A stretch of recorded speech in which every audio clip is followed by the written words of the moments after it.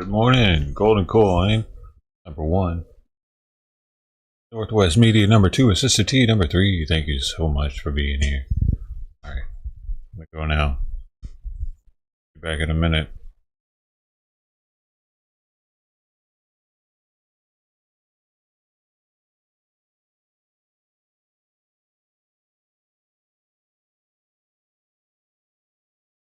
Waiting.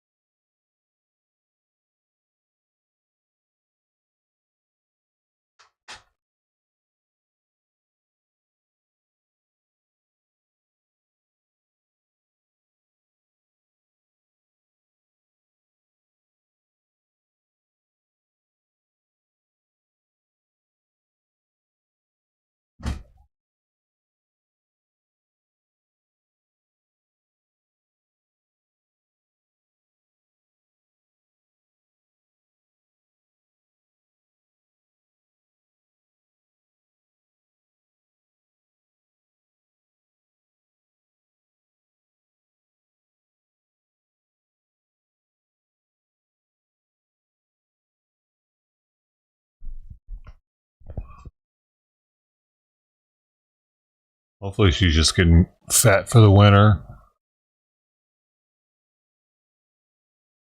It might not even be a female, dude, because of the way its facial hair is.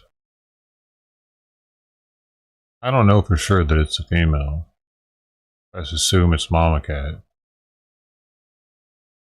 So there's also that.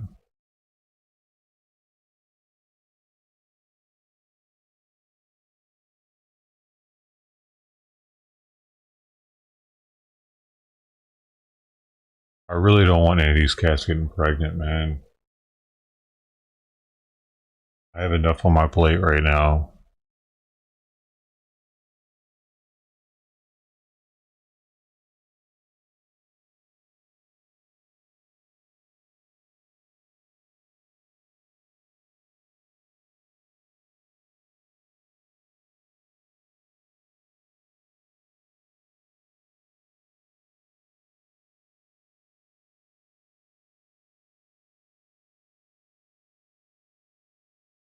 She's been under there for at least 15 minutes.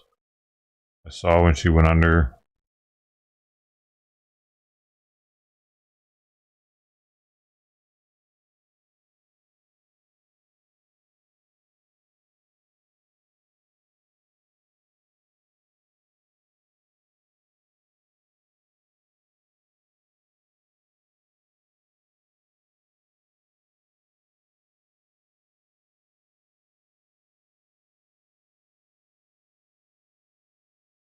Having a hard time eating though, seems. The hell.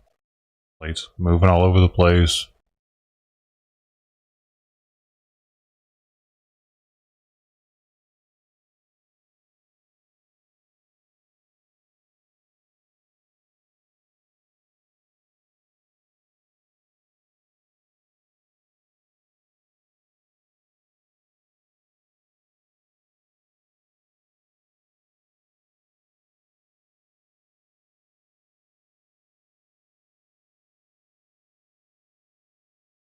I really hope Tux is warm, my man.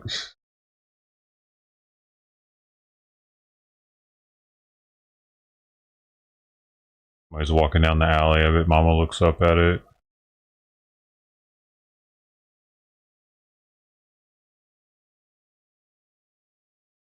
Interesting. Maybe you went down the sidewalk. Oh, there it is.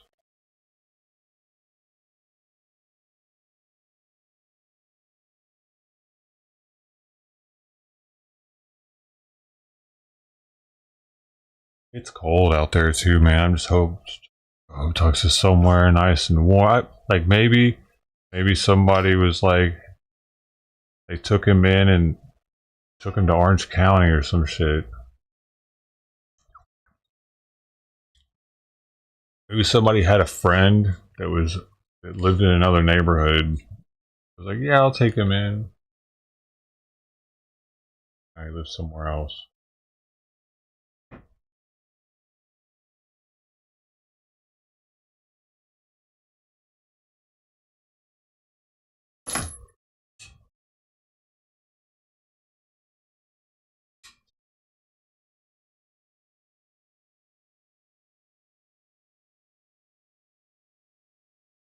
Unless somebody took him in, but no, they wouldn't have taken him in on fucking New Year's Day. Every place was closed. They wouldn't have taken him to the shelter on New Year's Day. So that's out of the question.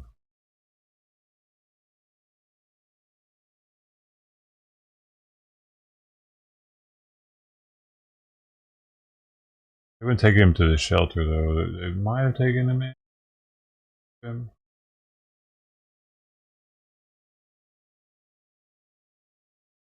Dude, this fucking mystery drives me crazy every day.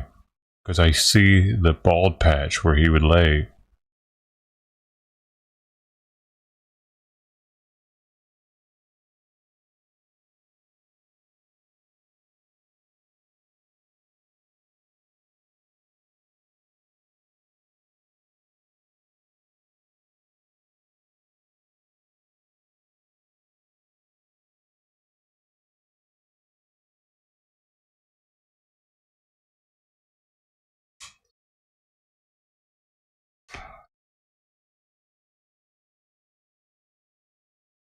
And I always kind of hope I'll hear his deep meow. Y'all never heard his meow, did you?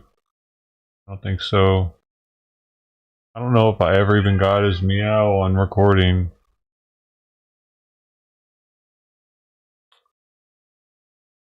Fuck off, man. Shit, dude. Go away. Go away. Actually pissing me off. I just let him out not even a minute ago.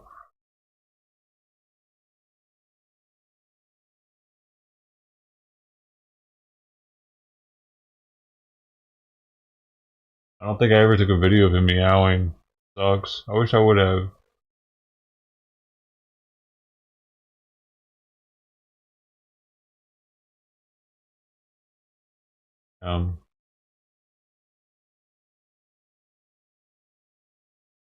That sucks.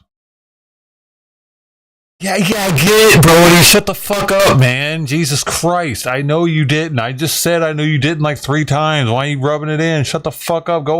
Could you fucking go do something? Jesus Christ.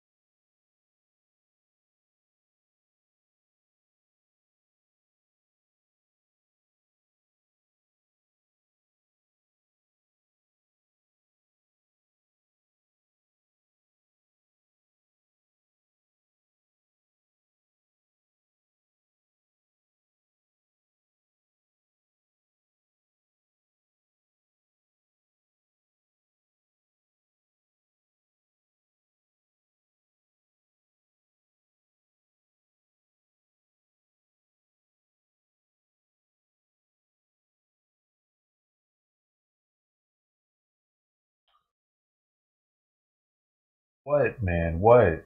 What do you want? You're like, let him in, fine.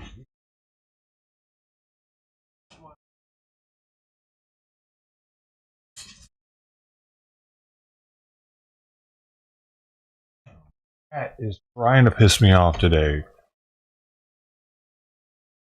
How did the fucking camera get all fucked up?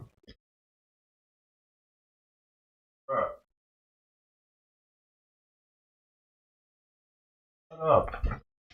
He's still meowing over there.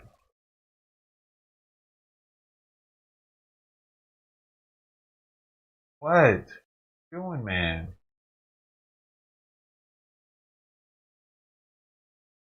Meow. Meow. Meow.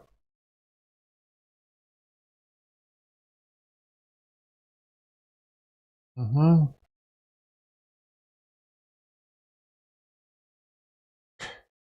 Come here. Come here.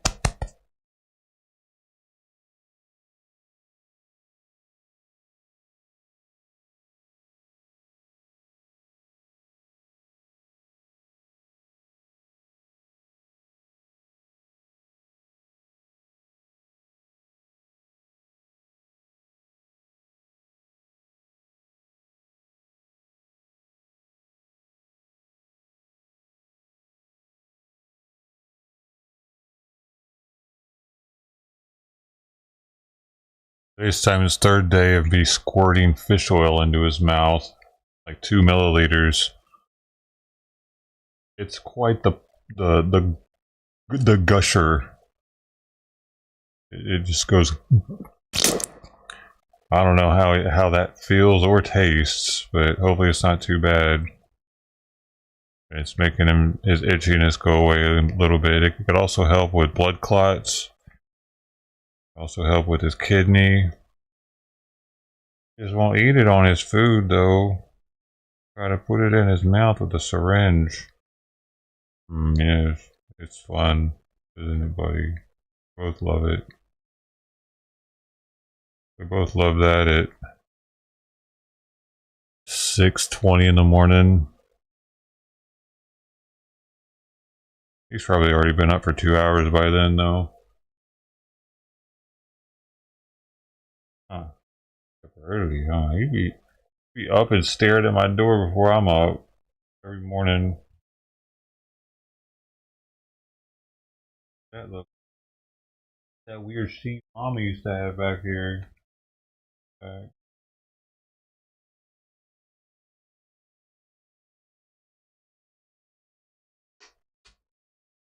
Out of his butthole, sweet.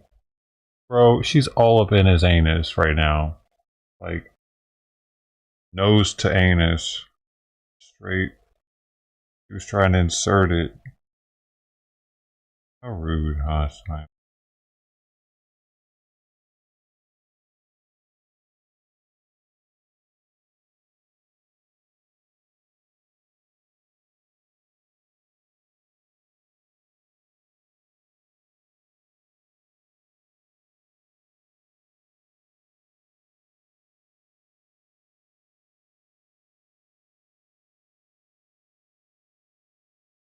Damn, that sucks. I never got him meowing. I'm really bummed about that.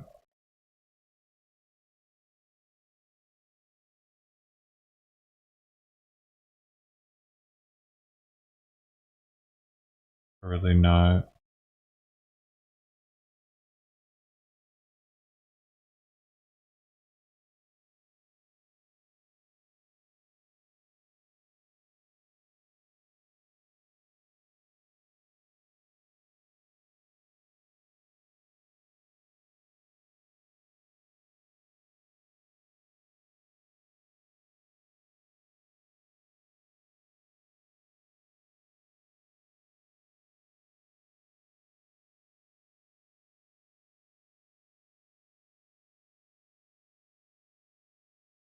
I got him chasing that mouse that one time and playing in the tree in the front yard.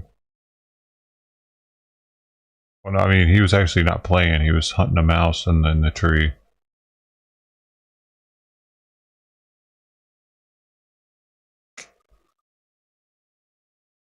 Yeah.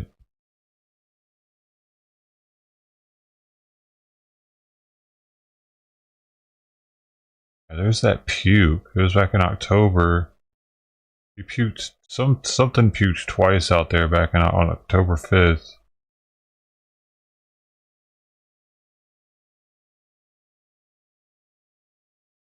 He was around way back then. Oh, he was around before that. September 15th. I have video of him. But does he meow?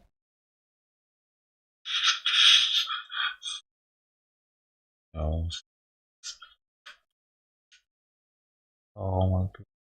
He was so skinny there.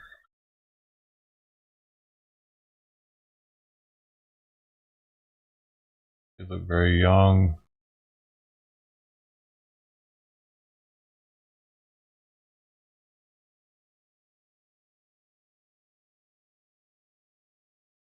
It's crazy how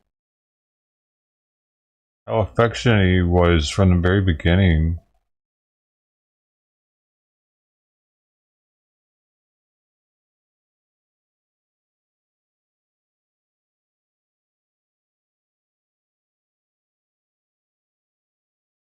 Like he would just be rolling around playing like this back in September. He was malnourished in the beginning, you think? He was, wasn't he? He did look really skinny in these photos. Like I can see his rib cage kind of when he's just walking around.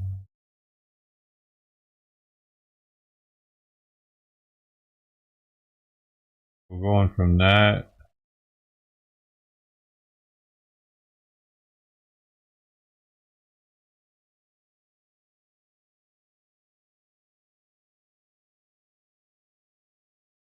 He was fit in the end. He felt fit, like muscular.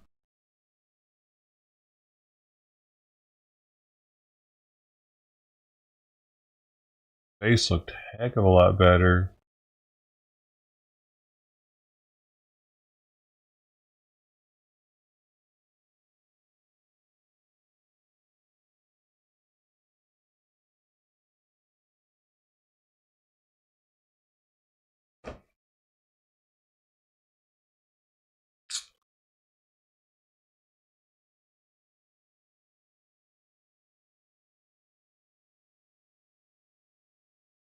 Going.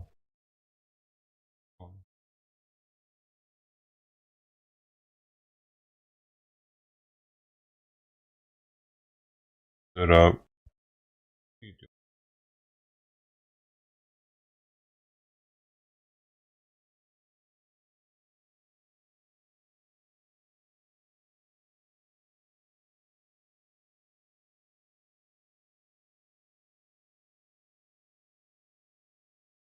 Somebody hasn't seen my little sign, maybe, and like been like, "Hey, there's that cat that I gave to a friend."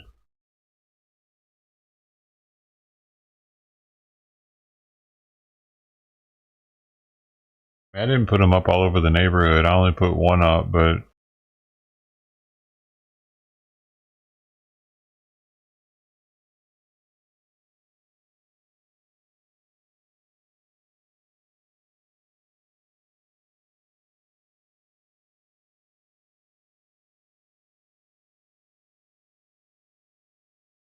this part of me thinks maybe when it gets warm, he'll come back. That's weird. I don't know if that happens. Migrating cat.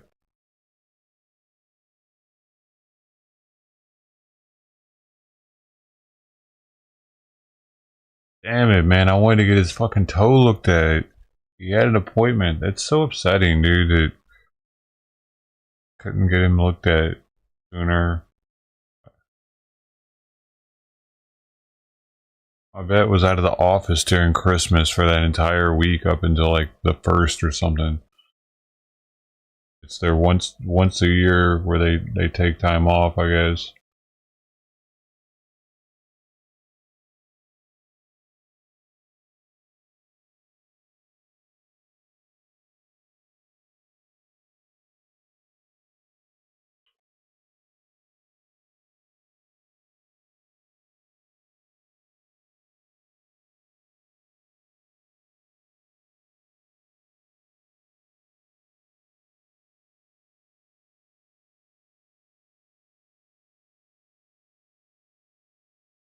Whoever was putting the collar on him before probably took him back in.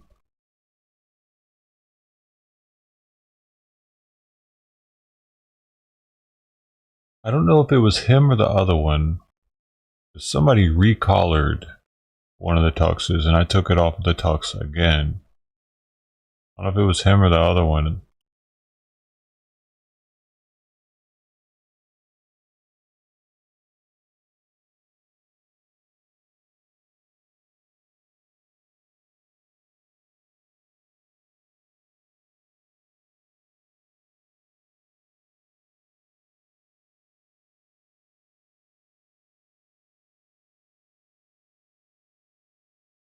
Why do you think?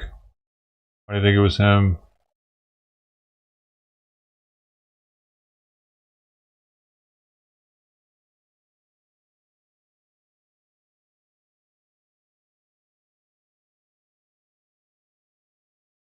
Oh, because he's the more friendly one, maybe?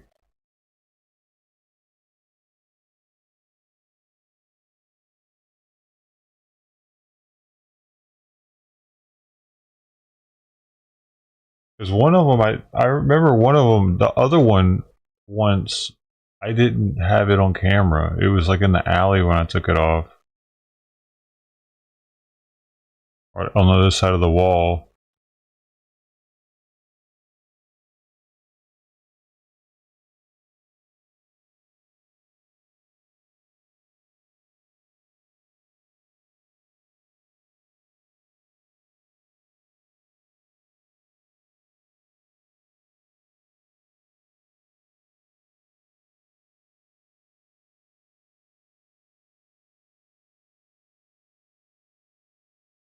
Must have moved, dude.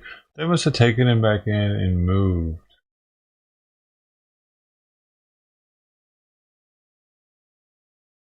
On the first. Come on, kitty. Can't I just make noises without you fucking being so... Oh, I do. Come on. I was making it this most faintest little clicking sound over here on the plastic as you jumped face first into the pipe.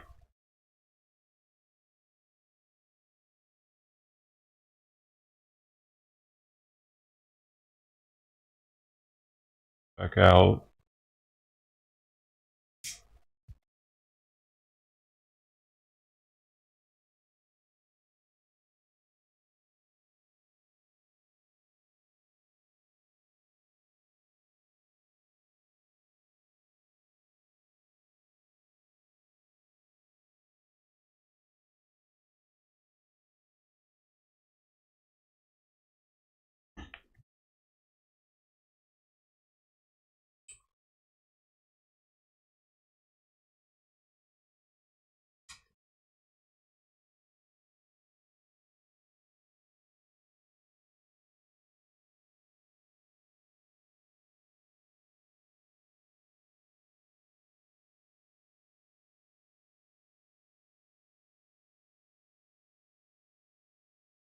They never got back to me either, the fucking Gen Z little bitches.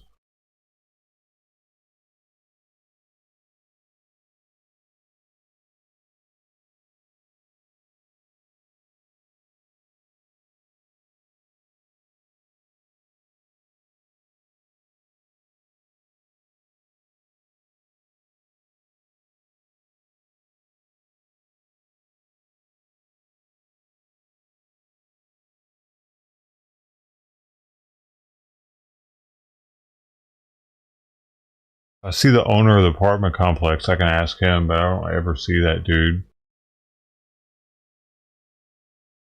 All I remember is he wears a cowboy hat.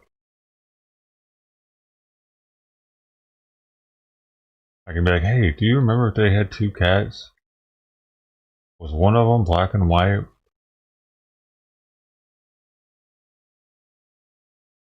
I mean, I can ask that. And did they move out on the first? I can ask him that. I'll let him know why I'm asking, but I don't ever see that dude. Because he was in the alley that day when I was going off on him, and I told him a little bit of the story, so I can be like, hey, remember that couple that I was running after that day and told you the story? And still live here?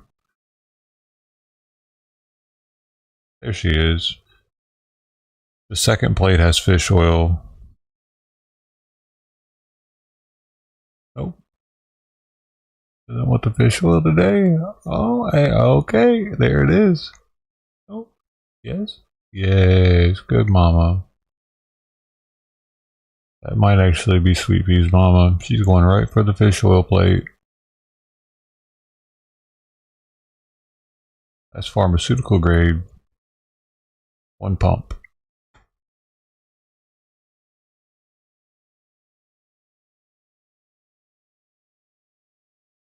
Is she really gonna eat it?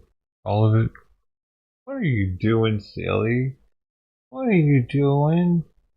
I'm in on me. I specifically put that out there for her to separate in hopes that no one else would eat it and she would, like yesterday.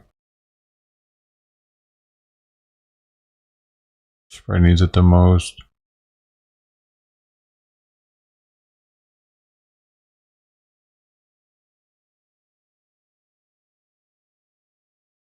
Be good for the babies.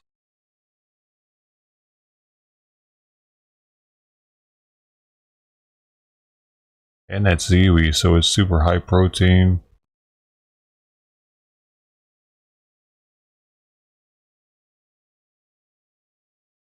Oh, she ain't gonna eat much of it probably. Oh no, no, don't run off, maybe.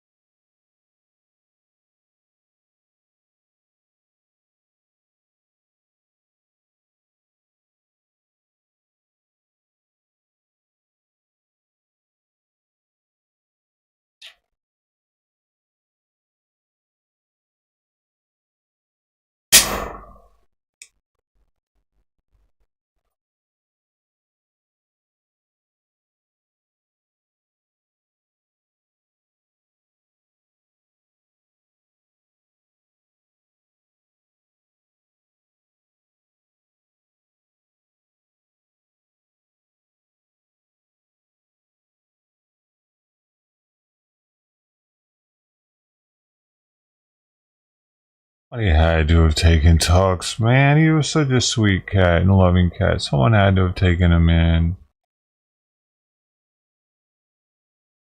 But at the same time, they were a bunch of assholes. They were drunk that night too. And what if he was too friendly with the wrong person? It's a pit bull person, and let his pit bull bite him or something. So much could have happened that night.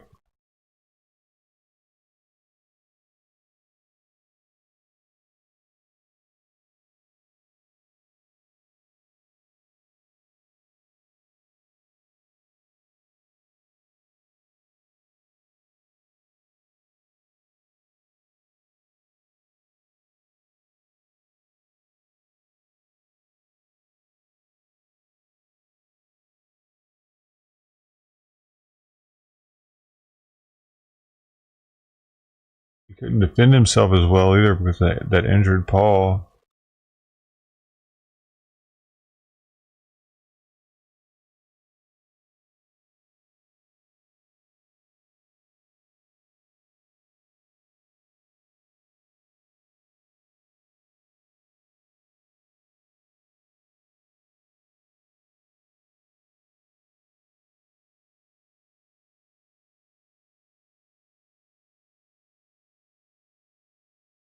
And I was so hissy to him too. Like in that video right there from September, I was like trying my best to keep him away from me by like hissing constantly, but he just wanted so badly to rub me and be my buddy.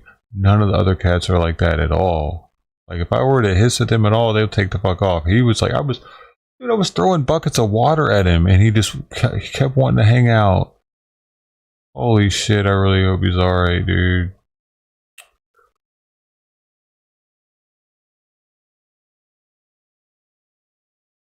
I realized how special he was.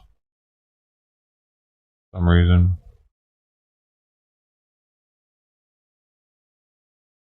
At the time, I just felt like he was a freeloader, but it was somebody else's cat probably.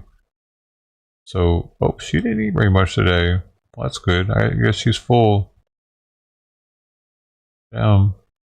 Unfortunate.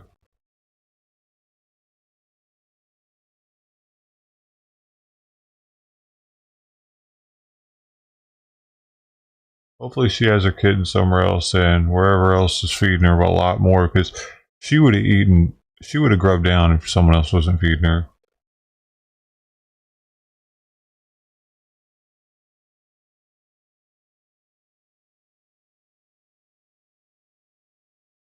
We did think that somebody else might have been feeding Chucks in the very end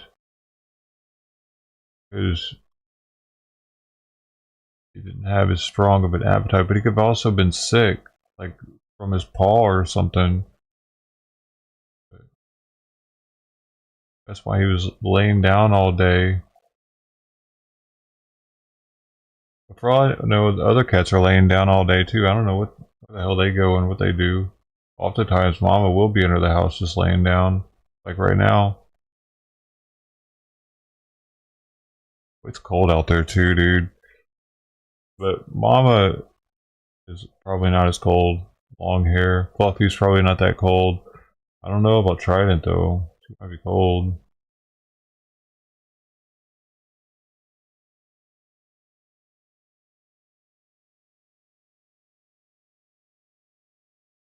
What are you doing? He's just staring at me.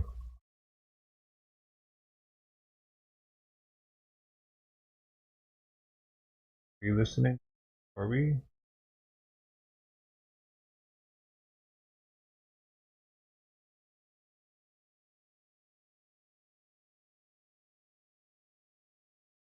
Oh my goodness, I gotta get it.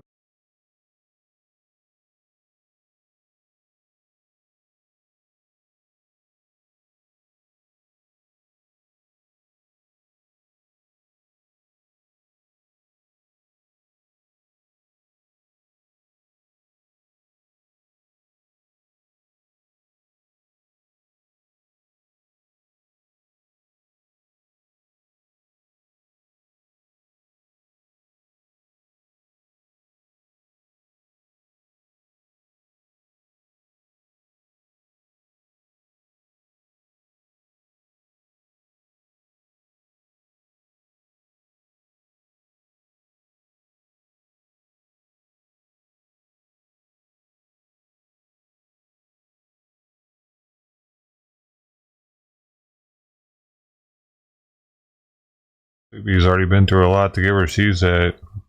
Tapeworms twice, just like Simon. Took a little bit to get rid of his worms too. The flea infestation that was crazy. All those flea larvae. The vet said that they had never seen flea larvae before. I had neither. It was wild, man. There were so many of them. Well, we didn't even know she had fleas. And her breathing, remember how fast her breathing was in the beginning? Oh my gosh, how could she even breathe that fast? It was like 100 and something a minute. It was so fast we couldn't even count it. I couldn't even, it was like 1, 2, 3, 4, 5, 6, 7, 8, 9, 10, 11, 12. Once we got into the 33, 40, 40, it got really hard to keep up with it. Crazy. Been through so much. What else? Oh, the spay. She was spayed. That was pretty crazy for her, probably. With a cone for a week of cone. She went through a whole week of cone.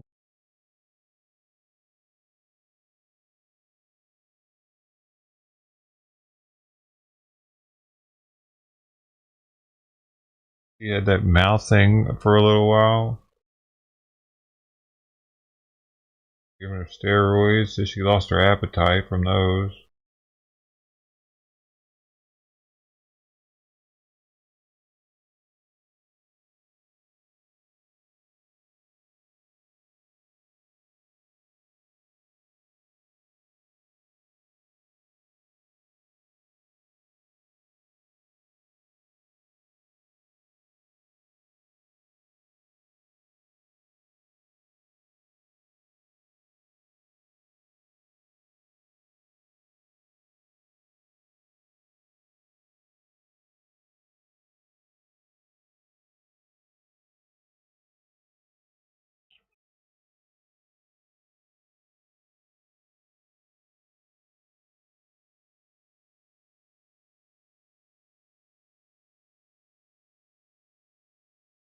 So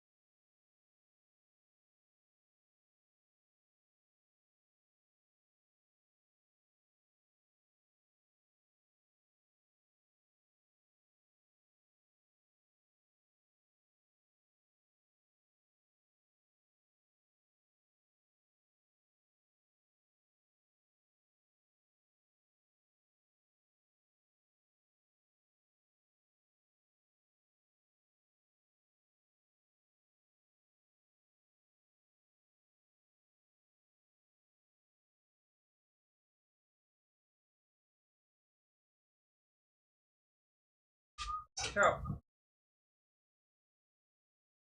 Oh, good.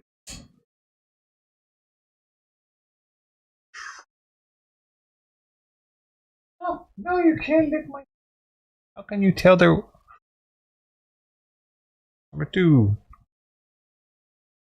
Oh, number two.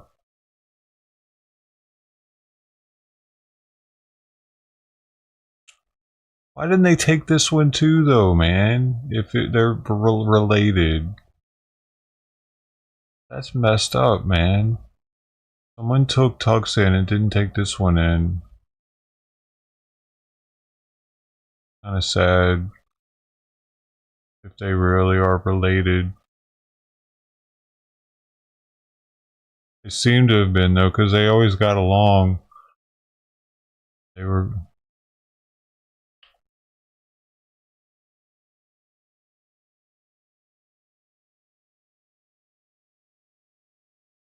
Mimi. Mimi. She made a mess this morning. She put her toy in the water bowl last night.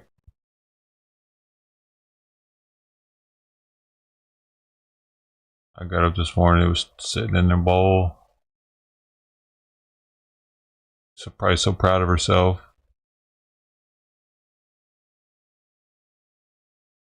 I took it out and she still drank the water that was in the bowl, but I washed it out and put new water.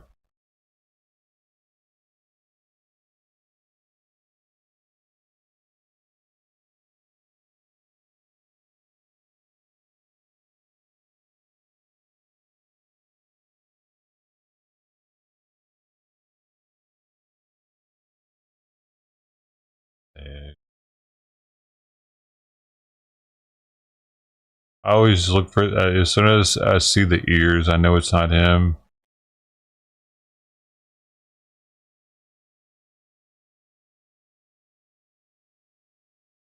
So it doesn't take very long. I look straight for the ears. It's only about a split second of disappointment, of hopefulness, I should say.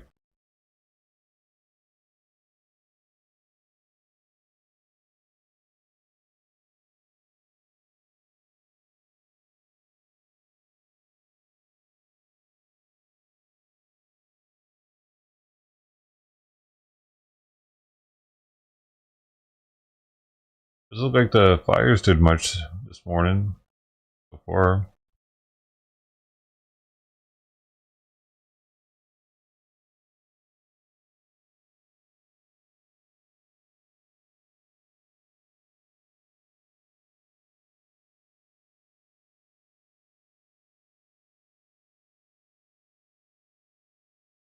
They're giving an update right now on it.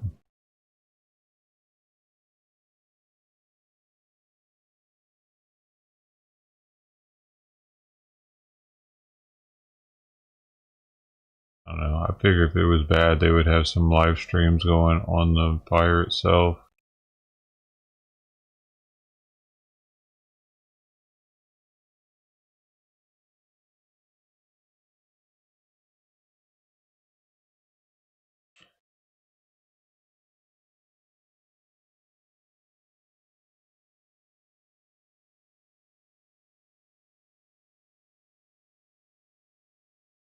What's weird is no one's posted in the found, like, that they found him for some reason. Just in case, you know, like, are they just like,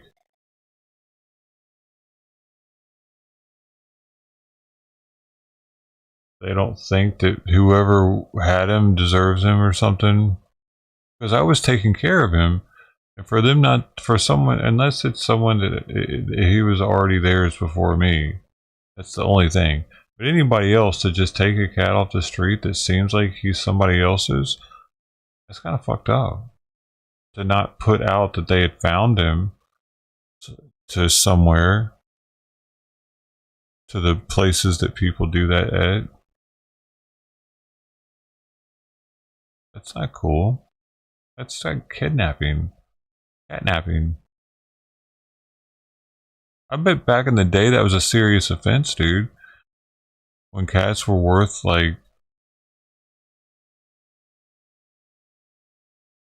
more. There used to be a certain stipulated or mandated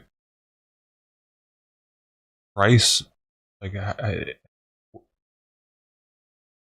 there was like a score sheet or something to where you could tell how much your cat was worth back like hundreds of years ago, but it depended on a few factors. I forget what they are now. Saw something on it though.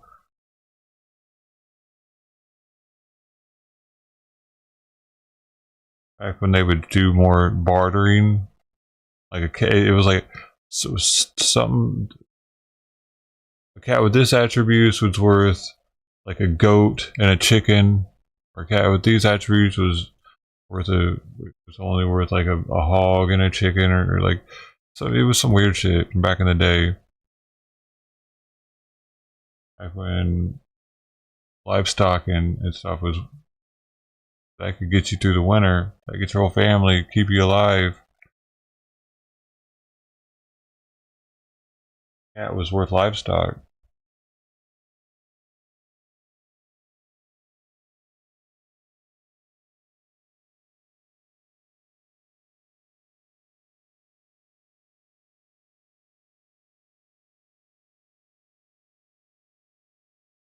He's standing right here because the heat is on this side and it's blowing up against my arm right here. So she's sitting in between the heat.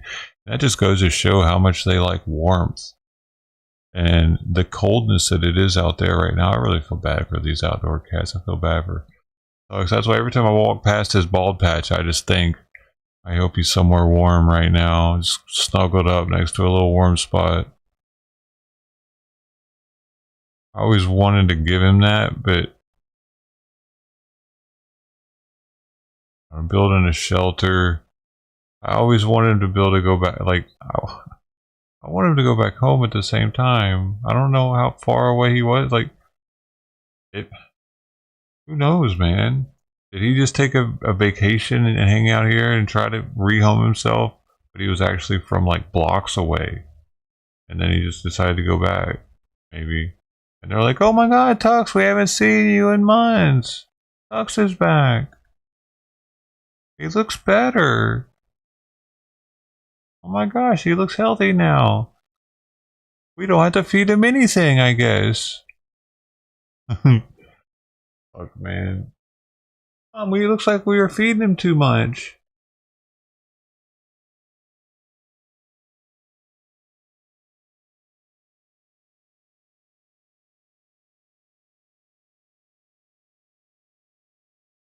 Either they show up like in the summer looking all haggard.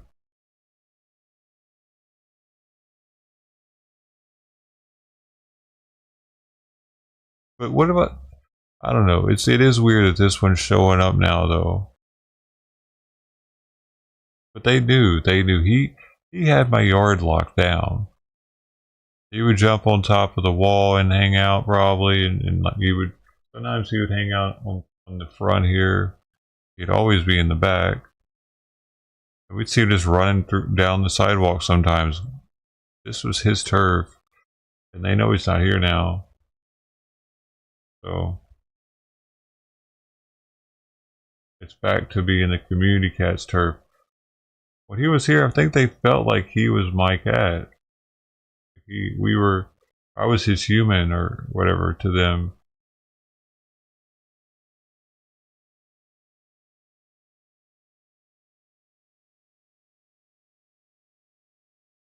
Because Mama sometimes would wait right down here, staring at me and Tux as I'm petting him. As he was eating just like this one right there, I'd be petting him and she'd be staring. I was hoping that maybe she would warm up to me and think, hey, that looks kind of nice.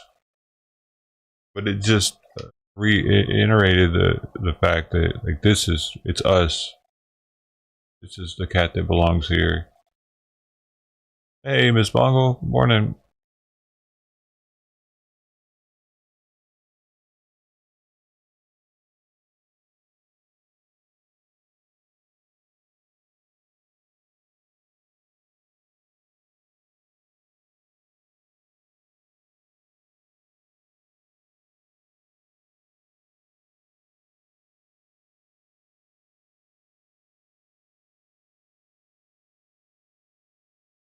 Wait.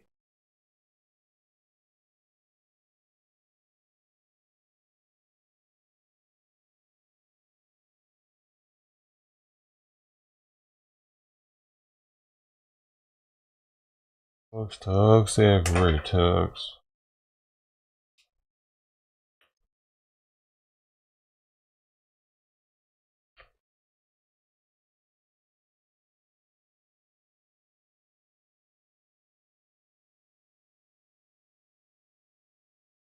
I used to go back there, and I don't want to go back there and go door to door asking people, hey, have you seen this guy?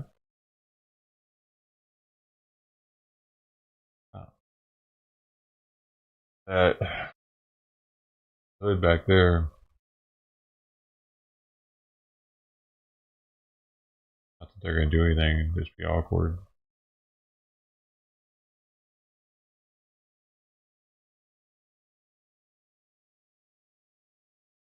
People are still talking about the fire.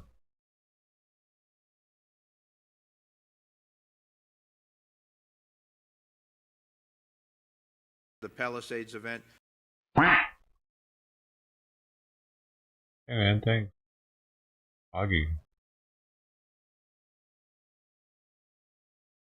I need to change it to a cat meowing sound.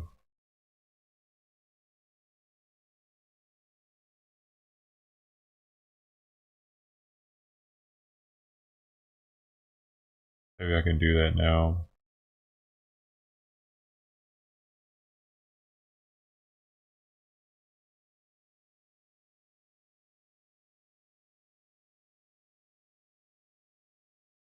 Been found deceased, but have yet to be positively identified. 11 remain unaccounted for. In total, 3 fatalities that are fire-related. 1 fatality died at a hospital but was not reported missing. On the arrest front, we've made 14 arrests. Failure to obey curfew were 3 of those. Impersonating an officer, 1. Impersonating a firefighter, another. Unauthorized entry to a closed emergency area, 2. DUI, 1, vandalism, 1, possession of ammunition and burglary tools, another 1, burglary, 2, and conspiracy to commit burglary, 2 additional. We have 3 noteworthy arrests throughout the, although outside the fire zone, very significant to our efforts as we continue to battle fires that threaten our community. On Sunday night, our North Hollywood officers responded to a call of a possible arson suspect who was using a barbecue lighter to light fires. Officers arrived on the scene, and the suspect was arrested for an outstanding felony warrant for arson and booked into Van Nuys Jail. That was the migrant. On Monday, 2 additional arrests related to the fires. The Illegal first migrant. took place at 5700 Van Nuys Boulevard at approximately 16:30 hours. Our West Valley officers responded to a radio call for an arson suspect who had ignited a nearby brush. Upon arrival, LAFD was at scene extinguishing the fire and directed the officers to the possible suspect, who was taken into custody there. The suspect was booked for arson, again at Van Nuys Jail. Our second arrest took place at 11820 San Vicente Boulevard in West LA area. Officers responded to a radio call of an arson suspect at the location who had ignited a nearby trash can, which was extinguished by the LA City Fire Department. Citizens directed the officers to the suspect location, where he was then taken into custody without incident. Video from local businesses showed footage of the suspect starting fires in that area. He was booked into our jail for arson. On looting front, excuse me. Looting is not just a crime against property, it also takes away any sense of security from evacuated residents, and certainly it's not being tolerated at all. LAPD officers are working around the clock to prevent looting in impacted areas and will identify and apprehend those responsible. However, we cannot do this alone. We need your help. And as you heard from the accounts I gave you, it was residents of our city and county who have stepped forward, made observations of people lighting fires, called the police, we responded, and were able to take them off the street. So thank you for those who have been involved in that, and I ask for your vigilance for as we move forward. We're asking all members of our community to join us in this effort by reviewing your personal security footage, whether from Ring cameras, home security systems, or any other recording devices. Even seemingly small details can make a big difference in our ongoing investigations. If you notice anything suspicious or potentially connected to these incidents, please report it to us immediately, and you can do so anonymously through Crime Stoppers by calling the LA Crime Stoppers at 800-222-TIPS, or by visiting lacrimestoppers.org. You can also provide information regarding the Palisades fire by submitting tips by texting ATFLA to 63975, and then follow the link to be able to create a report. Our collective safety depends on the partnership between police and our community. Together, we can ensure that those responsible for these crimes are brought to justice and that our neighborhoods remain safe. Sheriff Luna talked about the curfew. Likewise, in the city, the curfew order will remain in place tonight from 6 p.m. to 6 a.m., and unless you're public safety personnel or disaster workers, you have no business being at these locations. And if you are in those areas, you are subject to arrest. As I've mentioned, we've already made a number of arrests for individuals who are not listening to these orders, and we want to be very clear about that we will find you if you're out there and you will be arrested. Please allow our teams to focus on the recovery efforts. Enforcing a curfew helps us identify individuals who have no businesses in these areas and also protects public safety personnel who are operating in darkness and often very, very difficult conditions. In closing, I want to reiterate that our department is committed to the recovery efforts, and for however long that will take, we will continue to work alongside our other partners to make sure that our community has the resources that you need to recover and ultimately rebuild. Thank you for your patience and cooperation during this difficult time. Now I'd like to introduce LA County Public Health Chief Deputy Director, Dr. Anish Mahajan. Doctor. Good morning, Anish Mahajan, LA County Department of Public Health. I want to begin by sharing our heartfelt condolences and extending our deepest sympathies to those who have lost their homes and endured profound devastation caused by the fires. Please remember that you are not alone, and we stand with you during this incredibly challenging time. To our first responders, we are deeply thankful for your remarkable courage and relentless efforts in the face of such overwhelming adversity. I would also like to take a moment to acknowledge each of our county supervisors, as well as the mayor, for their steadfast commitment and compassionate guidance, as well as the county and city fire departments, along with the many partners whose exceptional teamwork has been invaluable during these difficult times. Now, the impact of the wildfires has been far-reaching, leaving individuals and families not only grappling with the losses of their homes and cherished belongings, but also facing urgent health and medical challenges. Many have been displaced, separated from their usual healthcare providers, and are in need of essential medications. In response, Public Health will be establishing a Medication Access Assistance Service Center at each of the disaster recovery centers starting today. There will be 4 to 5 nurses and 1 physician from each site from Public Health, along with a paramedic team from EMS. Nurses at the sites will assist families with information, education, referrals for clinical health concerns, including getting access to medications for those who lost their medications in the fire by helping them connect with their pharmacy or their usual provider. If refills are unavailable or if they face challenges in connecting, the nurses at each site will connect with the physicians and pharmacists that we have at the Department of Public Health telehealth service to provide new prescriptions to bridge families until they can connect with their usual source of care. For patients needing assistance with treatment for opioid addiction, the Medical Assist Therapy, the MAT consult line at 213-288-9090. That's 213-288-9090 is able to offer these prescriptions and operates 7 days a week from 8 a.m. to midnight. I'd also like to say a couple of words about the high winds that we're expecting in air quality. The South Coast Air Quality Management District has issued a wind-blown dust advisory due to the strong winds that we're going to see starting this afternoon. High winds may disperse the ashes from the Palisades, Eaton, and other fire burn scars. Wind-blown ash from burned structures may contain higher air toxic levels. If you see the ash, take precautions to reduce your exposure.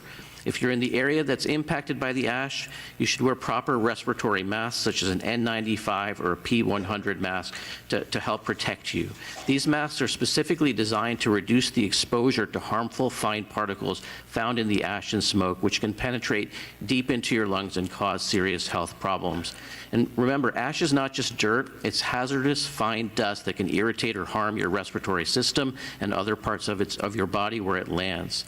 Also note that cloth masks, medical masks like the regular blue ones, bandanas, they do not provide adequate protection against ash and fine particles. They're not designed to filter out these hazardous materials. You really need to wear an N95 or a P100 if you're seeing the ash in your area to protect yourself. In closing, I want to once again express our deepest gratitude to the first responders who've shown incredible bravery and dedication during this crisis. Their tireless efforts are nothing short of heroic, and we're deeply thankful for their service. At Public Health, we remain committed to providing support to all those who are affected by this tragedy, whether through guidance, resources, or community collaboration. We're with you during these challenging times. Thank you. Next, I'd like to introduce LA County Board of Supervisors Chair Catherine Barker. Meow.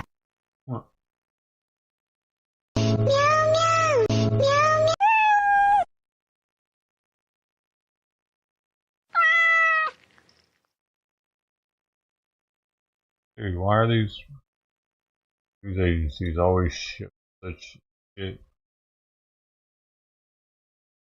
This speaks to the scale and impact. Dude, what? What the hell?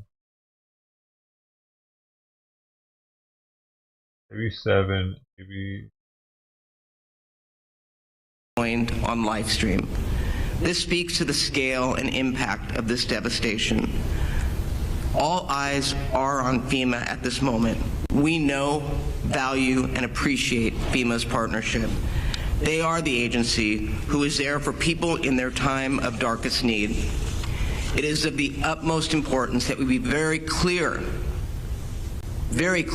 about what support and help FEMA can realistically provide. For wildfire survivors, they need nothing less than clear and transparent answers about how they will be supported through the recovery process. I want to thank Bob Fenton, FEMA Administrator for Region 9, for being here today. I thank you for speaking to my constituents so they can plan the way forward. I also want to make sure survivors know disaster resource centers open today. Disaster resource centers are staffed by local, state, and federal officials who are there to help those impacted by these fires. The East Side location is Pasadena City College Community Education Center, located at 3035 East Foothill Boulevard in Pasadena. All right, I don't want to stop. UCLA Research Park West, 10850 West Pico Boulevard in Los Angeles. Both locations will be open from 1 p.m. to 8 p.m. today, and then starting tomorrow morning and moving forward, they will open from 9 a.m. to 8 p.m. Details can be found at recovery.lacounty.gov. With that, I'd like to turn it over to LA City Mayor Karen Bass. Thank you very much, Supervisor Barker. Let me just say that yesterday, as the chief mentioned, we did an aerial tour, and I was able to see, it's one thing to see it on television. It's another thing to see it from air. The massive, massive destruction is unimaginable until you actually see it. So I think of the families, I think of the community members She's not smiling as that much have today. experienced Oh, that. she's smiling right and now, I just actually. have to say that we are going to continue Doesn't to know how stand not with to you. smile, does But she? while we're preparing for the next couple of days, we also want to move into the time when we prepare People on Reddit are for calling her moving the Joker, forward just and like I was. rebuilding, but making sure that we can get people's lives back in whole. I have to say that when the aerial tour was finished and I had an opportunity to speak. Hey, like for real though, I'm not the only one. There are a lot of people online that are talking about Gavin Newsom and her smiling. There are a lot of people talking about it. So when I'm bringing it up, when I was bringing it up when it was first happening, when I was first seeing it, and I was like, why are they, wait a second, why are they smiling? What's he doing out there smiling? Instantly, it bothered me. I'm not the only one. There are a ton of other people. To the firefighters, They want her including fired our over it. chief. Firefighters who've been on the job for 25, 30 years, to say to me that in their entire careers, they have never seen destruction like this. They have never seen wind so fierce. In Los Angeles and California, we don't know hurricanes. but imagining a dry hurricane and thinking about what they went through and their lives on the line. From the air, we could see people on the ground clearing brush and doing everything that they needed to prevent the next tragedy. So everybody wants to know how to help first responders. Well, the way you can help first responders, and you've heard this from other speakers, is to be prepared. So if you hear that your area is under a warning, then get packed right away. If the order is to evacuate, then evacuate immediately. But as was recommended earlier, evacuate if you have the warning, because if you remember a few days ago when the fires were at its worst, people had difficulty getting through traffic. So thinking of moving forward, yesterday I signed an executive directive to begin to lay the foundation policy-wise for the rebuilding effort. We're going to make it through these next few days, but we want to begin to think about how we rebuild the massive destruction that I saw from the air. We don't want people burdened by red tape and bureaucracy. So my executive directive addresses that. It addresses streamlining the debris removal. It talks about actually immediate action that we can take to make 1,400 units of housing available immediately. Again, that was stuck in the process, but given what we're dealing with now, that process has to go. And then establishing a framework to secure additional regulatory relief and resources. As was mentioned, the assistance centers will start today. The first ever disaster recovery center for victims of the Palisades and Hertz fires will open, which will help people who have lost vital records, birth certificates, driver's license, Social Security, etc. Help those who have experienced loss or damage to their homes apply for disaster relief loans, and provide referrals. We heard the public health officer say that nurses will be available at the disaster recovery centers, but also mental health counselors will be as well. So for more information, you can go to lacity.gov. So the center opens at 1 p.m. this afternoon at the UCLA Research Park, and starting tomorrow will be open from 9 a.m. until 8 p.m., 7 days a week. And that's a commitment that every single day we will be addressing people putting their lives back together. So I want to thank UCLA Chancellor Julio Frank. I want to thank Gary Michelson. The South Coast Air Quality Management District is recommending that Angelenos wear the Why does it have to? medical grade. I can't end it once it starts fucking The city doing of it. Los Angeles has distributed hundreds of N95 masks throughout Los Angeles There we go. in public libraries, recreation centers, That sounds and gay senior as centers, shit. and local nonprofits, and we encourage families to pick up their masks today. You do that And one. finally, I want to acknowledge the thousands of Angelenos who have come together all across the city to help. I'm sure you've seen on the nightly news, hundreds, thousands of people just showing up with providing resources and supplies for victims. But I also want to thank Disney, Netflix, the Wasserman Foundation, Hilton Foundation, Annenberg, SNAP, and so many others for donating millions of dollars to relief efforts. The California Community Foundation's effort has resulted in $14 million and over 20,000 donors. LA, we stand together. We will do what we need to do to be safe over the next couple of days, and then we rebuild.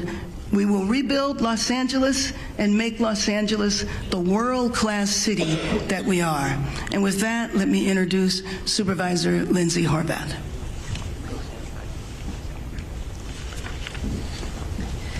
Thank you very much. As you heard, the Palisades fire updates include 5,100 personnel in the Palisades alone.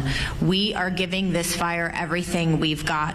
This is a particularly dangerous situation from now through tomorrow. The strongest winds will be this evening, and we ask everyone to get prepared now to evacuate. The libraries in Los Angeles County have FEMA staff available until 5 p.m. to provide assistance. If you have received a denial on the FEMA website, do not get discouraged. Come to one of these locations in person to get help. Our disaster recovery centers, as you have heard, are open from 1 to 8 p.m. today at UCLA Research Park West and Pasadena City College as well. LA Department of Public Health is providing medication access assistance at the disaster recovery centers starting today for those who lost medication in the fires. All Santa Monica, Malibu Unified School District schools, Malibu schools will remain closed. All Santa Monica campuses will be open today. I've been in touch with Santa Monica Mayor Lana Negretti this morning, and she is closely monitoring the situation. Topanga Post Office has been relocated to Santa Monica Post Office. Residents can pick up their mail at 1653 7th Street.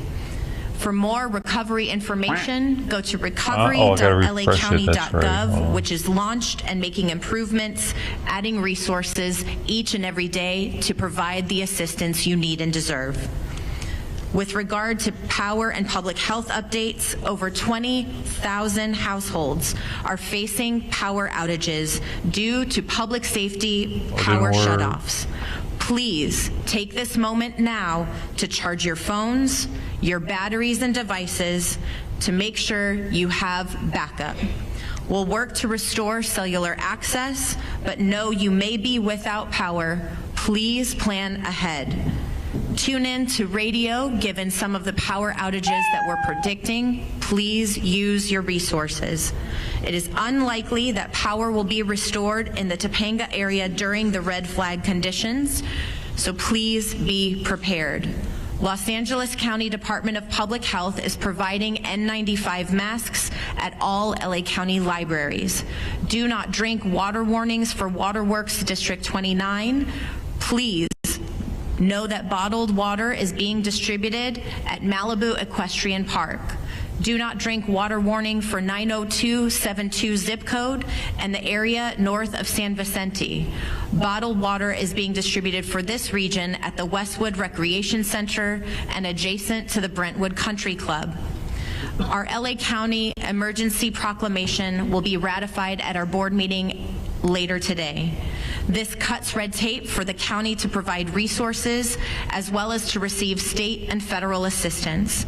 It prevents price gouging. This includes on rent and housing options, which we know have been impacting people's ability to have shelter.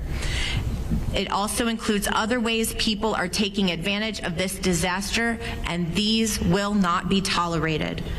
This proclamation also declares a local health emergency to ensure continuity of critical health services and ensures continuity of education for our displaced students.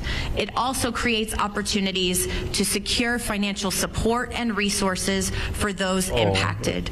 To stay informed about the emergency, you can go to emergency.lacounty.gov for the latest updates. And I want to echo the gratitude for all those who are on the front lines, as well as their families who are supporting them, waiting for that call. We are giving them all of the support that we have to ensure they come home safely. We are grateful to the volunteers who are showing up, as well as for the additional proclamation by our Governor, Gavin Newsom, expanding a special session to provide $1 billion to augment the FEMA response, as well as $1.5 billion to bolster state preparedness efforts. We are in constant communication with the White House, Congress, and our state legislature. All levels of government are aligned to support our community members. We especially appreciate FEMA being on the ground to provide assistance, and together we will rebuild. Next up, FEMA Administrator Region 9, Robert Fenton Jr. Well, thank you. Just first, I'd like to talk about some of the actions that we're doing to support LA County, LA City, and all the communities impacted. Our first area is focusing on the response and making sure that all the resources are here that are needed to support the firefighting and ensuring that we're reimbursing all the costs incurred with that effort at 100% as the President directed. The second area we're focused on is really helping those individuals that have been impacted by this fire, and that's where I want to focus my comments in the discussion today. FEMA's assistance is now available for individuals and households impacted by the fires within the LA County area. FEMA has expedited delivery of serious needs assistance. We've already had over 40,000 applications and provided over $8 million. The serious needs assistance is a one-time payment program to help survivors cover costs such as water, food, infant formula, gas, etc., that you may have had since having to be evacuated for the fire. Other forms of FEMA assistance include help with transportation costs, medical bills, personal property, and even, unfortunately for some, funeral costs. FEMA will also help with temporary housing, which includes rental assistance, hotel rooms, and other resources, home repairs, and displacement assistance. I encourage every head of household to apply to FEMA assistance. Not every member of the family has to apply, just the head of the household. And if you're renters, where there's multiple renters for a property, as long as you're each on our renters, you could each apply individually. If you have been evacuated and received damages from this fire, go ahead and register at the disasterassistance.gov website. You could call us at 1-800-621-3362, or you can use the FEMA app to register. If you're affected by the fires and have insurance, you should contact your insurance company and file a claim first before coming to FEMA. After you receive your settlement, contact FEMA if you have unmet needs. There we You go. need to submit your insurance documentation to receive any FEMA assistance beyond the serious needs assistance if you were insured. FEMA assistance is not a substitute for insurance and cannot cover all the losses caused by disaster. FEMA assistance is intended to really cover your basic needs and help jumpstart the recovery process. Thankfully, to recent legislation, now changes have occurred that allow FEMA to assist those that are underinsured. However, our maximum grants are $43,600, and there's two different categories for those. So that is the maximum assistance we can provide. There's other federal agencies, such as SBA, that could do low-interest loans, and there'll be other forms of assistance to help with some of those unmet needs. We have FEMA staff at various sites across the community to help you apply for FEMA assistance, and are embedded in the first two local disaster recovery centers opening today at 1 p.m. Again, if you're going to go to the recovery center and seek assistance from FEMA with your application, I'd ask that you start the process and register online so our individuals can help you with your application, and bring your registration number and any identification you have. I'm working closely with the state of California and local partners to assess the ongoing situation and determine what other FEMA support may be most effective to the communities that have been impacted by this fire. One of the things I wanted to address, and the sheriff talked a little bit about it earlier, is fraud. And unfortunately, we see it common after disasters. Why we hope the best from people. Unfortunately, there's some out there that have other objectives in mind. And so please go ahead, and if you hear of fraud, communicate it. Anyone representing FEMA will give you identification if they are talking to you about your application. And we recently launched a rumor webpage on our disasterassistance.gov webpage, and you could go into it and just search common rumors. And there's a list of rumors that are out there right now. I just want to address a couple of those. One of them is that we will provide vouchers to help you with housing. All the assistance we provide is financial assistance, and it'll be directly deposited into your account. So we don't provide vouchers. There may be other organizations, nonprofits, that may provide some type of voucher, but we don't at FEMA. Another rumor was that we will cover 100% of the uninsured costs. Again, we provide up to 2 grants at $43,600. Wow. Is the maximum assistance we can provide. The state, if you receive a max grant, adds $10,000 to that. There's other federal agencies that can provide assistance above that, but we will only help those that are underinsured, and we can't duplicate benefits from those that are insured. The 100% in the President's declaration was specific to emergency costs for fighting the fire and for the debris removal, which we'll be focusing on in the days ahead, as the mayor outlined in some of her executive orders. And then everyone needs to go ahead and submit an application in order to receive assistance. And needs to make sure they have a registration number, and if you need help, you should go to those recovery centers.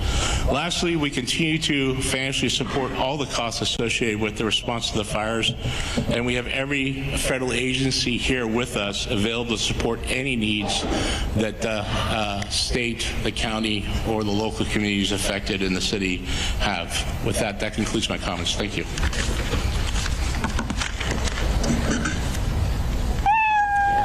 Thank you, and Chair Catherine Barger thanks the following elected officials for being here today, showing up and showing their support.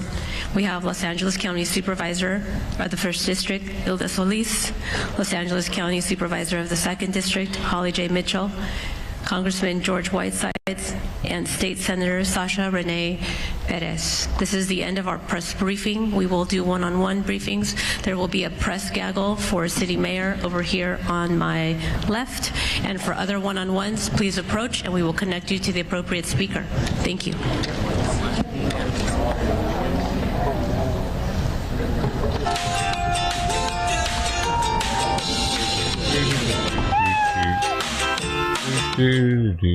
So right there is the conclusion of the very latest update from LA officials speaking about the Southern California wildfires right now. They are working to provide one-on-one interviews. So I'm just going to hang on this. It does seem as though the photographer is on the move. It's a little unclear as to whether this photographer is actually going to be trying to obtain some of these one-on-one interviews right here. We're going to monitor this all very closely, but if you're just joining us at this hour, I did want to get to the very latest information. As you can see, the latest information is this. There are right now currently 4 different wildfires burning in Southern California. The Palisades fire continues to be the largest, with more than 23,000 acres burned right now, 17% contained. Every time I get a D-Light follow now. More than 14,000 acres burned, 35% contained. The Hearst wildfire, just under 800 acres right now, 97% contained. And a new wildfire that occurred overnight, the Otto wildfire right now burning at 56 acres, 0% contained. And this is a look right here of a map of those 4 different fires. The Palisades, the largest right there on your screen, and the one along the coast, along the ocean side right there. That is the latest one to occur. That is the Otto fire. That is the smallest of the wildfires. But as we have been speaking about, this was the concern with the very high winds cropping up, and that is what officials are continuing to pay close attention to. I do see LA Mayor Karen Bass speaking one-on-one. Let's see if we can get any audio. Executive directives and emergency declaration that I did yesterday are about how we rebuild. I was here in 92, I was here in 94. I remember that rebuilding effort, so we're beginning to pull that together right now. Who's leading this response? I am leading this response. Are you happy with how the response is going, past and present? Well, I mean, you know, everything could be better. There is no question about that. Again, I think we have all seen this is a natural disaster of unprecedented proportions. To hear the firefighters say that they have never experienced this Really in this wants to career, have an excuse hear for it the being Cal bad. Fire It's not her fault. It's Chief the fire's say fault. That if they would have needed Firefighters even 26,000 said engines so. in order to address this fire, and there's not 26,000 engines in the state of California. No, but no, but if there would have been planned maintenance on the forest floors, and there would have been so much dry tinder sitting around, then they wouldn't have needed so many firefighters now, would they, little dumb cunt? It's common sense to anybody that's not a fucking Democrat and retarded. People understand that these fires were historic, that the conditions were historic, but many people that we're talking with, Mayor, they still have questions about the city's response. It's been a week. Looking back now, what would you have done differently? Well, let me just say that while I'm in the midst of it, I'm not looking back. However, and I have said this on a daily basis, when we are past this, which I am hopeful and prayerful that we are talking about another couple of days and no longer than that, we are going to do a deep dive and evaluate everything. But right now, there's not one thing you think you would have done differently. I do not think that now is the time to do this. I am worried about saving lives today. I am worried about people getting the information. If they've received a warning, they should begin to pack. And frankly, I would suggest that they evacuate even with a warning. Mayor Bass, the City Council is scheduled to be doing a budget-cutting exercise today, looking at the criticism that we faced over the budget. But moving forward, how do you prepare the city for the recovery and the disaster, given the constraints that you're looking at? Let me just tell you that I was on the phone with the council president before coming to the press conference. He did not say that they're doing a budget-cutting exercise today. What they are going to focus on is the disaster. Many of the council members are in the area that is at risk today. So that I do not believe that that is happening. Is that why there's such a good response now comparatively? A few days ago, so many council members' houses are in jeopardy. Mayor, people in the Palisades say look. President-elect Trump, and if so, has he been invited to tour the disaster area, and has there been any correspondence with him? Yeah, so I have not been in direct communication with President Trump, but I have talked to key members of the incoming administration. Why the fuck is that funny? He is absolutely. Check this out, dude. Trump would talk to this lady. He would love to talk to her publicly on Twitter. You already know, on X, whatever. He'd love her. If she messaged him publicly on Truth Social, oh, they could have a conversation. I believe that would happen. Everyone's too chicken shit. Like when people ask Biden, have you talked to Putin? Have you reached out to Un of North Korea? Oh, no, I don't talk to him. I don't talk to those people. Trump does, and that's the difference. He's not a bitch. Not a pussy. He'll reach out to. He went to North Korea, man. Been invited. He has been invited. I bet he goes to Gaza, Governor man. Newsom, Supervisor Barger, myself, and it is our hope that he will come to Los Angeles shortly after the inauguration. If he goes to Gaza. People in the Palisades, Mayor, have been concerned about the fire response plan for years. Even during lesser fires, Mayor, in October of 2019, people in the Palisades experienced traffic jams as they tried to evacuate. They say that for years they've been urging city leaders to have different evacuation plans for different scenarios. Were you aware of their concerns, Mayor? Let me just tell you that the infrastructure in our city needs to have been paid much more attention to. No. That's not what they said was the infrastructure. It was the plan. They didn't say they needed more roads to get out. They said they needed a better plan in place. That wasn't what I was asking. Hold on a second. What did she just say? What did she just say? The reporter. Infrastructure in our city needs to have been paid much more attention to, and this is a problem that wasn't what I was asking about. That isn't what I was asking about exactly. She was asking about the planning on their plan on getting out refuse. This is a problem that has existed in our city for many, many years, and we absolutely have to deal with that. But the question is about that. That didn't answer the question, Mayor. Yeah, answer the question, Mayor. She just totally, now she's moving on. She's not going to go back to her.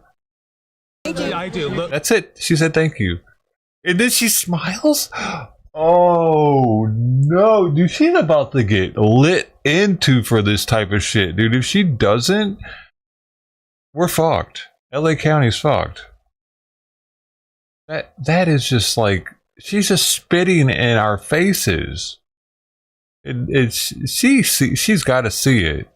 They've got to see what's happening. They're like, oh shit, DEA's not working. We're fucked.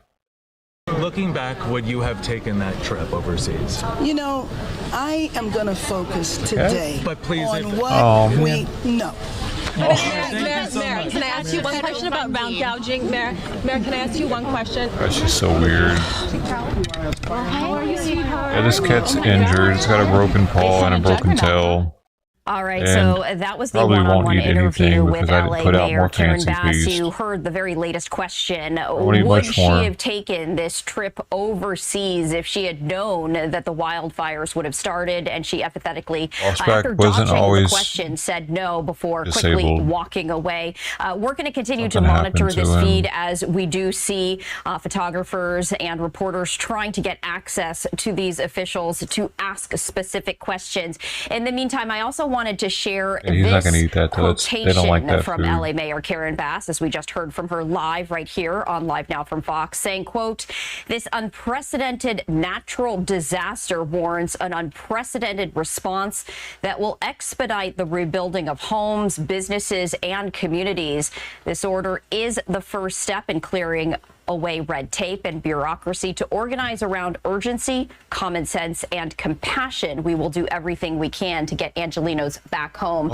Now, she is referring to a new executive order to expedite rebuilds, issuing that executive order this week. And this clears the way for quicker rebuilds of homes and businesses lost in the latest fires. And that is the quotation, talking about doing exactly that. As you know, these fires have destroyed thousands of homes brother and sister, and have killed at least brothers. 24 people after the first wildfire started on January he's 7th. hungry. And none of these wildfires currently are contained. The latest fire, the auto fire, starting overnight, expanding where these wildfires are now, expanding beyond the LA area to Southern California. This is another live look of this map to give you better context and perspective in terms of where these 4 fires are currently burning, the size of these fires,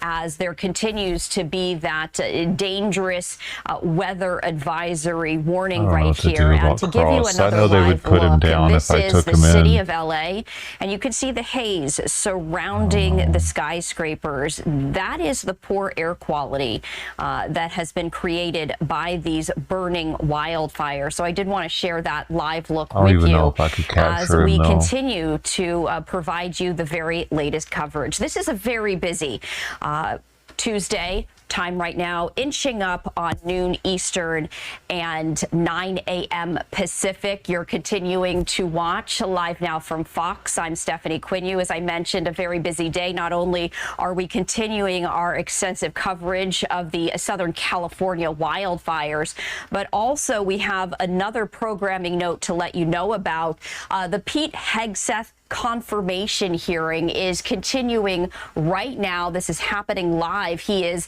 the former Fox and Friends weekend host and Army National Guard combat veteran. He is President-elect Trump pick for Defense Secretary. Happening right now is his confirmation hearing. He's going before the Senate Armed Services Committee.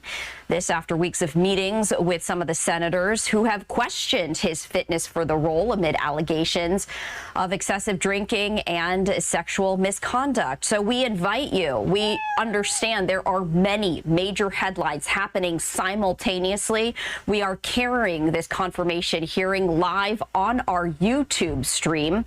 All you have to do is scan this QR code right there on your screen if you're interested in seeing this in real time without interruption. We invite you to watch this unfiltered right there on our YouTube page.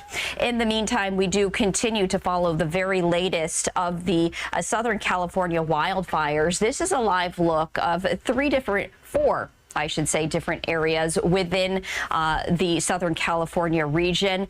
Los Angeles, California, of course, on the upper right-hand side of your screen. And I was sharing this live look with you. As you can see, the haze surrounding the skyscrapers, air quality continuing to be a concern. We have been hearing from officials urging people to minimize their exposure to the poor air quality because it can be very dangerous for folks' health. Mount Wilson right there on the lower right-hand side, LAX and Santa Monica. Some clearer views right here, which is some good news, as we have seen in the past week. Just incredibly powerful images and frightening images of fires and flames popping up around these various areas right here. So we're going to continue to cover the very latest. And I did want to get to the very latest. Before we do that, though, we were sharing with you some comments from LA Mayor Bass, and she has been receiving some pushback along with California Governor Gavin Newsom about how firefighters are continuing to handle these wildfires.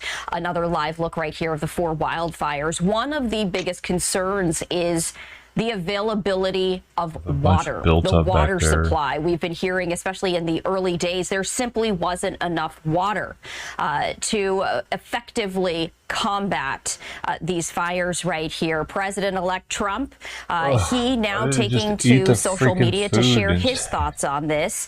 And I wanted to share this with you, sharing this statement via his social media platform, Truth Social, saying, "Release the water, Newsom. What is wrong with you?" There has been a lot of criticism, a lot of questioning about how elected officials have been handling this situation.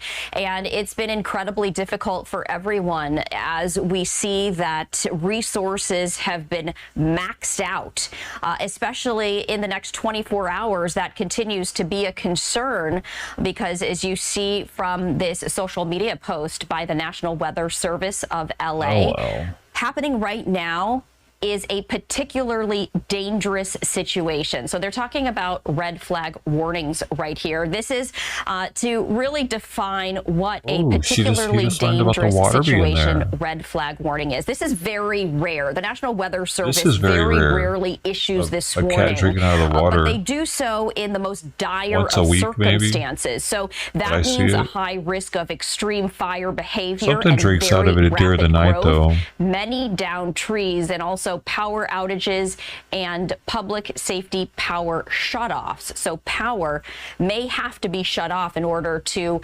protect the infrastructure and, of course, lives. So the criteria for issuing this particularly dangerous situation is there has to be extremely low humidity, damaging winds, very dry vegetation. And as I mentioned, this is issued rarely, only for the most extreme events. And so we did want to share that with you as we continue our coverage alongside our team with Fox 11 LA.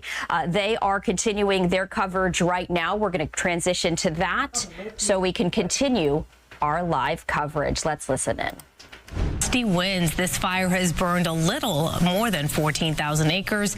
It is 35% contained. Speaking of those winds, let's go straight to Maria and she'll fill us in. Yeah, some good news actually for the most part. I think winds are favorable for firefighters right now. Nothing too strong, and it looks like they were able to make some forward progression. The stronger winds right now really concentrated through parts of Ventura County up towards Bakersfield. There's also little pockets of gustier winds in the parts of Orange County and the Inland Empire at this hour. We did look at some of the peak wind gusts that occurred overnight and early this morning, and they did get strong, as forecast, getting up to about 70 miles an hour, 72 miles an hour to be exact, one of the strongest ones at Magic Mountain Truck Trail. These are the mountains there at San Gabriel Mountains. Sandstone Peak on the western edge of the Santa Monica Mountains got a wind gust of 60 miles an hour. Fremont Canyon and the Santa Ana Mountains in Orange County, 59, Banning, 55 up in Jurupa Valley, where that little fire did break out yesterday evening, that wind gusts closer to 50 or in the upper 40s there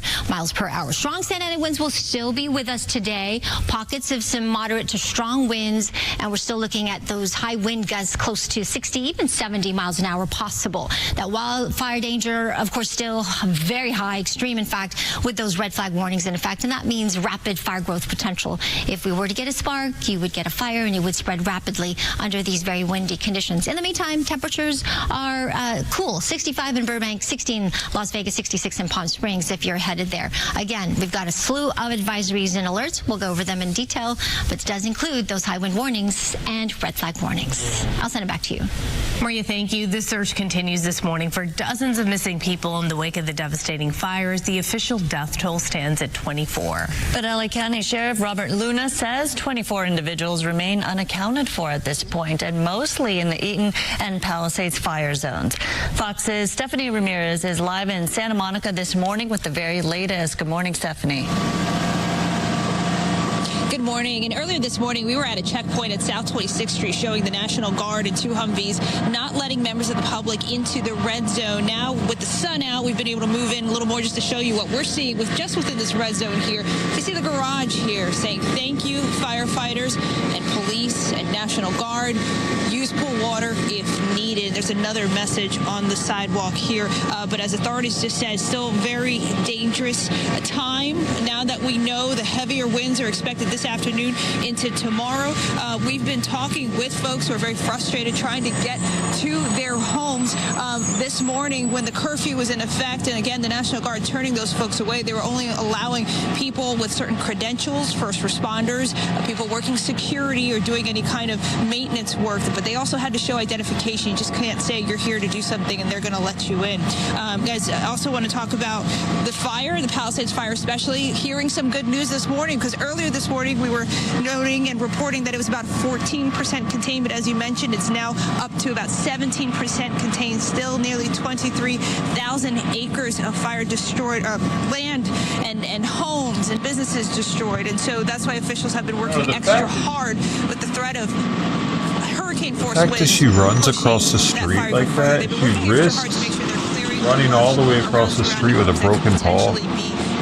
Someone must be feeding them over there. The other front is probably still where the Tux recovery effort is. that you just mentioned. We know at least 6 people are still Took him missing in in over just there, the bro. Maybe I Palisades. need to put his Palisades poster on their fire tree alone. in And front then we of had at where least I'm 8 seeing people her who go every lost their time. lives, sadly, in this. I did speak with a worker this morning who Good was this week there 1 sometime. week ago when the flames Taped to were that tree. encroaching. He spoke with us this morning trying to get back to the property that he Right in works front at. of Here's that what he blade. told us.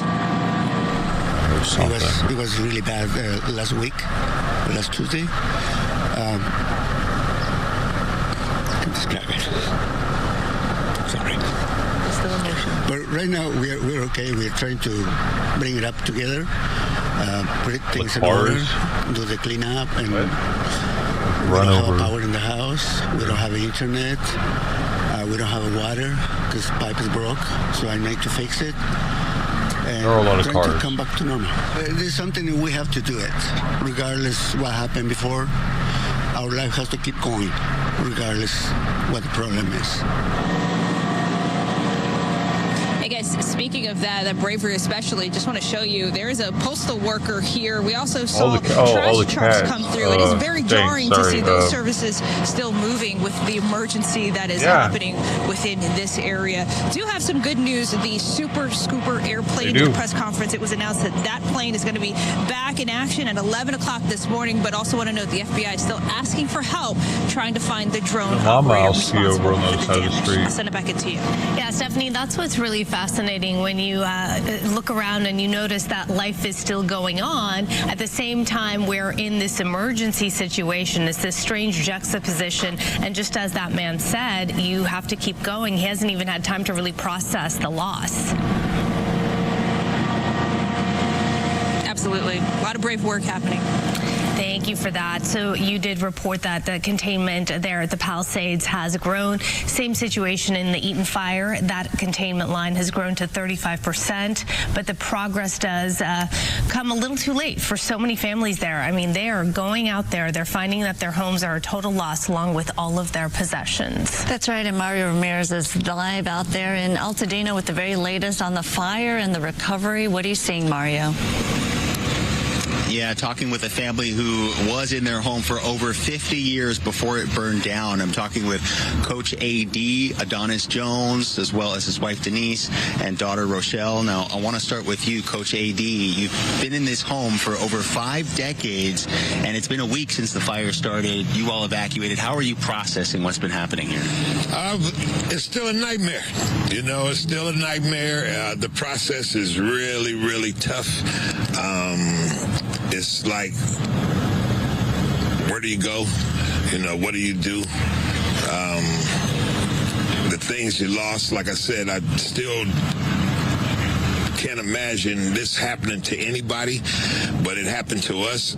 So the best thing to do, we're dealing with it. But the process is tremendous. It's a beautiful home. We have pictures that people will be seeing before and after the devastation. Of course, you lost the structure, but what memories are you holding on to at the home, Denise? You know, I've been raised there since childhood, so just all memories. I mean, the good, the Christmases together, the barbecues, the family gatherings.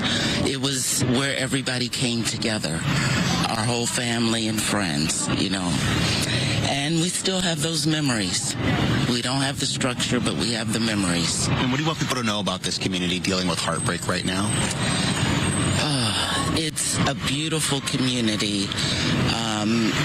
Like I said before, we're all like one big family. We know everybody knows us, and even if we don't know them, you know, it's always, hi, how you doing? You know, smiles. It's, the community is family, you know? Rochelle, you started a GoFundMe already, over $50,000. Are you surprised by the support here from the community?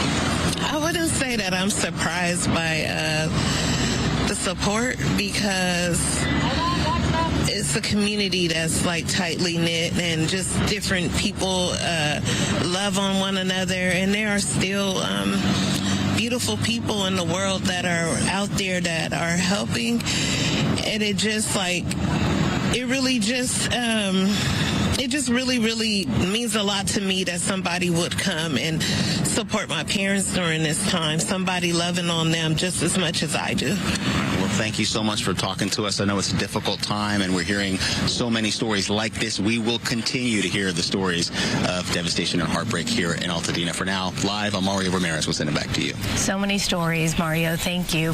SoCal Edison is facing new lawsuits near Pasadena over the deadly Eaton fire. The lawsuits claim Edison's poor power maintenance sparked that fire. Witnesses reported seeing flames near its equipment, and now homeowners, renters, and businesses are seeking accountability. SoCal Edison's parent company has seen its shares drop 12%, and in a statement to our newsroom, SoCal Edison denies responsibility, saying its lines were off before the Eaton fire started. They say, quote, "Our hearts remain with our communities during the devastating fires in Southern California, and we remain committed to supporting them through this difficult time. SCE crews, contractors, and mutual assistance partners are dedicated to safely restoring power to our customers." All right, coming up, Orange County businesses are coming together to support fire relief efforts. So Amanda will be here to explain how you can check them out. And we do want to thank our Fox 11 LA team for that coverage, as this is a live look from their helicopter over portions of the impacted areas. While we were in live coverage, there was actually what appeared to be some sort of new fire, perhaps. We saw a lot of smoke billowing from a particular area. It zoomed away. So this is new video right here of the devastation that continues to be left behind And this is the devastation that authorities are combing through very carefully to make sure that everyone is accounted for. And that is called grid searching. And so authorities are going pretty much grid by grid, house by house, or what remains of these houses, to check on those who remain missing. Dozens do remain missing at this hour. The death toll standing at around 24, and authorities do warn that number could rise in the coming days. You can see that the helicopter right there zooming in near shore, as you can see that many of the rows of houses no longer standing, while some do remain intact. This is a very difficult time for tens of thousands of individuals, for those who have lost everything. And Fox, live now from Fox, has partnered with the American Red Cross to help those in need. And if you're interested in making a donation to help people affected by the California wildfires, we do invite you right there to scan the QR code right there on your screen. And so you can make a donation if you would like. We continue to follow this and, of course, all other stories. I do have an update for you at this hour. Time right now is 12:14 Eastern, 9:14 Pacific. This pertaining to the Princess of Wales, Princess Kate, as she is affectionately known, has made a statement right here. This is a social media post stating that her cancer is now in remission, saying, quote, "I wanted to take the opportunity to say thank you to the Royal Marsden for looking after me so well during the past year. My heartfelt thanks goes to all those who have quietly walked alongside William and me as we have navigated everything." And this has been a very trying time for the entire royal family as they have continued to battle this. There were a lot of questions, of course, surrounding Princess Kate's health. She being forced to come out publicly saying that she was battling cancer. They had wanted to keep this private because, of course, their children were involved. But now she has made the announcement that her cancer is in remission following a visit to the hospital where she received treatment earlier this year. And we just shared with you in that statement on social media, she offered her heartfelt thanks to those who helped her and her husband, Prince William. Kate, of course, as she is commonly known, conducted the solo engagement at the Royal Marsden Hospital in London. This is a world-leading, state-of-the-art cancer center known for its pioneering research. It had not been previously disclosed that she had been treated there. So some new information right there saying that coming in the front entrance, having made so many quiet private visits, it's actually quite nice, making that statement as she arrived at the hospital's main entrance. Her Kensington Palace office stressing that she would continue to return to public-facing engagements, although they did say this would happen gradually. The palace describing the visit as reflecting her own personal cancer journey. So she did share that new information in this social media post today, taking the opportunity to thank the hospital and, of course, the staff who have helped her along this very difficult journey. The announcement being made last year in January that the king would receive treatment for cancer of his own, and she would undergo abdominal surgery. And then in February, that is when Buckingham Palace announced that Charles was receiving treatment for an undisclosed type of cancer. 6 weeks after that, Kate also said that she was undergoing treatment for cancer. And of course, that quieted some of the speculation about her condition. There were a lot of questions surrounding that. And then in September, announcing that she had completed chemotherapy. So we did want to share that with you as we do cover all the news right here on Live Now from Fox. Of course, after this 2-minute break, we're going to continue our live coverage of the Los Angeles and now Southern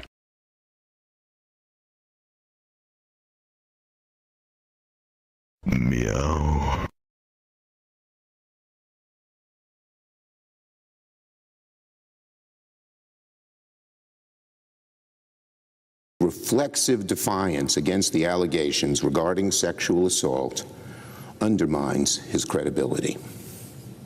If Mr. Hegseth had nothing to hide about his past, then it shouldn't be a problem for the chairman of the Armed Services Committee to allow all committee members to review all FBI background documents. But today, Chairman Wicker rejected this reasonable request by Ranking Member Reed to let committee members review Mr. Hegseth's past. Again, if there's nothing to hide about Mr. Hegseth, why is the chairman hell-bent on keeping all relevant information out of the hands of his colleagues? To dismiss the allegations against Mr. Hegseth, but then reject full transparency, is odd at best, dangerous at worst.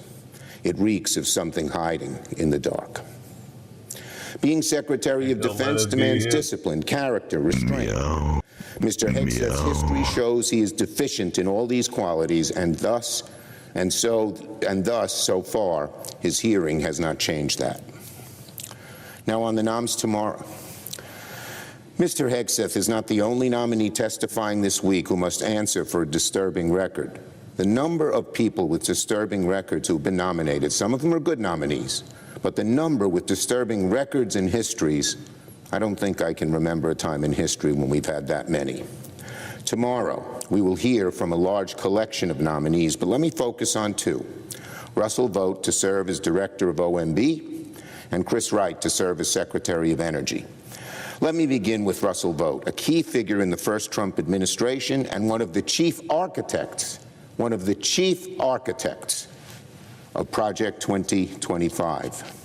This man is not just a bystander who supported it. He helped put it together. No administration on earth can claim to be pro-worker and then nominate someone like Russell Vogt to oversee the federal government's budget. Again, you can't be pro-worker and be for Russell Vogt. He has spent years pushing for trillions in cuts to America's social safety net, something that would cause immediate, severe harm to tens of millions of American citizens. We all know Mr. Vogt's history very well. We know his awful and radical record from the first Trump administration. Even after leaving government, Mr. Vogt was the go-to authority for the most radical elements of the House GOP, advising them on budgets that punished America's families, seniors, kids, law enforcement, and others with draconian budget cuts. His budget cuts weren't just snipping at the edges. They cut to the deep. Tomorrow, when Vogt testifies before the committee, Americans will be reintroduced to his outlandishly extreme agenda. If Project 2025 caused your stomach to turn during the election, Mr. Vogt would be a nightmare scenario. If you're among America's working class or from low-income families or from middle-class families working hard to make ends meet, Mr. Vogt would be disastrous. If you rely on programs like Medicare or nutrition assistance, Mr. Vogt would put those services in danger. On the other hand, if you're among the wealthiest of Americans in this country, Mr. Vogt is a wave of good news. He's a staunch advocate of tax cuts for the ultra-rich, deregulation for America's mega corporations, even if that means adding trillions to the deficit.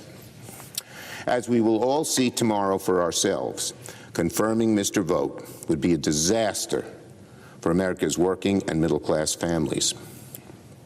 Finally, I'd like to say something about President Trump's nominee as Secretary of Energy, Mr. Chris Wright. There's a heck of a lot, in Mr. Wright's background that should trouble Americans who care about affordable energy and creating good-paying, clean jobs. Mr. Wright is one of America's wealthiest fossil fuel executives and has a history of sounding like a climate change skeptic. He once said there is no climate crisis, and, quote, "We have seen no increase in the frequency of hurricanes, tornadoes, droughts, and floods." What on earth is this man talking about? Is he such an ideologue that he doesn't see the truth of the world around him? Mr. Wright, look over at California right now and say that we haven't had increases in these kinds of problems. Meow.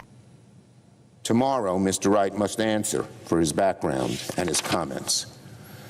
It's like putting a fox in the henhouse. If you believe in clean energy, you couldn't have a worse nominee. If confirmed, Will Mr. Wright fight to lower the cost of American consumers, or will he fight to help the bottom line of polluters and oil companies? Will Mr. Wright push policies that build on the progress we made in the Inflation Reduction Act that has created hundreds of thousands, if not millions, of good-paying, clean jobs? Or will he kill those jobs because he's such an ideological extremist? If confirmed, will Mr. Wright advance our country into a prosperous, affordable, clean energy future, or will he take us backward and do the bidding of big oil? He must answer these questions and more tomorrow. I yield the floor.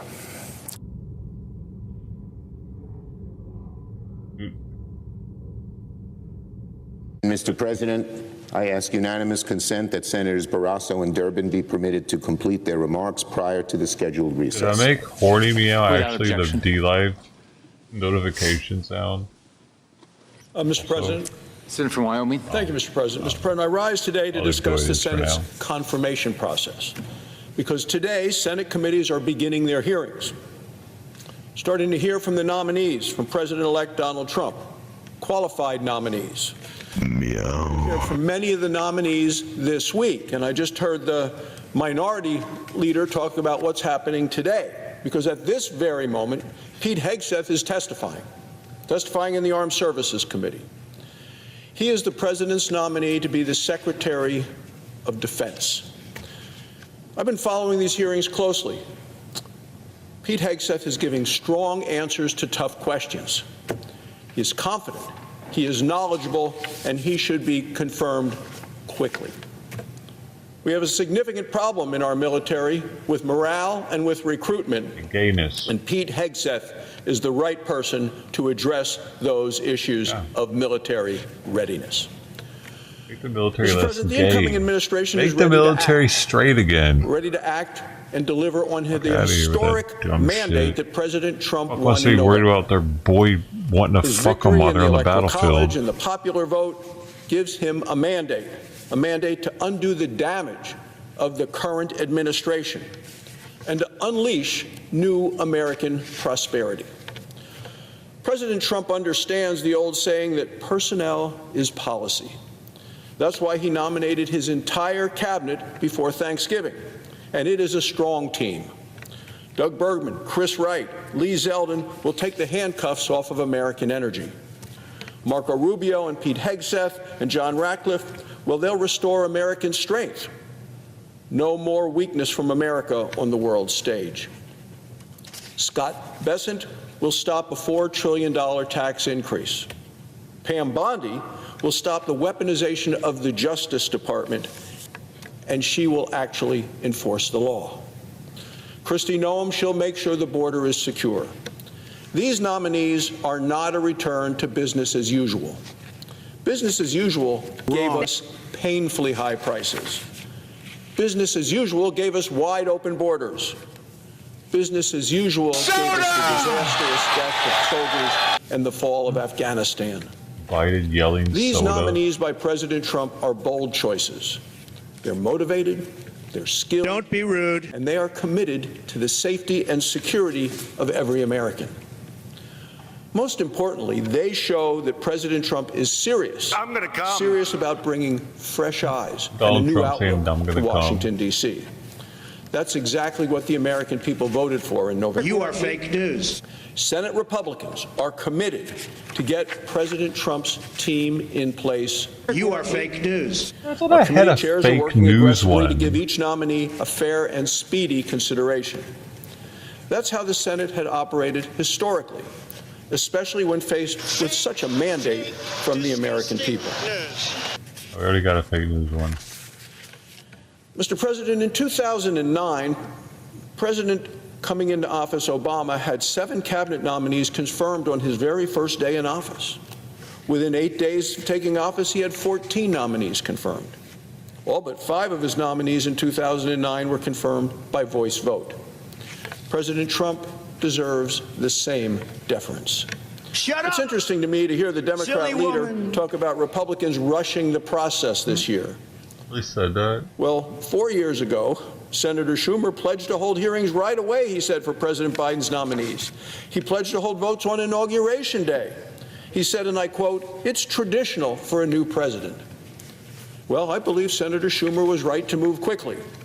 But now that the shoe is on the other foot, Democrats should work in good faith with us, with the Republicans, to uphold that tradition for President Trump. I have my doubts. The Democrat leader reportedly told his caucus to create fireworks at this week's hearings of our nominees. Well, we've seen Democrat obstruction before. Due to Senate Democrat obstruction, President Trump had only 5 nominees confirmed in January during his first term. We saw obstruction for the sake of obstruction. Americans now have chosen a new direction. They chose this president, and the president's victory was decisive. Elections have consequences, and you and I know that, Mr. President.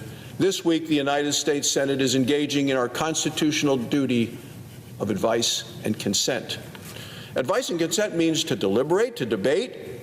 It means giving advice to the nominees, and we are doing that and have done it. But it's no excuse to distract and delay, or to slander and then to try to search and destroy. The Senate's going to follow the mandate of the American people and confirm President Trump's strong nominees. We will do it swiftly. We are committed to working around the clock, including nights and weekends, if Democrats choose to deliberately delay. With this majority, with our new president-elect, we will deliver a new direction for America. Thank you, Mr. President. I yield the floor. Note the absence of a quorum. The clerk will call the roll. Is also Brooks.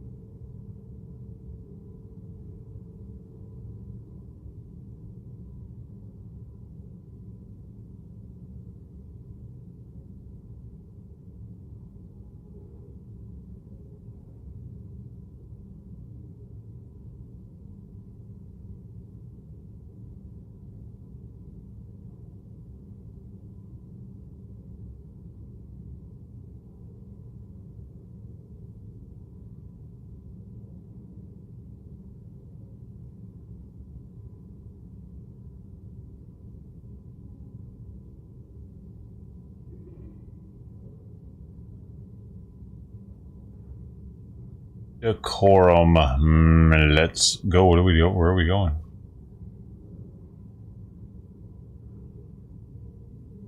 Are you not a Trumper, McGuler?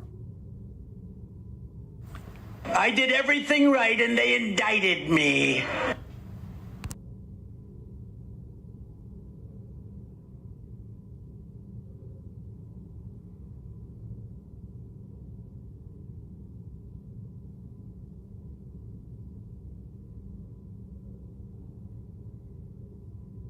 Any of them.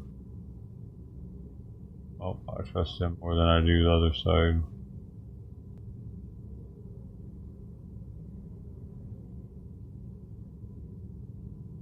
We need to build a wall, and it has to be built quickly.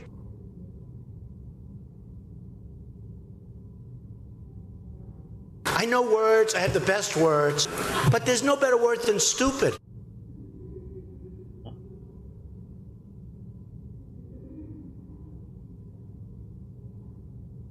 Just ask one question. Who built the cages? I'd love you to ask him that. Who built the cages? Who built the cages, Joe? Let's talk about what who built the cages, Let's Joe? talk about. Obama built the cages. Who?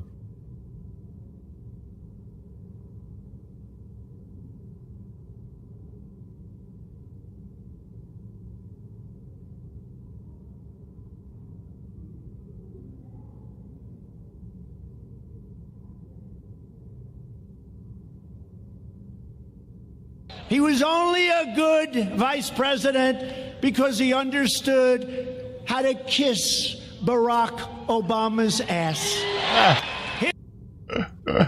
Some good ones in here.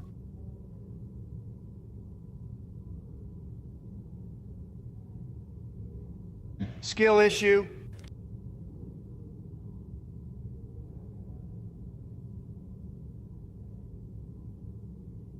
They call her Pocahontas.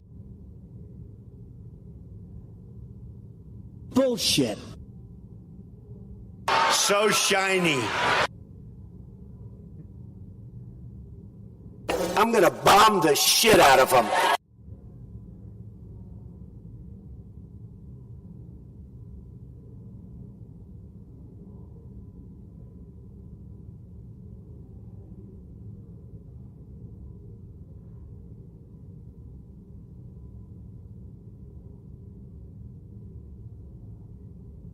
President. Senator from Illinois. I ask consent that quorum call be suspended.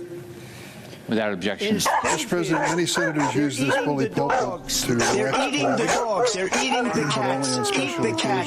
Eat the cat. They're eating the dogs. They're eating the cats. I'm a friend of several decades and our nation's 46th president that feels appropriate to do so.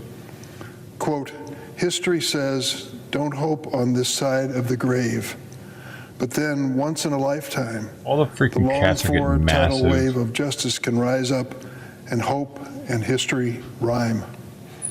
I recited these words, some of President Biden's favorites, by Irish poet Seamus Heaney on the evening of his inauguration as our nation's vice president in 2008. As I reflect on his time in our nation's highest office, I think it's only right to use these words again. Over the course of his long service to this country, President Joseph Biden has been a source of hope and an author of history. And just as Heaney observed, he became one of the rare leaders who have made hope and history rhyme. America is better for it.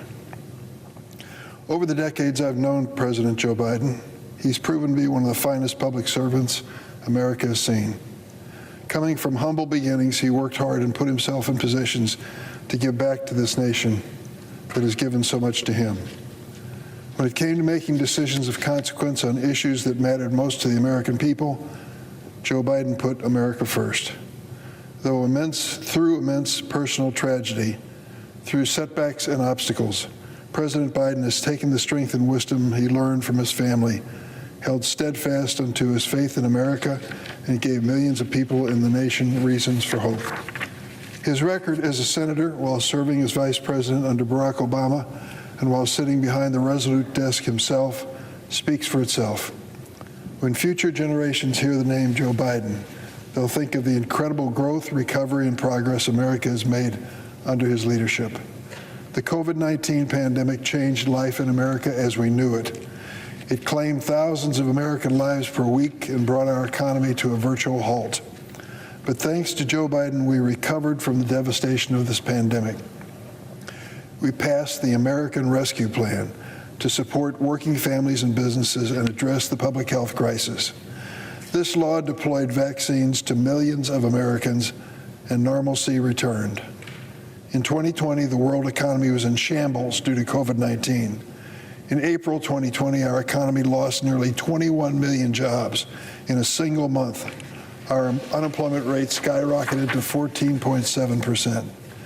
But thanks to Biden's leadership, many workers were able to get back to work. Since Joe Biden has taken office, our economy has added 16 million jobs. 20 million new business applications have been filed, the most in any single presidential term in history. And under Joe Biden, unemployment was under 4% for the longest stretch in 50 years. 4 years ago, Infrastructure Week was nothing more than a punchline and a broken promise. But thanks to Joe Biden, we passed bipartisan infrastructure law that replaced our aging infrastructure and expanded access to clean drinking water and the high-speed internet. Thanks to Joe Biden, we took historic action to address the climate crisis through the Inflation Reduction Act, the most significant investment in clean energy, sustainability, and climate resilience in America's history. And we guaranteed American leadership in science and technology with the CHIPS and Science Act, a bipartisan bill bringing semiconductor manufacturing back to America and bolstering our competitiveness for generations. Because of his leadership, we were able to enact the most significant gun safety legislation passed in nearly 30 years, the bipartisan Safer Communities Act. Thanks to Joe Biden, over $180 billion in student loan debt has been forgiven for more than 5 million Americans, giving them finally a chance at life. We lowered the cost of prescription drugs, made historic gains in expanding health insurance coverage, and continue to fight for the reproductive rights of all Americans. History will also remember Joe Biden for the Violence Against Women Act. He wrote the bill. He championed it while in the Senate, bipartisan legislation aiming to make sure every woman can live free from fear, violence, and abuse. And as chair of the Senate Judiciary Committee, I'm proud to say that I worked with Joe Biden to confirm 235 judges to the federal bench under his leadership, including the first African-American woman and former public defender as a member of the Supreme Court. And that is only here at home. On the global stage, he restored faith in America as a world power, a global leader, and a responsive ally that would not tolerate post-World War II global order to be undermined by autocrats like Putin. He defended Ukraine, boosted competition with China, and strengthened alliances in the South Pacific, oversaw the expansion of NATO and its bolstering of defenses of its Baltic members. But most importantly, thanks to Joe Biden, the Office of Presidency once again stood for decency, civility, respect, and empathy. I sincerely hope our nation does not lose sight of these values. There is no doubt when it comes to Haney's words, President Biden's life has imitated art. Throughout his time in public service, President Biden inspired hope in so many millions of people. And in his commitment to ensuring that America lived up to her lofty ideals, he left a legacy that will shape history. President Biden, it's been an honor to count myself as your colleague and your friend. On behalf of a grateful nation and the world, I want to say to you and to Jill and all of your family who shared you with us for so long, thanks for making hope and history rhyme. Mr. President, I yield the floor.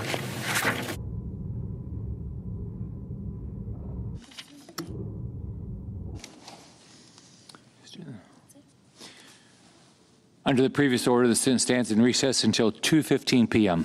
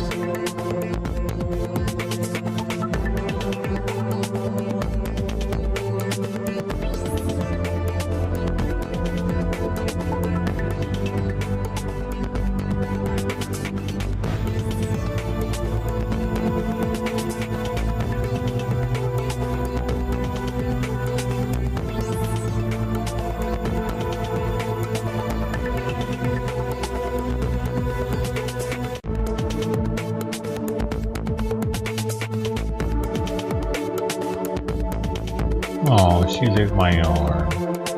She licked my arm.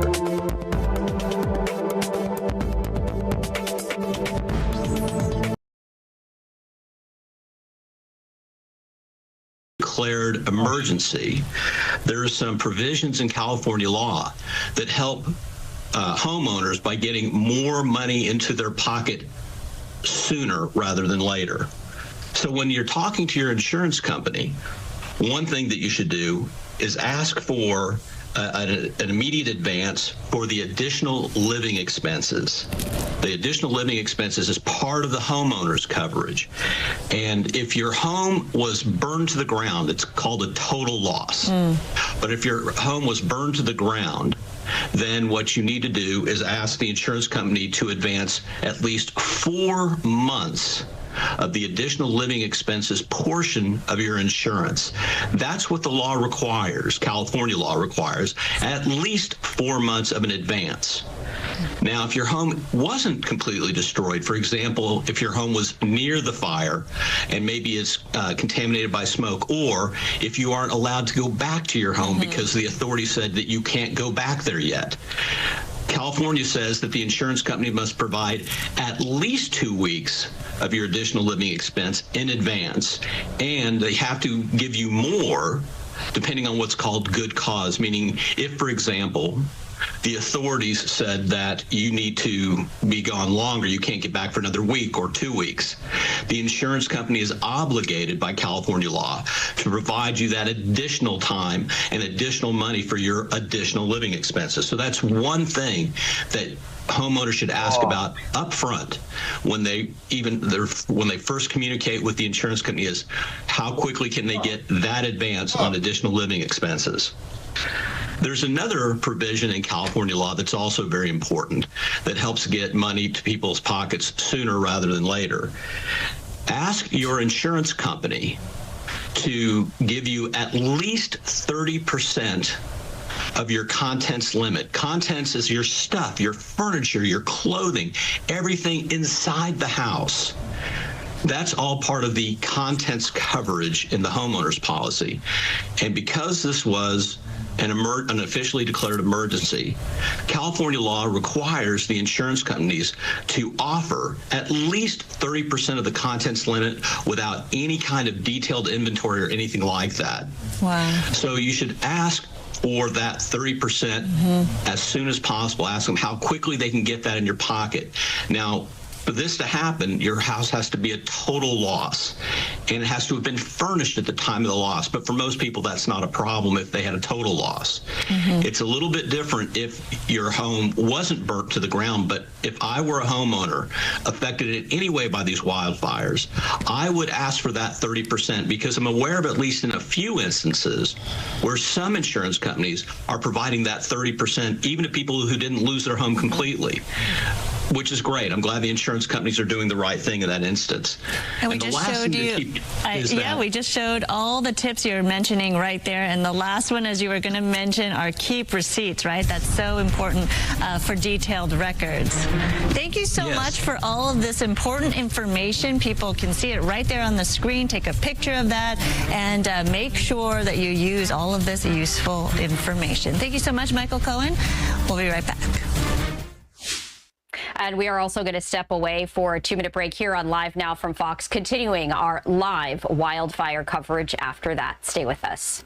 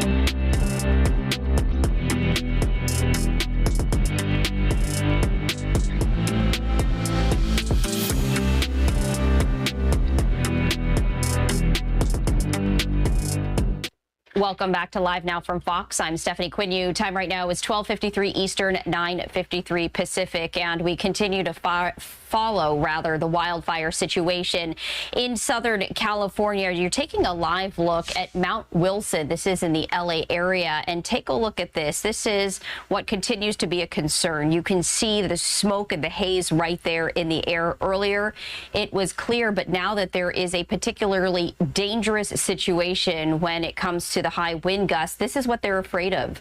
Hot spots popping up and that fanning the flames and pushing the smoke, creating challenges for firefighters as they continue to work to try and contain the 4 different fires happening. We also wanted to let you know about this. There is a programming note happening right now. The Pete Hegseth confirmation hearing continuing on Capitol Hill. If you're looking for that, you can just scan the QR code right there on your screen. We have a continuous live and unfiltered stream right there on your YouTube page. Right now, they're being grilled by the Senate Armed Services Committee as he is President-elect's Trump pick for Defense Secretary. So we did want to let you know about that. We're going to continue our live wildfire coverage after our final 2-minute break. Stay with us.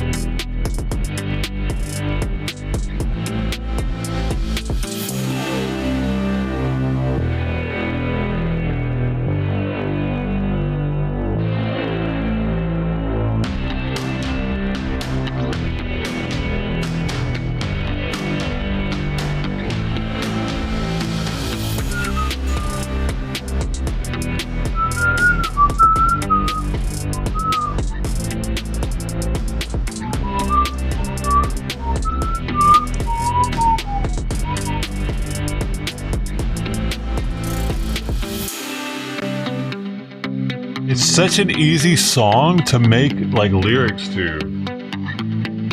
Song would be.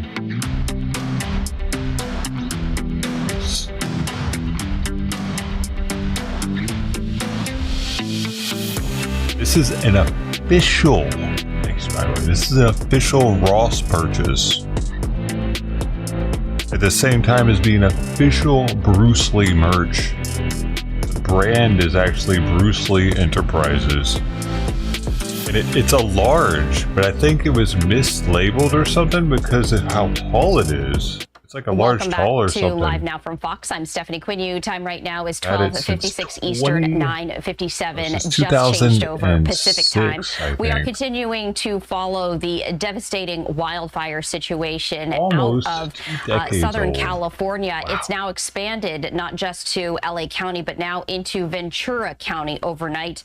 This is a live look right here of the 4 different wildfires that have occurred. The Palisades wildfire, the Eaton fire, the Hearst fire, and now the Otto fire. And I did want to bring you the very latest information as we had a briefing from officials bringing that to you live right here on Live Now from Fox. But these are the new statistics right here. So far, at least 24 deaths have been confirmed, and we were hearing from officials saying as they continue their grid search, house by house, and it's interesting, he wasn't that big of a dude. They are warning people that number could grow as dozens remain missing at this hour. So far, more than 12,000 structures have been destroyed, more than 40,000 acres burned, and more than 80,000 people remain under evacuation orders. And of course, with these strong winds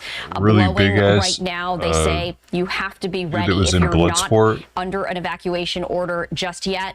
that could change. And so they are asking everyone to just be very aware of this as there continues to be dangerous fire weather conditions for Southern California, as critical to extremely critical fire weather conditions will continue across parts of Southern California that's like today, been scientifically proven and now through tomorrow. So you have to be vigilant. That is what they're warning folks right there. And I did also want to bring the very latest numbers of these 4 different wildfires to you. Right now, the Palisades wildfire for Elvis, that continues to be the largest fire at more than 23,000 acres burned so far, 17% contained.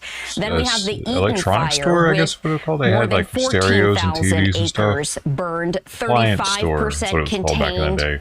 The Hearst wildfire, just under 800 acres, 97% contained. And then a new fire happening overnight. This is in Ventura County. This is the smallest. This is the Otto wildfire right now, having burned 56 acres and he was like 0% contained. Kicked two and he punched one and kicked one and then punched one and kicked the other one. Like four different he would have. He like came like super close to him. Just how widespread this area is. We're not talking about 4 fires. I don't know if he was like the same martial arts as Bruce Lee or not. Relatively spread out, and so that continues to be a concern.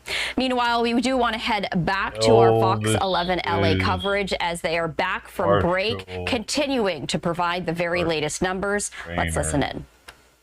Was he? The fire lines ahead of those strong Santa Ana winds. And firefighters are focused on protecting homes, of course, and critical infrastructure. The threat of reignition remains high. SoCal Edison is facing a new lawsuit for the deadly Eaton fire. The lawsuits claim Edison's poor power line maintenance sparked the fire. Witnesses reported seeing flames near its equipment, and now homeowners, renters, and businesses are seeking accountability as SoCal Edison's parent company has seen its shares drop 12%. In a new statement to Fox 11, SoCal Edison denies responsibility, saying its lines were off before the Eaton fire started. In a statement saying, quote, "Our hearts remain with our communities during the devastating fires in Southern California, and we remain committed to supporting them through this difficult time. CSC crews and contractors and mutual assistant partners are dedicated to safely restoring power to our customers." He was one of the first Koreans to bring his martial arts to the West. Related to the Eaton fire has been filed, but has not yet been served with a complaint. CSC will review the complaint when it is received. The cause of the fire continues to be under investigation. Who would have won within the between past him hour and from Bruce Lee? officials at their daily wildfire briefings. The official death toll as of this morning stands at 24. But LA County Sheriff Robert Luna says 24 individuals remain unaccounted for, mostly in the Eaton Palisades fire zones. 34 people are missing from those reports. 21 of them were found safe. 2 likely have passed away. But leaders are urging everyone to stay vigilant during these critical hours. Severe fire weather conditions will continue through tomorrow. The worst winds are predicted. I really took something from it. Bruce Lee's son dying like the way he did. Into Wednesday. Please be assured that the Los Angeles County region is prepared. The anticipated winds like it was a combined setup. with low humidities and low fuel moistures will keep the fire threat in the LA region. How did that even happen? The city of Los Angeles is looking to speed up the rebuilding process The projectile after the flew out devastating of their fires. fake Mayor gun. Karen Bass issued an executive order yesterday aimed at cutting red tape, and the order creates task forces to develop a streamlined program for debris I saw it in the removal. movie theater when I was a kid because I was a Bruce Lee fan. Issue permits. The order directs building and safety officials to expedite approvals, instructing all city departments to report back in a week with additional areas areas of relief. President Biden expanding federal aid for the disaster. In addition to the federal government covering the disaster response for 6 months, the White House also announced federal funds will support 100% of eligible costs for debris removal and urgency protective measures. Suspicious how he died too, though? In effect for 6 months until more aid is I know available. a lot of Biden Americans says didn't fire want him victims here. can receive a one-time payment of $770. They didn't approve, and a lot of Chinese people didn't approve of him teaching and prescriptions. Americans More information can be found at disasterassistance.gov. Thought it was theirs. President-elect Donald Trump is planning to visit Los Angeles We as were the soon enemy as at the next time, for week. sure. The Wall Street Journal is reporting his team is planning carefully to avoid disrupting recovery efforts. The fires, which have killed 24 people, could become one of the deadliest disasters in U.S. Isn't it history. weird that we have Governor Gavin trade Newsom with our invited Trump to see the adversaries, devastation or despite their not public adversaries, but differences. Trump has criticized They were Newsom's leadership, while Newsom accuses opponents Trump with our of opponents. politicizing the crisis. All right, let's talk about the weather now, because the winds are, of course, top of mind and the big concern. 22-mile-per-hour winds currently in Oxnard. Some of the higher velocity winds are there in Ventura County. Also, that drive up to the Tehachapi. Some gustier winds through parts of the Santa Cruz Valley is where some of those winds are blowing pretty hard. Out towards I'm South sorry, OC lady, your titties and are parts big of the enough. Empire on your way down to San I need Diego. more cleavage That's where to we're watch seeing some of the news. What the fuck? Do they think I am? Desperate? Well, thank you, Chairman Wicker. Ranking Member Reed. That's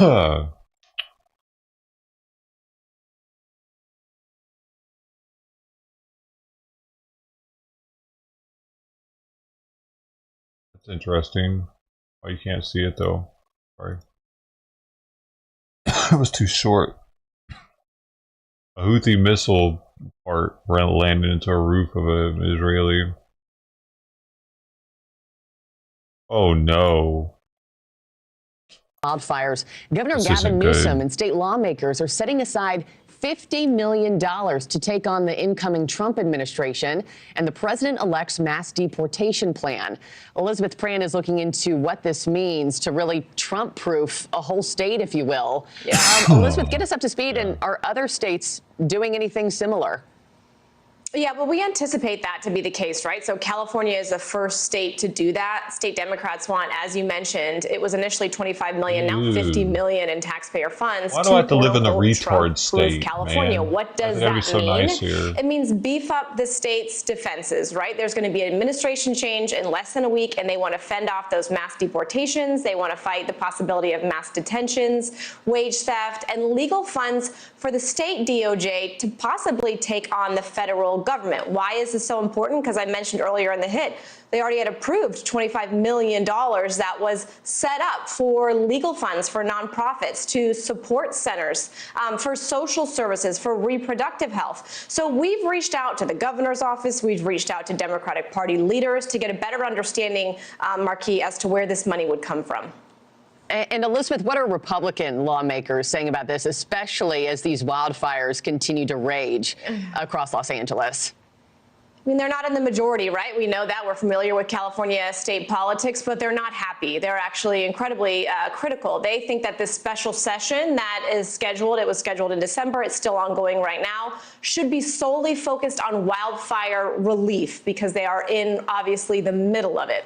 And after fierce pressure, Governor Newsom did, in fact, add a budget line item for wildfire relief to the tune of $2.5 billion.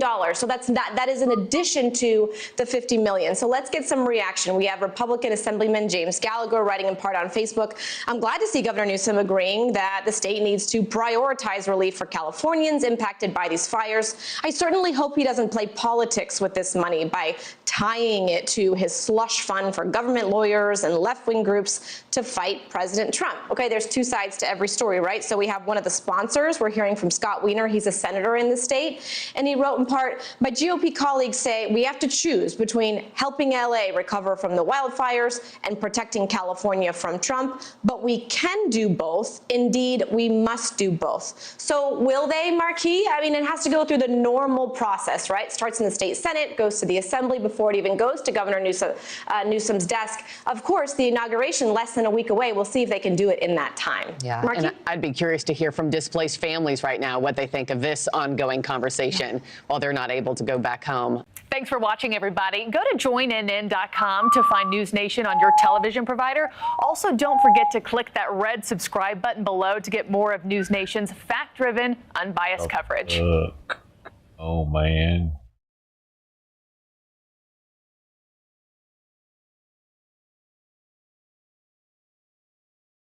Oh. A new FDA rule would cut how much nicotine is in cigarettes and other tobacco products to make them less addictive. Critics say this proposal could have significant and unintended consequences, including bolstering the black market. Nick's back with more on the FDA's plan here. Nick, get us up to speed. Why is it causing such an uproar? Because they want to cut nicotine levels, right? And they're saying, hey, people would buy less, and that's a problem. And tobacco companies have been fighting proposed rule changes for years. The agency says it's aiming to reduce addiction rates, arguing fewer people will start smoking and more current smokers will be able to quit. But there's a backlash from some who say drastically cutting nicotine will lead to people smoking more to get the same effect. At the same time, Marky, opening the door for illegal organizations, sort of like how prohibition played out in this country. Think drug cartels, counterfeiters, and criminal networks. They can smuggle or produce full nicotine cigarettes to meet demand once legal products have lower nicotine. Now, critics say this could keep America smoking while fueling a black market rather than lowering smoking rates. Yeah, this will always be a huge debate. Nick, how are law enforcement agencies and lawmakers responding to concerns that this rule could boost cartels? Marky, by saying, hey, before you change the nicotine levels, take a look at the bigger picture and its potential unintended consequences. Now, law enforcement doesn't believe enough thought has been put into how this might ramp up illegal activity. From their perspective, no one really sat down to figure out how limiting nicotine could lead to more tobacco trafficking and how cartels, which already have a pipeline to smuggle dangerous drugs like fentanyl, could switch gears and start pushing illegal tobacco.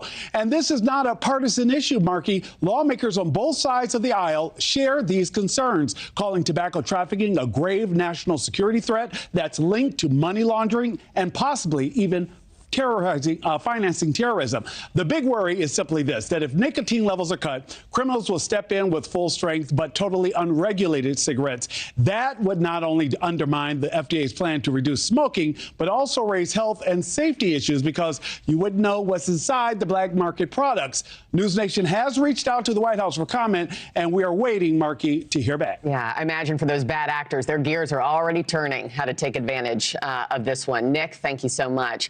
Thanks for watching, everybody. Go to joinnn.com to find News Nation on your television provider. Also, don't forget to click that red subscribe button below to get more of News Nation's fact-driven, unbiased coverage.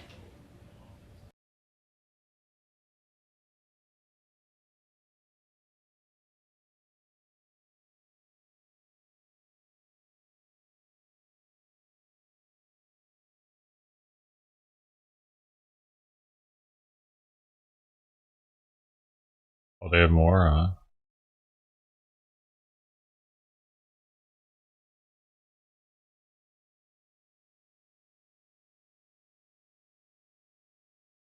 There, I have a DLive event list now underneath the YouTube one right here. I don't know if it's correct or not. There.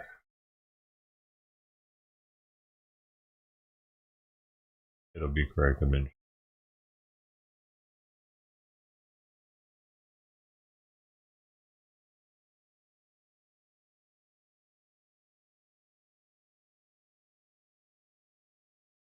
Civilian positions at the helm who are committed to the same priorities that the President of the United States is, and if confirmed, the Secretary of Defense will be. Send a clear message that this is not a time for equity. Equity is a very different word than equality. Equality is the bedrock of our military. Men and women, duty positions in uniform, black, white, doesn't matter. We treat you equally based on who you are in the image of God as an individual. And we all get the same bad haircuts. You're not an individual, you're part of a group. Not an individual. Equity prescribes some sort of an outcome based on differing attributes that we have that divide us. What skin color are you? What gender are you? And then infuse that into institutions which manifest in things like quotas, formal or informal, which does what to morale? Sends it in the tubes. And it makes people feel like they're being judged by something other than how good they are at their job, which is poisonous inside institutions. So on top of this recruiting crisis, that wasn't enough for this administration. During the COVID hysteria and in their attempt to fire 100,000 people who worked for bigger companies because they didn't get the COVID shot, or to mask 5-year-olds, they decided also to make this a central plank in their policy at the Pentagon. 8,000 well-trained, so we got a recruiting crisis, 8,000 well-trained men and women were fired. Were fired. Will you commit today, Mr. Hegseth, to recruit these folks back, to give them back pay, and give them an apology from the United States government for how they were disrespected? Senator, I will commit to this because the Commander-in-Chief has committed to this, that not only will they be reinstated, they will receive an apology, back pay, and rank that they lost because they were forced out due to an experimental vaccine. Thank you. And I'm a limited time, but I just want to say, for all the talk of experience and not coming from the same cocktail parties that permanent Washington is used to, you are a breath of fresh air. And again, if you weren't paying attention to what this election was all about, it was about the disruptors versus the establishment. And the American people have had enough of business as usual for the same people that we line up for these same jobs who give us the same results. We need somebody who's going to go in there and fight for innovation, fight for change. I think you're that person, and I appreciate your willingness to sit here and listen to some of these undignified attacks. It's ridiculous. Thank you. Captain Mark Kelly, you're recognized. Thank you, Mr. Chairman. Congratulations on your chairmanship. I want to make a request to the committee that we have a second round of questions. Pursuant to the bipartisan staff agreement that we reached late last year, this will be one round of 7-minute questions. Thank you. Thank you, Mr. Chairman. I'll be happy to recognize my colleague, Mr. Reed. I think it's important to note for the record that when Secretary Hagel was here, we had 3 rounds of questioning. When Secretary Carter was here, we had 2 rounds of questioning. And I cannot recall any time where I have denied, as the chairman, a member to ask for a second round. How do they become chairman? Second round. So we are, I think, violating the principles of the committee, and I just want to go on the record. And your comment is noted. Thank you. Yeah, your comment says, bitch. Mr. Hegseth, thank you for being here today. Thank you for your service to this I can tell he's a country. Democrat. Thank you, Senator. Few nominees come into this room with all the necessary experience to do this job, to be Secretary of Defense. We get that. Fuck is Wicker? It's a reflection on just how big of a job this is. What I want to understand is whether or not you bring any of the necessary experience that this job requires. And here's where I'm concerned. Senator Coleman, in introducing you, this is a quote, he said, he has struggled and overcome great personal challenges. There's got to be a Republican to be Mississippi. You walk in here saying that you've had personal and character issues in your past, including heavy drinking, which you wrote about. And you said, and this is a quote from you, that you said, I sit before you as an open book. Yet you haven't actually said what personal challenges I could fucking tell that Slotkin was a Democrat, you fucker. So I'm going to give you an opportunity here to be as forthright as you say you want to be. So while leading concerned veterans of America, there were very specific cases cited by individuals about your conduct. I'm going to go through a few of them, and I just want you to tell me if these are true or false. Very simple. More than one on Memorial Day 2014, There's a at a CVA event in Virginia, you needed to be carried out of the event for being intoxicated. Senator, anonymous smears. Just true or false? Kelly. Very simple. Summer of 2014 in Cleveland, Democrat, drunk in public Arizona. with the CVA team. See, that's why we don't want more questions, y'all. Anonymous smears. Fuck the questions. I'm just asking for true or false questions, true or false answers. This guy wants more An questions event in because North he's a Democrat. Carolina, drunk in front of 3 young female staff members after you had instituted a no alcohol policy and then reversed it. True or false? Anonymous smears. December of 2014 at the CVA Christmas party at the Grand Hyatt at Washington, D.C., you were noticeably intoxicated and had to be carried up to your room. Is that true or false? Anonymous smears. Another time, a CVA staffer stated that you passed out in the back of a party bus. Is that true or false? Anonymous smears. In 2014, while in Louisiana on official business for CVA, did you take your staff, including young female staff members, to a strip club? Absolutely not. Anonymous smears. So, is it accurate that the organization reached a financial settlement with a female staffer who claimed to be at a strip club with you, and there was a colleague who attempted to sexually assault her? Was there a financial settlement? Senator, I was not involved in that. I don't know the nature of how that played out. But you understand there was a financial settlement for a young female staffer who accused another member of the organization, not you, of sexual assault in a strip club. We have multiple statements on the record referring to that. But you claim you were not there when that occurred. Absolutely not.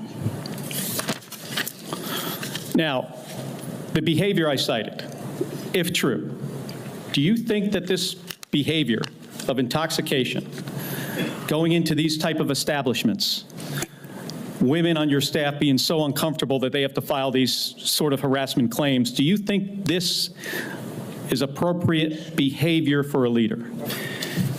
Senator, the overwhelming majority of anyone who's worked for me, including the on-the-record statements that have been submitted to this, with their name on it, on the record, men and women who worked with me every day, are the overwhelming preponderance of evidence that testify to my leadership and professionalism in leading Vets for Freedom and Concerned Veterans for America. Okay. My leadership has been completely impugned on these veterans organizations that did fantastic work. Mr. Hegstaff, I'm not even going to go into the... I'm not even going to go into the accusations. And we managed our financial books with integrity across the board. How many people, everybody who runs a campaign. I have limited time. I'm not going to get into the accusations that come from Fox News. I know you have some of your Fox News colleagues here.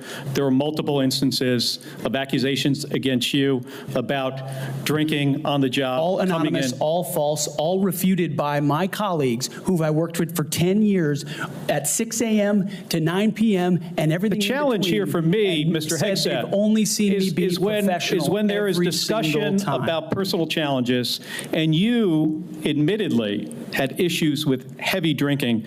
It's hard to kind of square this, to square the circle here. It's kind of a difficult thing to do. Let me ask you, if I have about 90 seconds left here, if you had to answer these questions about sexual assault against you and your drinking and your personal conduct, would it have been different if you were under oath?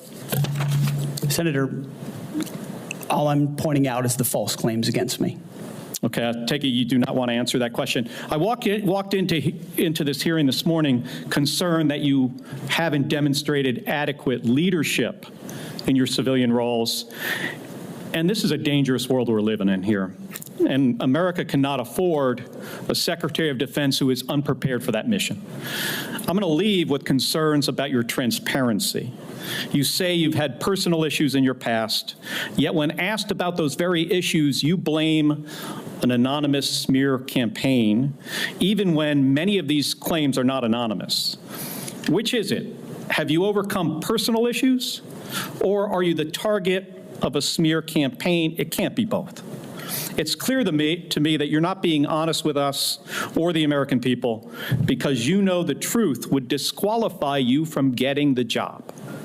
And just as concerning as each of these specific disqualifying accusations are, what concerns me just as much is the idea of having a Secretary of Defense who is not transparent.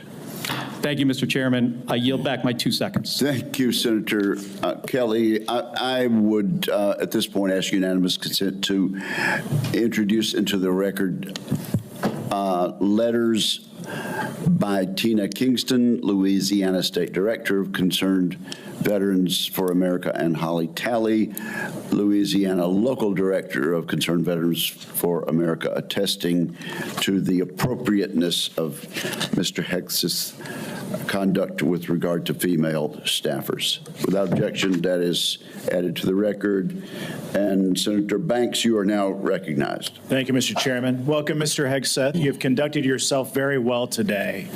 In fact, so well that I believe it's incumbent upon this committee to confirm you ASAP, to get you on the job, to clean up the mess that we have at the Pentagon ongoing at this moment because of the leadership there over the last 4 years that's failed us. In President Biden's first year in office, the Department of Defense spent over 5 million man-hours on quote-unquote counter-extremism and diversity training, what you and I might call woke training or DEI.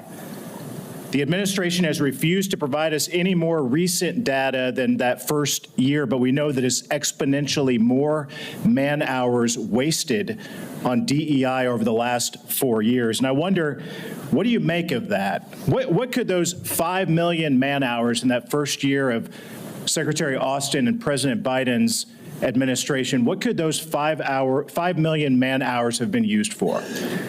Senator, that's a lot of service members sitting in a lot of briefs, hearing about a lot of threats or political perspectives that might be dangerous, that do not comport to threats that actually exist inside the force, or ideas that introduce critical race theory or DEI or climate change initiatives that they and their commands have to conform to. And every time one of those happens, it gets pushed down the chain of command. That also includes new layers of leadership that have been created under this administration, committed to enforcing those types of DEI and CRT initiatives. So we hear 5 million man-hours, and that sounds like a lot. The more troubling aspect is how many training hours that takes away from a company commander or battalion commander or a wing commander who's out there trying to maintain their force, which is already constrained because of what the Biden administration has done to the defense budget and defense capabilities.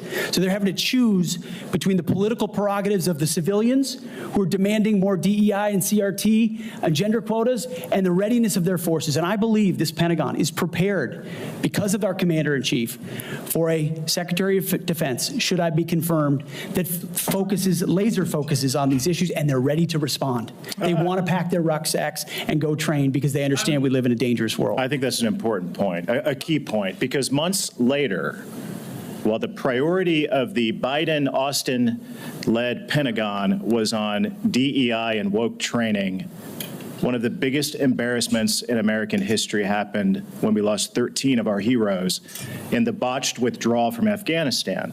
Secretary Austin testified before the House Armed Services Committee a couple of years ago, and responding to a question from me said he had, quote, no regrets about what happened in Afghanistan. I wonder, what do you make of that?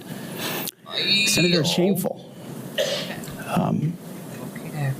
They still tout it as the most successful airlift in American history, when what the rest of us all saw was true laid before our eyes. Utter failure, a destruction of a military legacy there, abandonment of our allies, death of American troops, detriment to our reputation, and then no answers and no accountability on the other side. And then what was unleashed because of what happened in Afghanistan? The October 7th attacks, an invasion into Ukraine. The world recognized weakness for what it was. And who bore the brunt for it? The troops on the front lines at Abbey Gate doing an impossible job, whose external security was the Taliban, because there was no actual plan for this under the Biden administration. And yet, not a single person, the only person held accountable in those moments was a Marine Corps lieutenant colonel who had the courage to stand up and say someone should be held accountable for that. His name is Stu Scheller. No one else involved has ever taken accountability for it. When that microcosm becomes the reality of the perception of the American military or America's commitment to victory and success and positive outcomes, the world responds to that. President Trump is going to restore real deterrence by bringing a real warrior culture back, rebuilding our military, and ending wars properly. And if we have to fight them, winning them decisively. I served in Afghanistan. You served in Afghanistan. 75% of our nation's veterans disagree with how the withdrawal from Afghanistan was handled, the embarrassment of it. What that's done, I believe, has directly impacted our historic recruitment crisis in this country, without a doubt. And you've already talked about that, but how do we fix it? How do we bring pride back to wearing the uniform for the next generation, to inspire them to do what you and I did, to raise our right hand and take that oath and serve this great country? I really do think it comes back to strong, clear leadership, patriotic, pro-American leadership that says we're not going to focus on all the other political prerogatives. That's why we all have political perspectives. I said this before and I'll say it again. In uniform, none of that matters. You wear green, you wear blue, you bleed red. That's it. Who you vote for doesn't matter. But when the perception of that changes, then you don't want people deciding whether to serve based on a political party in power. That's a dangerous thing for continuity inside your military. And it's fragile right now. President Trump, and if I'm confirmed with my leadership, we're going to restore the continuity of an apolitical military that acts decisively and only based on merit. They sound basic, but they're fundamental. You and I agree that wokeness is weakness. Mr. Hegseth, do you support racial quotas in recruitment or promotions in the United States military? Senator, I do not support any form of racial quota. Do you support affirmative action at our nation's military academies? Senator, I only support hiring and promoting and admitting the best and brightest, whatever their background is. I think that's very important. Mr. Hegseth, Lloyd Austin, the secretary, later went AWOL. He disappeared for days and never told the president, didn't even inform the president's chief of staff that he was going into the hospital. Would that ever occur on your watch? No, Senator. I know in any one of my jobs, if I had decided to go AWOL for even a day or two in uniform or around that, that would have been a concern. I believe accountability matters. No one to this day has ever, as you've said, been held accountable for what happened in Afghanistan. It was embarrassing to this country. It's impacted this country greatly. And I applaud you and President Trump for bringing accountability back to our Pentagon. With that, I yield back. Chair recognizes the distinguished ranking member for unanimous consent request. Mr. Chairman, I would like to submit an article discussing some of the issues of readiness and DEI.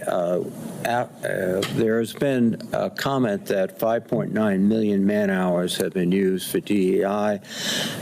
General Milley clarified that that is an estimate out of more than 2 million man-hours that the Department of Defense invested during the time period. Where is this published, sir? This is published by Megan Myers, and I will get the okay.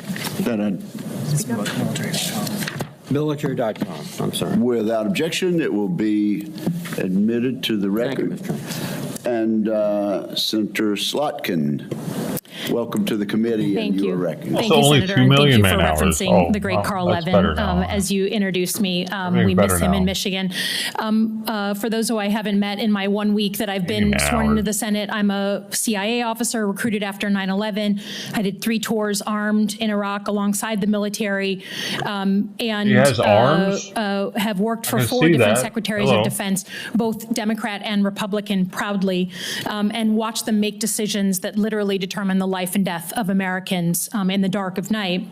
I'm also a Democrat representing a state that Trump won, right? We both won on the same ballot. So I understand that President Trump has the right to nominate his people. We are going to have policies that we disagree with. All of that, to me, comes very standard. What I think I'm most concerned with is that no president has the right to use the uniformed military in a way that violates the U.S. Constitution and further taints the military as that apolitical institution that we all want. right? And our founders designed the system so that, we had posse comitatus, that we weren't going to use active duty military inside the United States and make American citizens potentially scared of their own military. We went through our own experience with that with the British. As the Secretary of Defense, you will be the one man standing in the breach should President Trump give an illegal order, right? I'm not saying he will, but if he does, you are going to be the guy that he calls to implement this order. Do you agree that there are some orders that can be given by the Commander-in-Chief that would violate the U.S. Constitution? Senator, thank you for your service. But I reject the premise that President Trump is going to be giving illegal orders. No, I'm not saying he will, but do you believe there is such a thing as an illegal order that Joe Biden or any other president, Donald Trump, could give? Is there anything that a commander-in-chief could ask you to do with the uniformed military that would be in violation of the U.S. Constitution? Senator, anybody of any party could give an order that is against the Constitution or against the law. Right. Okay. So are you saying that you would stand in the breach and push back if you were given an illegal order? I start by saying I reject the premise that President Trump will be giving you've done your any illegal to him, orders but at all. This isn't a hypothetical, okay? Your predecessor in a Trump administration, Secretary Esper, was asked and did use uniformed military to clear unarmed protesters. He was given the order to potentially shoot at them. Helos flew low in Washington, D.C. as crowd control. He later apologized publicly for those actions. Was he right or wrong to apologize? Senator, I was there on the ground. And I saw I understand, and I respect that. I've been there. But you're about to be the Secretary of Defense that was involved in that moment. I was also he right to? So he was legality and the Constitution. Sir, was he right or wrong to apologize? I'm not going to put words in the mouth of Secretary Esper or anybody else. He said them himself. You don't have to. What are you scared of? Did he do the right thing by apologizing? I'm not scared of anything, Senator. Then say yes or no. You can say no. The laws and the Constitution. Okay. In any particular Donald scenario. Trump asked for the active duty 82nd Airborne to be deployed during that same time. Secretary Esper has written that he convinced him against that decision. If Donald Trump asked you to use the 82nd Airborne in law enforcement roles in Washington, D.C., would you also convince him otherwise? I'm not going to get ahead of conversations I would have with the president. However, there are laws and processes inside our Constitution that would be followed. President Trump said in November that he is willing to consider using the active duty military against the, quote, enemy within. Have you been personally involved in discussions of using the U.S. military active duty inside the United States? Senator, I'm glad we finally got to the topic of border security equaling national security, because it's been abdicated and ignored for the last 4 years. That wasn't my question. I'm just asking, have you been involved? You're about to be the Secretary of Defense, potentially. Have you been involved in discussions about using the active duty military inside the United States? Senator, I am not yet the Secretary of Defense. Right. I'm just confirmed, I would be party to any number of So you haven't been in any of these which conversations? I would not reveal what I have discussed with the President of the United States. No, just have you been in conversations? You're going to be in charge of 3 million people. The active duty that I know you care about, I believe you care about. So have you been in conversations about using the active duty in any way, whether it's setting up in detention camps, policing dangerous cities? Have you been involved in any of those conversations? Certainly, I have been involved in conversations relating to doing things this administration has not, which is secure the southern border and not allow floods of illegals to enter our country through an invasion that threatens the American people. And there are ways in which the military is already playing a role in that, to include 5,000 National Guardsmen from Indiana and Texas who are at the border right now allowing for border security. So there is plenty of precedent duty military for military to members staff detention our southern centers. border. Our U.S. military is not trained in law enforcement roles. I think you know that, right? We've seen how that mission is difficult for them in places like Iraq and Afghanistan, because that's not the training a uniformed military.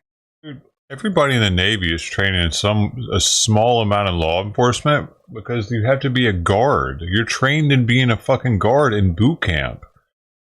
And a guard is a type of law enforcement. There's a guard at the ship's bridge. There's a guard at the beginning of the piers to get into the berthings for the different ships. There's one at the front of the base. that one might be a master at arms, but like everyone is trained in being at least a guard and taking someone, like if you got to take someone to apprehend somebody or whatever. So I don't know, man. I think she I don't know, a little bit.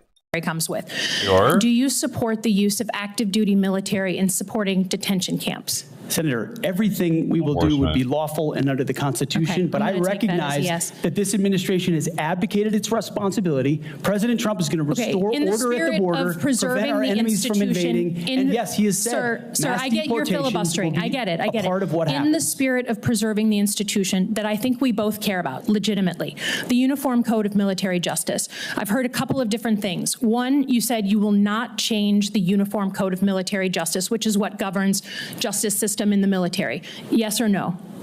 You said that earlier. Those are I'm just laws, confirming. Senator, set by Congress. Okay, so you will not go to change it. You will not attempt to change it. You also said that JAG officers are potentially people who put their own interests in their own medals and promotions ahead of the troops. Senator Lindsey Graham was a JAG officer for most of his life. Is that what you believe about those who implement our justice system in the U.S. military? Senator, I was speaking about particular JAG officers I've had to deal with in my military Are you experience, going to get not about a involved? member of the United States Senate. Are you, as Secretary of Defense, going to get involved in the implementation of the U.S. Military Code of Justice? Senator, ultimately, it will be a big part of my job to evaluate decisions vis-a-vis Okay, so the I'll take Uniform that. Code of Military I'll take that as Justice. yes. Have you seen fairly. is CQ Brown on your list in the Warrior boards to be removed from his position? Senator, every single senior officer will be reviewed based on meritocracy, standards, and lethality, and commitment to lawful orders they will be given. Thank you, Senator Slotkin. I now recognize Senator Fire the DEI hires, damn it. Oh, yeah. Thank you, Mr. Chairman. I have a request from a former general who served 35 years, Dennis Leitch, who most recently was commander of the 94th Regional Readiness Command at Fort Devens, Mass., who has asked that his letter opposing Mr. Hegseth's nomination be entered into the record. Is there objection? Without objection, it will be entered. Also, I present Democrat. a host of letters and op-eds from former co-workers at Vets for Freedom and Concerned Vets for America, as well as Fox News Channel. I also have letters and op-eds from many veterans and Iraqis and Afghanis who were helped by Mr. Hegseth. I ask unanimous consent to introduce these letters and op-eds. Without objection, is so. Is it over? ordered. Senator Sheehy, you've been very patient. Thank you, Mr. Chairman. Entering a support letter in for Mr. Hegseth, submitted by nearly 90 former soldiers who served with Pete in combat. I would like to submit a statement from 86 of them who support his nomination. Although they come from different units and ranks, the signatories commend Mr. Hegseth for his selfless leadership, love of his soldiers, and commitment to our country. 2 items. Sorry, 1 item. I ask unanimous consent to enter this. Without objection, it will be entered. Thank you, Mr. Chairman. Pete, I'm actually going to ask you questions because I want to hear your answer. How many genders are there? Tough one. Senator, there are 2 genders. I know that well. I'm a she/he, so I'm on board. What is the diameter of the rifle round fired out of an M4A1 rifle? That's a 5.56. How many push-ups can you do? I did 5 sets of 47 this morning. What do you think our most important strategic base is in the Pacific? In the Pacific, Guam is pretty strategically Guam just significant. left. See that? How many rounds of 5.56 can you fit into the magazine of an M4 rifle? Depends on the magazine, but standard issue is 30, Senator. And what size round does the M9 Beretta standard issue sidearm for the military fire? A 9mm, Senator. What kind of batteries do you put in your night vision goggle? Duracell. So right there, you're representing qualifications that show you understand what the warfighter deals with every single day on the battlefield. you understand what happens on the front line where our troops will be. And what happens, unfortunately, in this country is decisions made in rooms like this, bad decisions, end up in dead 17, 18, 19-year-old Americans. And those Americans rarely come from families that sit in rooms like this. They come from lower middle-income families who sometimes the military is their only way out. And they join because maybe they want to go to college. Maybe they had no other choice. Maybe they love this country. But for whatever reason, they joined and they sat on the dotted line. And when people like us screw up, they don't come home. And that's the one thing that I care about. As you remember when I shut the door, when you came with your entourage, Senator Coleman, I've known for a long time, and you and I sat together, asked you one question. You remember what that question was? Are you going to have the backs of the war fighters? Exactly. What is going to be your number one priority? And I don't care, frankly, what all these letters and articles say. I've been a part of a smear campaign too, I get it. I care that you're going to have one thing in mind when you sit in that chair in that 5-sided building, and you told me what that was. So with that, you have my support. I'm sorry you have to go through a process like this, but it is one of the most important jobs in the world. We got to make sure you're ready for it. I thank you for your answers. I got one final question that's very important to me. This is more of a technical question, but I think it's to fix the Army in this country is a 1 or 2 year problem. We can make bullets, we can make rifles. Fix the Air Force might be a 5-year problem. To fix our Navy is a decades-long pursuit. How are you going to fix our national? Damn it. You don't have all the power. We're not China. Unfortunately, you can't snap your fingers. But how are you going to lead an initiative within the DoD to reinvigorate our national shipbuilding industry so we are able to compete with China? Because freedom of navigation is critical to our economy and the global economy. It's going to be a very important task for you to complete.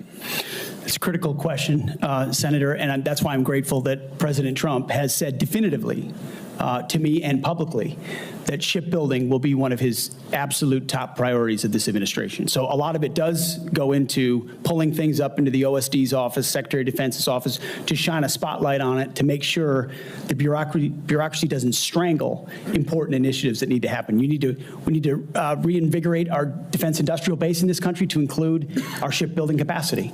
Some of it is on the east, some of it's on the west, some of it's on the Great Lakes. The workforce problems that our shipyards are facing are significant, and there's been a big investment from this committee, I know, in a lot of those places because of the shortfalls, manpower issues, everything else.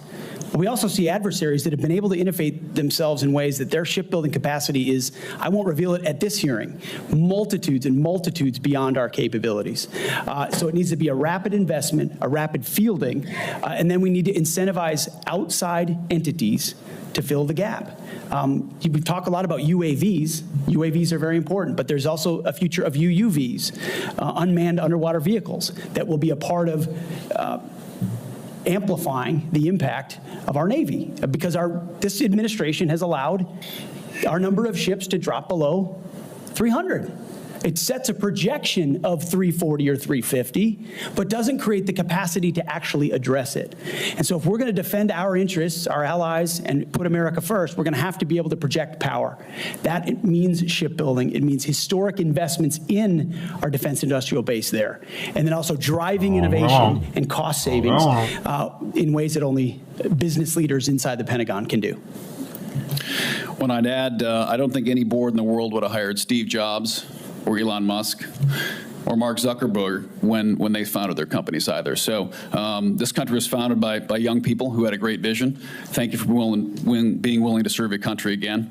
And thanks for coming here today. I yield back, Chairman. Thank you, Senator Sheehy. You yield back the balance of your time. Mr. Ranking Member, can we agree that you and I will notify members of a specific time until which the record will remain open for submission of questions for the record? Yes, Mr. Chairman. That will be a day or two. This concludes today's hearing. I want to thank the witnesses and their families, and this hearing is adjourned. Thank you. Wow, look at that, they swooped in on him.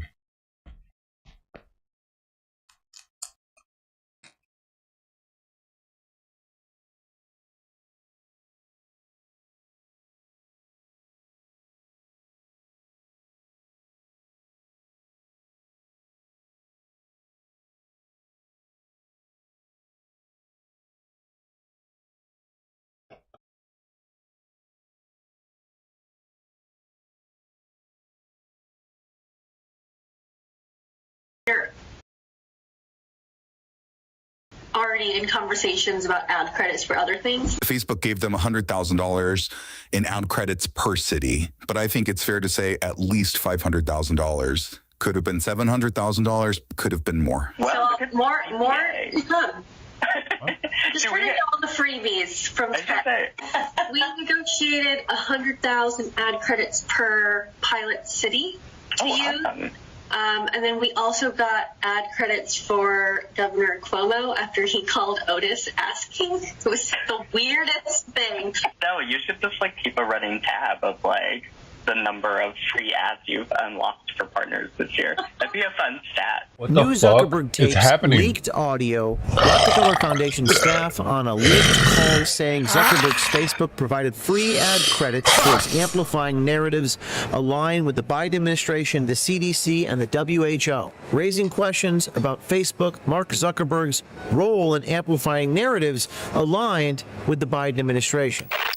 After experiencing 4 years of a volatile economy, America is facing record inflation and a massive threat to the U.S. dollar. Experts are warning the stock market could crash, and we could be facing a recession. We appear at their events, experience, and client testimonials. The team at Fisher Capital consists of some of them. Make sure to make gold today and get it from Fisher Capital. Go to FisherOMG.com. You guys buying gold today? FisherOMG.com. FisherOMG.com. Rockefeller Foundation staff on a leaked call saying Zuckerberg's Facebook provided free ad credits towards amplifying narratives. One speaker in the recording stating they negotiated $100,000 in ad credits per city. I'm also trying to help them get some ad credits from Facebook to support the study and all of that. So we're offering them a lot of support. John Spangler, then with Rockefeller Foundation, now currently working for Bill Gates, says that Rockefeller Foundation was offering Facebook a lot of support. And Estelle Willey says, quote, more to come, just trying to get all the freebies from tech. Well, so more to come. Just turn in all the freebies from tech. John Spangler urging to keep a running tab of all the free ads she's unlocked. They all giggle about it together. No, you should just keep a running tab of the number of free ads you've unlocked for partners this year. That'd be a fun stat.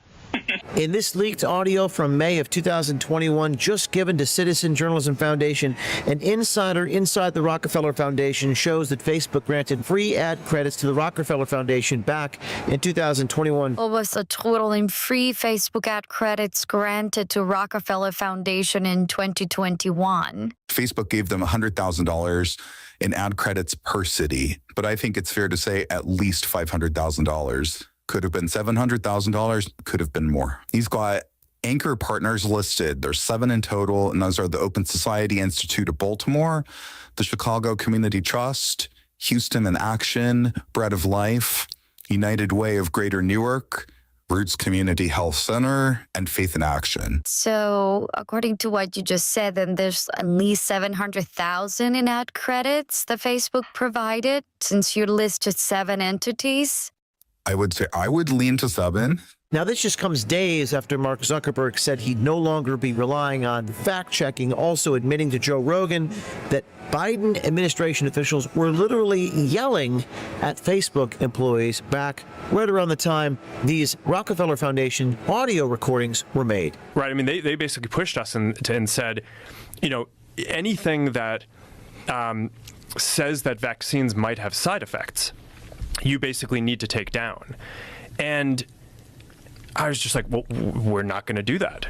We're clearly not going to do that. I mean, that is kind of inarguably true. Who is they? Who's telling you to take down things that it was that talk about vaccine side effects? It was people in the Biden administration. Key figures in the discussion on the leaked phone calls include Christy Fang, former director of communications for the World Health Organization, now with the Global Fund, John Spangler, who recently moved from the Rockefeller Foundation to the Bill Gates Foundation, and Estelle Willey, who actually is still working at the Rockefeller Foundation as director of health policy and communications. We tried calling Estelle Willey for comment. Is this Estelle at the Rockefeller Foundation? Yes, this is she. Hi, Estelle. My name is James O'Keefe, and I'm an undercover investigative reporter. and we've obtained audio from phone calls that you were making back in 2021 regarding Facebook and Mark Zuckerberg and giving free advertising credits to the Rockefeller Foundation. I'm seeking your comment. Could you please talk to our media relations team? I have reached out to them, but I'd like to talk to you since your voice is in the recording. And okay. Well, I'm on a work call right now, and I can't comment right now. Okay. But if you want to just send me an email. Sure. What's your email address? This audio exposes private discussions about leveraging ad credits for global health initiatives and collaborations with tech platforms. One speaker in the recording stated they negotiated $100,000 in ad credits per city. We're not sure how many cities they're referring to, with Facebook adding that they had secured ad credits for former Democratic New York Governor Andrew Cuomo as well. We negotiated 100,000 ad credits per pilot city to use. Awesome. And then we also got ad credits for Governor Cuomo after he called Otis asking. It was the weirdest thing. Efforts to secure resources extended beyond Facebook in these Rockefeller recordings, with participants discussing attempts to obtain free advertising from YouTube. One speaker said his brother-in-law, who is an employee at YouTube, may be able to assist with ad credits on that streaming platform. And then I'm also working on YouTube because Aaron's brother-in-law works at YouTube and is like the content moderator person, so he could I'm trying to get him to connect us to get credits there.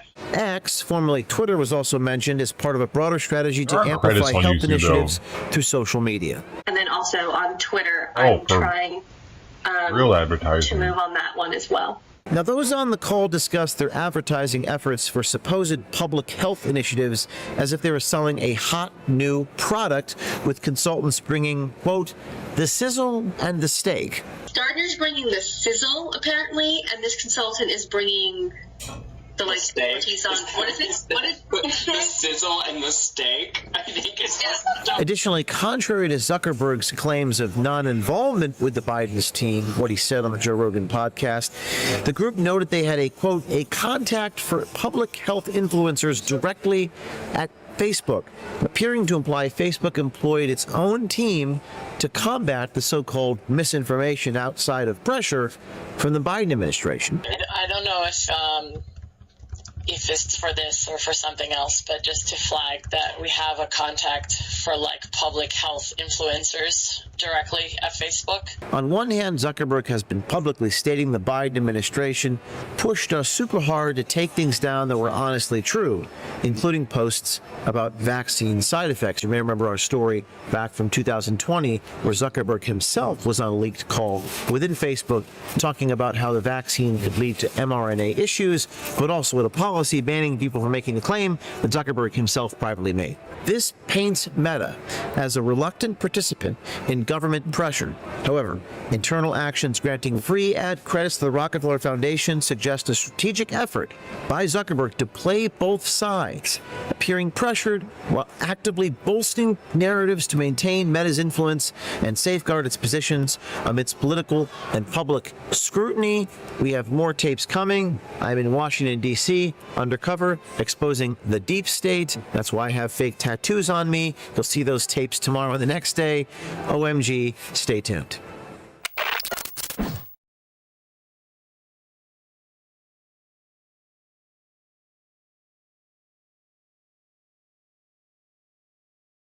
Extra bacteria. Do you like to eat bacteria? Well, so do I. I drink it and I eat it.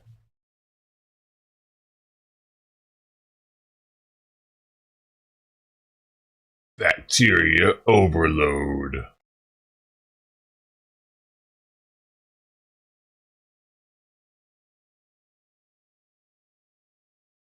Important things we're going to put in there, and we will. Last little word about the Southern California wildfires. I would anticipate a question on that.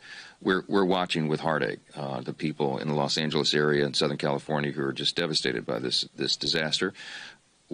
The leader and I come from a disaster-prone state, Louisiana. We deal with hurricanes and floods and tornadoes all the time. wildfires as well. We all know that. We all feel that. We're all Americans. And the Americans there that are affected, desperately need and deserve help. But you've also heard us talk about our concerns with the governance of the state of California. State and local. And to the extent that there is complicity involved in the scope of the disaster, then we think that's something that needs to be carefully regarded. You've heard the word conditions on aid. We're not projecting in advance what this will be. First of all, you have to understand the fires are still raging, and no one knows what the ultimate cost will be. It takes some time to make estimates and all of that, and that delivery process will go forward. And the way it works, as you know, is the administration will submit a request, a disaster supplemental request to Congress. That goes through the Office of Management and Budget. This is a long, deliberative process that we've gone through many times. So it's premature right now for anybody to say what that number will be or what the scope of that supplemental legislation would entail. I'm told, and I heard this morning as well, I spoke to President Trump about 90 minutes ago. I think he's planning to go make a trip himself to Southern California to see the disaster himself, and we will follow the administration's lead on this. But I will say that we have to make sure there are safeguards on the precious treasure of the American people. There are natural disasters, of course, but if they are made much worse by human error and deliberate policy choices that were unwise and were stated as such at the time, then I think that that's something that that needs to be carefully regarded. With that, I'll take.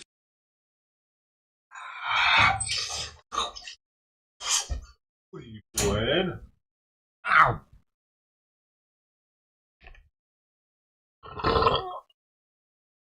I saved that for you guys. Because you're special. For me. You're my little special ones. I'll cover his nipples up. I know that that's rude.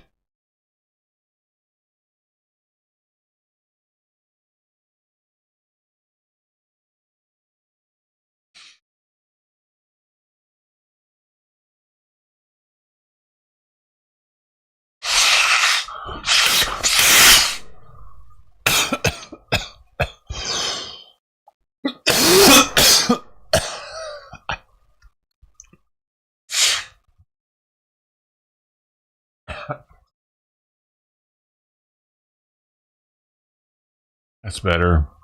Teddy! What's going on?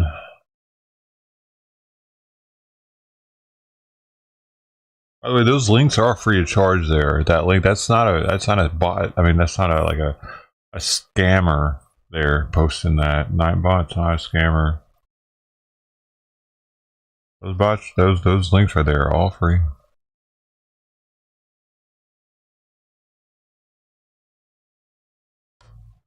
That's the best deal this side of the Mississippi. On links, that is.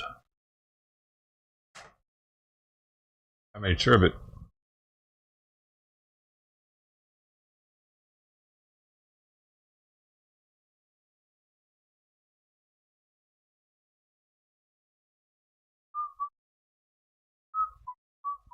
There isn't any food for you on the desk.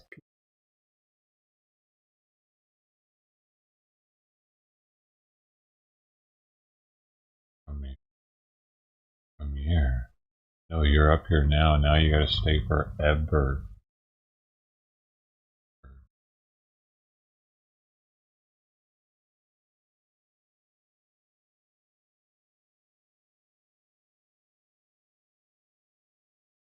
Forever. Come. Oh,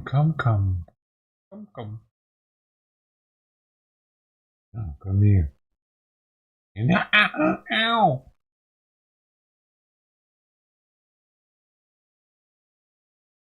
Hey, you go. Hey.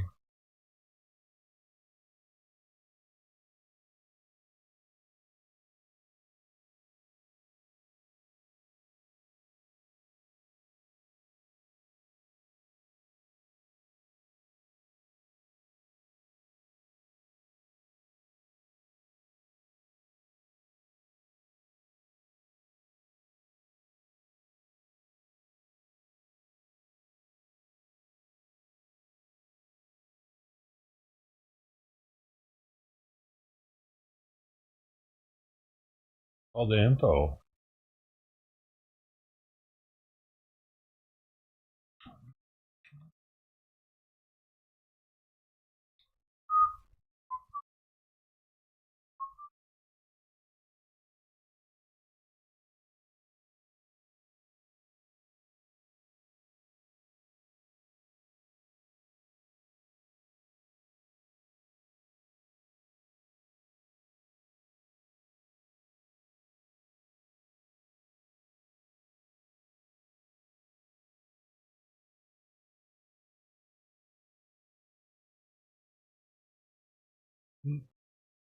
I don't know why she does that with her paw.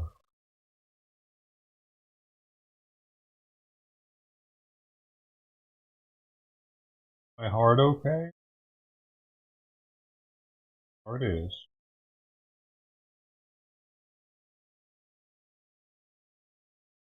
Tell me something? Maybe she knows. I need to get my heart checked.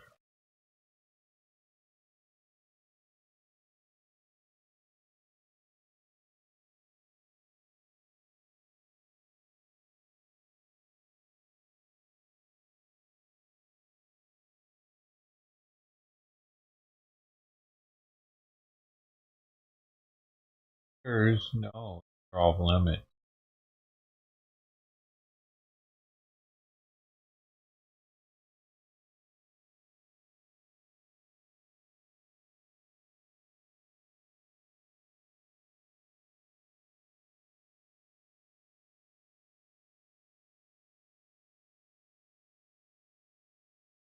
Yeah, all the content is just dried up. The government just went off and went home for the day. This is the United States of America, damn it. Dude, I just got another Facebook follow.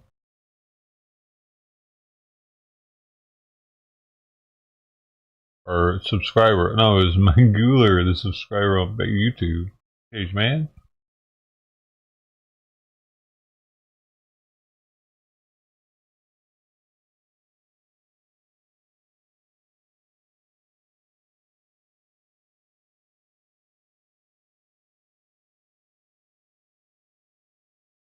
Hulk Hogan celebrates Trump's inauguration early. WWE Hall of Famer Hulk Hogan joins us now after he drinking? chugs the beer.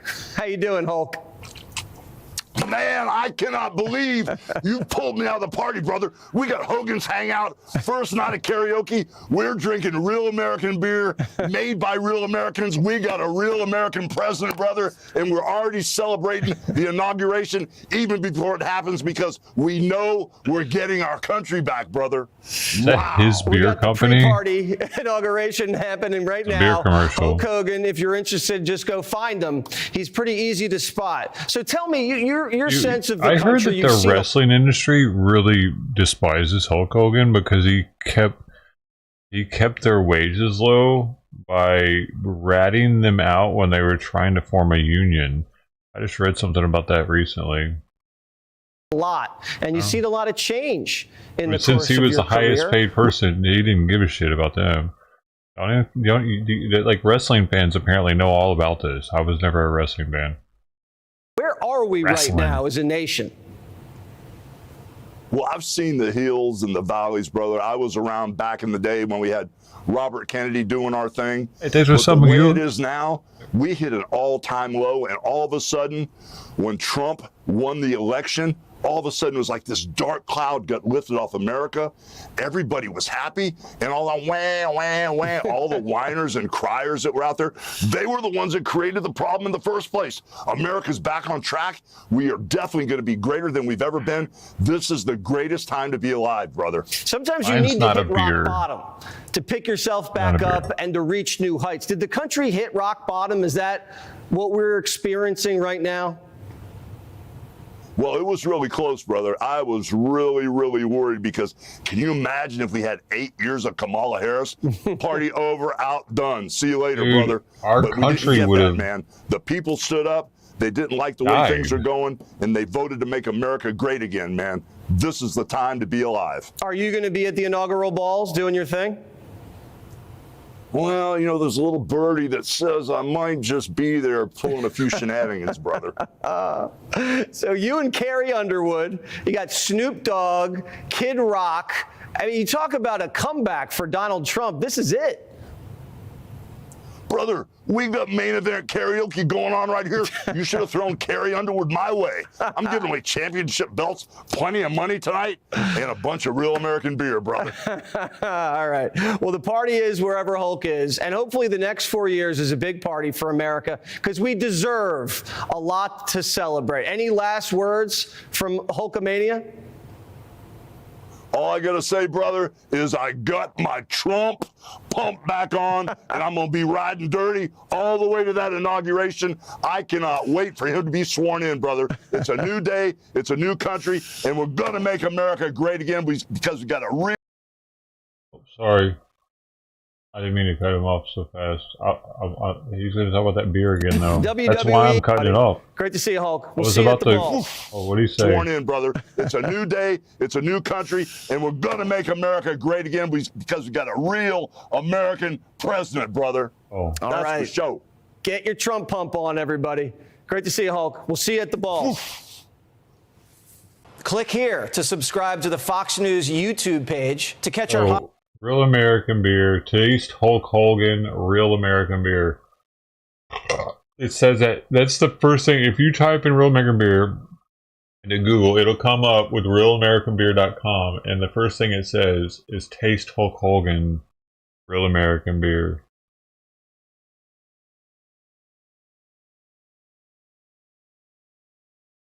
But they didn't put an apostrophe S. It just has an apostrophe. Taste Hulk Hogan. I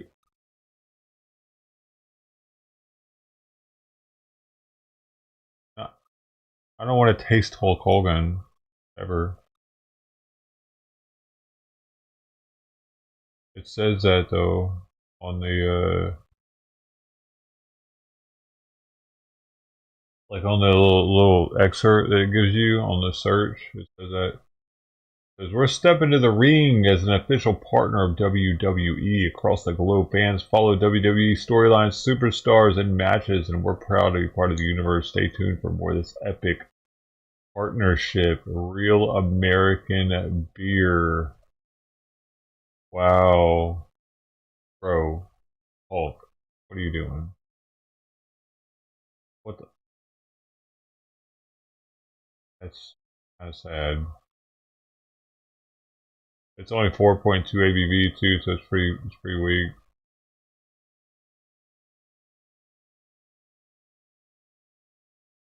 Four 4.5 is like a norm, ain't it? Or five would be. What is he doing, dude? It's gotta. Oh no, you look at it, guys. Real American hero. Oh, lost it. There it is. Right.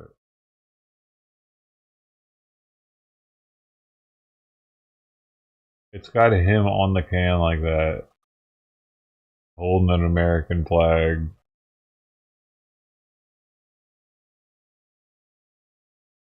They even have gear. I wonder how much you spent trying to like be a beer seller.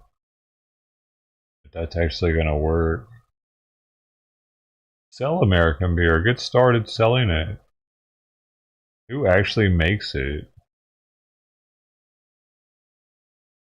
He's probably buying it from somebody else and rebranding it.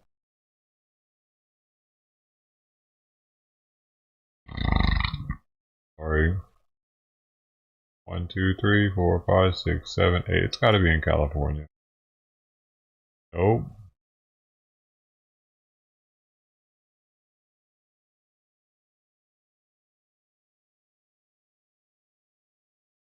The whole celebrity alcohol bandwagon thing is weird.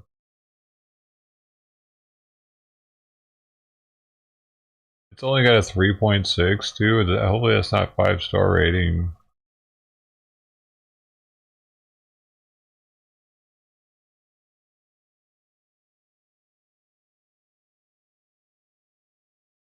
$31 for 24 pack, and it's expensive.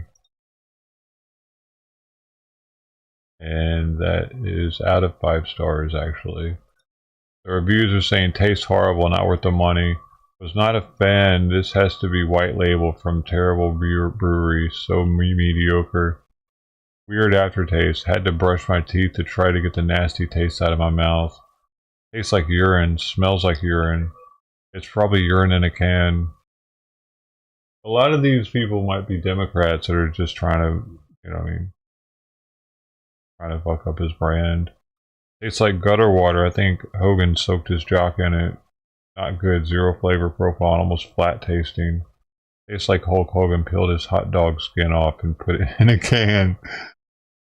I don't know. Probably a bunch of Democrats trying to bring his brand down. He's a Trump supporter.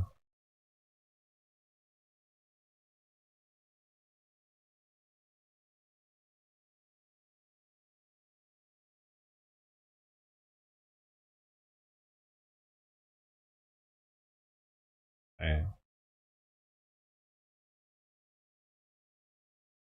What happened to the fires, man? There's supposed to be fire coverage today. There's nothing.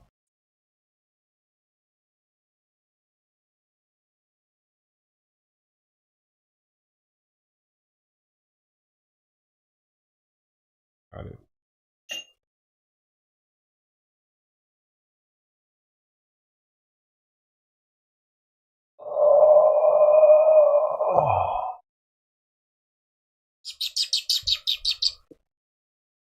Kitty, kitty. Back to these massive fires in Los Angeles. They're still burning, and they're not just a tragedy, they're not just an economic disaster, they are also destroying the woke movement and changing America's political culture.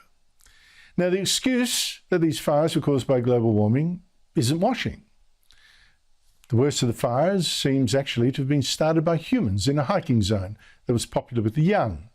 And as I showed last night, other parts of California are actually getting more rain than usual. And studies say that the Santa Ana winds from inland that are whipping along these fires would actually be tempered by global warming, not made horrifically worse. Now, this is a story of colossal mismanagement by very woke politicians. Fire hydrants didn't have water. One crucial dam had been drained. The budget for the City Fire Brigade had been cut by the Mayor, Karen Bass. Meanwhile, spending on diversity policies went up. The wokeness in California is incredible. The Democrat governor of the state, Gavin Newsom, touted before the election, we're going to promise to spend millions to supposedly Trump-proof California, protected from that wicked Donald Trump, when instead he should have fireproofed his state, but he slashed the spending that would have done it. And he scrapped dams in order to save fish. Joining me is Sean Spicer, the first White House spokesman of the now re-elected Donald Trump. Sean Spicer, great to see you again for another year of commentary from you. Lucky to have you. At least 24 people dead in these fires, 12,000 homes and other buildings destroyed. I mean, it's an absolute catastrophe. But I wonder what the political impact now is of these fires. It's a really good question, Andrew, because in all my years in politics, which you're not going to believe is just over 30 now, I have never seen so many people on the left speak so critically of their elected officials, whether it's Karen Bass, the mayor of Los Angeles, who was out of the country on another taxpayer-financed junket, or Gavin Newsom, who bumbled his way through the first iterations of this disaster. I have been shocked by some of the response of the Hollywood left elite and others who finally are recognizing the sheer incompetence of these folks. And it was interesting. We had, I host a YouTube show in the morning on my channel.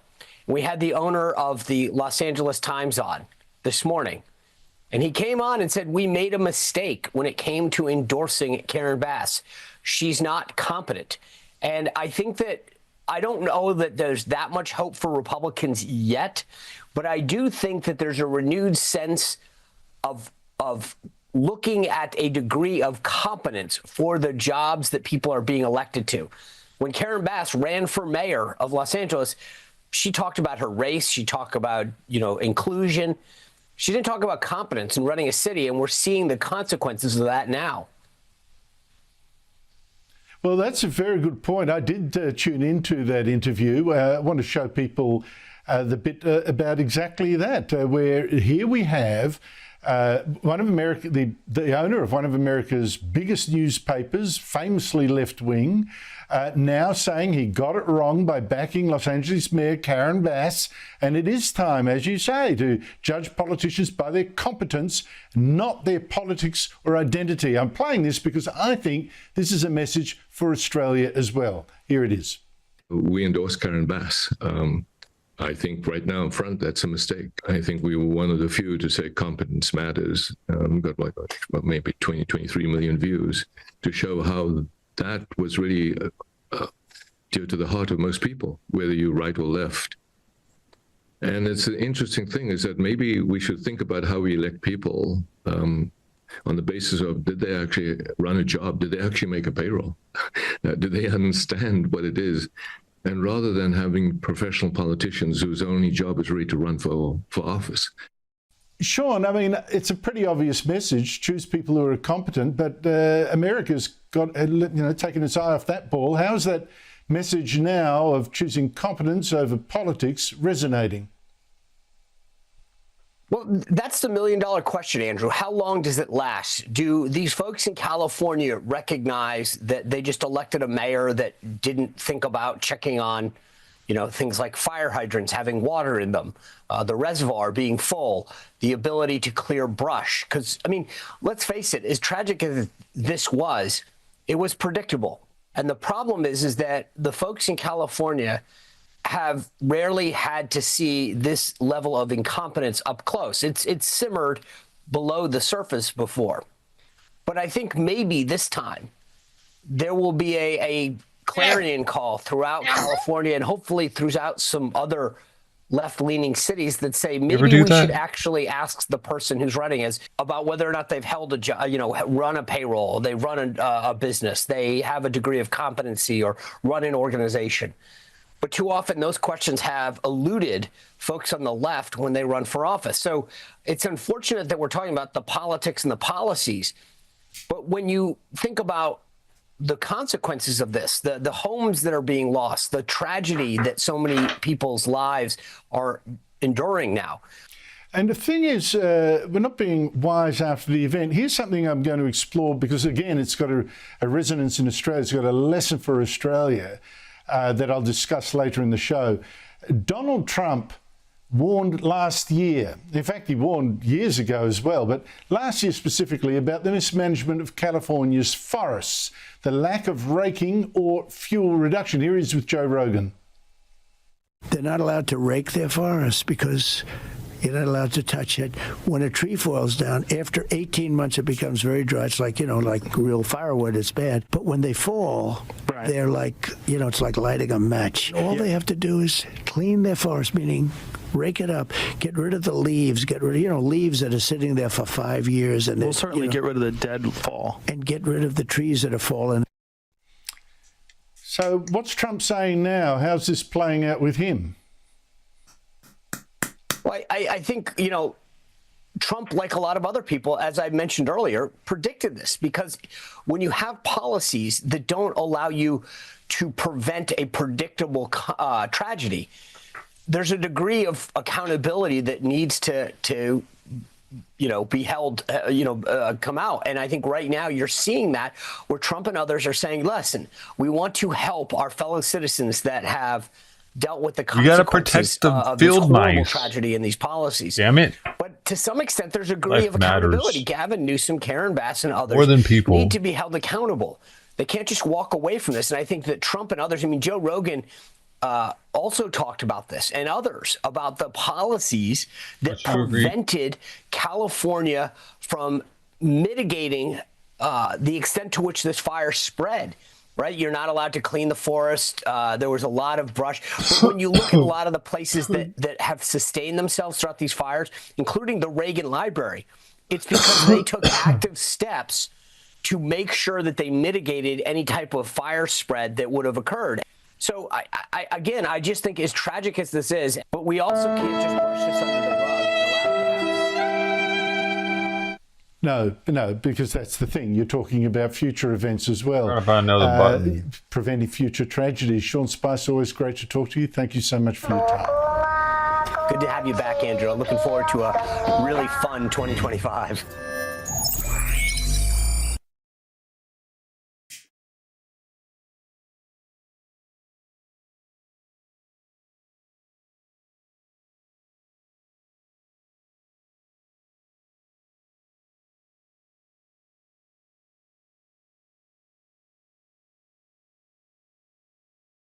So come on, ride that train.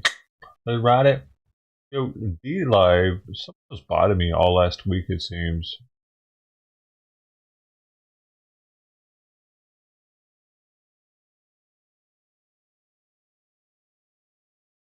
I'm dead.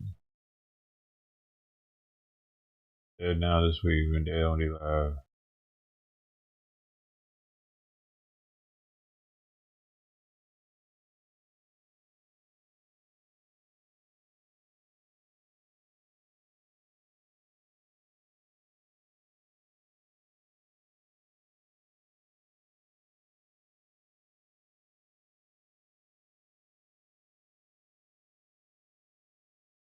Look at all these kitties. Thank you, Kathleen. Friends, you're alive. Health. You have a warm house. Your cat Jojo. That your granddaughter's okay. I have a house. Your espousing daughter. FFRC. Spouse. Family. Sense of humor. I love all these kitties. Your son. I mean, look at these amazing things that pizza and hot dogs. You can be grateful for pizza and hot dogs. It's amazing if we really stop and think what we're grateful for. A job, that's a huge thing. Yes. Tacos are not wonderful. Man, I'm craving tacos. You guys are killing me. I live by Monster. Should I say titties? Like, oh, it's subscriber only. I'm not a subscriber. How much joy does Boo Boo bring you? I should have said titties are awesome. These little furry creatures. I see yours down there. Yes, Terry and Steve. Steve is in that horrible accident. Subbed. Yep. I'll sub so I can next time. Everything. So, I mean, there's so much to be grateful for, and even if you think that there's nothing to be grateful for, you can think hard enough. Yep. There is something. Hey, if you wake up in the morning, come back to finish up her fish oil. So, the alternative is not good. Thank you for listening, those guys. Thanks for sharing. That was fun. Number 4, if you don't have a passion, if I would have put any other food out, tried it, might not eat the fish oil food. Else wants it. We all have to work to live, but we shouldn't live to work. Find hobbies linked to what you're passionate about. Again, around 11:30. When Jimmy passed away. Right before the sun hit the plate, huh? It was hard. It's hard. It's still hard.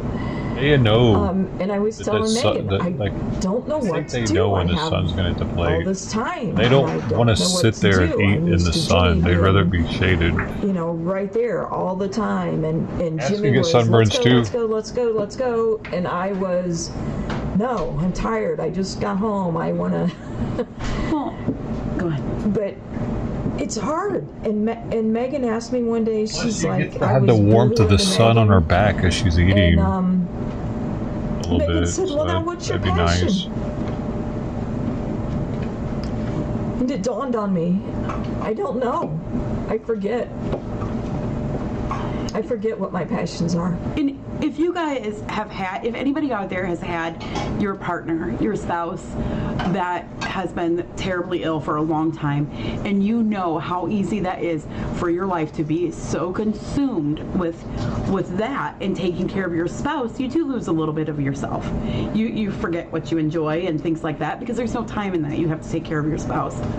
You know, so I think a lot of us have actually been in that same spot. Yep, KB, been there. You know. Janice, I challenge you, get back to writing. Yep. A lot of you guys have felt that. A child or a partner with health needs, it's all consuming. It is. It is. So we're going to work on that for her. We're going to work on finding something. You're gonna make me cry. Okay. I know. I wasn't gonna. You're fine. Number 5. Know a woman's worth. Whether you are a woman or you love one, you should remember that she's more than flesh and bone. A lady likes to be complimented on her looks, her eyes, her figure, her personality. All that is so... Dude, what? All right, now I'm not gonna start taking relationship advice from the cat ladies. Dooby dooby doopy doo doo doo doo doo. Hey, buddy.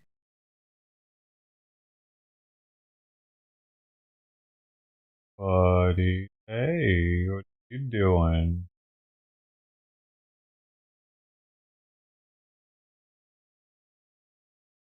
Doing here? You're not supposed to be here.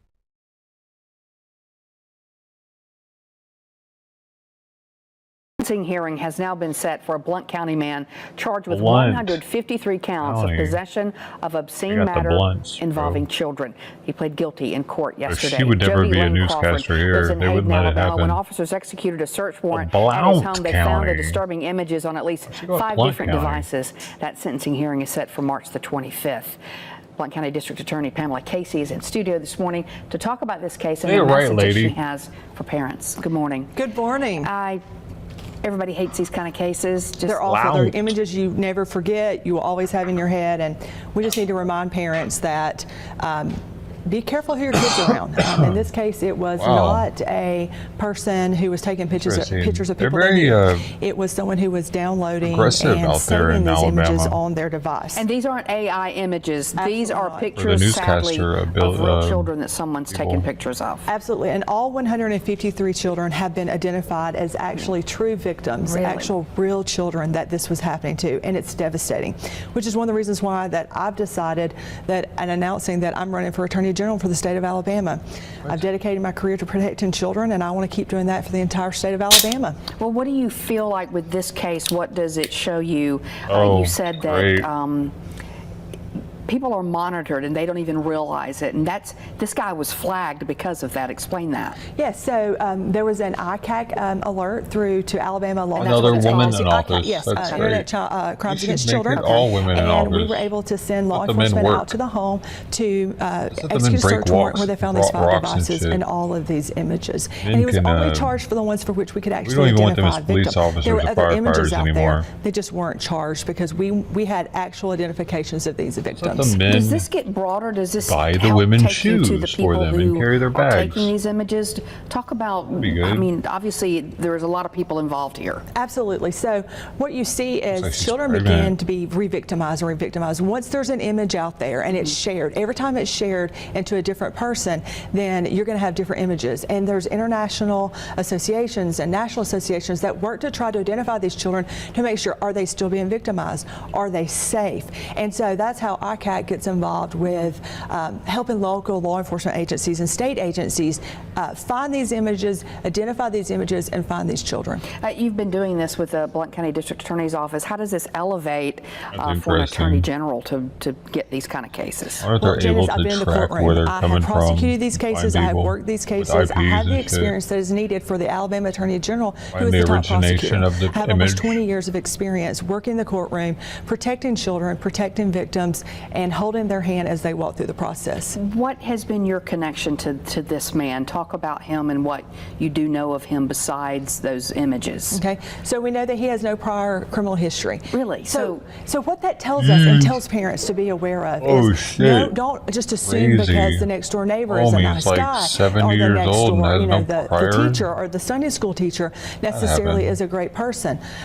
We have to be aware of who our children are around. So people who are looking at these types of images, downloading these type of images, we see those people progress to actual crimes against children, actual children in their home. And statistics show that the majority of victims are victimized by family members or close people to their home or to their family. So be aware of who your children are around. What are some of the things that no one wants to believe these things could be happening to their children, but and children don't know how to express it sometimes.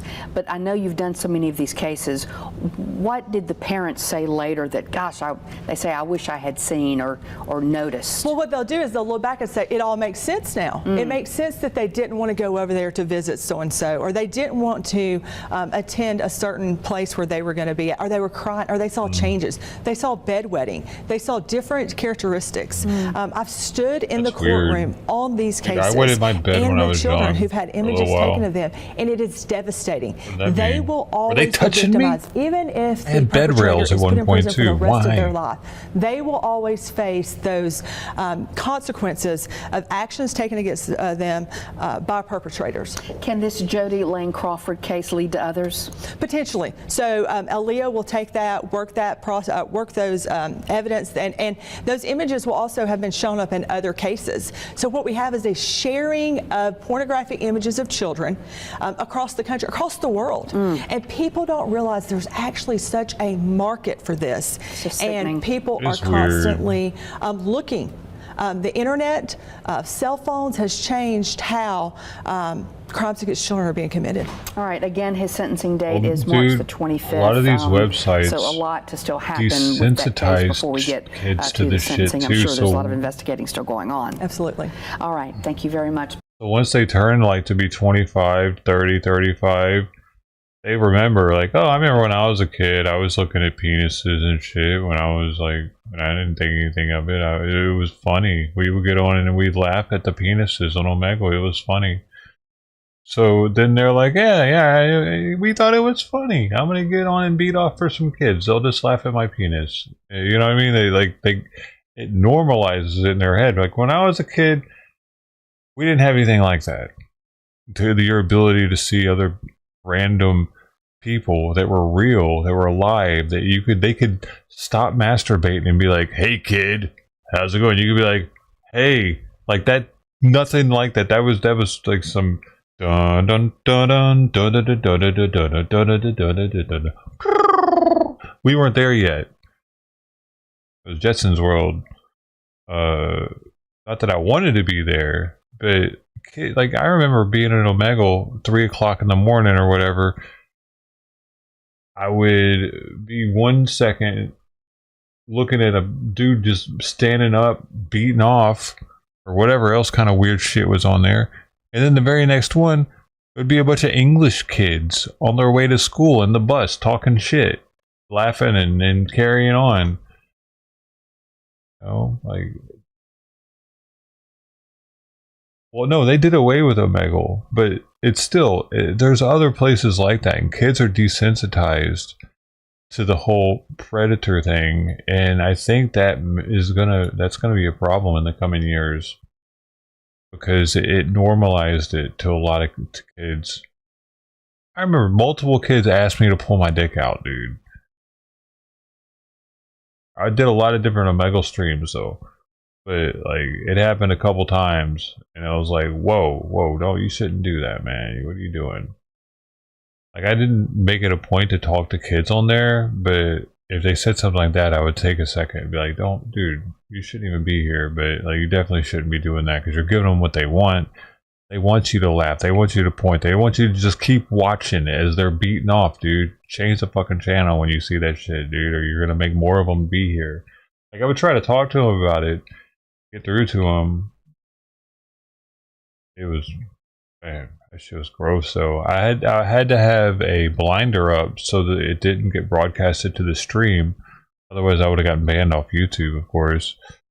But it was all being streamed live for everybody to see what was happening. I had a cover paper over their camera until I knew that they were safe to show. I don't think I would show the kids. Dude, one time, this kid, man, I don't remember. I had just gotten off, or the stream just never saw it because I kept the thing up because it was a kid. But he had a gun up to his head. It's like 10, 11, 12-year-old or something, and it looked real. And he said something like, I'm gonna do it or something, and he pulled the trigger. And I'm like, what are you doing, kid? Like, what? Because I realized it was in a real gun. Like, what the fuck are you doing, man? Like, what? This isn't funny. And he like got his little notepad out and wrote some shit down. I was like, okay, oh no, I'm doing this for a school report or school, like some shit. I'm just like, what the, dude? Like seeing how many people cared, how many people didn't care. I guess he was marking out. He cared. He didn't care. He thought it was funny. Another time, one of the kids actually hacked me and was able to tell me where I lived. He was like, Long Beach. And I'm like, and this dude was like probably 10 to 12 years old. That tripped me out too. He was like already learning how to hack, to figure out stuff like that, which is pretty complicated to do. Yeah, it's kind of, but to get it through that program I tried to do it myself. Like I wanted to try to I wanted to do it on stream to people for content, and I couldn't figure it out. There was a lot to it.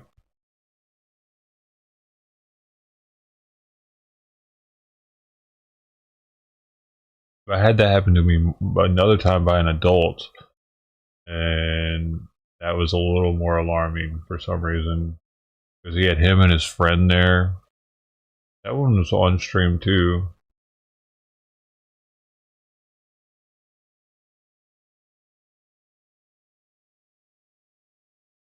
Yeah, no, there are programs that you use, but you have to know how to use them, and it's not just one program.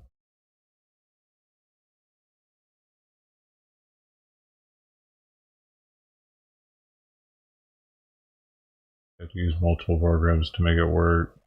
Or at least that's how it was.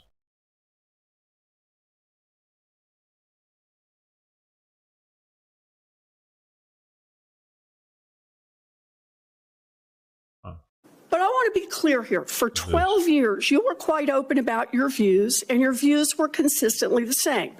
Women are inferior soldiers, sailors, Marines, airmen, and guardians.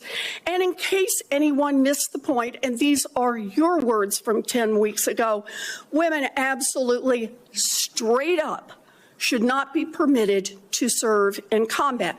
And I notice on each of these quotes, those are said without qualification. It's not by how much you can lift or how fast you can run.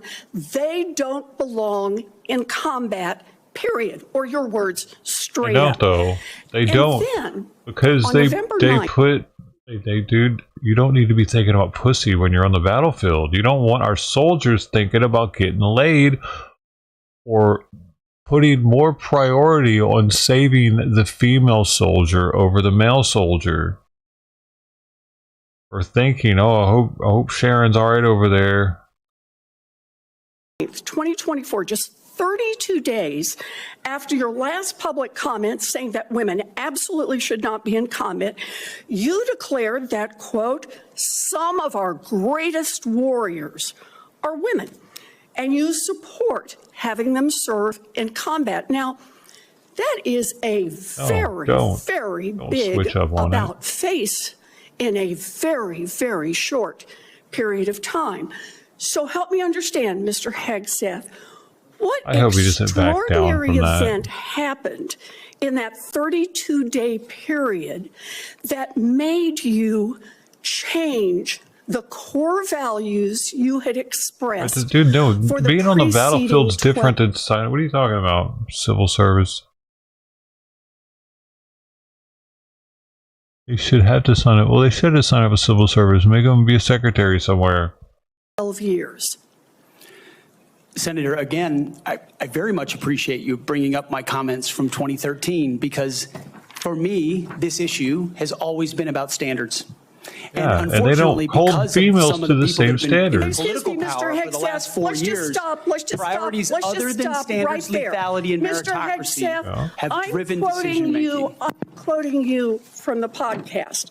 Women shouldn't be in combat at all. Where is the reference to standards? Why does that she they want should them to be? there if they can carry, if they can run? I don't No, see that at all, Mr. no, they shouldn't, Hegseth. even if what they I can. see is that there's a 32-day They should if they period can run and carry. in which you suddenly have another description about your views I of hope he women sticks in the to that, military. dude. And I just want to know Not on the battlefield. what Just not on the changed in battlefield, 32 man. days that the song you sang is not the song you come in here today to sing.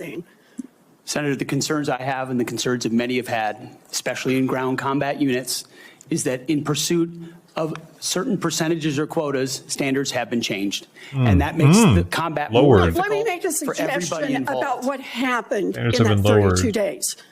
You got a nomination from President Trump. Now, I've heard of deathbed conversions, but this is the first time I've heard of a nomination conversion. And I hope you understand that many women serving in the military right now might think that if you can convert so rapidly your long-held and aggressively pursued views in just 32 days, that 32 days after you get confirmed, maybe you'll just reverse those views and go Hopefully back to the he old guy does do who that. said straight up, women do not belong in combat. Combat. Yeah. What? Why the fuck does she want women in combat? Everyone's not Jonah fucking Arc over here. Everyone, like, I don't get it, dude. Women aren't made for combat. Doesn't make any sense why she's arguing for it so much, dude. Why do they care so much for women to be able to go out and die in the battlefield? As well as be a liability, because if they have lowered the standards across the board, because when I was in, women's PRT standards were all lower. For the run time was longer, push-ups was lower, sit-ups was lower. So they were weaker. They were automatically weaker than us. All of them were. They would have to have gotten like an outstanding score to be as good as the average man in the Navy.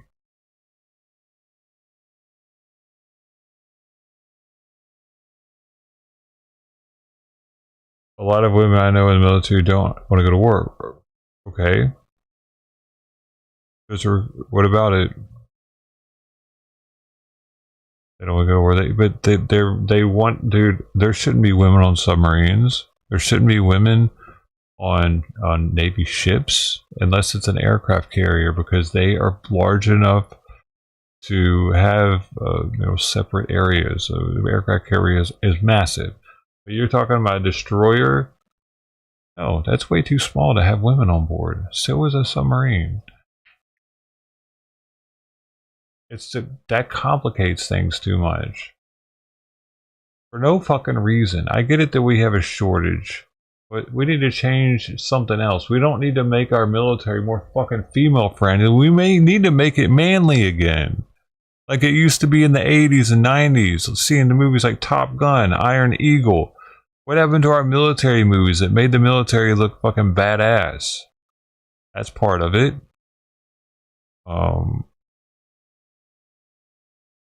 All the bad news all the time that the news agency is putting out about military isn't good either. They're only looking for the bad news. Females do. What do we need females? And are you a female? Are you a female?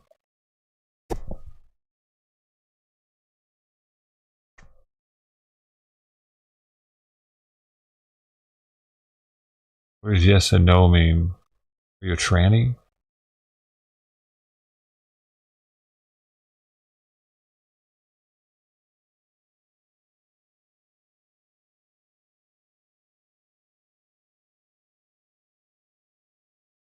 Why would we want females in a combat situation?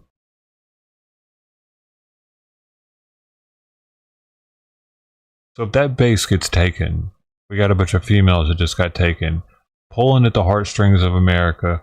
All these females are getting raped by the jihad now. They're not just prisoners of war, they're being molested up in there. They're going to start uploading videos of that shit so America gets to see it.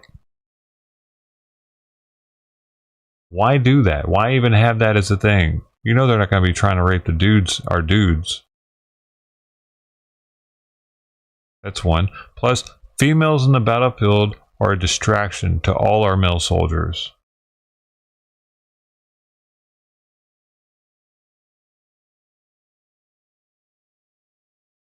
Just like they are in the Navy in school. Like, in school, I remember, since I wasn't on an integrated ship, but in boot camp and in school, that's integrated.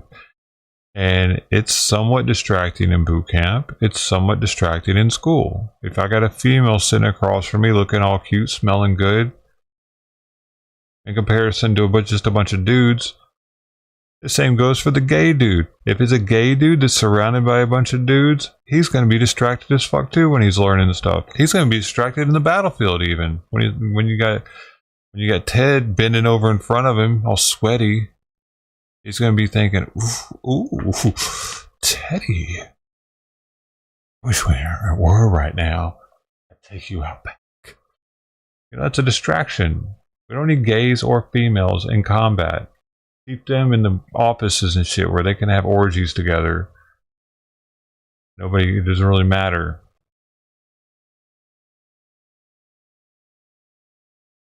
Well, there's certain aspects of females in the military that combat issues. The only time that females were actually needed that I know of in combat were in Afghanistan. When they were going door to door, mud hut to mud hut, talking to the villagers there, they needed the female. Because the way their culture is, the females don't go to the meetings with the males. They're separated. They stay in their arms. So the female that was also fluent in their language, is it Arabic?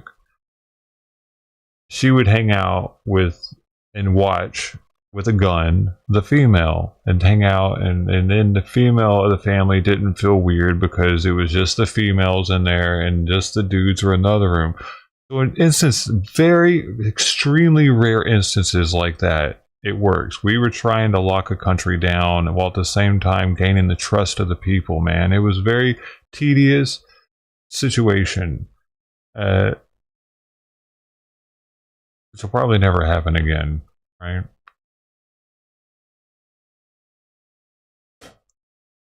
Now that we're out, it's too dangerous to go back in. Maybe we could need some for Iran if we end up invading Iran. Holy shit.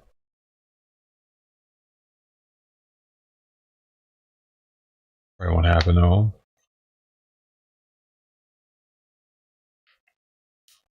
I guess we could use a couple just in case of that. But they would all really need to know Arabic. They would be a very specialized group of women.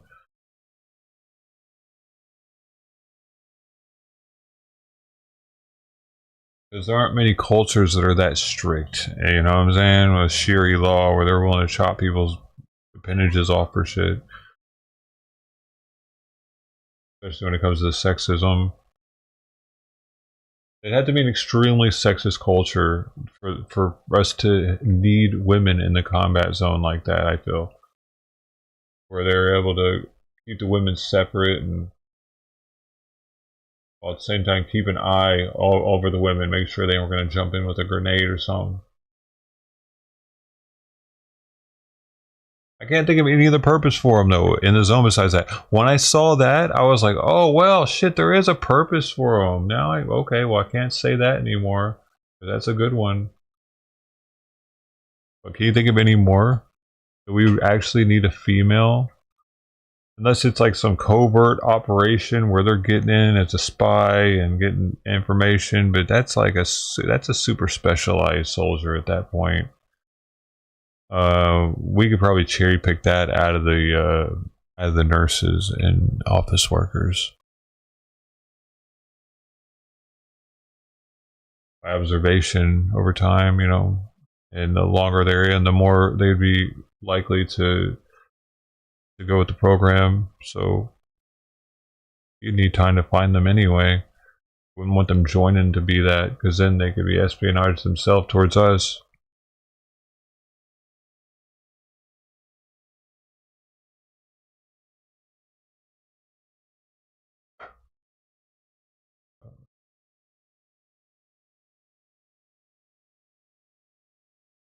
What do you mean, cushy ideological bogs?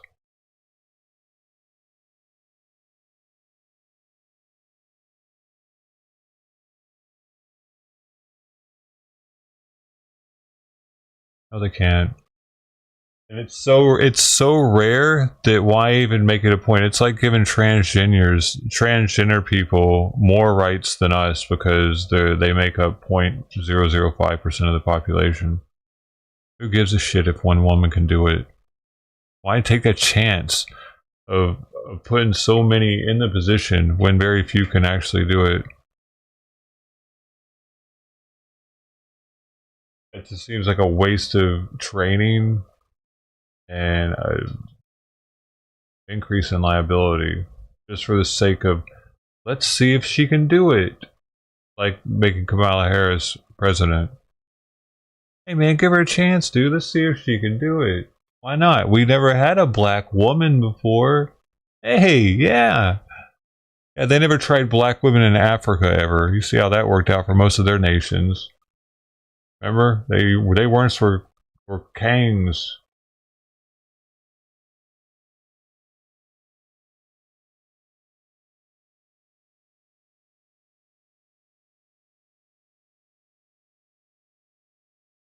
Right? I don't know why women want to be in the fucking battlefield. It doesn't even make sense to me. What is wrong with women nowadays? Women want to be men.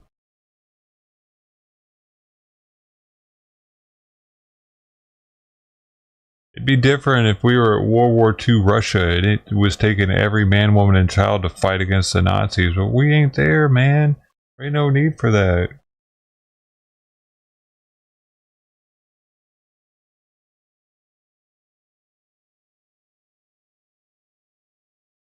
Joker.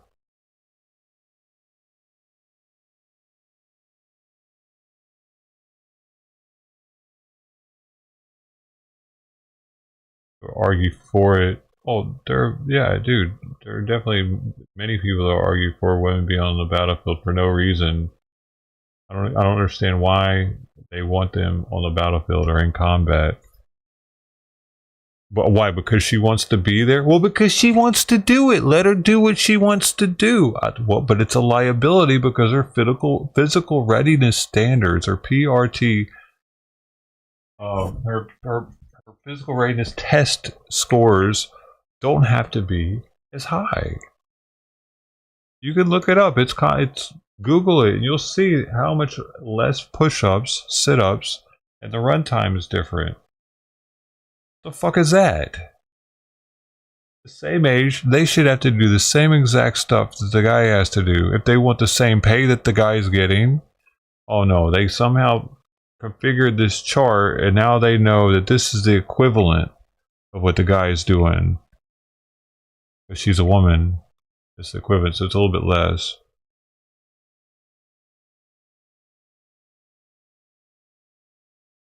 Why should they get the same pay if they don't have to do the same work? They don't have to have the same strength.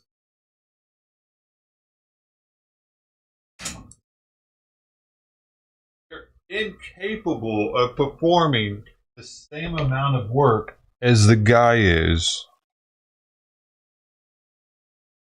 But they get the same pay. And they're still bitching? Women are still bitching in America? All you gotta do is join the military. You get treated equal for no reason.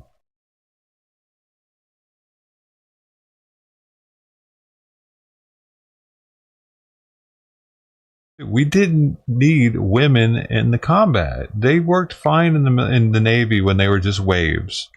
Waves were nurses and secretaries. It was just, what was wrong with that? Do we need women? Do we need like them to fill the other positions because we had such a shortfall in recruiting? Is that what happened? Something happened. Was it the women's suffrage movement? They got the right to vote all of a sudden, and then now they wanted to be more than just nurses and secretaries? I'm looking into that. What? How?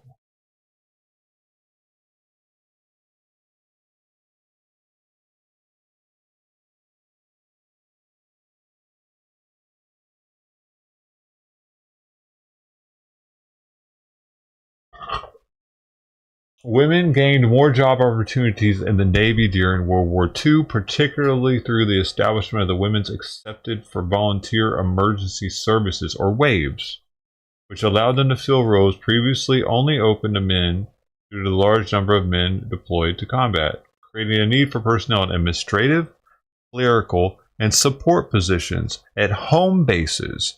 This opened doors for women to serve in wider range of roles within the Navy than ever before.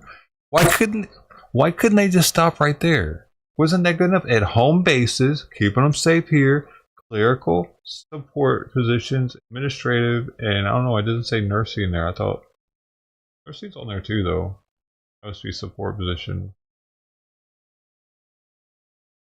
With many men fighting overseas, the Navy required a large workforce to manage operations on the home front, which the WAVES helped provide. The WAVES marked a significant step towards integrating women into the military, allowing them to take on jobs beyond traditional female roles like nursing. Oh, so that allowed them to go beyond nursing. I see. Women in the WAVES performed various tasks including clerical work, radio operation, mechanics, and administrative support. You know what I mean?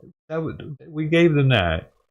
And then they just kept on going, didn't they? They're like, that's not enough. We want to get shot at. We want to be on the ship with you guys. I'm horny. I'm a horny woman. I want to be on the ship with a bunch of guys. I mean, what the hell? What's wrong with you ladies? How horny could you be? Damn, talk about, that's a little hoish right there. You're a little hoish if you're going to the military, if you're going to the Navy, trying to get on board a submarine. They got it, dude. They have to have a nickname for them by now. The dudes, the submariners. Because that wasn't a thing when I was in, so there was no nickname. But I bet by now they got something for them.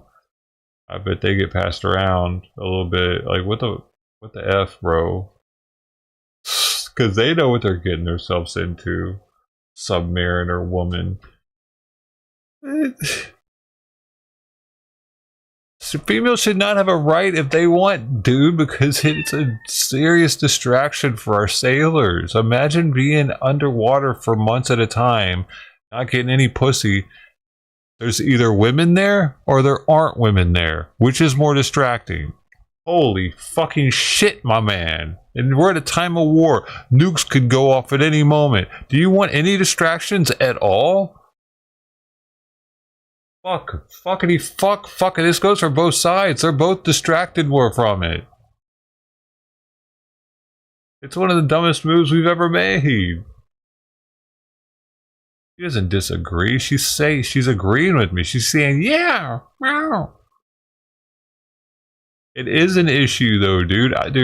I know, dude. I fucked a girl when I was in fucking school in the Navy that was also in the Navy. She ended up kicking me in the shin at a bar in Pearl Harbor. We fucked in San Diego though. There was still an issue. If we would have been on the same ship, it would have been even worse.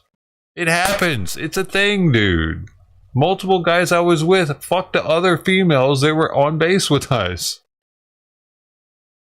By the way, she was the tallest girl I've ever been with. 6'5" basketball player. For college, for a little while. Hey, psst, psst. That's why she's meowing a bunch. She's hungry. Just a second, here's another. I'm not.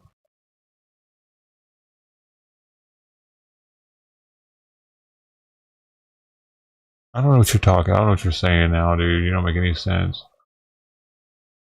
I didn't say anything about people getting raped.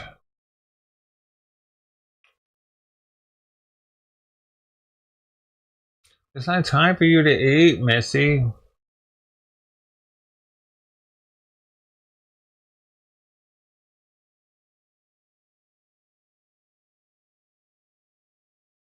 I'm not congratulating him because he's convinced that women should be on board our ships.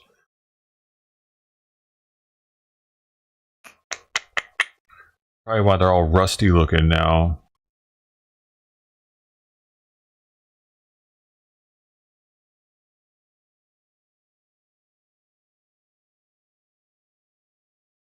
Dude, you can see titties all day. All you gotta do is go to birthing. They got them running on the usually that was what was being played in birthing on the tape player. Stop it. She wants food. It's not even out there. She just wants to go see if it's out there.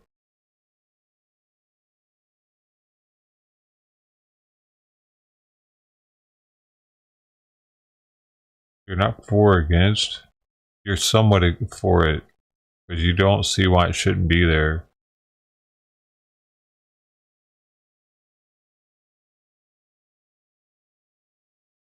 You don't see why the females shouldn't be on our ships or in the combat, so you're still for it.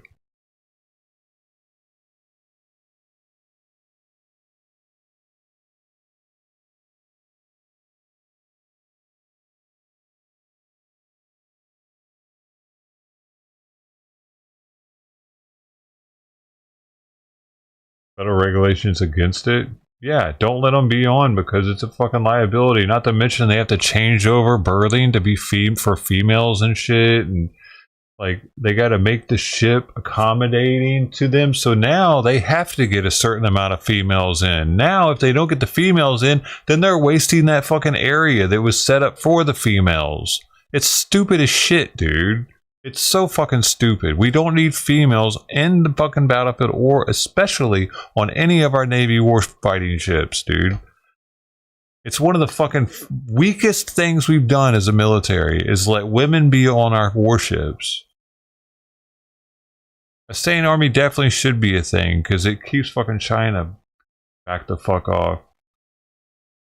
Who has the largest standing army? If they wanted to. We didn't have a big enough one. Could probably come across over Alaska. Russia would definitely let them. They're friends. The whole BRICS thing. Hey, Brazil would let them come through there.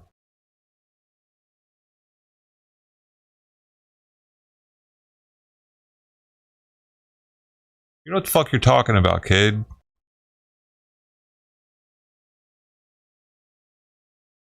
They probably have tampon dispensers on board ship now.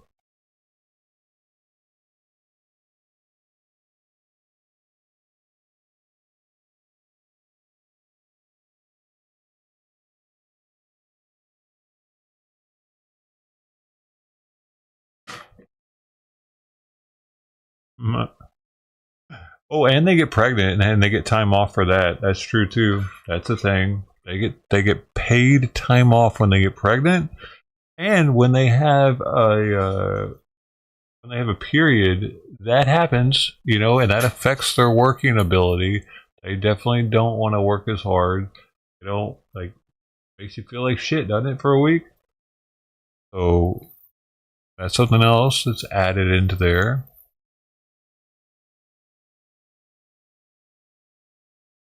You already know you surround about enough women, they start having periods at the same time and shit somehow. And then that starts happening. Holy shit. You know that would too. Bro, them being all sleeping in the same area like that. They'd start syncing up their periods. I heard that's a thing. What are you talking about? Does it make sense though? Farrell says I can't feed my cats. How is me feeding my cats hurting the federal government? Doesn't? One is a national security threat, the other isn't. Having women in the war fighting positions is a national security threat. It's not a regulation against the people saying women can't be in war fighting positions. It's just that's how it works for that job. The fuck, we used to be okay with that kind of thing. Hell, we used to be okay with saying only hot women can be flight attendants. Our whole country's gotten gay as shit, and you're one of them.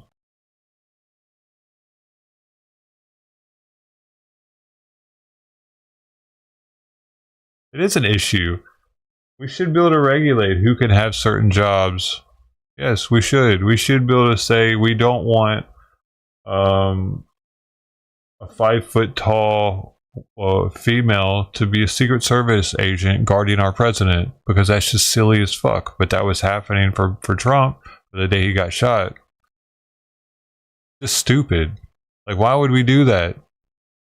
That should only be males, and they should only be like 5'9" and over. Definitely. You don't think that's a national security threat? Have a 5 foot tall female that can't holster a gun guarding our president? Silly. I've been seeing this play out. The DEI thing. I've been living through it. How old are you?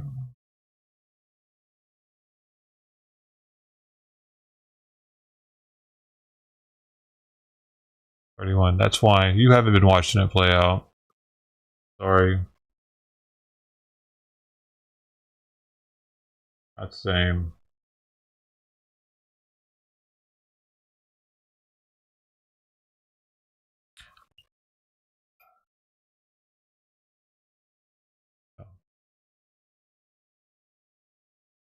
Gen Zer, right?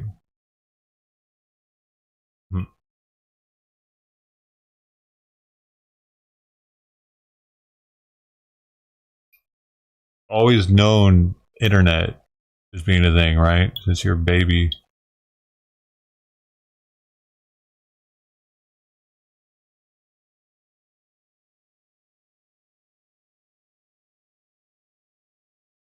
What does that matter? How many of them are women? Why does that? How is that an argument for how many like women should be in combat positions? None of them. Zero. Make those all nurses in clerical and administrative roles. And make our military great again. Because right now, you know why men don't join? Because they pussified it with commercials that are pushing DEI and the fact that you can cut your penis off when you join. Gay as shit commercials. We used to have, like, commercials on TV used to make you feel like if you joined, you were going to come out a fucking badass.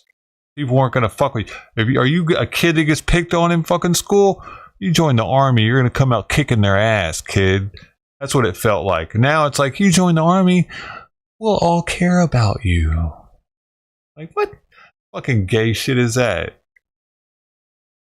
That's how it's turned into. Hopefully this dude turns it around, man. Hopefully they let him in and he turns it around, makes it manly again. Because the military has no fucking reason to be as soft as it is now, acting like they're here to be UNICEF or some shit. They're here to be the UN, keep peace in the world. Used to be the Department of War, didn't it? To change that shit back. Department of Defense sounds weak. I mean, we still got the war flag up. We're not in the peacetime American flag. That one looks different. We still got the war flag up. Why don't we have the Department of War?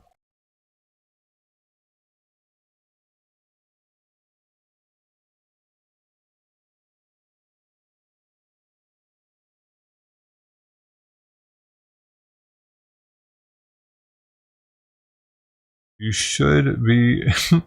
You want to be an NFL player. You found out qualify. You should. I mean, no, they should lower the standards so you can do it, dude. They should lower the standards for you since you're not since you're just a regular person. You should have regular person standards.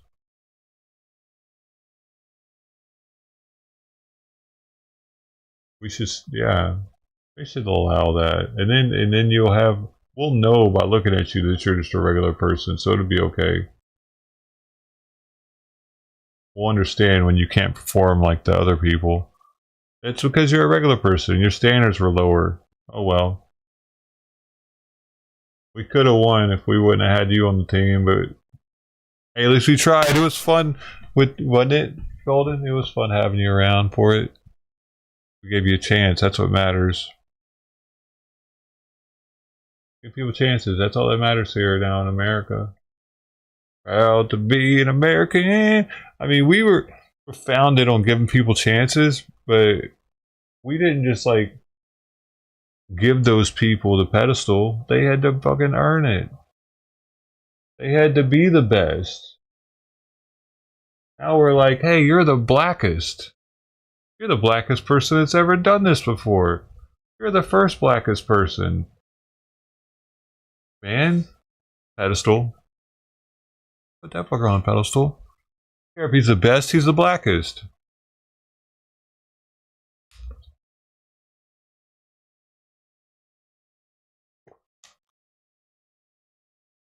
Put him on the news. We should put him on the news so the black people are proud of themselves, and they'll produce another one of these for us one day. Hopefully with just at least one more.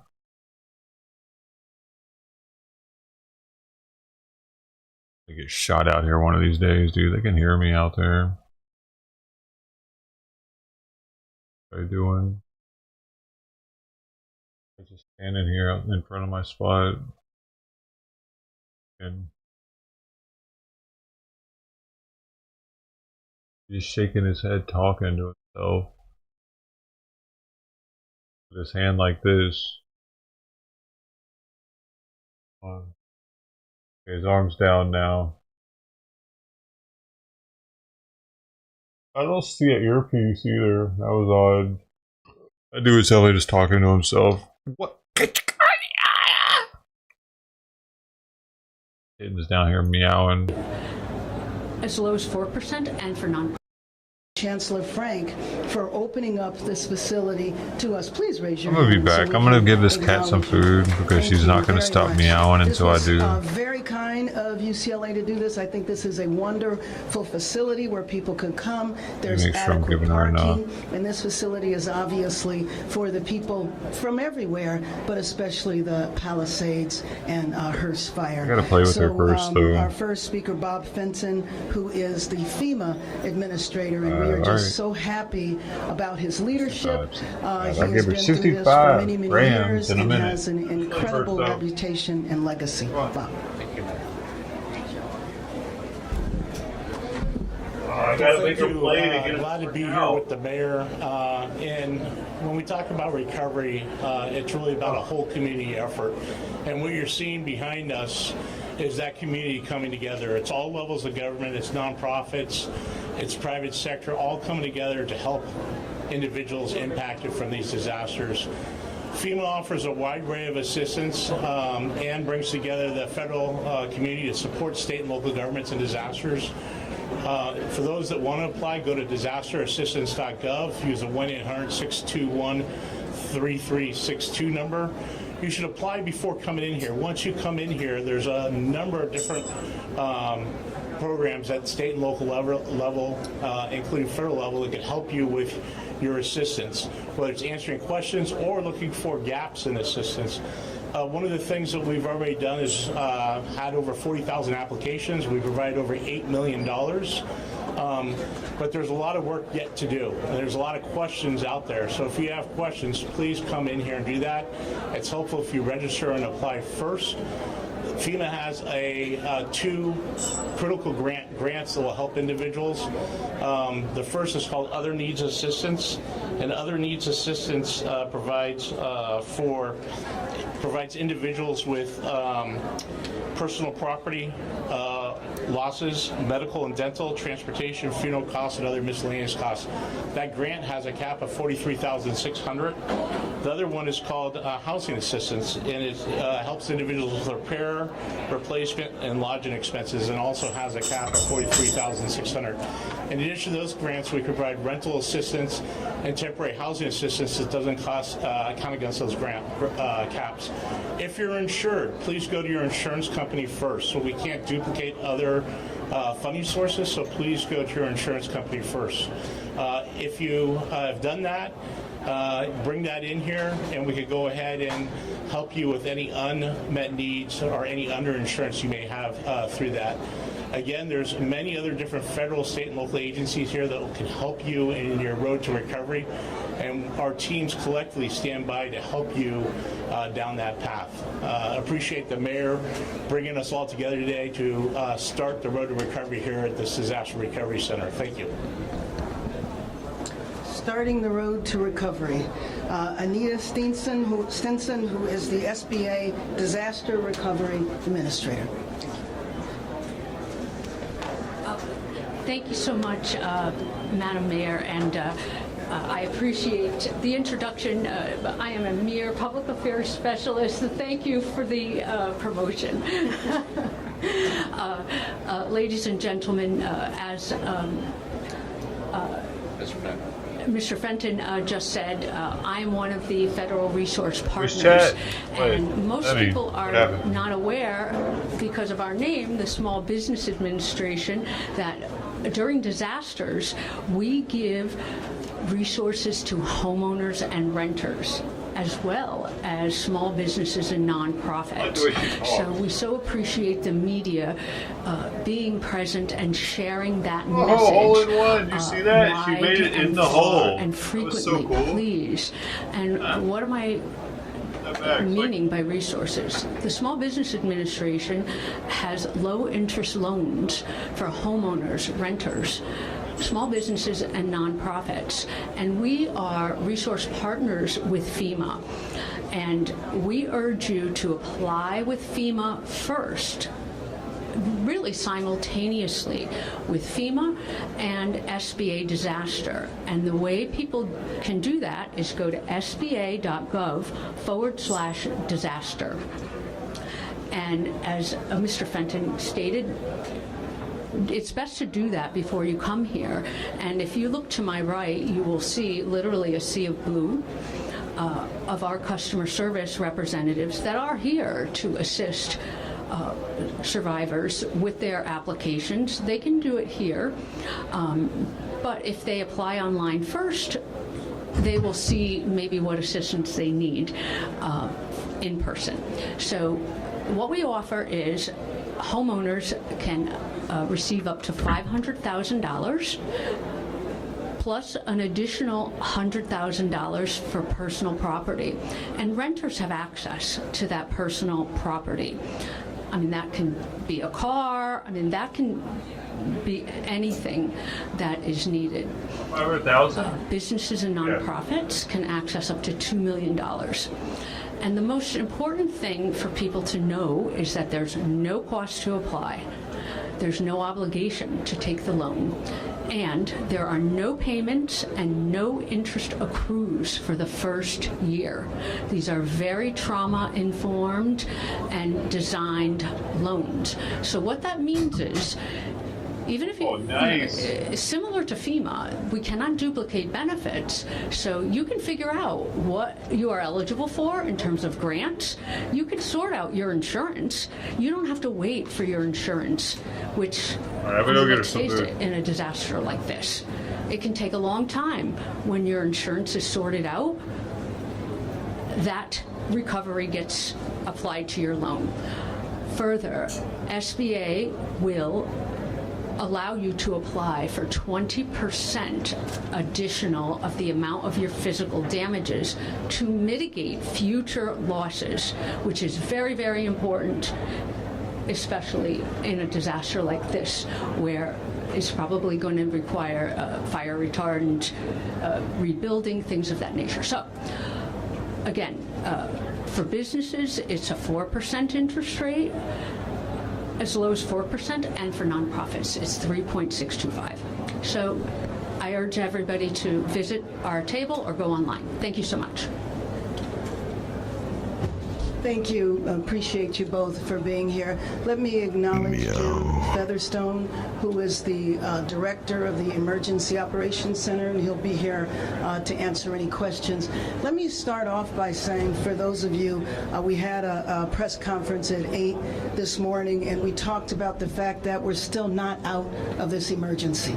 We know in the next 24, 48 hours, it is possible that there are fires that expand, that we have additional problems within the city, and Jim can go into that in a little further detail in a minute. And so my message to Angelenos is that everybody needs to stay safe. Please, please, please listen to instructions. If you are told that you are in a warning zone, it would be advised that you actually take that opportunity to leave. Get packed, get everything ready. If you wait until evacuation, then you might get caught up in traffic, or you might have some other issues. And you know that a number of people who stayed behind for one reason or another have been severely burned. Some of them didn't survive. I believe that our Sheriff Luna gave some very graphic examples of people who didn't evacuate in time. Everybody wants to help the first responders. Everybody talks about the first responders. If you want to help the first responders, then please follow directions. But while we're going through what I hope is the final hours of this emergency, it's also time to begin to talk about our recovery. And so the first step of our recovery is opening this disaster assistance center for people to begin coming in now. As a matter of fact, this center will open up shortly. You know that everything is just being set up now. But we want people to come here. This is a one-stop shop.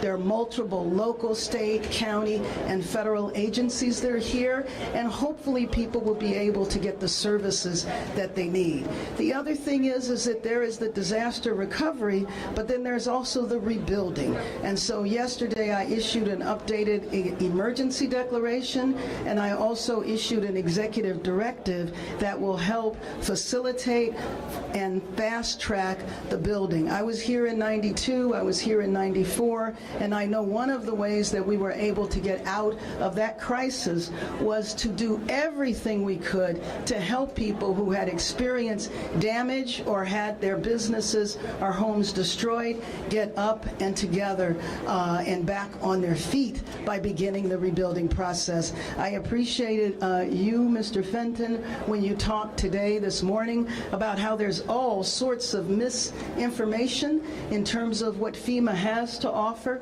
what SBA has to offer, and that is the point of this center, is to be able to clarify some of that to make it easier for people to recover. So with that, why don't I take some questions? To that point about misinformation, what exactly are people entitled to from FEMA, and what are they not entitled to?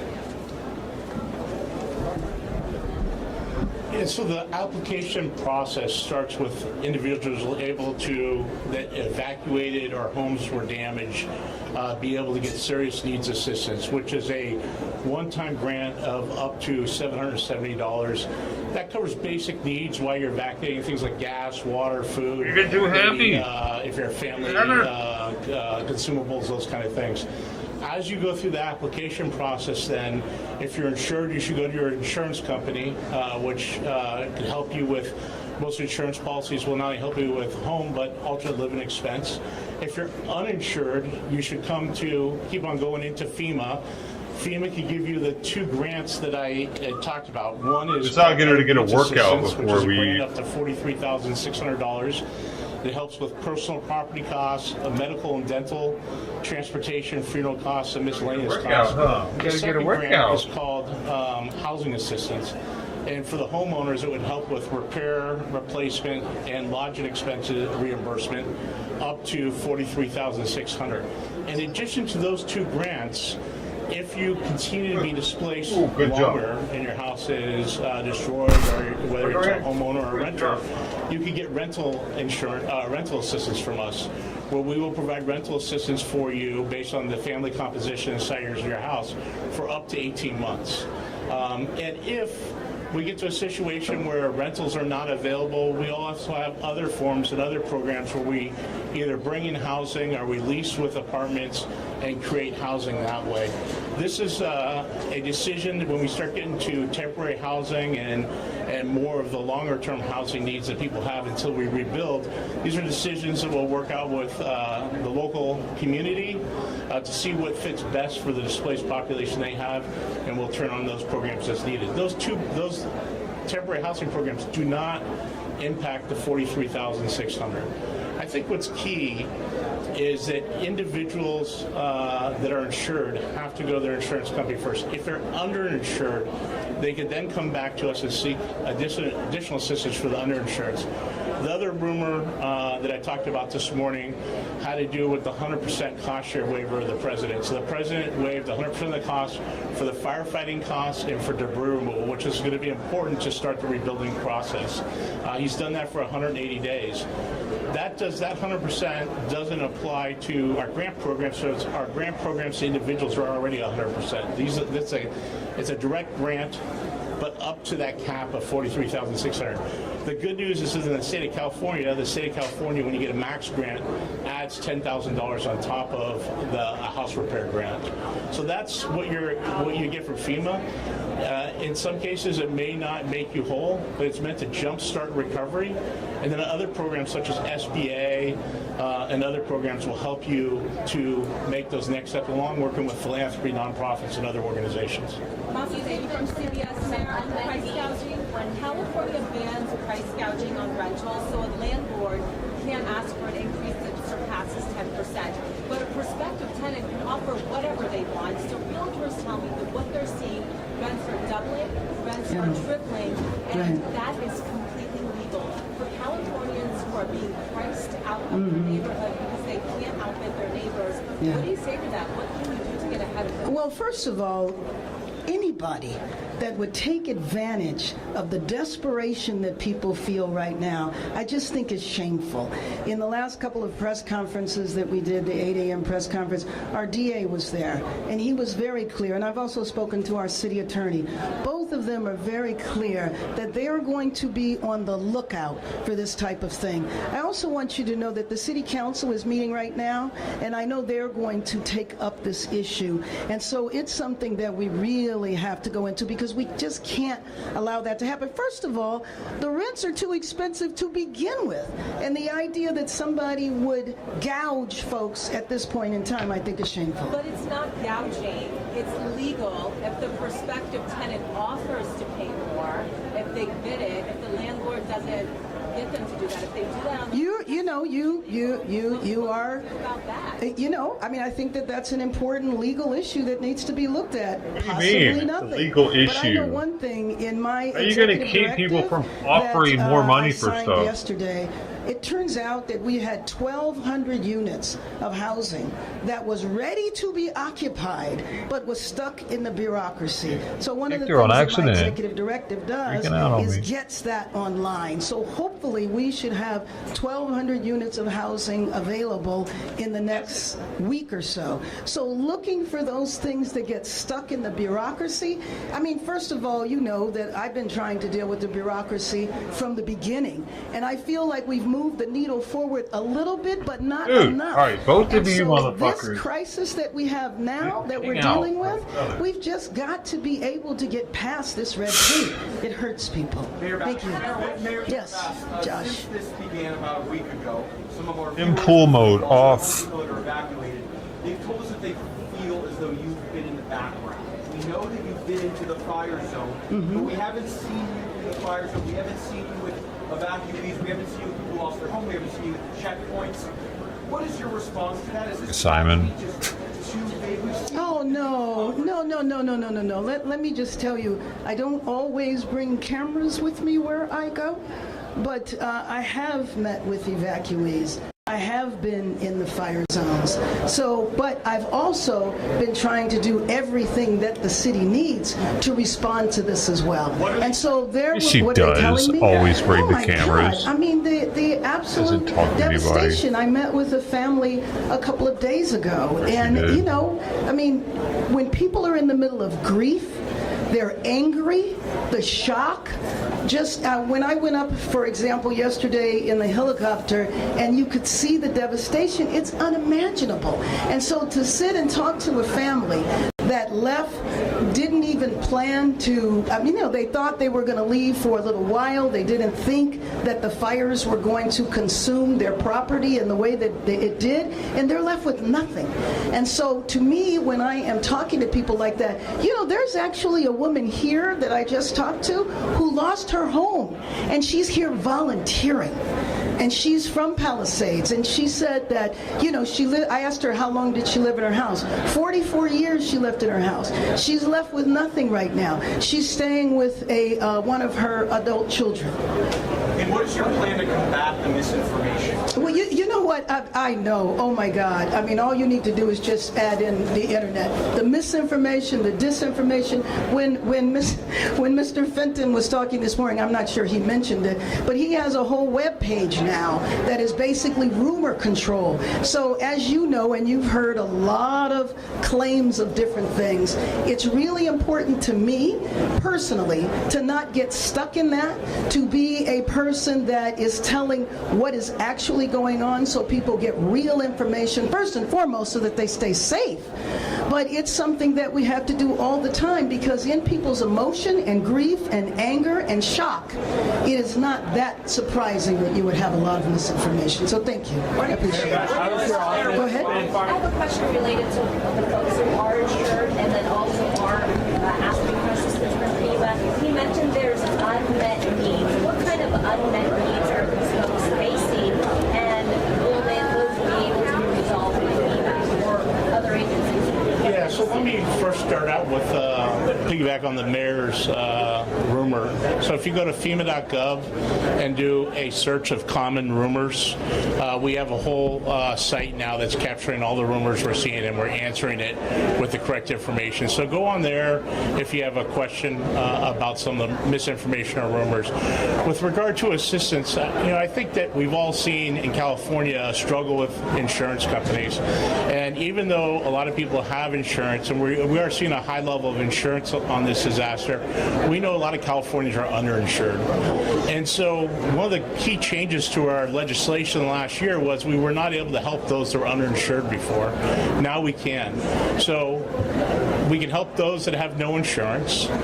Those that go to their insurance company are underinsured, they could come to us and get assistance, further assistance for that are uninsured. However, I expect there'll be even additional needs above that. And that's where SBA comes in, Small Business Administration, the state's funding, philanthropy, nonprofits, working with businesses.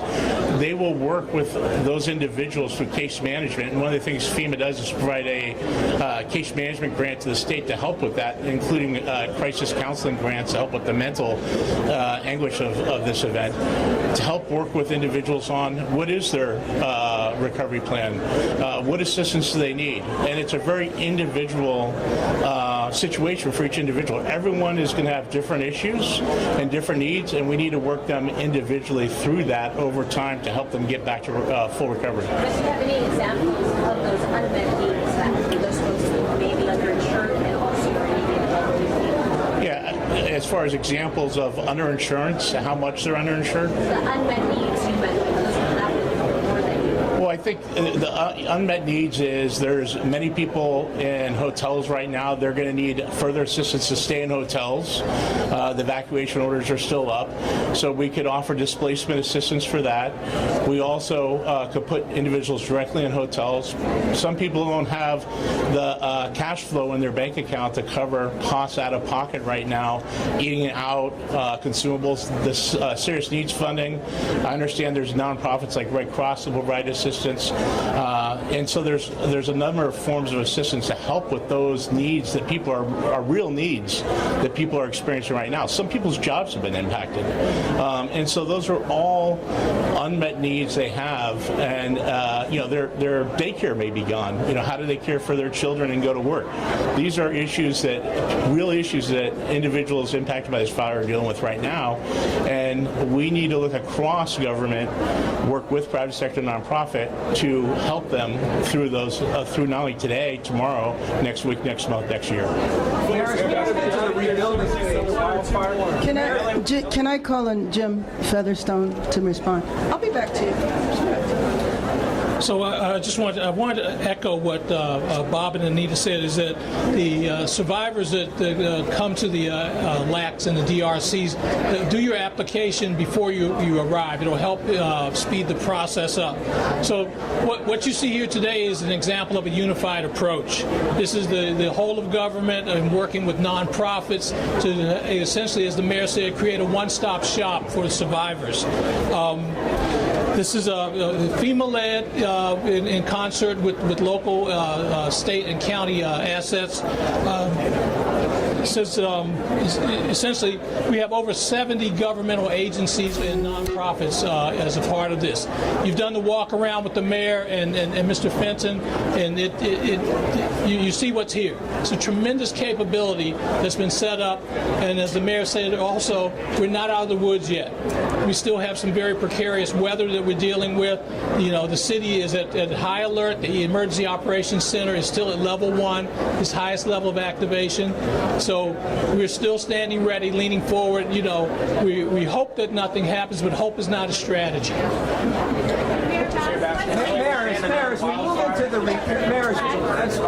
As we move into the rebuilding phase of this, there are some critics that question the city's competence at building housing before this even happened and at dealing with the fires, and wonder whether the city can really handle this. What do you say to critics that... What I say is that the city can handle it. The city will handle it.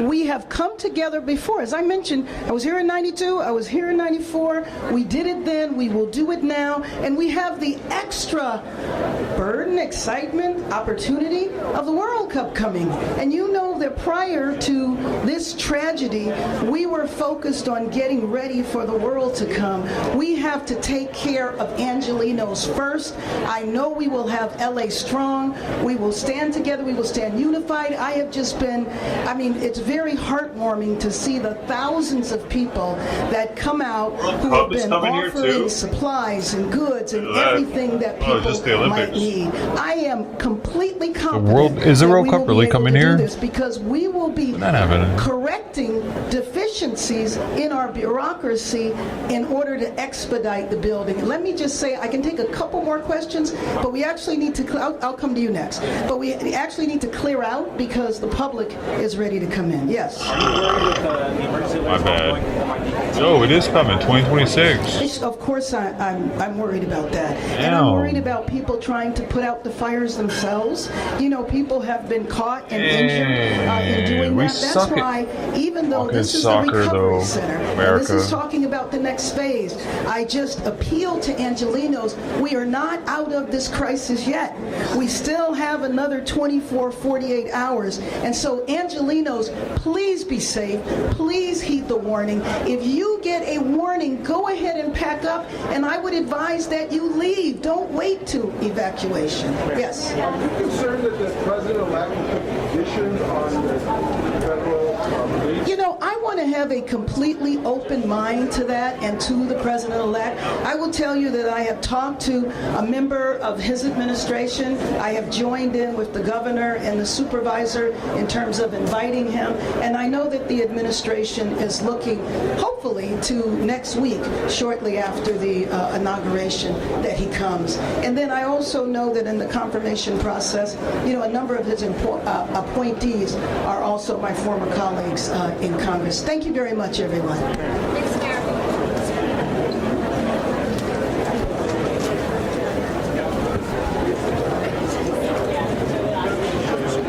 She's going to clarify that.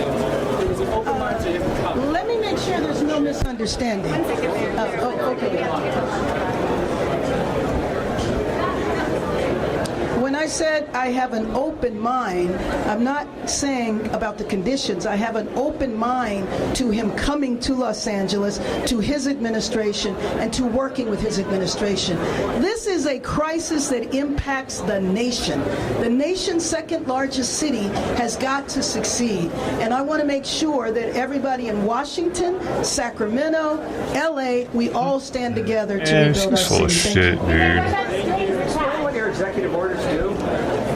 Like, are you telling me if fucking Palisades being burned is gonna just ruin LA if the federal government doesn't fix it? I don't think so. I think it'll just keep pushing on along. Those people, yeah, it sucks for them, but are they really that important to LA? Who gives a shit if they leave and go somewhere else and decide to move to Texas? And I don't fucking give a shit. I don't give a shit if those are all Airbnbs now. Turn them into apartment buildings. Why do I care? I'm not gonna live here forever anyway. It sucks out here.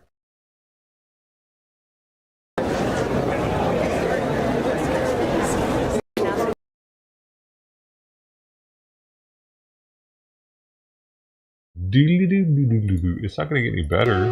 With a TikTok ban possibly hitting the United States in less than a week, another Chinese social media app is quickly gaining traction. Xiaohongshu, known as Red Note in English, surged to the top spot among free apps in the U.S. Apple App Store on Tuesday.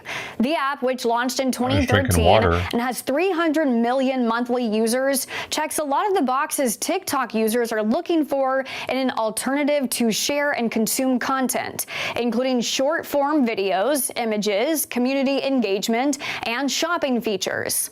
Chinese users on the app are welcoming American users with the hashtag TikTok refugees, now getting millions of views and comments. Some are hoping to rebuild communities they had on TikTok, as others are moving to the app to protest the U.S. government.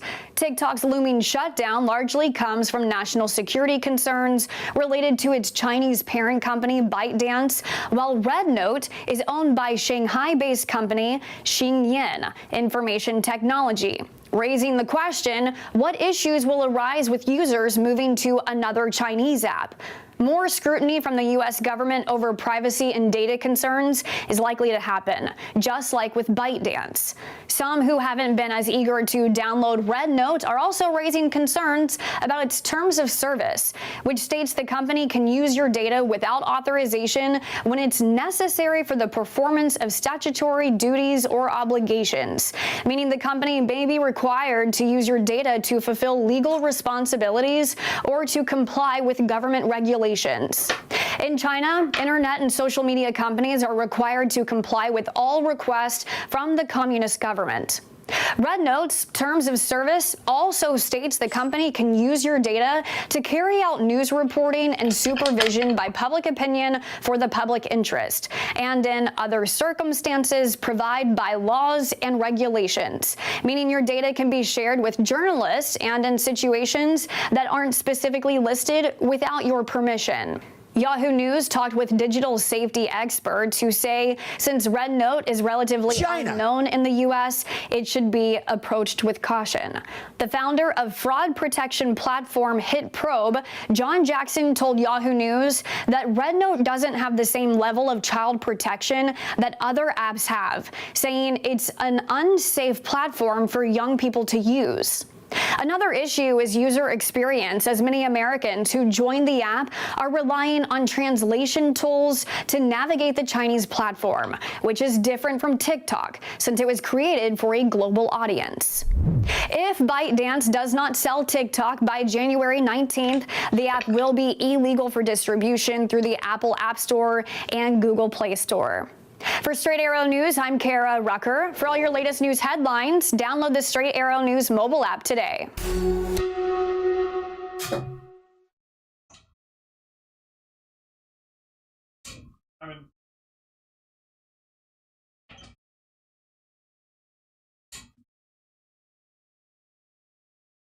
That shit. You want to go outside? Oh, okay. I'll help you. He forgot he wanted to go once I got there.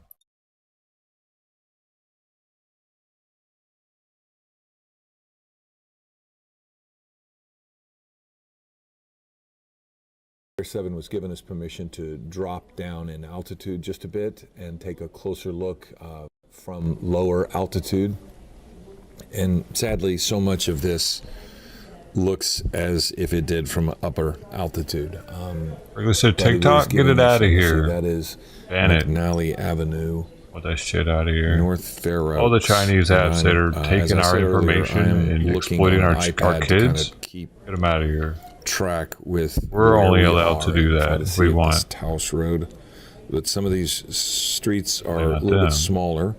I'm sure if you live in this community, you're familiar with it.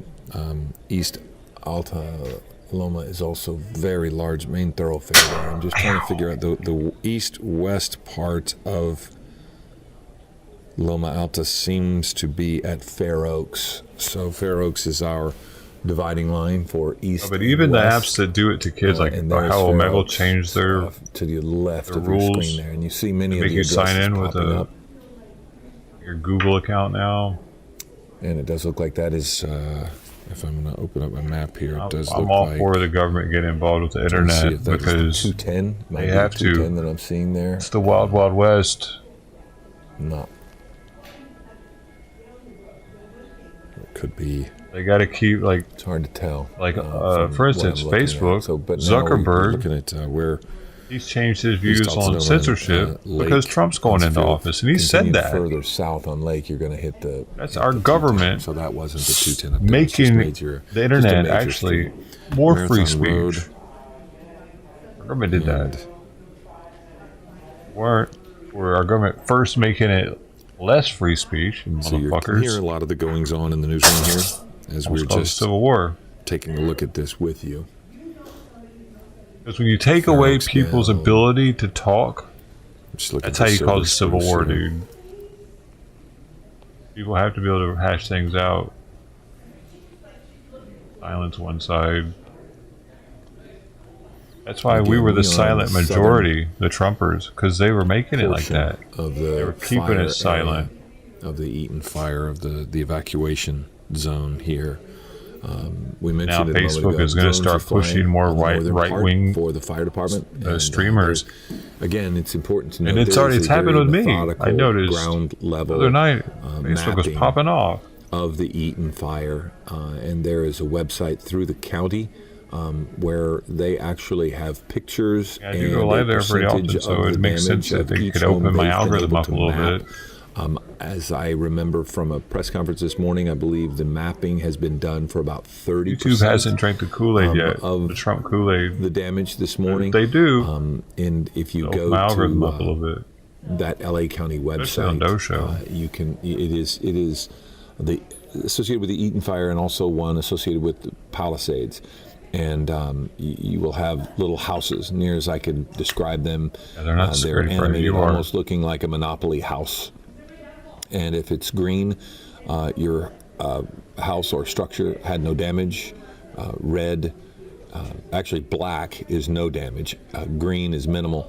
And then the red is significant damage. You click on that, and if your house has been mapped, it will have a percentage, and it will in many cases have a photo or multiple photos of ground level images of your house. Whether the next update for PUBG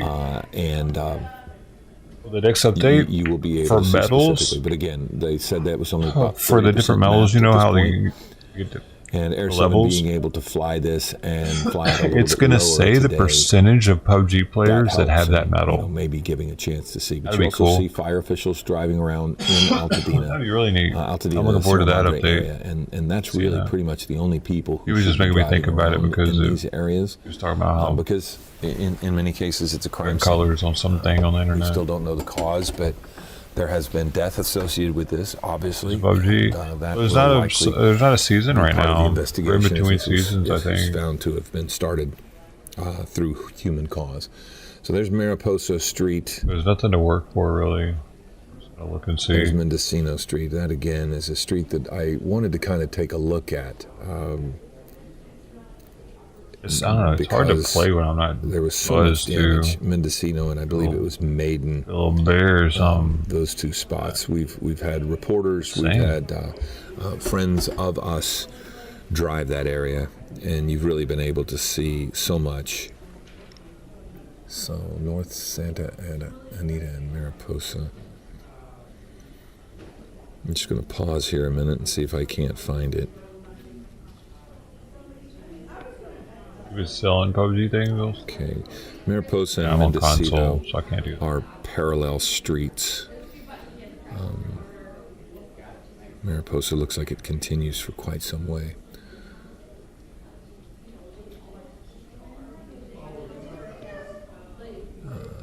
Okay, let's see, near Calaveras, that structure surviving.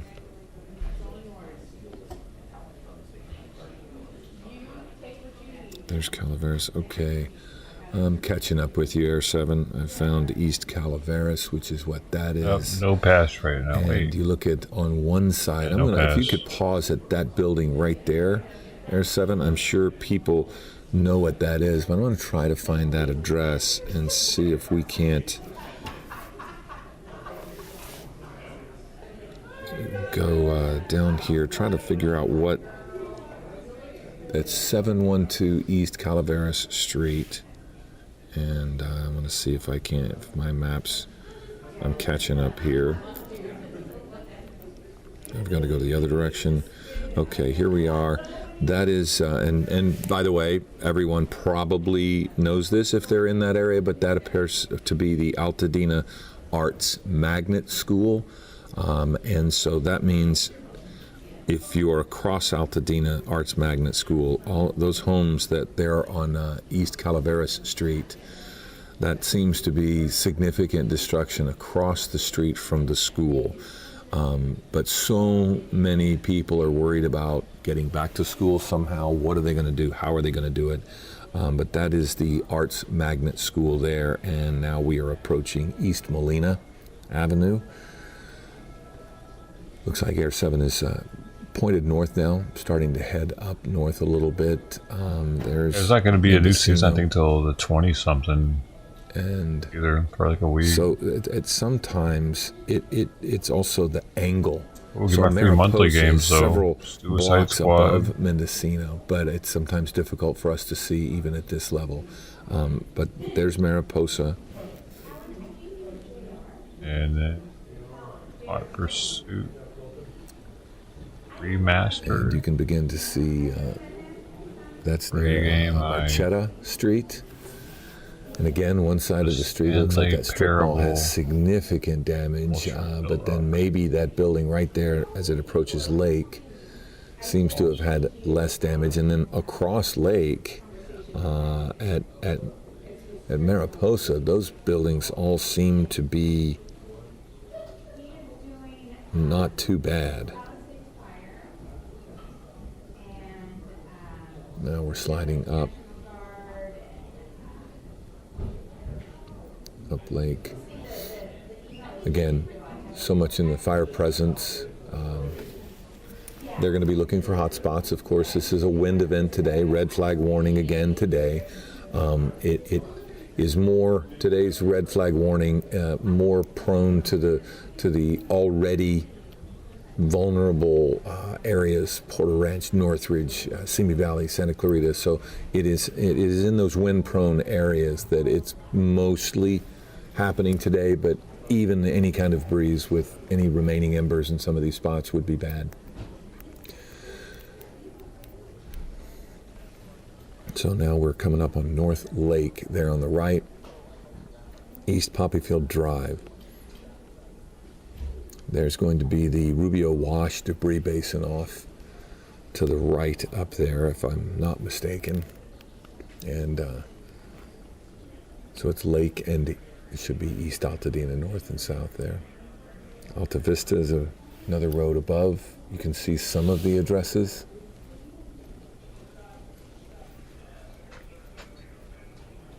What is looking for? Zooming in. Just looking at houses, I think, for people so that they can see whether or not their house is still up. Let's zoom in right there, if you could, Air 7, at the corner of Altadena and North Lake, that little population of homes where we have numbers. I'm not sure if we can zoom in on that and take a look at some of those specific addresses right in that space there. So that's Poppy Fields,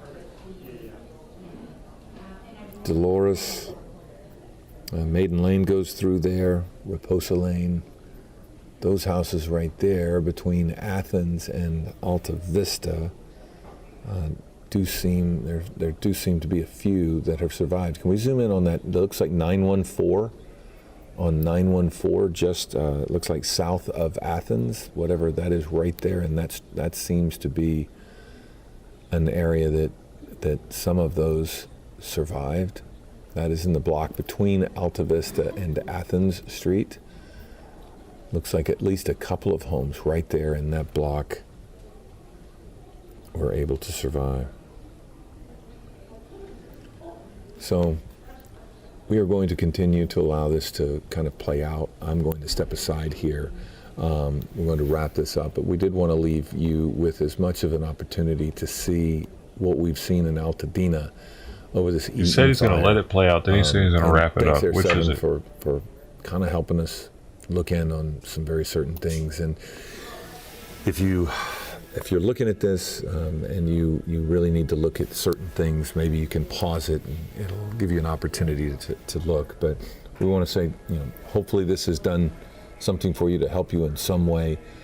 It will be such a long process, and we hope to be with you every step of the way. We hope to provide any aid and comfort we can, but it is going to be a long process, and no matter how much we want it to go quickly, it's not going to. The cleanup alone will be hazardous, and it will take some time. So I'm Philip Palmer, live in the ABC 7 newsroom. We're going to step aside here at 1 o'clock, and we'll continue on with our coverage and our stream here on ABC 7's Los Angeles app. Take care.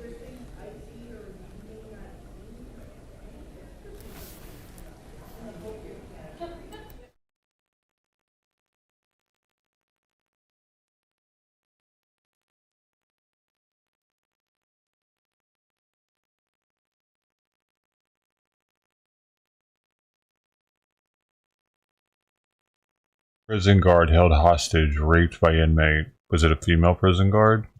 Well, let's find out if it's another female prison guard. Officer sharing in her own words what she... It should have never been in the prison guarding men. I wonder why that's a bad idea.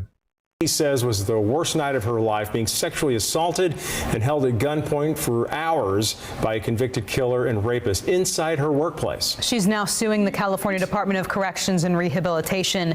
We want to warn you, some of the details may be difficult to hear. She's suing them. KCRA3's Michelle Bandera explains what happened. Okay. The lawsuit against the California... Now she's suing the state because she wanted to be a female working in a prison so badly. She really thought that was just going to work. Huh? Fuck, dude. California Department of Corrections and Rehabilitation outlines the ordeal experienced by Correctional Officer Katie Jackson. My life, along with my children, my family, and my fellow correctional officers, was threatened with death if I did not cooperate. The mother of 3 thought she was going to be killed on the job January 20th, 2024, while working the evening shift at Sierra Conservation Center. There were a lot of failed security measures. You can't see. Within that institution that night, a lot of them. And it's heartbreaking because it could have easily been prevented, and it wasn't. The facility houses low and medium security inmates, many who train for the firefighter program. Violent offenders are not supposed to stay there. Jackson's lawyers say Robert Lawrence Ransom Jr. should have never been. Just because someone is in here doesn't mean they're not a violent offender that just hasn't gotten caught offending, doing something violent.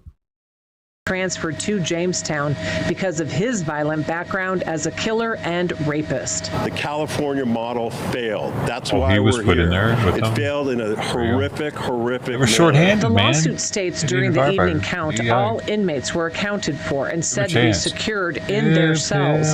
In reality, the document says Ransom was concealed within a laundry cart, and officers inexcusably failed to detect Ransom, declaring the cart clear. Lawyers Lawyers called this a dereliction of duty. Jackson says learning the officer's routines, Ransom disguised himself as an officer, and she mistakenly let him into the control booth. What ensued after an inmate gained access to a highly restricted area was 4 hours of the most unimaginable horrors. I was strangled, I was held hostage at gunpoint, and I was raped multiple times. Jackson says she convinced Ransom she would bring in drugs and weapons and convinced him to return to his cell. She says supervisors questioned her for 6 hours before going to the hospital, treating her as a suspect and not a victim. But she hopes the lawsuit will change the culture behind bars. You are undermined constantly at every corner, and the inmates essentially have more rights and more power than you do as correctional officers. In Sacramento, Michelle Bandura. Yeah, when you're a woman, they definitely have more power. The Tuolumne County attorney also filed 11 felonies against Ransom. He is already serving a life sentence with parole for the Los Angeles County crimes. He's expected in court next month. The CDCR would not comment on the lawsuit. Why the hell would they have, I don't know, dude, whatever, stupid. I don't know, dude. I guess women like to live dangerously nowadays. For no reason. I can do it. You can't tell me I can't do it. I will work in the prison like the men do. I'm a manly woman.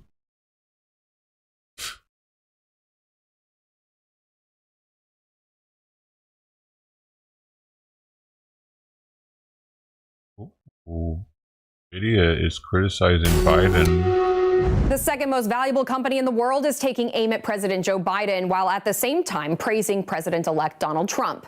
NVIDIA's criticism is in response to Biden's last-minute export controls on AI chips.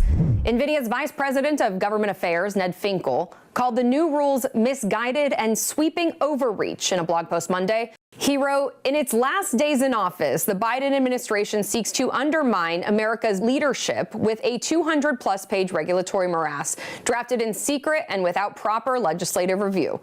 Biden's policy changes would steer sales to allies while curbing access to countries where there are national security concerns, like China. That's another blow to NVIDIA, which sells its product to Chinese companies. NVIDIA's China revenue has already taken a hit over past restrictions. It went from around a quarter of total revenue to 10 to 15% in recent years. Finkel's blog post goes on to applaud Trump, saying his first administration showed America wins through innovation, not by retreating behind a wall of government overreach. Finkel says, we look forward to a return to policies that strengthen American leadership, bolster our economy, and preserve our competitive edge in AI and beyond. The stance is a departure from NVIDIA's approach during the presidential campaign. The company and its CEO, Jensen Huang, stayed quiet on politics and did not make an endorsement. This latest policy rule from Biden includes a 120-day comment period, leaving Trump's incoming administration in charge of seeing it through. But are these two that far apart? In his first term, Trump's team did restrict Chinese companies from getting their hands on the best U.S. semiconductor tech. For Straight Arrow News, I'm Simone Del Rosario. For all your latest headlines, download the Straight Arrow News app today.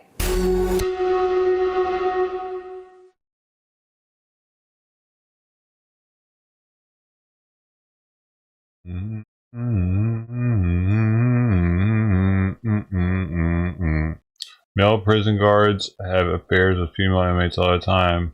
Yeah, don't be a female. Don't get locked up. How about that? I mean, I'm not saying that should happen. They should definitely have oversight over them guards, but that gives females more of a reason not to do dumb shit. Isn't doing dumb shit like that more of a male thing anyway? Why do females want to go to prison so much? Jeez. They want to kill their babies and go to prison. We want the same rights.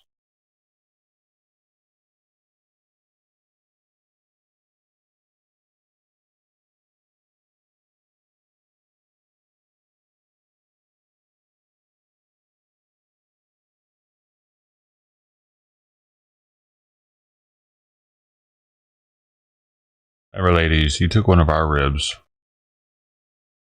That's why you're a little smaller.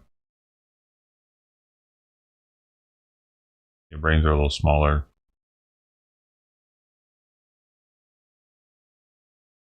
I'm sorry. I don't make the rules here. It's a DNA thing.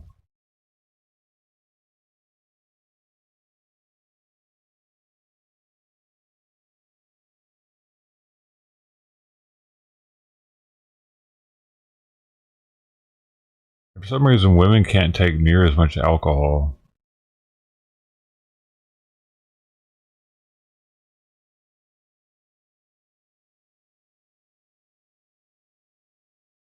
Historically, they weren't known for celebrating battle victories, though, probably.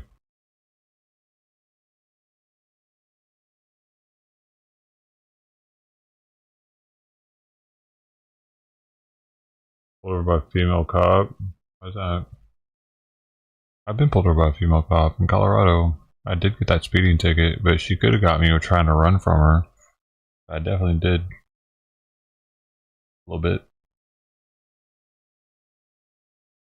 I thought it was going to be way worse than it was, though. It helps being a veteran, having the veteran plates and stuff, though, probably, maybe. I don't know.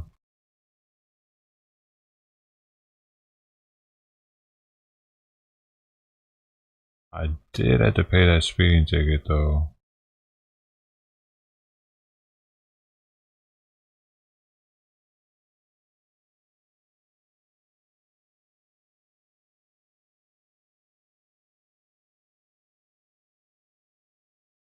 Like out pain, groups of other men. Group. There you go. Have that too. Women don't have that. Another reason women shouldn't be in combat. They might be able to block out vagina pain, but that's not the same. Just blocking out the pain from getting punched in the nose.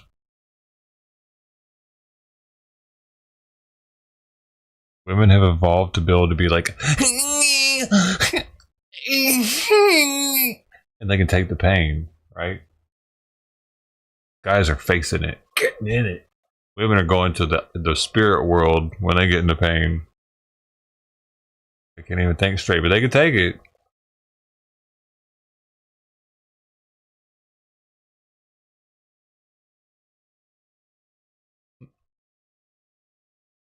Hey, all right. Are you get some stomach cramping? You get some cramping going. You get some. You get to deal with that. Okay, and that'd be gross having to wipe up bloody shit leaking out of my butthole all the time. Admittedly, I wouldn't like that. But does that make me a war fighter? No. And that would definitely be a liability on the battlefield.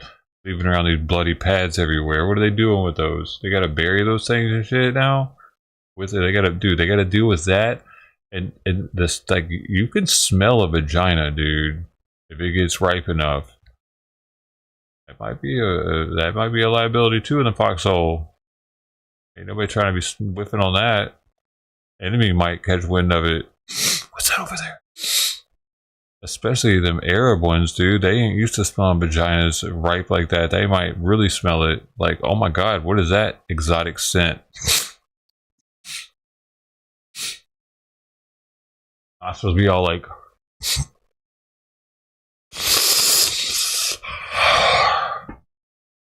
Allah Akbar, Allah Akbar. They roll the tongue with it. They'd be going after it. This is a problem. We don't need leaking vaginas on the battlefield. Final answer. I had one chick once at my house. She was sitting on my couch next to me. Not a couch that I own today. I left that motherfucker. Hopefully somebody burned it. But she was sitting next to me. I smelled like some fishiness. Like, man. It was after she got up, though, that I was really smelling. She went to the restroom. I'm like, what the fuck? So I smelled the couch right where she was sitting. She was wearing a skirt. Oh my god, she's straight. Marked it. She marked it. She marked her territory, dude. It smelled so ripe of fishiness. And I hadn't eaten any fish over there, dude. For sure. I wasn't on my sardine kick yet. I did not go all the way with that one. That was as far as I went with that one. Her name was Jill. I met her volunteering at the VA, pushing people, escorting wheelchairs at the VA to their appointments and stuff.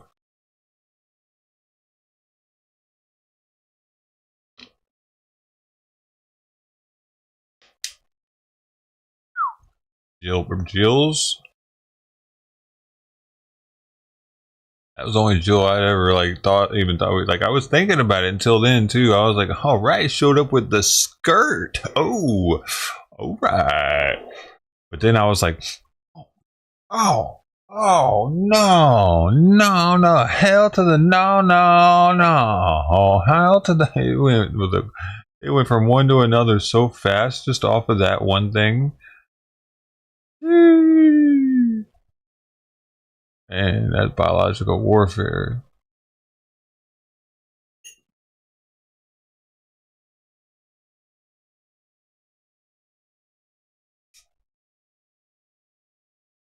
I remember her name was Jill because she had this like thing on Facebook where she was like selling something. I forget what it was, a service or something, house cleaning. I can't remember what the hell it was. Oh, like it was like used clothes, I think.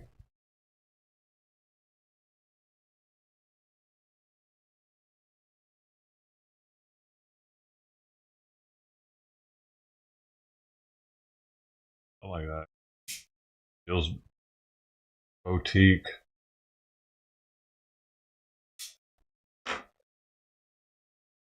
Used patty, that's disgusting.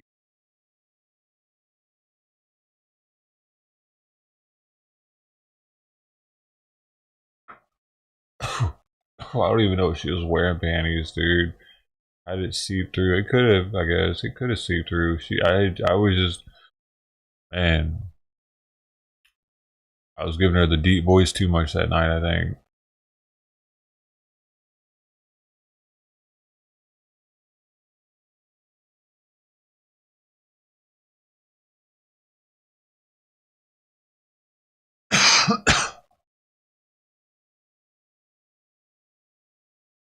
Oh, is that live? Bro, for a second I thought we had some fire. Dude, I'll have to take that thing out of here.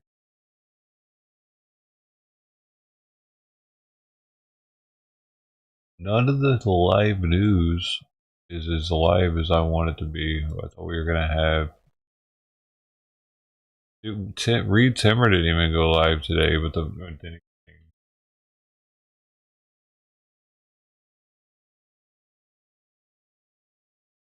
Oh.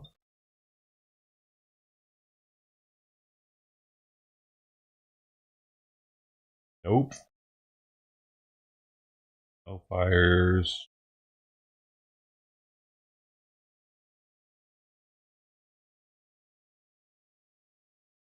Right, dude. Royce, yeah, I look. This I saw a little bit of his last one. I think it was his last one. I don't know. Let's see. And I was like grossed out.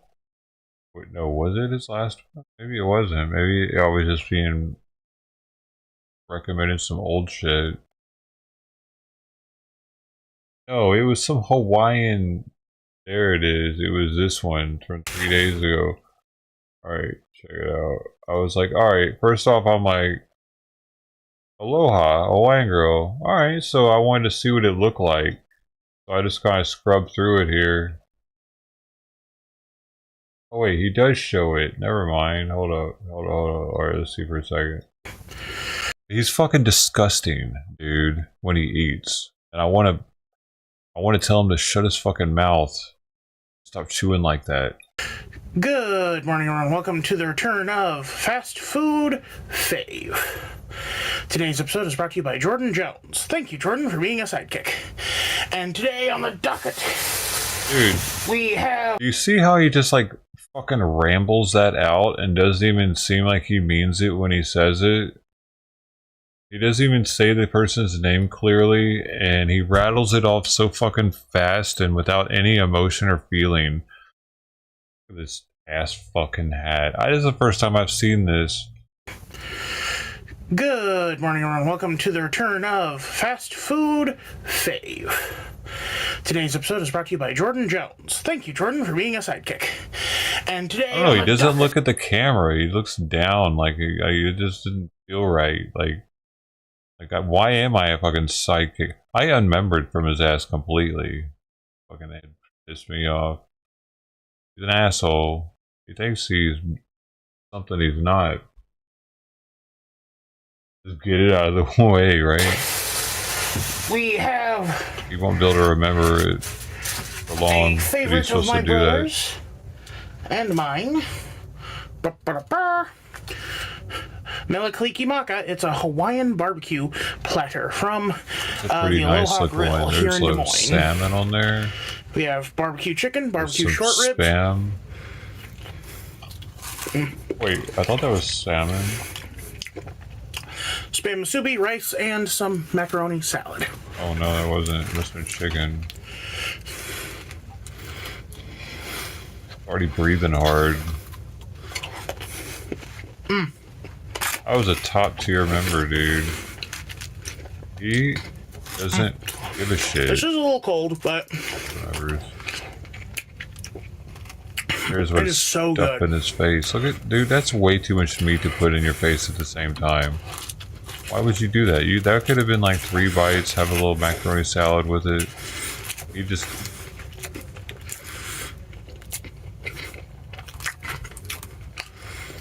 Fuck.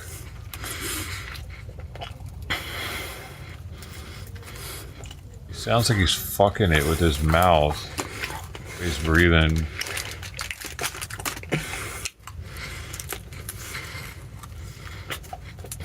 I don't remember it being this bad before, dude. He's gotten worse.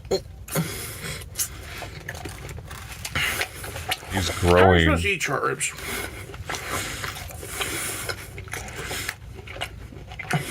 He's not talking about it. You're right. He's just I find that eating. I'm not able to eat it without eating all the gristly bit around the bone, but I'm guessing that you're supposed to do that? I'm not sure. He's eating the gristle and everything he's saying. Try to eat the bone if you can. Oh my god. He's definitely getting worse, dude. I haven't watched him in like a month, 2 months.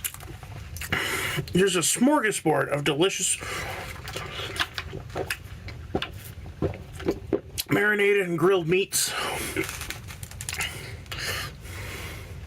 doesn't even show like the plate while he still doesn't do that. Just him stuffing his face. Breathing hard.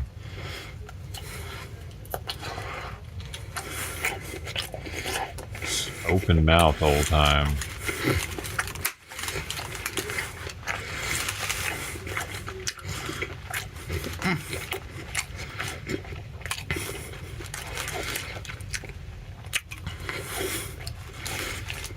I thought I ate fast. I feel like I'm stuffing my face like this when I eat. This is what I feel like when I'm on camera eating and I start getting all self-conscious, like, oh my god, I'm This is so much better than stuffing my face with these I eggs don't know and how many people oatmeal. have this, but when I was in Vegetables. kindergarten, we had a whole section on Hawaii. That was like 3 bites. Oh, yeah, he topped it off with like an extra half a bite. 3 bites wasn't And they enough. promised us a real luau. What the actual F, dude. That was all the rice, probably. What the hell's that? Which involved... Dude, we can't see the plate, dude. The hell light, did they eat us so dead? I might have seen some extras from some of those. We might have. I can't remember what we watched. Riding the buses to Epley Airfield in Omaha, boarding the plane, and then He's getting high off of it right now, so it's story time. immediately getting off and going back to school. Except we were all wearing leis.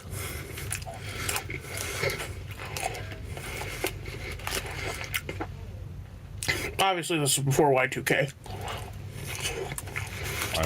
I obviously. Was there pasta in this? He's not even explaining what the fuck he's eating while he's eating. He doesn't even know what he's eating. No, I guess it's just really stringy cabbage. It is cabbage then. Okay. Weird. I don't normally like pineapple, but I'll try a bite. Like a pineapple. That's kind of neat. L&L doesn't do that. You know, pineapple has a... That was surprisingly good, actually. Has a very tenderizing chemical in it that you I just can eat more fruit use. in my diet in general. You can use to tenderize meat. He doesn't like fruit in general, he said, but his mom likes sweet stuff though. He likes sweet stuff too. What are you talking about? He doesn't like fruit though. The real luau was such a letdown too. It's cake.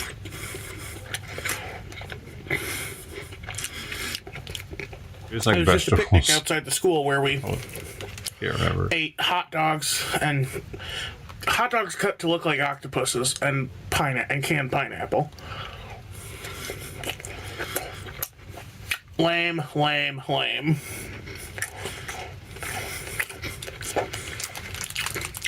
Jeez, you think you'd Weirdly, want the it? hot dogs weren't too far off the mark given You wouldn't want to eat the an octopus presence of spam at that age. in wine cooking.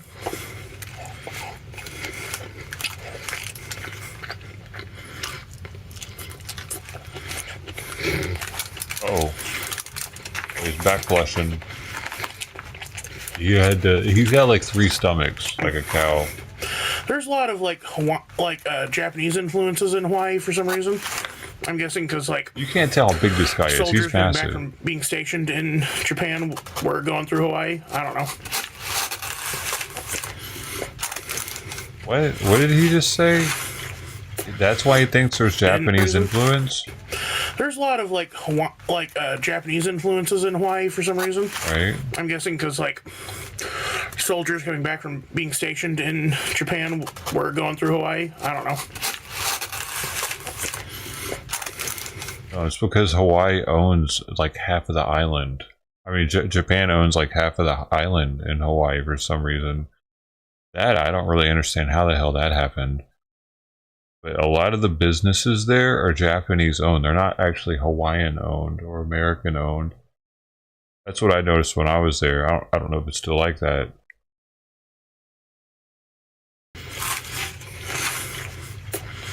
Yeah, there are a shitload there, especially in Oahu. That's where they come to vacation too, a lot of them.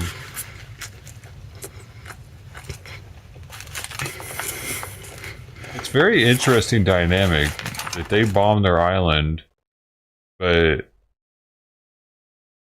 the Hawaiians were almost more racist towards haoles or white Americans than they are towards Japanese. Even though if we wouldn't have been there, Japan would have taken our island and done the same thing with it, and then we would have bombed it. Probably. Who knows what would have happened then if they would have gotten the island first. Japan wasn't known for being pleasant back then, was it? I mean, look at what they did at their concentration camp type places. They were doing medical research, some say worse than the Nazis were on humans.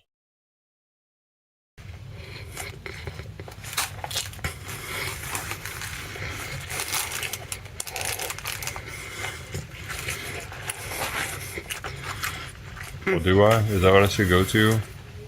I just want to see if he says anything else about Hawaii.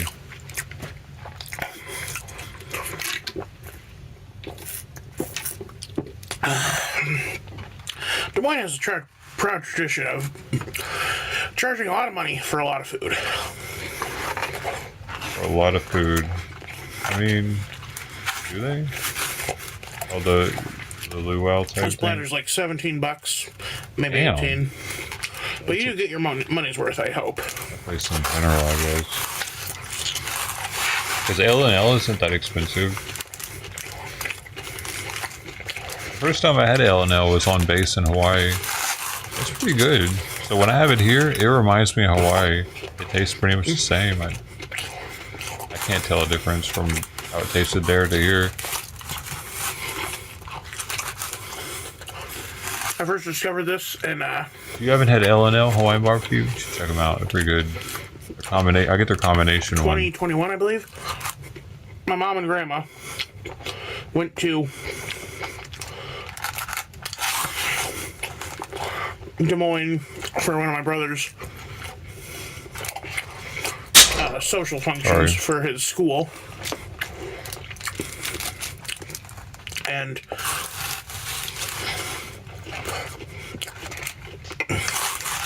given the D-Max and Ankeny, ate out at this place afterward. Ate twice? I missed it. Sorry, I was thinking of something. And brought me back some of it. And I've been... Yeah, we did the Spam. We made them start eating Spam. That's our fault. Been tranced by it ever since. Because they needed food. Didn't we watch the Spam thing one day? The Hawaiians needed the food.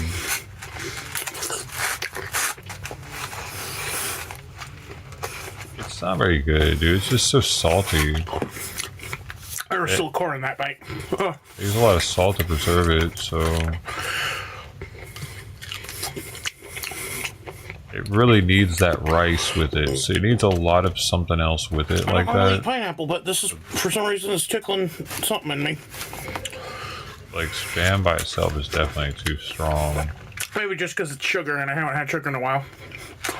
Or, you know, sugar that wasn't like in something like, you know, ham or something. We watch a Spam thing, dude. Recently. Maybe it's my body crying out in desperation for some or some like healthy food. And finally, we have the legendary Spam Musubi. What is Spam Musubi? It is a piece of fried Spam on a sushi.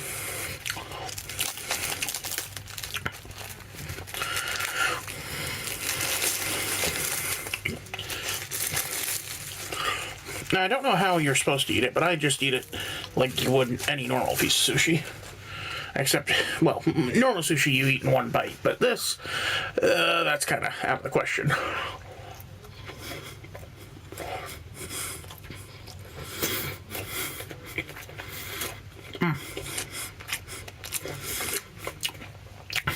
The sauce and the Spam are perfectly counterbalanced with the very bland rice.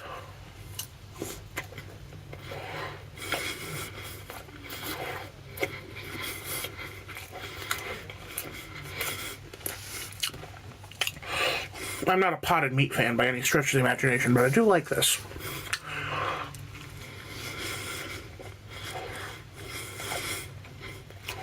Guam, it says it's really famous, it's popular too. And Guam, the average person eats 16 cans per year. Some people don't like the seaweed. I love seaweed. It was so popular in Hawaii that there's a yearly event where they celebrate it.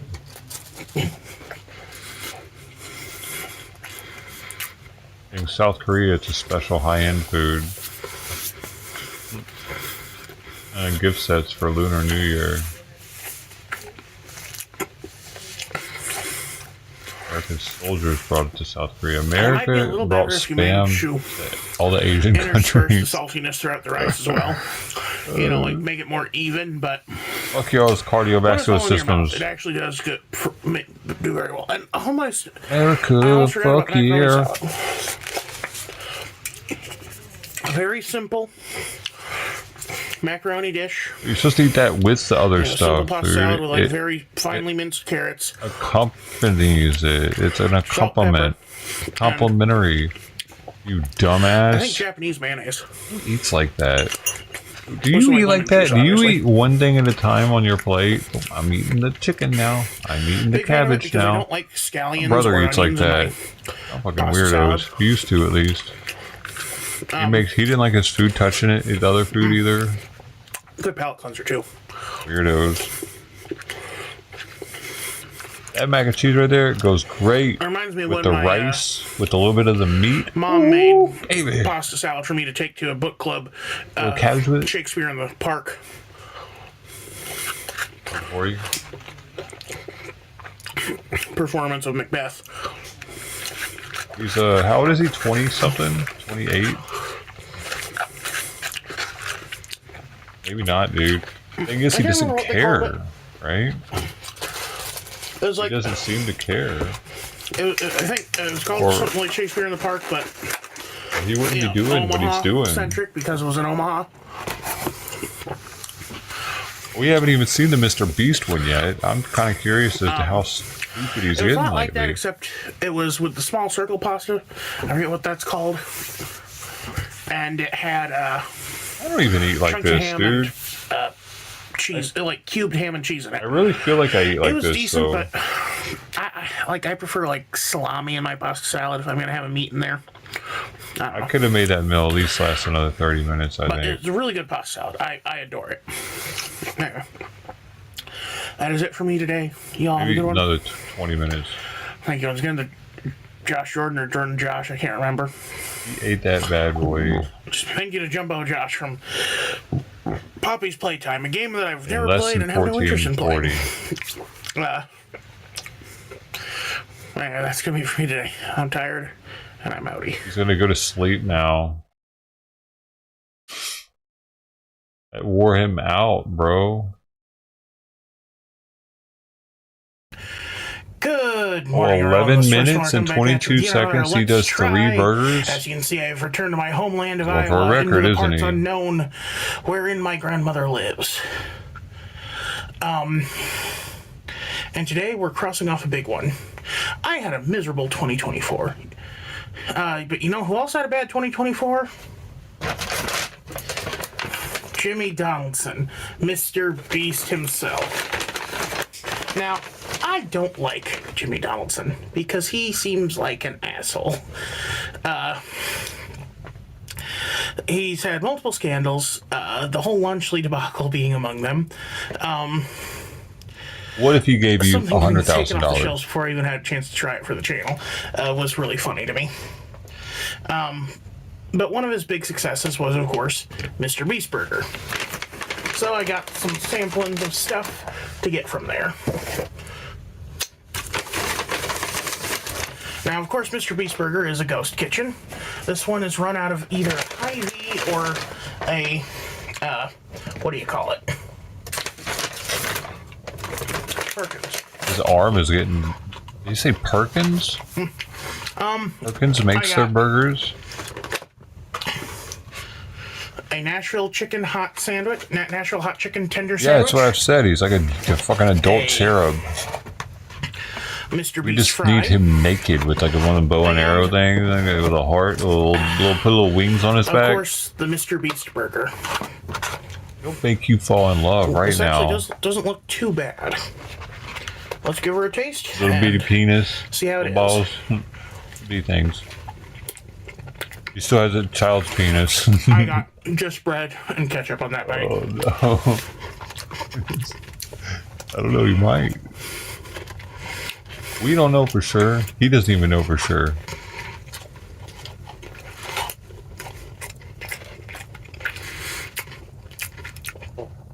It is a smash burger. Which That's is 2 not too bites. bad. That's 3 bites. Okay, you said he finished it in 3 bites. Damn, he's halfway through though. It's got a good cook. It's not that awful undercooked Mark Wahlberg sandwich I got I feel like he's really gonna hit that one. Boom! I knew it! I knew it because it was a chonker. Oh man, he's gonna be high after that bite. Oh, hungry, hungry hippo. Bow, bow, bow, bow. Like I'm watching a video game. Is that what the hell's in there? Ice or ice with some lemon or just Sorry for all the clutter around me. basically an ice? My grandpa's bedroom after he died 2 years ago now. was kind of converted into storage. Well, I'm hooked now. Give us another one. Stuff that bitch. Yeah, stuff that bitch. Yeah. He's getting fatter. He's definitely getting fatter off this one. Oh, he's flushing up. There it goes. Boom. Boom, baby. I'm sorry if I'm eating fast. It's just, this is my first meal of the day. His whole head's red. His heart's starting to work overtime. But making up to you by doing multiple things. Because his heart's got to pump more blood to the stomach, because the stomach's like...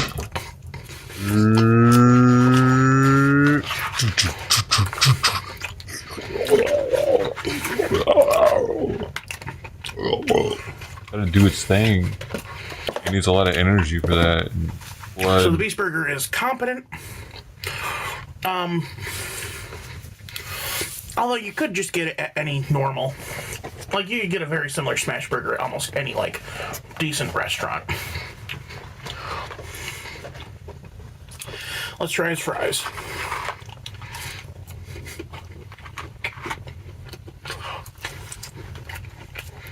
I probably suck.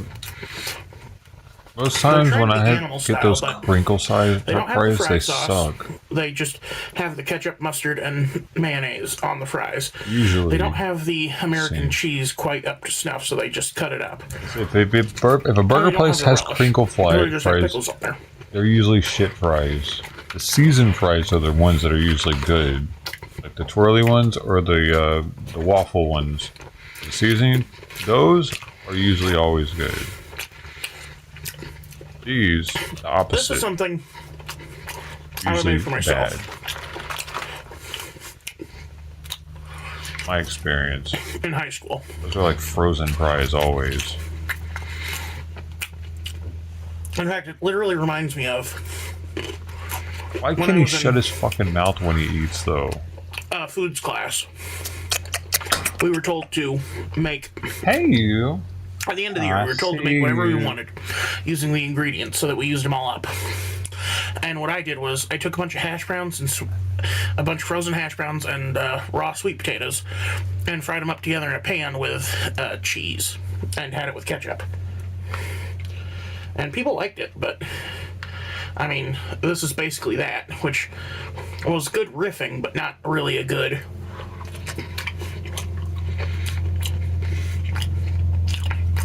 Like, someone got paid to come up with this in a boardroom, you know what I mean?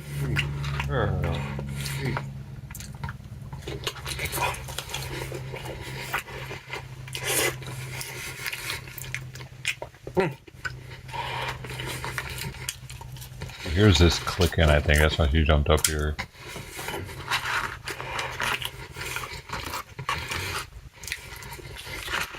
It's just Cajun seasoned crinkle cut fries with a bunch of schmutz.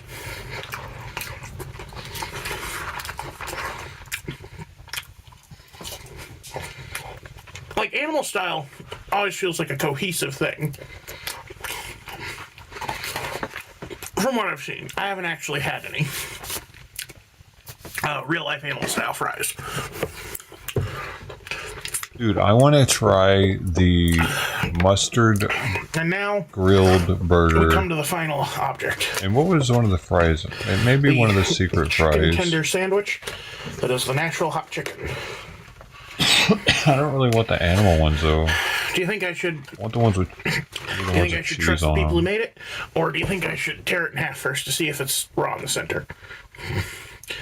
You know what? F it, we ball. I mean, we're gonna play some basketball. No rawness yet. Dude, I would break this dude's ankles so fast. You wouldn't know what to do. They really slammed it this season.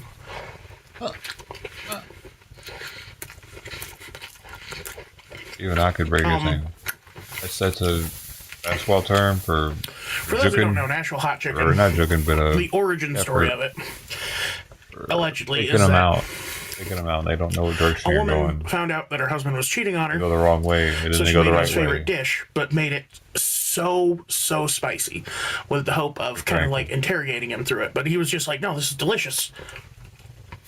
Because his weight would like the inertia from his weight. If he goes the wrong way, trying to go the right way, his ankle. I would say the lettuce is probably the worst part. Like, look how wilted this is. Right way. Oh, that didn't even look crunchy at all. That looked like some spinach almost at this point. Isn't that bummer when lettuce does that on your burger? That's why when McDonald's had the I've talked about it before. My mom would get it. It was separated. Was it a BLT? Whatever it was, it came separated with the hot on one side and the cold on the other. And you put the burger together once you got home. Where the lettuce didn't wilt. They did away with it because packaging. After I'm done here. It came in white styrofoam.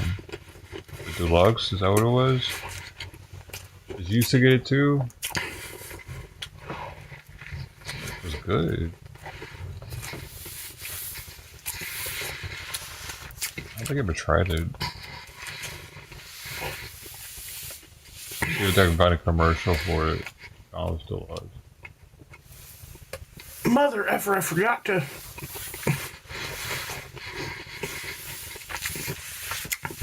I forgot to pack my list of people that I. Was it? Or, you know, list of members to thank. Wasn't the Arch Deluxe?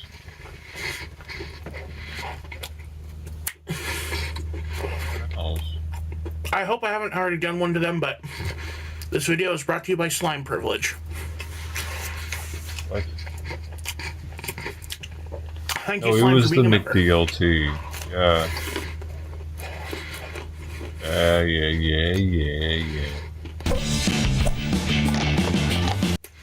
So you're getting tired? Simon. That was very spicy. Like, not overly spicy. It wasn't ghost pepper water bad. Or the chicken one bad, but it actually was a pretty decent chicken tender sandwich. So congratulations, Jimmy. You may have created a toxic, work environment. Worked with assholes like KSI and Jake Paul or Logan Paul, whoever that is.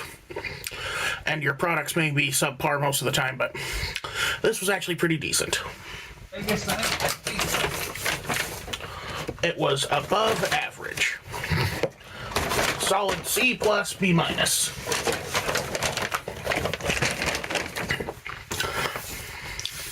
That said, I still think he's a bad person. Say la vie, que sera, sera. Y'all have a good one. This is Royce Miller. I'm outie.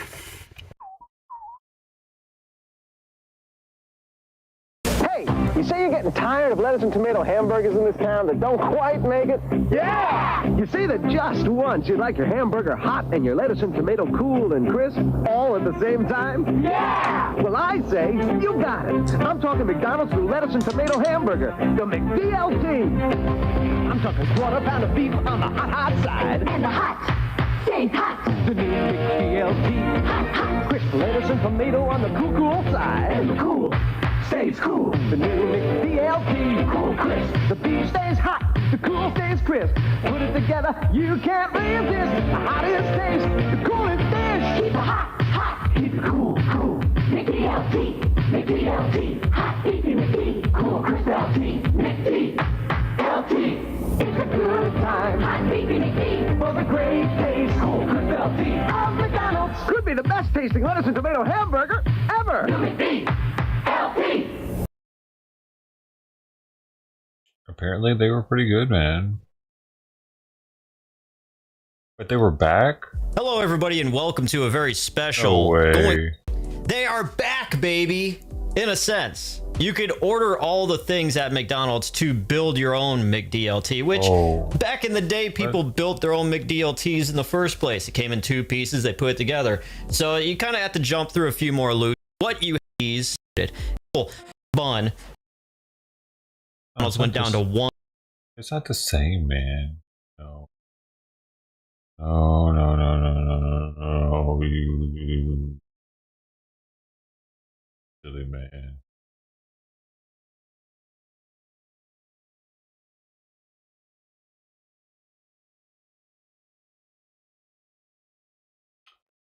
security fencing is going up DC in News Now's DC. Mariel Carbone joins us live now, where fencing is already up. Yeah, Mark, you can see the fencing next to us right here. This is part of the 30 miles of fencing going up across the district. Today, crews installing it here on 7th Street Northwest, and frustrating experience for the people that work and live behind the fence line here. I can imagine, dude. Just cross the street fencing now. goes up along 7th Street Go Northwest. all around the block and shit to go Business as somewhere. usual inside Pearl's Bagels, at least for now. If you guys can get to us, we'll be making bagels. Oliver Cox is the co-owner and says high security events like the upcoming presidential inauguration can be bad for business, with fencing and road closures cutting them off from traffic. It's hard when all these barriers go up for us to convince people to come out and find us. It honestly kind of looks like we're closed. They're not closed today, but they will close Monday when part of 7th Street is shut down for inaugural events. It's really not worth being open for us when it's going to be that shut down. For residents and businesses. Mayor Muriel Bowser warning that areas around the National Mall, Capitol, Union Station, and the Convention Center will be the most impacted.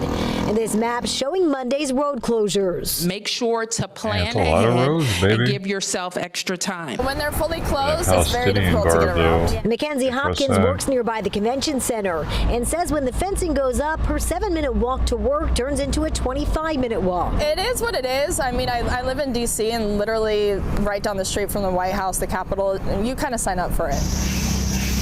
The price to pay for doing business in D.C. We do get really good business off the convention center when they have big events. So it gives and it takes away sometimes, but we'll get through it.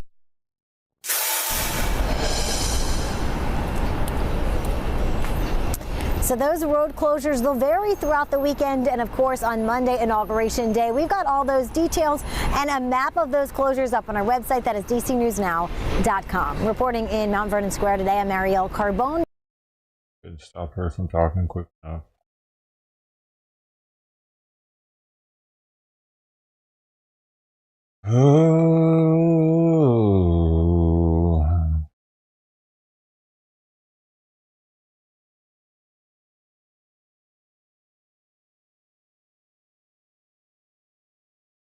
Oh, shit. Among the thousands of people in Southern California who have lost homes in the wildfires is the winner of that $2 billion Powerball jackpot from 2023. The LA Times is reporting that Edwin Castro, the man from Altadena who bought the winning ticket at a gas station in town, lost one of 3 properties he bought with his winnings. The home he lost was a $3.85 million property in Malibu. It was burned to the ground by the Palisades fire. His other 2 homes, a nearly $4 million home in Altadena and a $25 million mansion in the Hollywood Hills, were in evacuation zones for the Eaton and Sunset fires, respectively. Both of those properties, though, were spared. Hello, I'm Mark Brown. Get more great ABC7 content by clicking. Why does he have so many damn properties? Fuck, man.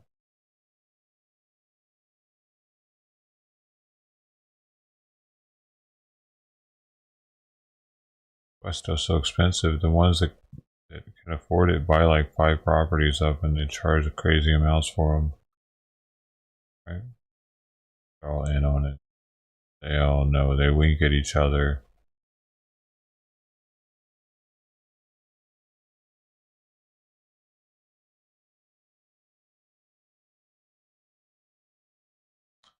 The 14th at 1:51. Is that it?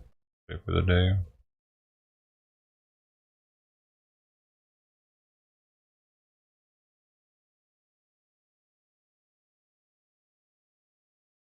Come here. Hey. Hey.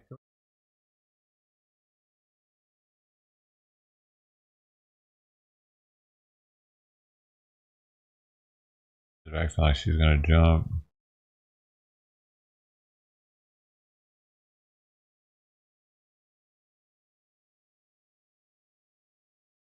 There you are.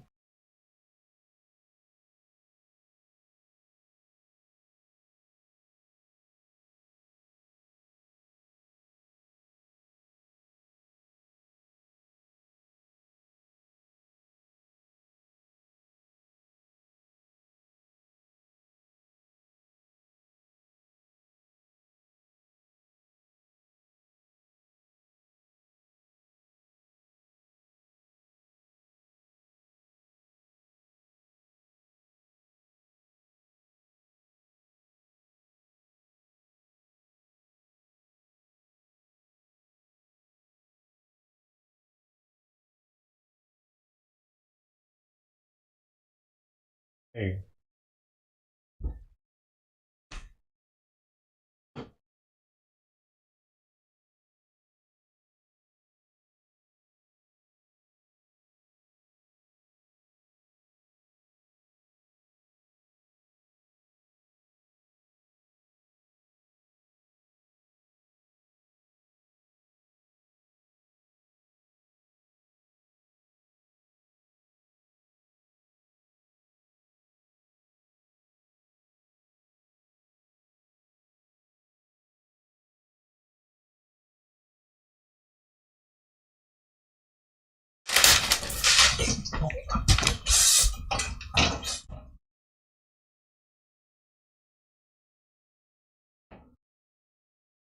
She's so fast. I got her though. I got her butt. With it.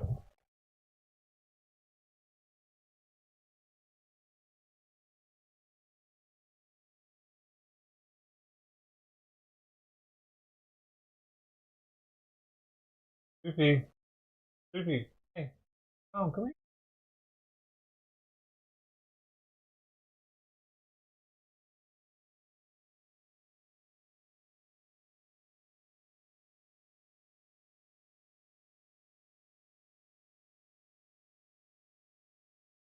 I didn't get her.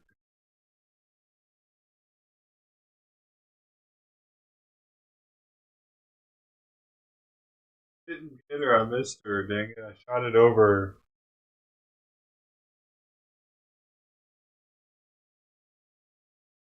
Finger.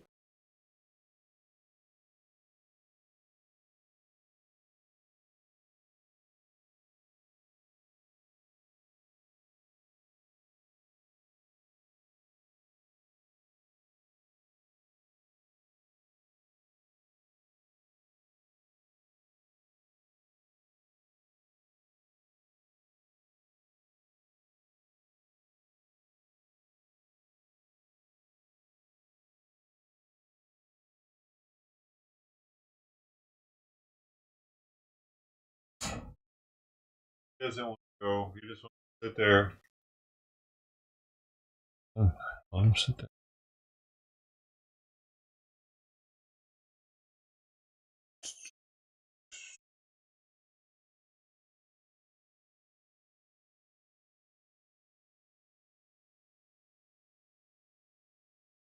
And on. Now what?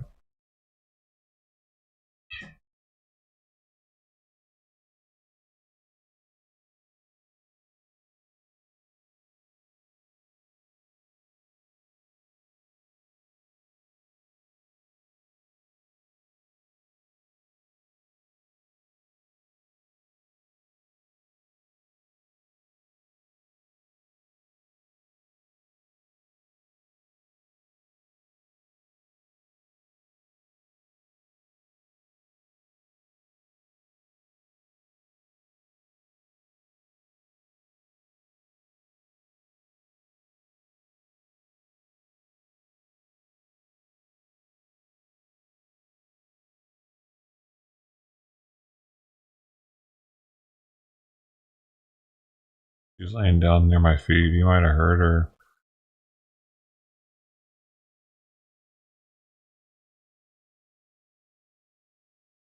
Weird.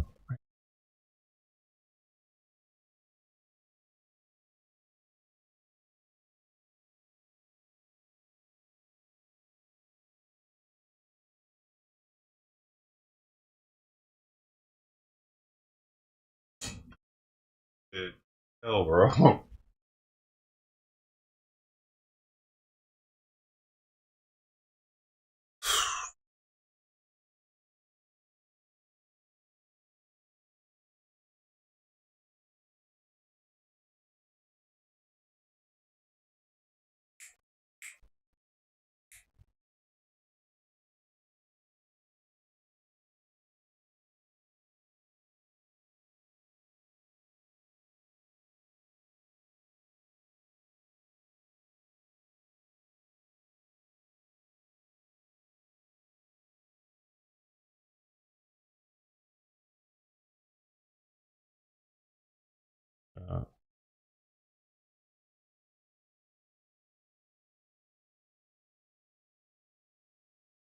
Been like that since Simon has been here with me.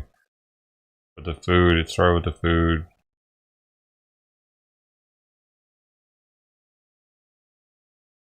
Like, she'll eat anything.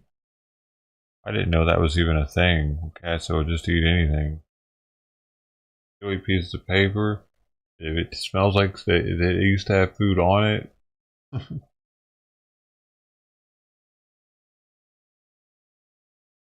Simon, man, it's hard to even find a treat that he'll eat.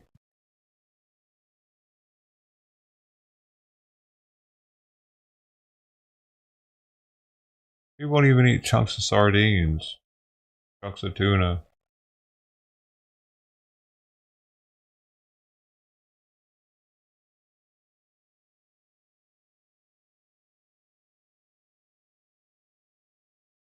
Hey, thanks to viewers like you, Mark.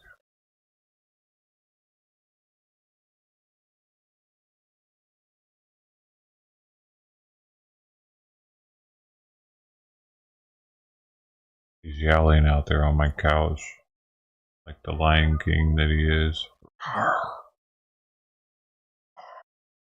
As good as he can do is a roar.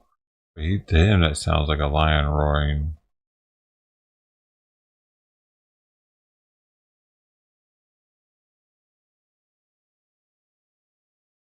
You tell him, Simon. I think you can see the spirits. You can see the alien spirits. Oh no, I had Simon back then. Yeah, no, that was a different place, but it was before. I had Simon before I lived in Colorado. He moved with me. Came back here. Came back. He moved twice with me. Long journey.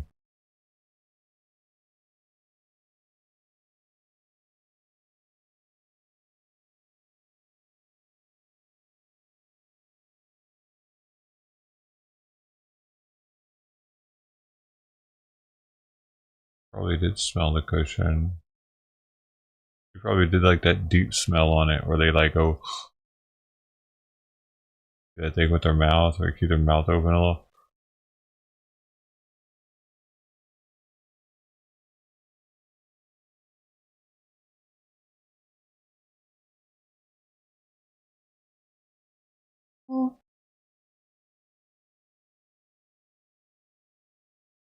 He had to, especially when I wasn't in there. I'm lucky you didn't get an illness from it. Michelle Obama will skip Trump's inauguration. Whatever. Who cares? Good. That'd be more for the boys.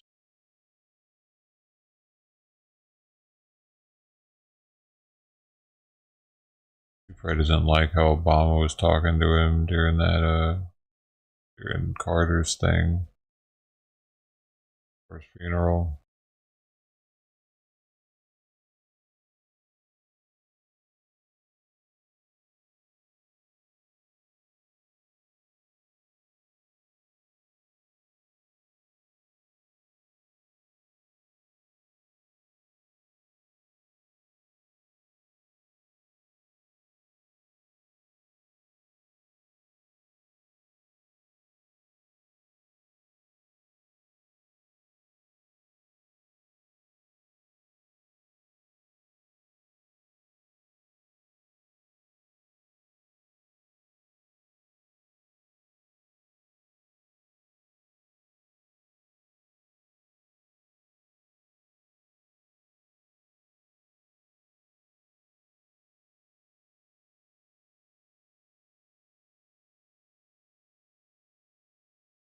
What was that dude's name that would always say his mom smells bad? Smells like fish.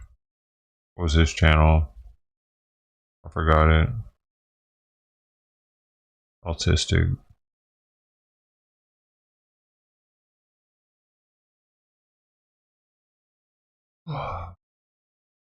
Something about trains. Something trains. Right?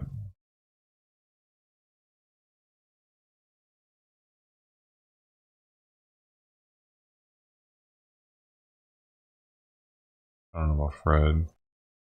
Definitely wasn't, the channel name wasn't Fred.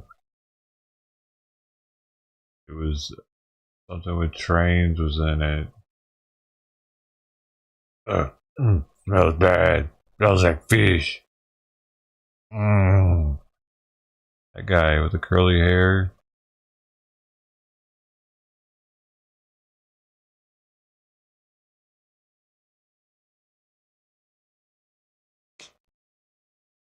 Is he gone forever now?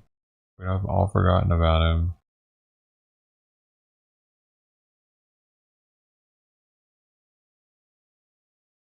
Something train, man. Wait, I never subbed to him.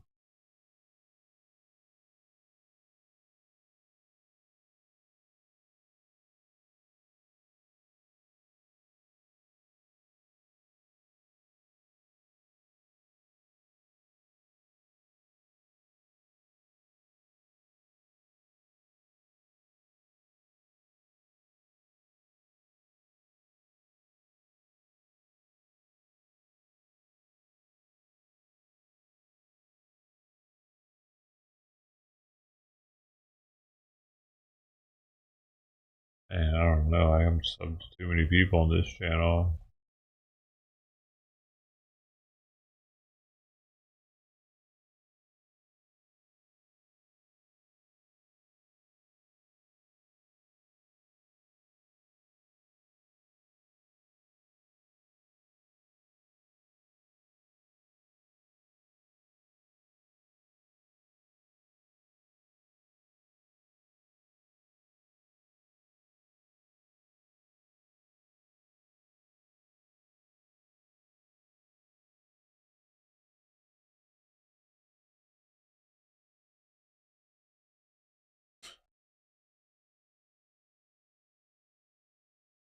Come on.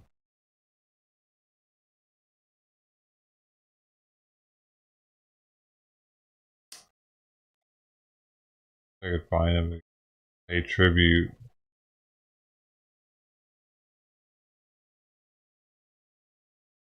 How come none of y'all can remember, dude? The train guy.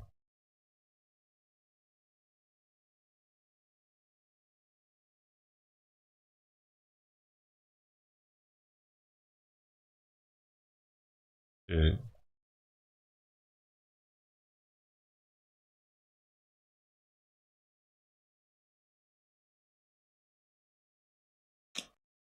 I was hoping it started with the word trains. I don't have one. Maybe I subbed with the other one.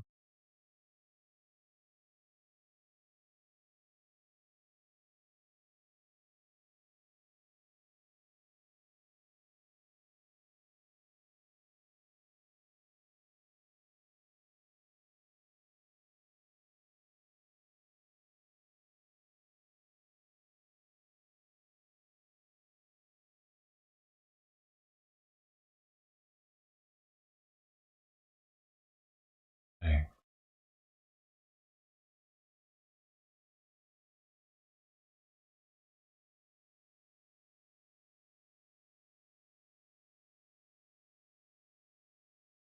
He's gone forever.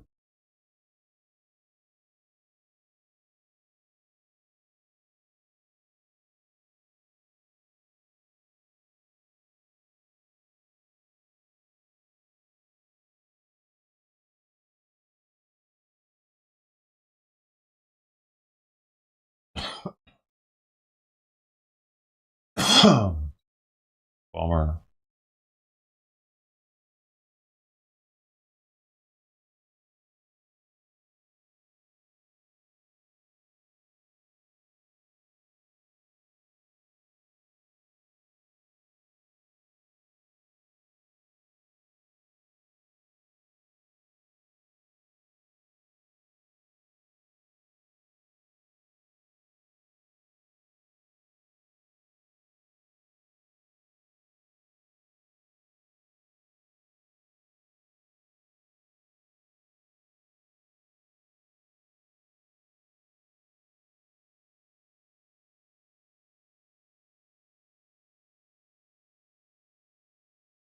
You might think people are mad at Los Angeles Mayor Karen Bass because of the job she's doing, but you'd be wrong. You see, it's actually because she's a black woman. No! They're pouncing on her like trolls. And you know why I think they're doing it, to be honest with you? Because she's a black woman. They're pouncing on her like trolls. And you know why I think they're doing it, to be honest with you? I'm going to go there. Yeah.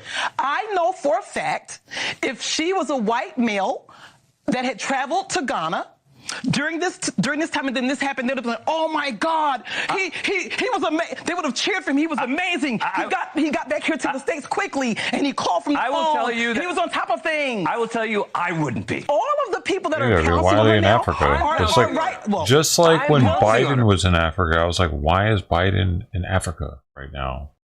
I'm one of them. Most of them are right-wing individuals, and they would give her a pass if she were a Republican or a white male. That's a fact. It's not a fact. It feels like you're just playing the race card to try and defend her. Well, what race are you referring to? I'm referring to the fact that I believe. But what race are you referring to? I believe that she's African American. She's a black woman. She is, but who says that she wouldn't have been criticized if she were a white man, except for you? There are plenty of us out there saying that this is foul on the play. Well, she's right about that. Other people are crying racism. Actress Yvette Nicole Brown and Kim Whitley stand by LA Mayor Karen Bass amid wildfire criticism. She's got a spine of steel. And she's also been a black woman in America for a very long time, so none of this is new to her. We are mad because we're tired of it. Khloe Kardashian recently called the mayor a joke. Here's how those people responded. Love to tear a black woman down. Khloe Kardashian attacked after her brutal message to Mayor Karen Bass over LA fires sparks outrage. Is Khloe Kardashian getting too comfortable with criticizing black women? Khloe Kardashian and others are coming for LA Mayor Bass's neck. But while some claim their critiques are valid, others call racism. Meanwhile, Piers Morgan suggested that Karen Bass only won because she was a black woman. Karen Bass, though, is a different matter. She smacks to me of a DEI appointment in the sense of how the hell did someone like that? She was democratically elected. Fine, Piers, I know. How does a democratically elected? I know. How was a democratically elected mayor a DEI hire? Let me tell you how that happens in Los Angeles. If you live in LA, as much as I have for the last 20 years, you are living in woke central. You're living in a place where a large number of the electorate literally would vote for people because of their skin color and because of their gender. The DEI thing runs endemically through some of these places. LA has become a woke. What makes a DEI? I'm telling you. I'm going to be very clear. That You're is not understanding what I think a lot of people voted for her because she was a black woman, not because she's any good at her job. That's an LA woke problem. Do you have any evidence of that? Yeah. Look how incompetent she is.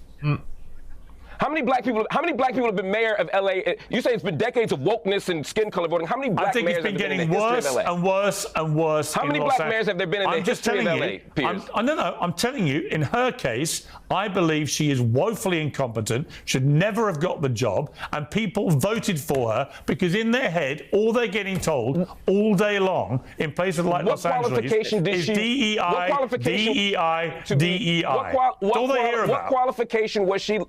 What qualification was she lacking to be mayor? Have you watched her pronouncements? Oh, he did? The Pierce dude used to be a leftist. Interesting. I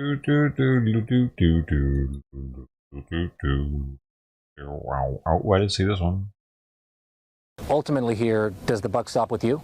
I mean, you're governor of California. You might as well be the mayor of California. We're all in this together. We're all better off. We're all better off. We're all better off, and we're working together to take care of people.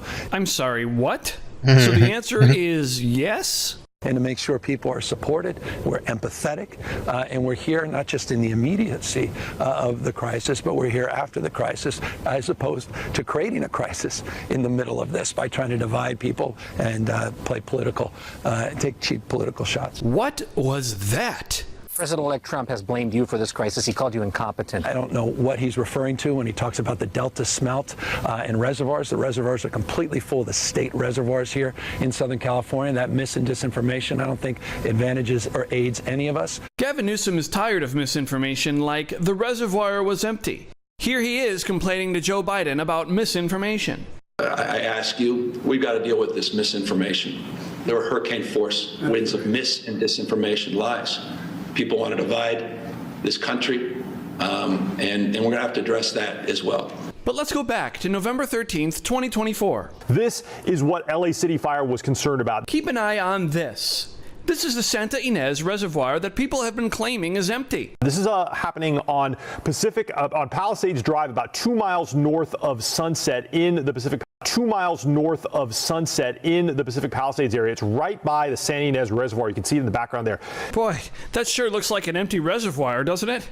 We do know, though, from reporting here locally that one reservoir that serves the Palisades was not full. And that's exactly what triggered my desire to get the investigation to understand what was happening with that local reservoir. That was not a state system reservoir, which the president-elect was referring to. What a sneaky sleight of hand. No, Trump wasn't referring to the relevant reservoir, the one that could have helped with this situation. Newsom says Trump was referring to the state reservoirs, the ones that Gavin is in charge of. You see, those were fine. The local one, the one that Gavin had nothing to do with, was empty. It's not my fault. Gavin definitely isn't to blame, but he will get to the bottom of this. And let's just get the facts and let's get them out quickly. Let's stop the finger pointing. Let's just assess the truth. I'm not interested in who's to blame. I want to know what happened. I'm not interested in the finger pointing. I want to know what the hell happened, and I want to know when went wrong so it doesn't happen again. What the hell happened? What happened to the water system? Was it, and by the way, was it just overwhelmed that you had so much that was used? We drew it down. What is the situation with the water? Obviously, in Palisades, it ran out last night in the hydrants. I was talking to the firefighter on this block. They left because there was no water in the hydrant here. The local folks are trying to figure that out. The president-elect chose to attack you, blame you for this. It's one can't even respond to it. I mean, it's people are literally fleeing. People have lost their lives. Kids lost their schools. Families completely torn asunder. Churches burned down. This guy wanted to politicize it.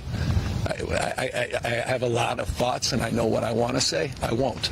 I'm not interested in politicizing an event like this. I don't like the banality of it. I don't like the inhumanity of that. I would like people to focus on a collaboration between the executive in Washington, D.C. and in the state of California to help rebuild a community that's been completely ravaged. I want to know the answers. So I'm the governor of California. I want to know the answer. I've got that question. I can't tell you about how many people, what happened. My own team saying what happened, and I want to get the answers. And I'll be candid with you, I wasn't getting straight answers. Yeah. I watched the press conference. I met with some of those leaders. We had my team start talking to local leaders, saying what's going on. Our state, and you weren't getting straight answers from. I was getting different answers. And so for me, that's not a story. When you start getting different answers, then I'm not getting the actual story.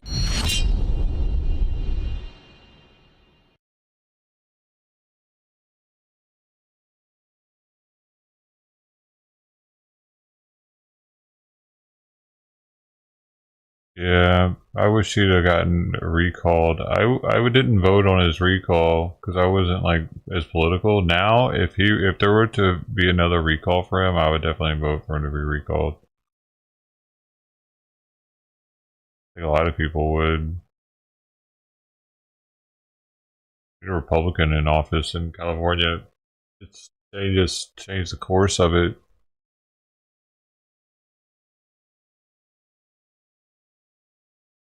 This is the moment last week, after an hours-long hike through closed-off streets, burning hills, that singer Madi Rinj Basharat finally reached her childhood home in Pacific Palisades. What, did she make a TikTok about it? That's... Oh my God. God damn, she got the music and everything. The house she grew up in and the home that her father and younger brother still lived in. To make matters worse, someone on social media was just knocking the fuck off. We don't as need Maddie in an attempt to raise money. A bunch of vertical videos of your fucking life with dramatic music going to it and shit. You know what I'm saying? That's why I make stupid videos like, go in the military, get your dick chopped off. Do you wanna be a tranny tonight? Join the Navy. See the world. See the world. I don't make anything important in vertical mode. Anything, it's all stupid. To effectively steal. Joining us now is Maddie Ringe Bissaret. Thank you so much, Maddie. Appreciate it. She's a singer. She's a Pacific Palisades native. She's lost her family home. So thank you for taking the time. How you holding up? I'm hanging in there. Thanks for having me. Just trying to focus on like the next step, one foot in front of the other. Be safe out there. So tell us what happened. Your family was forced to evacuate, and you decided you needed to get to the house. And tell us what happened. Yeah, so my dad was trying to fight off the fire with his neighbors Val and Archie and a few other friends. They were there to the last few moments. And then they left just in time. I hadn't heard from him, so I was starting to freak out. I never heard of her. A few hours later, I finally heard from him, and he was safe and had been staying with me. And yeah, it's been really, honestly surreal. It's hard for me to believe that it's gone. Yeah, this looks more interesting. It's another day of dangerous high winds in the Los Angeles area where at least 24 people have been killed by the wildfires. And firefighters are facing a new wildfire. You see here, it's in Ventura County. This is next to Los Angeles County where the other fires are burning. The auto fire began last night, forcing more evacuations. This makes 4 major wildfires we are tracking in the Los Angeles area. One of the biggest fires, the Eaton fire, is now 35% contained, while the Palisades fire is 17% contained. The Hearst fire is nearing 100% containment. Fire and rescue crews in the Altadena neighborhood are busy searching through the rubble of the dozens of homes and businesses damaged by the Eaton fire. 88,000 people are under mandatory evacuation orders, down from 92,000 Tuesday. CBS News correspondent Elise Preston is in Altadena with more.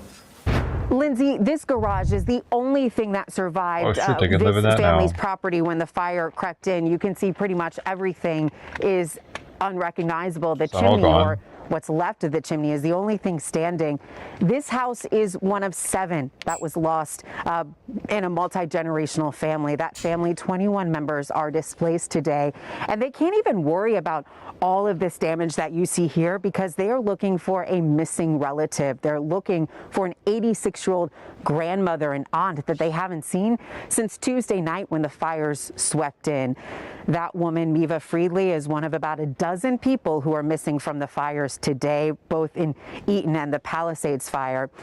Authorities have confirmed that 24 people have died, and they're trying everything that they can to make sure that no more deaths are happening. The winds are expected to pick back up today. They already have in some places, clocking in at about 70 miles per hour. And those winds are so dangerous because they carry embers, they burst them into flames, and they can carry them miles down the road. And so those spark new fires, they reignite new fires, as we saw over the week. So crews are working very hard to contain what they can and also look for the people who are unaccounted for. The danger is so high, the need is so great that the state and FEMA have opened new recovery centers today. Lindsay? Elise Preston, thank you. In addition to making it easier for the flames to spread, the return of high winds could ground some, if not all, of the more than 80 aircraft being used to fight the fires. CBS News senior weather correspondent Rob Marciano has an inside look at that effort. In the crucial aerial assault to help contain Southern California's deadly fires, strong winds may be the only thing that can pause these determined firefighters. Wind's the fire boss, so the hair on the back of my neck will stand up when we start, witnessing winds like this that we are today. We're standing next to one of 8 activated military C-130s, modified specifically to contain wildfires. The paratrooper doors is where the fire retardant is installed of, so people would normally be jumping out of there. The aircraft can release 3,000 gallons of water or red fire retardant in just seconds. And the fleet has already dropped more than 16,000 gallons of suppressant, seen coating some LA neighborhoods. I worry about how dangerous it is to fly around these fires. It's not a normal mission as they go down and drop the retardant. I mean, it's a different kind of combat, isn't it? Very much so. Rotary aircraft can get even closer to the raging flames. This is one of CAL FIRE's newer helicopters. It's a modified Black Hawk that can hold up to 1,000 gallons of water, fly day or night. It is essential to fighting fire. But as these winds ramp up, it's not going anywhere. When the winds get to a point where you can't fly and fight this fire, how frustrating is that for you? It is very frustrating, but we'll sit on alert waiting for some type of break, and then we'll try again. Lieutenant Colonel Laura Jeffrey is a combat navigator for the Wyoming Air National Guard, but dropped everything to come to L.A. We're leaving our families, we're leaving behind everything to come out, and I wish people knew the sacrifice that we make to do that and what it means to us to have the opportunity to serve those who are in need.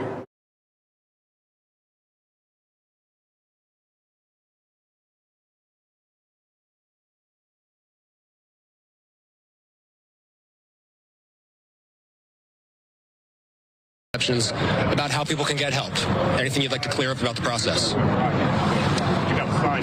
Well, there's a variety of ways you can access FEMA assistance. I'm not sure everyone understands that. You can go on FEMA's website, sign up there. There's a number available on FEMA's website as well, or you can come to one of these disaster recovery centers. I think we sometimes hear misconceptions about where people are in the process with FEMA. They know they've registered and they're not clear what the next step is. The FEMA team is doing a phenomenal job pushing out public information on this subject, but if you ever need to check your status, that's what these centers are for. And we'll have this disaster recovery center. We have another disaster recovery center where even if you've already spoken to FEMA once and you just need to get more information about your individual case, you can talk to a FEMA person who understands the process, can pull up your individual case. Glenn, thank you guys. We appreciate you. They're out here all day today. I will say also, this facility open from 9 a.m. to 8 p.m. on the daily, they tell me. Let's put the address up on the screen because this is not the main Pasadena City College campus. What we're talking about here is the Community Education Center. This is their Foothill campus. So you can't go straight to the Pasadena City College. That's not where this is. This is at their education center. They were talking about FEMA camps and they were going to put us all on them. How are they going to do 7 that? days a week. Send it back to you. Great. Okay, 3035 East Foothill Boulevard, as you saw right there. Thank you so much, Austin. And they're open till 8 p.m., which is a great From 9 a.m. resource. That's amazing. Such important work they're doing. Why were they going to do that There's to huge us? needs, so thank you, Austin.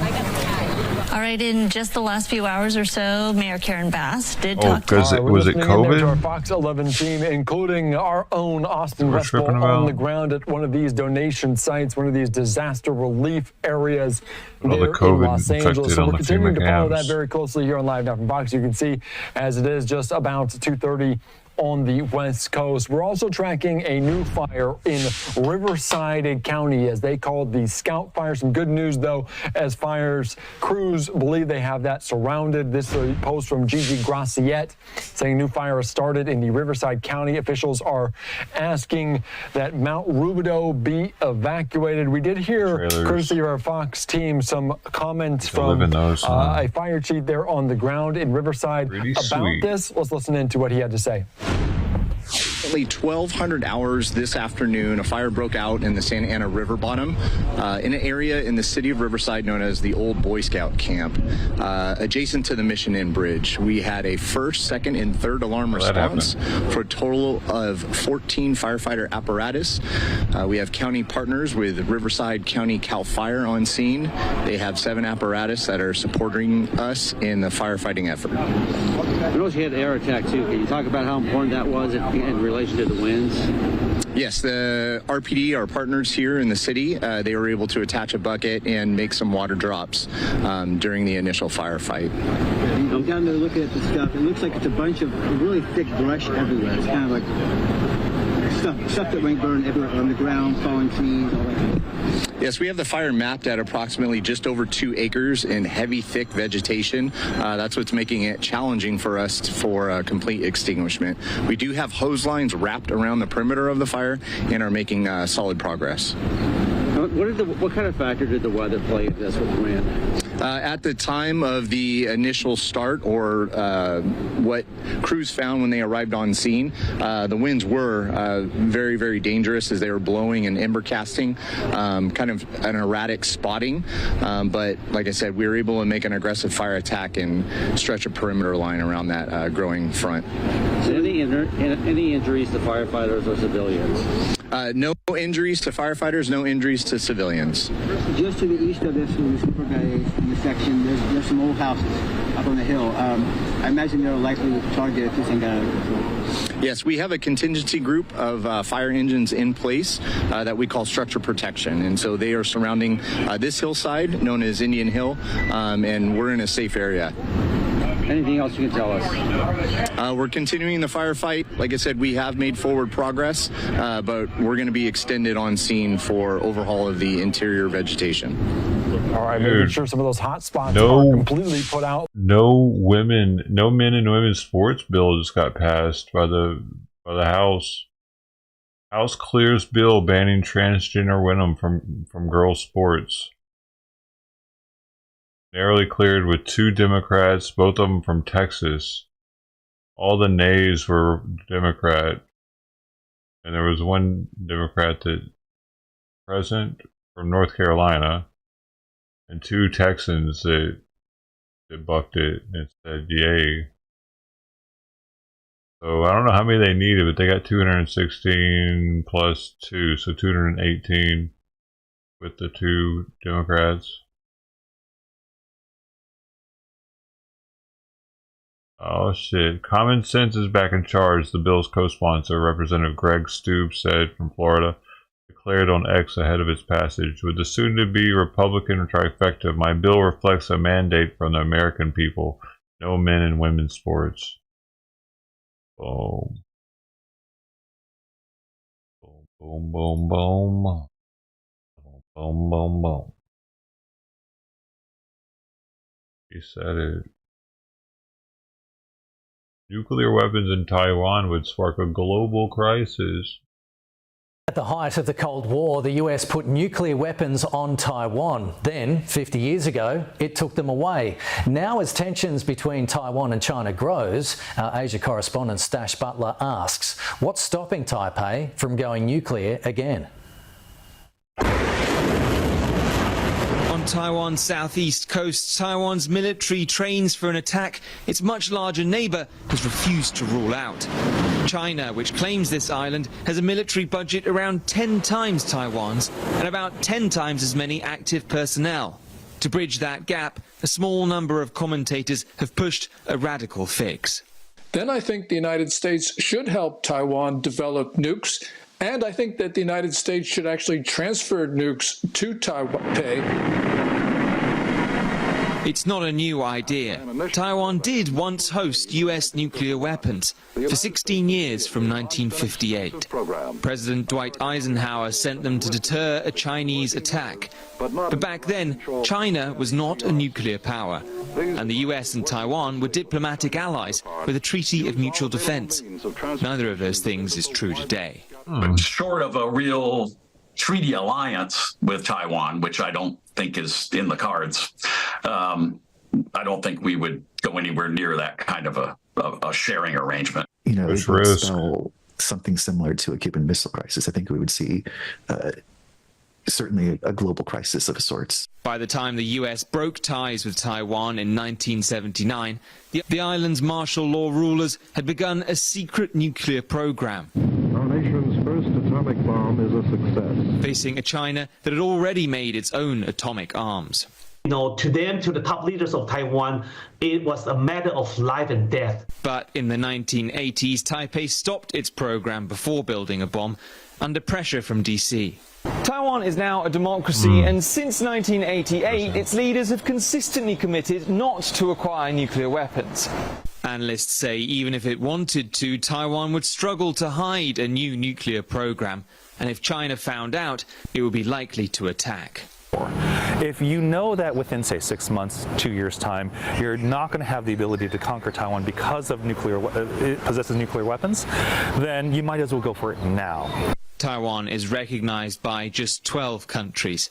And scholars say it would risk deeper isolation if it pursued the weapons alone. There's the moral element as well, which I know many people tend to discount, but the idea of the Taiwanese bombing the Three Gorges Dam or nuking major populations, tens of millions of people dying, is morally horrific. Barring a change of heart in Washington or Taipei, Taiwan is unlikely to seek nuclear weapons soon.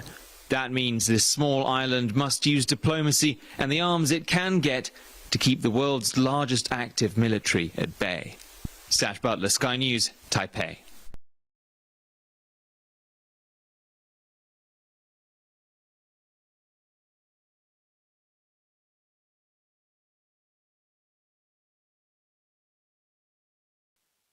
Biden's going to talk historic conservation legacy.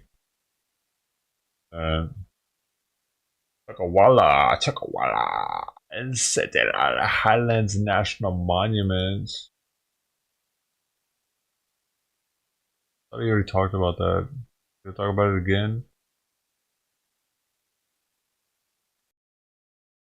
We are the world, we are the people.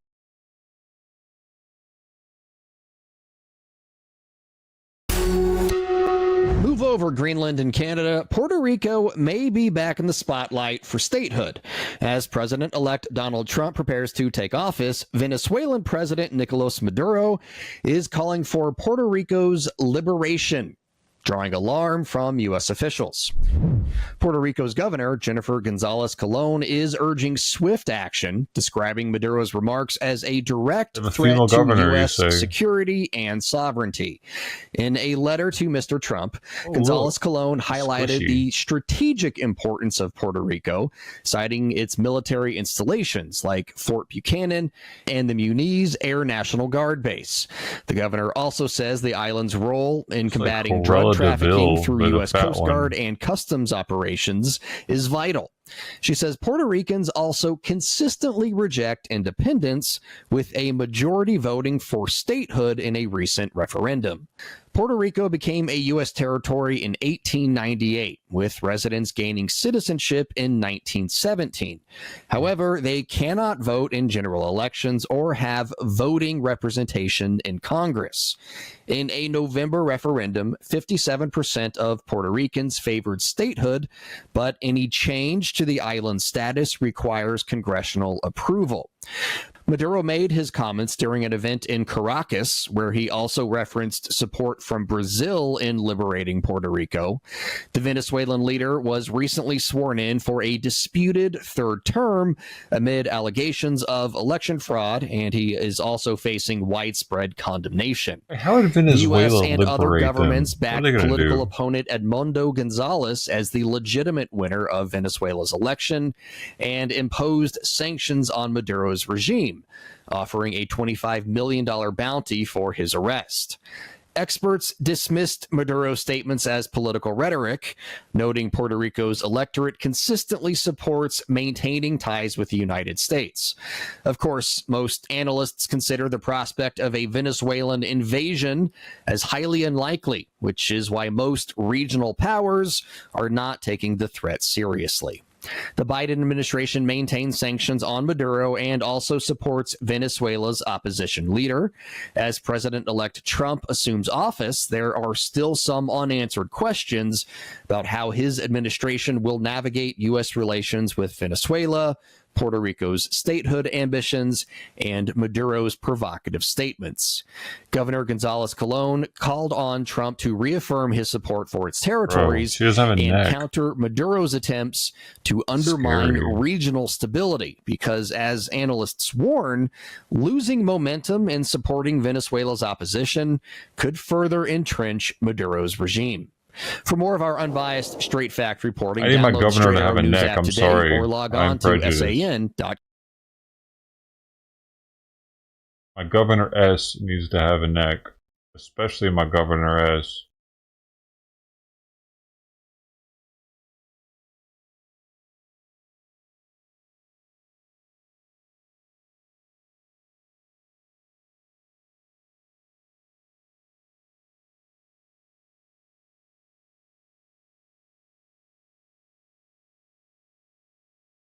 Right as the door. Hey, kitties, how you doing?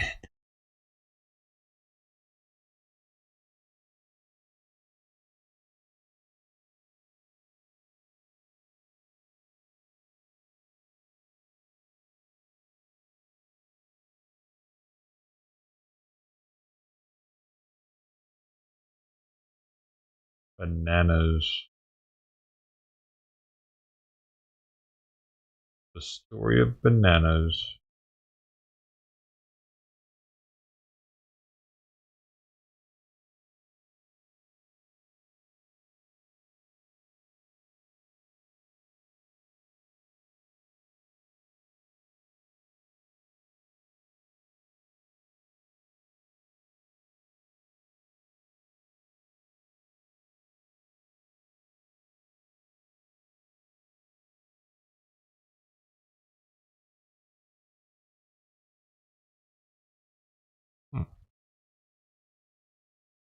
Hi.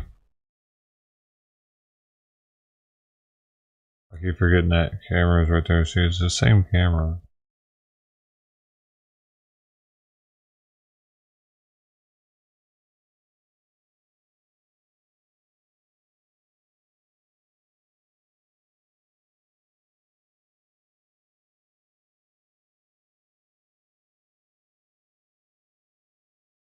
It's it. I know you're looking for it.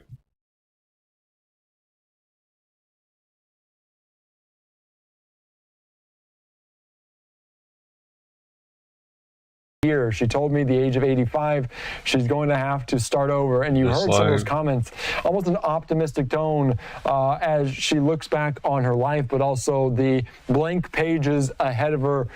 She won't forget this moment, but she will continue to build upon this life even at 85. All right, let's take you right now back out to our Fox 11 crew as they are diving into the weather forecast.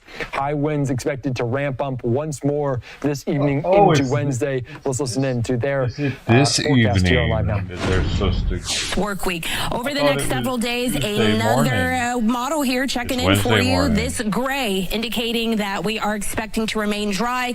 Precipitation on this model looks like what's happening across the midsection of our country where we do show a lot of the green. It would be awesome to see that happening here across the West Coast, but that is just not what is forecasted. Past 7 days, I went into the 6 to 10 day precipitation outlooks, and we are also trending drier than normal. Where you see here on this index, the browns as well as the yellows and the oranges, that's what's happening here across most of California, and Los Angeles should be included in that. I went ahead and checked in on the Altadena area, Eaton Canyon fire here. We do see those sustained winds, not too bad at about 2 to 10 miles per hour. A slight gust kicking up, but not too bad. Again, we are seeing a little bit of our wind calming down in that action there. Temperature-wise, we are in the mid-60s across the area. Humidity is still dry out there, coming in at about 14%, and that fire just still only about not contained there. For this water year, one more time, breaking it down for you, I just really want to drive the fact that we are so dry here across the area. Our season average is over that 14-inch mark, and you'll see, dating back to last month, we only received 0.02 inches, and the month before that 0.14, giving us a total of 0.16 just for this water year alone. That was not the case last season or the season before that. We had a surplus of rainfall come in and through the area. Taking you back to last year in particular, we saw over or close to 13 inches of rainfall for the area. So of course, going to drive our weather headlines for you once more here. We do continue with our strong Santa Ana winds through at least tomorrow. We do have that PDS, which is a particularly dangerous situation, and we have two areas that we're really watching where we could see those northeast winds getting as high as 40 miles per hour and the gusts still coming in at about 70 miles per hour. We did have a wind advisory or a high wind warning in place. It has been canceled, but we do still continue with our high wind or our wind advisory. Extreme wildfire danger does continue, not just for the potential for it to rapidly spread, but for also the growth of our fires with our winds pushing in and through a lot of our region. And so with that, we'll be watching once more for our power outages, but also those down limbs. We checked in on the Eaton.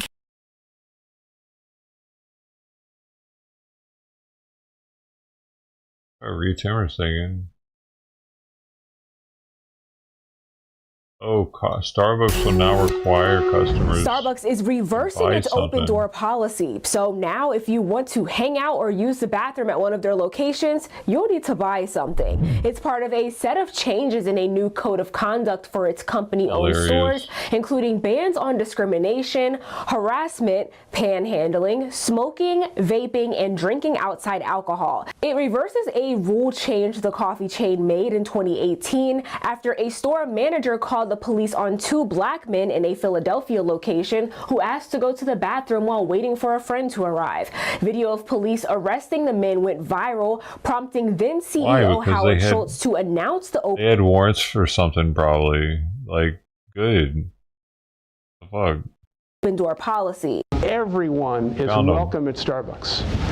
And in terms of the bathroom, we're going to have to make sure that we don't want to become a public bathroom, but we're going to make the right decision 100% of the time and give people the key. Because we don't want anyone at Starbucks to feel as if we are not giving access to you to the bathroom because you are less than. Like when it introduced the policy, the company framed its reversal as part of being welcoming. We want everyone to feel welcome and comfortable in our stores, Starbucks spokesperson JC Anderson told the Associated Press. By setting clear expectations for behavior and use of our spaces, we can create a better environment for everyone. Starbucks closed 16 stores in 2022, citing safety threats to workers and customers in cities including Los Angeles and Seattle. For Straight Arrow News, I'm Kennedy Felton. And for all the latest updates on this and other top stories, download the Straight Arrow News app or visit san.com. Well, Starbucks is waking up. The best part of waking up, the Starbucks in your cup. Hey.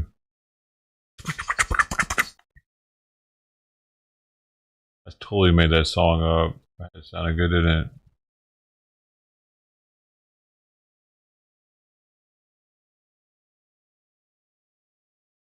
I don't hang out at Starbucks. Yeah, a lot of people do, though. That's the problem. They'll just set their laptop up and use their Wi-Fi.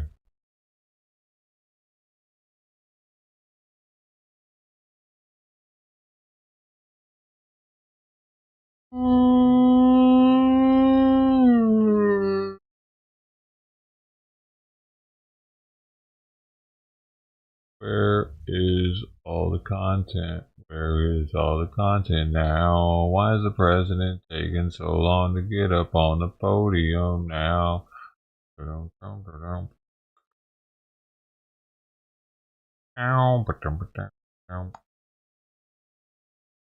Amtrak offering $10 fares to help Southern California wildfire victims.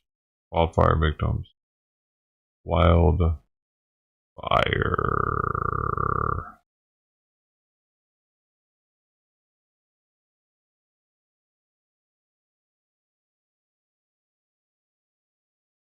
don't know if they are wildlife victims. Maybe they'll help them too.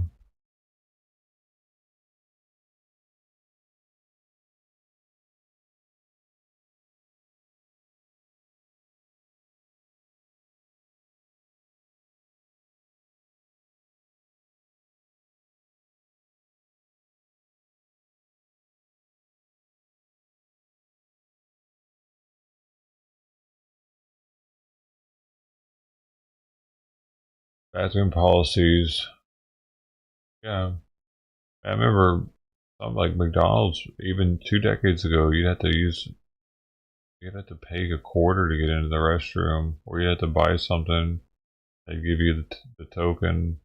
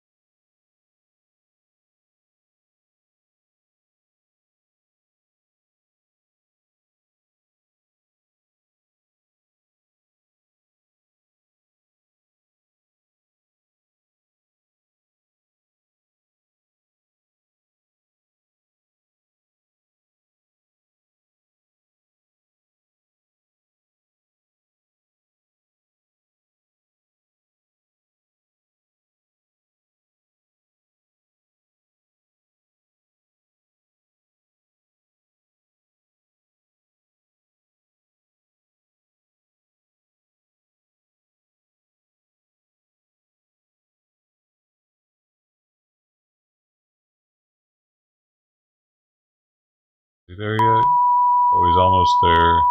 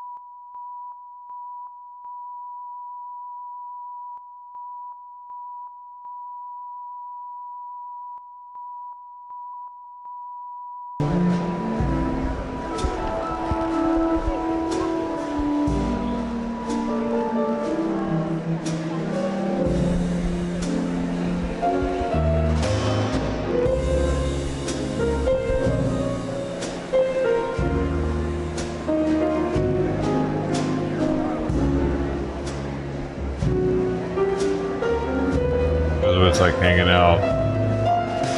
Something where the president's gonna be.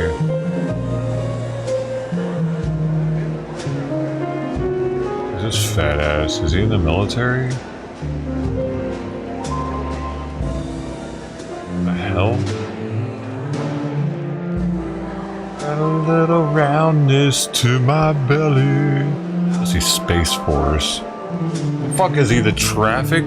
Is he letting people know that that is the way to walk? What a shit tub job to have in the military. You walk this way, sir. Get the white gloves on. Don't worry, I won't touch you. I'm a little too fat to do anything else but hang out with this woman here. He's got a woman's job. What the fuck is she so decorated for telling people where to sit? Stupid.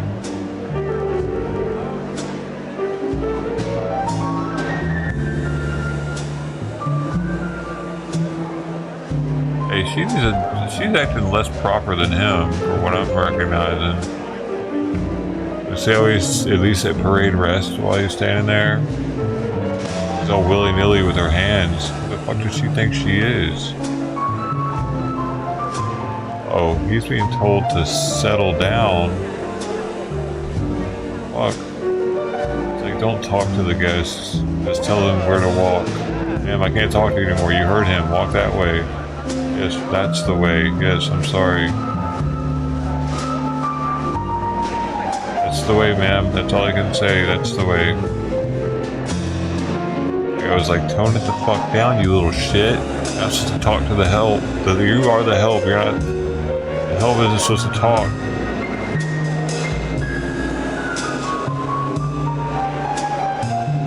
Ma'am, you walk this way. You see the way you're walking right now that you were already walking? I'm gonna need you to continue walking that way. Yeah, just your little legs. Let them keep going that way. Good luck. Good luck on your journey. Oh shit, I gotta tell these people which way to walk or they won't know. I told them. Yes, I told you. Did you tell them? You know I'm black and in charge here, right, ma'am? You're going that way. Keep going that way, ma'am. Thank you. I know it's a black and in charge guy's gotta come tell people which way to walk. Hey, listen to him. Got major pain in the house over here.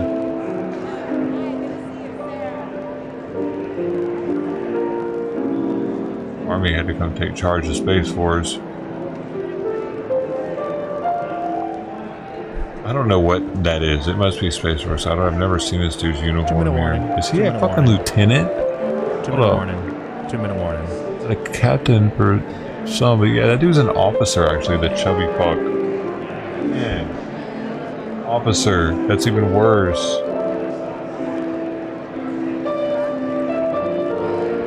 Who's the black dude? They're all officers. This is shit.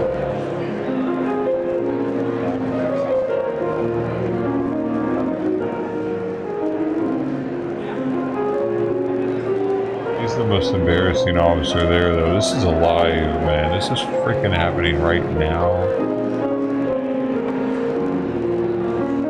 Makes it more special. You got Mr. Rogers playing in the background.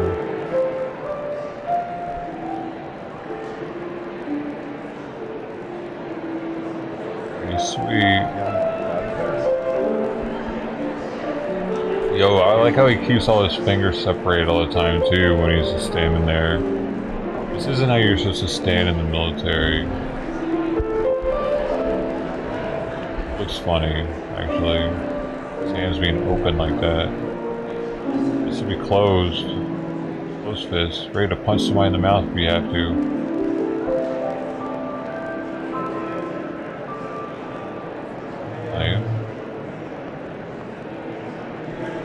Dude, I remember when I got out of boot camp, it was hard for me to even walk with my hands like this. Because I was so trained to have them like this dude's are right now. Distinguished guests, may I have your attention? Please take your seats and silence your phones. The program will begin shortly. Thank you. That, and I kept getting in step with people I was walking next to without even thinking about it.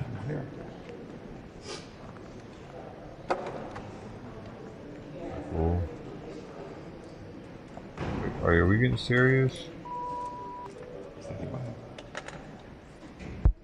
Queuing up for some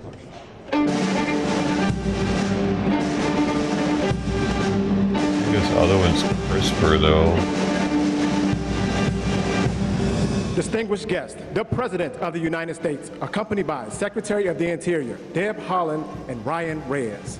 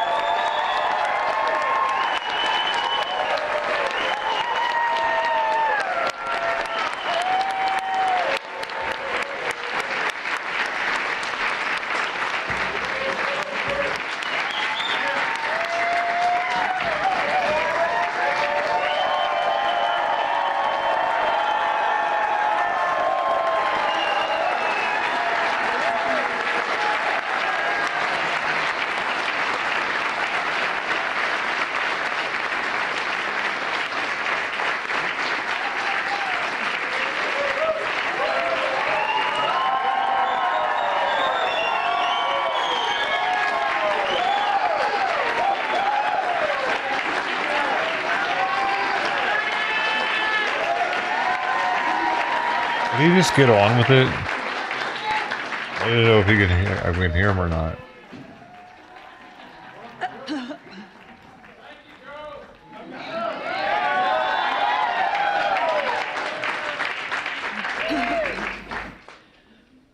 Gwatsi helpa, duhiname etzatuitza shuimi hanu.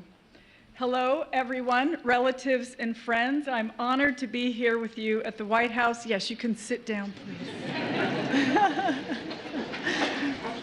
I'm so honored to be here with you at the White House to celebrate President Biden's establishment of Chuckwalla National Monument and to reflect on the Biden-Harris administration's conservation legacy.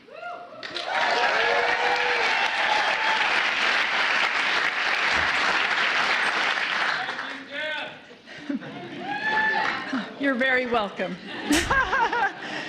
Hiking Painted Canyon with Chairman Tortes in the Coachella Valley last year was a highlight of my time as secretary, and I am so proud that I was able to keep up with him. Chuckwalla is an incredible place, and one in which we are all so lucky to experience as our ancestors did. There is no better way to appreciate the land than to walk it, hearing, seeing, and smelling the earth.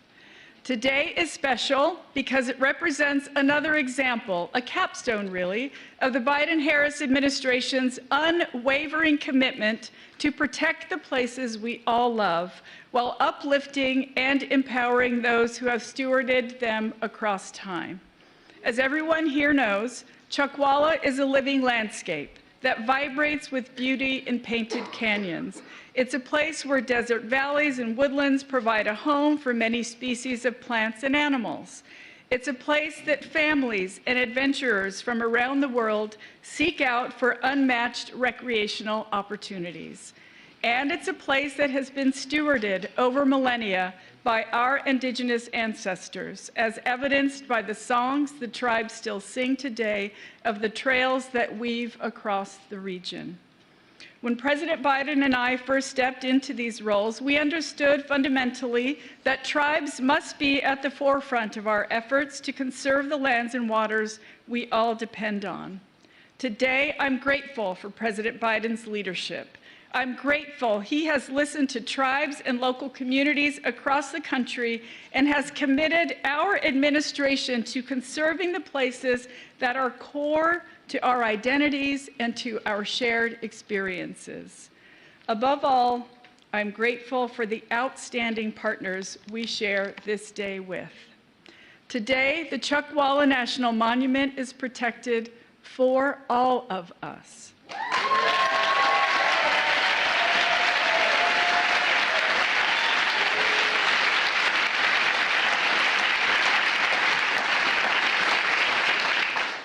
Much of what we do is for our young people, for the next generations who are already inheriting this work and who will carry it forward with grace, expertise, and resilience. They are the ones who are putting so many of our investments made possible by President Biden to good use. And it has been my honor to work alongside them in our shared mission for a better future. Our next speaker is one of those young people. Everyone, please welcome from California, Ryan Reyes.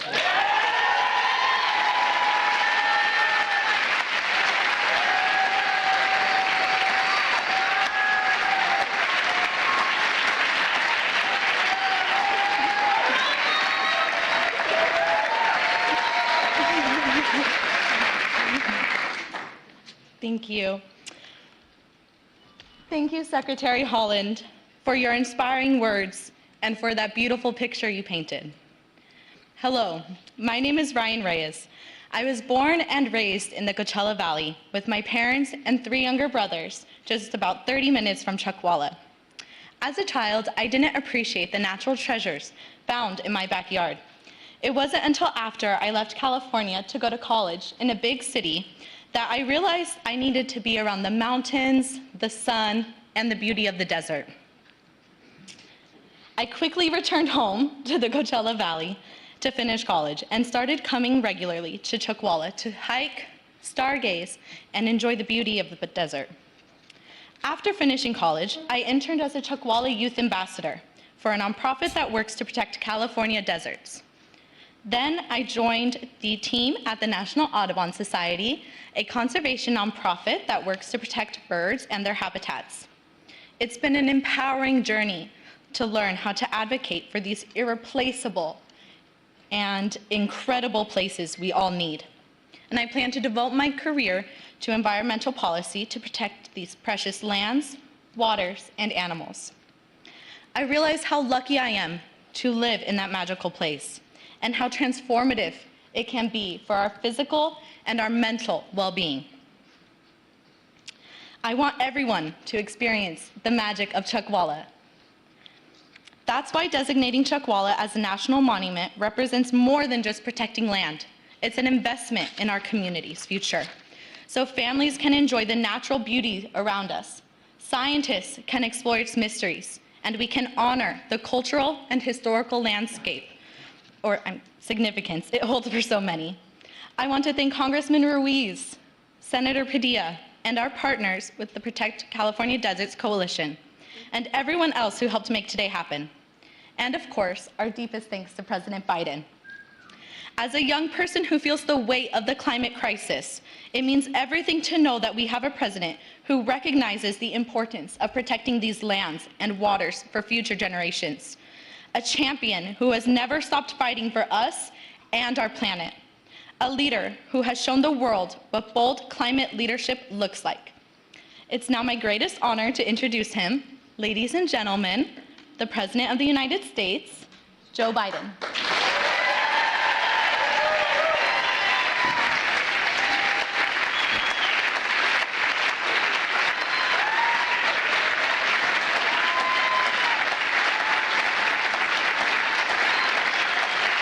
Thank you, Ryan. Thank you, thank you, thank you. Please.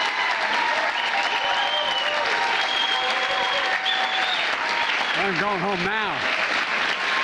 Thank you, thank you, thank you. Please sit down. Ryan, thank you for the introduction. Your commitment to conservation gives me so much optimism for the future. I mean that sincerely. Before I go much further, I want to explain to you why we have these screens up here. I was hoping we were going to do this in place, so the American people that's being covered by the media would see what we're talking about, feel it, sort of taste it. This is as close as we can get. I'm going to, as I speak, hopefully they're going to bring up the areas I'm talking about so people get some sense of what we're talking about. But I want to make a special thanks to Secretary Deb Haaland, whose incredible leadership these past 4 years has scared the hell out of me.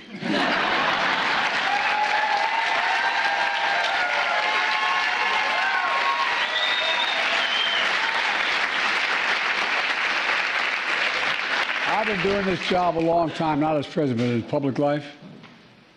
I'm afraid to tell her no.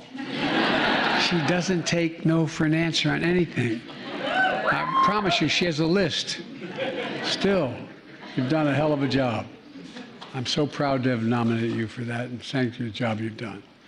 As you all know, I was in California last week where the event was supposed to be held, but we had to postpone it because of the fires in Los Angeles. Among the worst wildfires in California history. It's devastating. For Kamala and for so many of you, it's home. She and I and our entire administration have been working closely with Governor Newsom, Senator Padilla, Senator Schiff, the entire congressional delegation, to make sure California has every possible resource to fight these fires and help the survivors.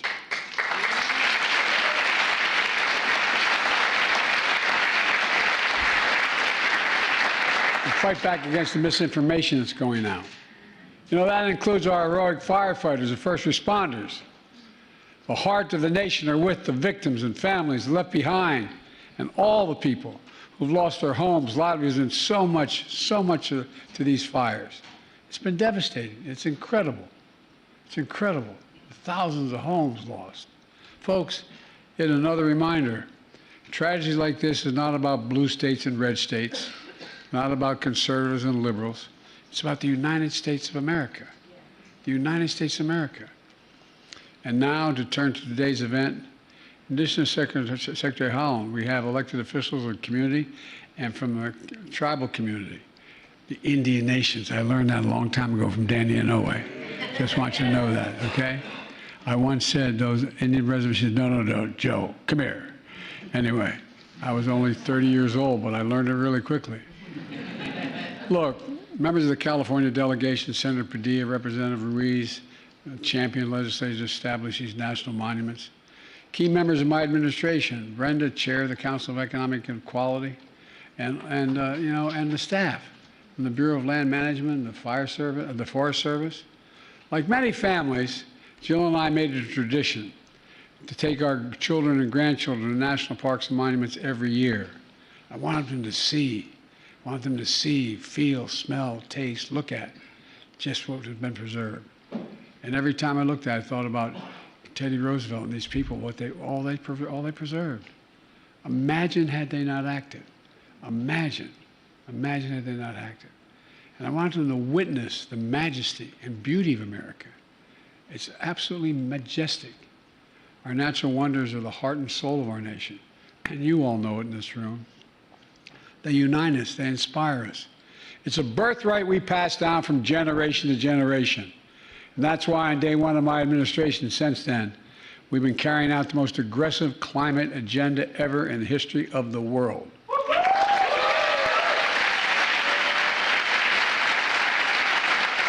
I mean it. And make no mistake, I was able to do it because of you. No, I mean it.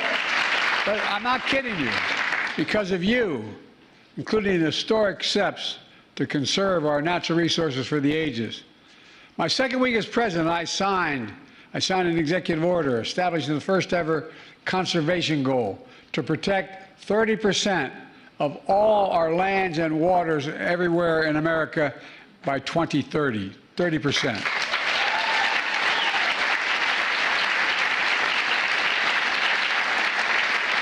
I call this national campaign America the Beautiful. That's what it's called, America the Beautiful. And over the last 4 years, we've delivered with your help, putting America on track to meet that bold goal. Restoring and creating new national monuments, conserving hundreds of millions of acres of lands and waters all across the America. From New England to Minnesota, Texas to Colorado, Arizona to Alaska. I've also created the first national marine sanctuary in the United States, proposed by indigenous communities, and I thank you for your push. I thank you for your push.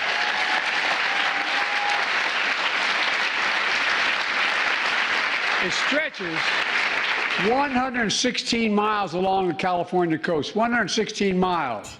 It's going to protect the natural and cultural resources while also supporting our progress on offshore wind, I might add. And today, I'm proud to use my authority under the Antiquities Act to designate 2 more national monuments in California. First, Chuckwalla National Monument.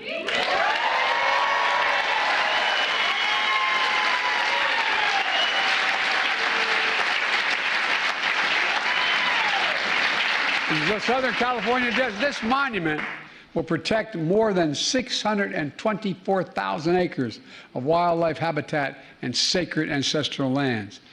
Ladies and gentlemen, together, prior designations, we're going to create a contiguous corridor along the Colorado River of nearly 18 million acres of protected land, the largest in the lower 48 states. And the area... Yeah, and that's why we had such bad wildfires, though, to protect all the protected land, ain't it? That's bigger than the entire state of West Virginia. And it's called the Moab-Mojave Conservation Corridor. Look, today's action will also protect and preserve mountain ranges and rugged canyons, desert floors and deep valleys, sandy slopes, stunning peaks. Tucked away in the desert landscape are beautiful springs and over 50 rare plants and animals. Palm trees, cacti, lavender flowers, lizards, mountain lions, bats, bighorn sheep, owls, desert tortoises. I mean, this is incredible what's there.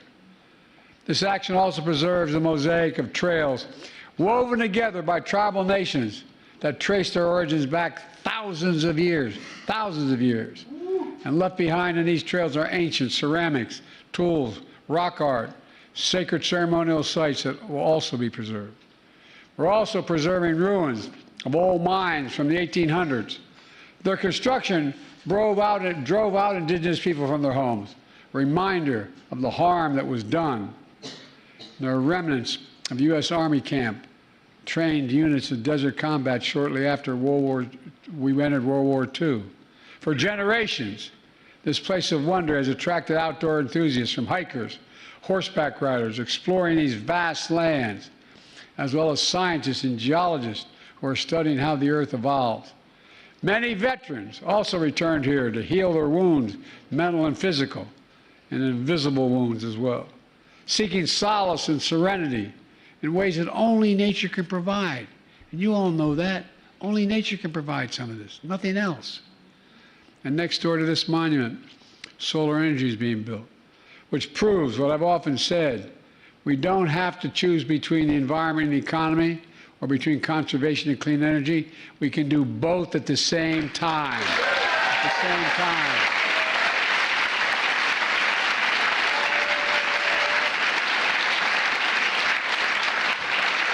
This monument offers a perfect roadmap for how to strike that balance.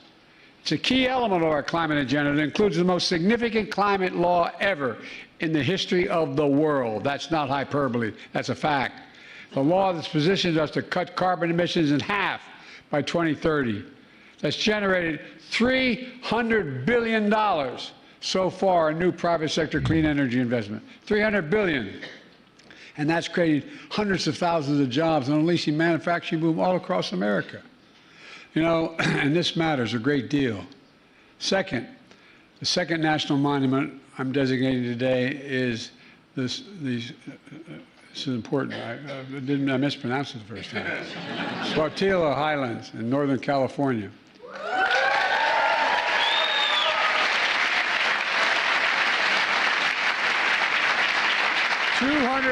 240,000 acres of mountains that contain pristine waters and forests, and stunning rock formations, lava fields, craters, and volcanic activity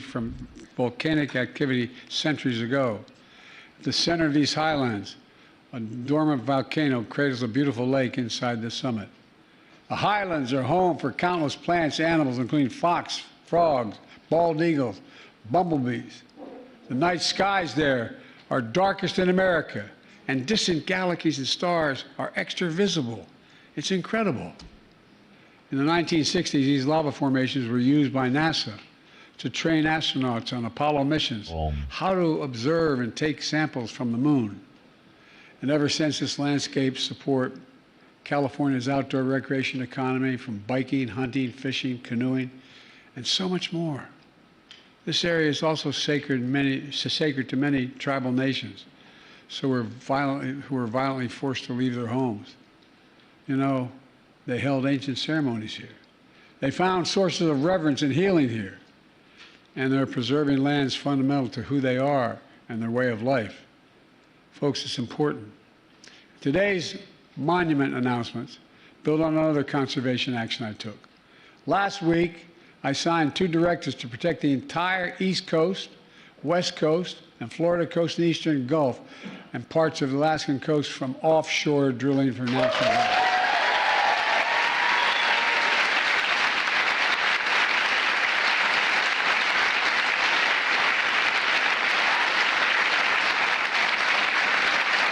And I might add, that is a big deal.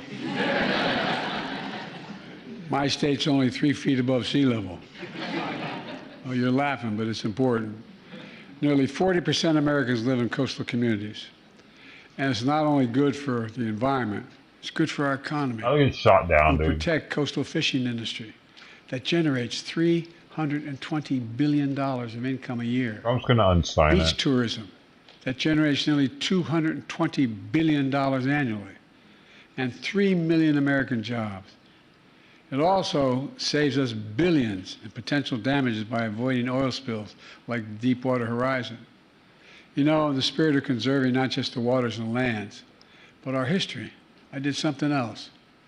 I became the first American president to formally recognize a group of mostly native Hawaiians. They lived for years in uninhabited Pacific Islands in the run-up to World War II to claim them for the United States. As a nation, we honor their service sacrifice as patriots of our country and stewards of the land. We owe them. Let me close with this. What does that mean? As president, I've had the privilege of bestowing our nation's Owe them highest what? honors on the world's preeminent environmental leaders. 2 weeks ago, I You get bestowed an island now. the It's Presidential yours. Medal of Freedom on Jane Goodell. Well, guess what? She has memorialized a global movement to protect the planet.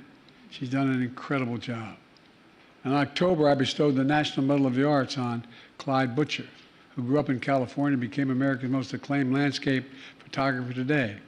Clyde once said, quote, wilderness is a spiritual necessity. I'd add that our wilderness is a national necessity. Over the past 4 years, I'm proud to have kept my commitment to protect more land and water than any president in American history. more than 670 million acres, bigger than the size of Texas and Alaska combined.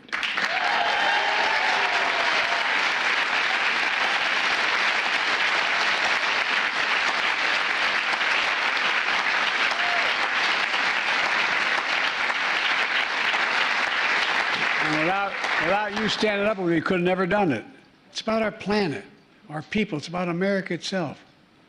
Our outdoor treasures are the pride of our country, the bond between the physical and spiritual world, a bridge to our past and to our future.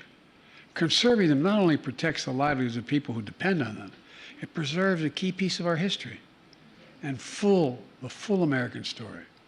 It unites us through the ages. It connects us to something bigger than ourselves. And above all, it reminds us of who we are. I just had another baby grandchild born. Guess what? Actually, to be precise, I hate to say it, a great-granddaughter, a great-grandson. And guess what? Think what this means for your children, your grandchildren, your great-grandchildren. I mean it sincerely. Think of what it means if we don't do this. Above all, it reminds us of who we are. We're the United States of America. And there's nothing beyond our capacity when we do it together. I want to thank you all again because it's not hyperbole. I could have never done any of this without the support of the people in this room. You stepped up. You made the case. People listened to you. Ordinary people listened to you about how important this is. And by the way, if I had my way, I'd make sure everyone could see the natural wonders because they'd have a more reverent view of where we are. So folks, God bless you all, and may God protect our troops. Thank you. But you can't go off of last year or his last term because he still had to worry about not pissing off the Democrats too much because they might need to vote for him in the next term. No, he doesn't need to gain anybody's vote. He can do whatever the hell he wants, so he might be more likely to overturn an executive order.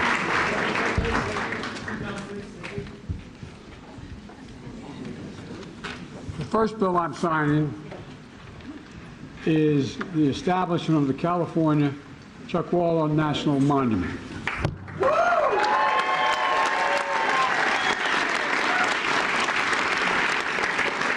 Well, that's because you have a small penis. Isabel? 14th, right? Yeah. Call me a liar. We all know.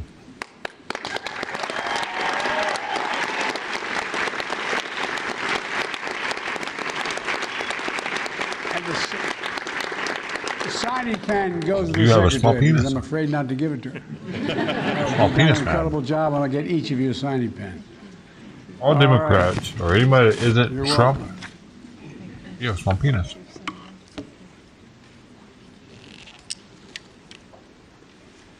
The second I'm signing is the establishment of the Highland MAGA. National Monument.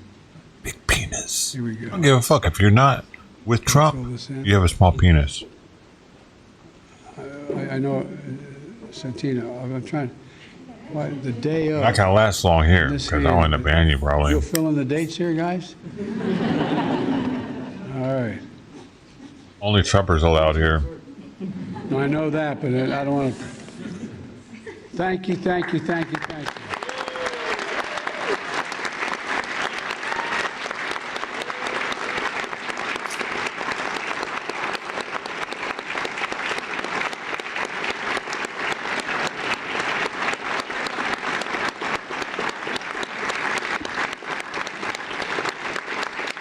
very much.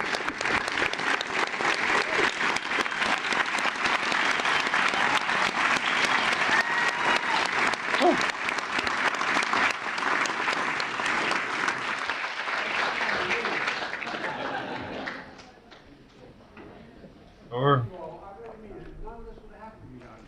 I really genuinely mean it. This was a national movement you generated. So thank you. Thank you, Mr. President. Distinguished guests, please remain in your seat as the President departs. Thank you. Yeah, we don't trust y'all to be moving around and shit.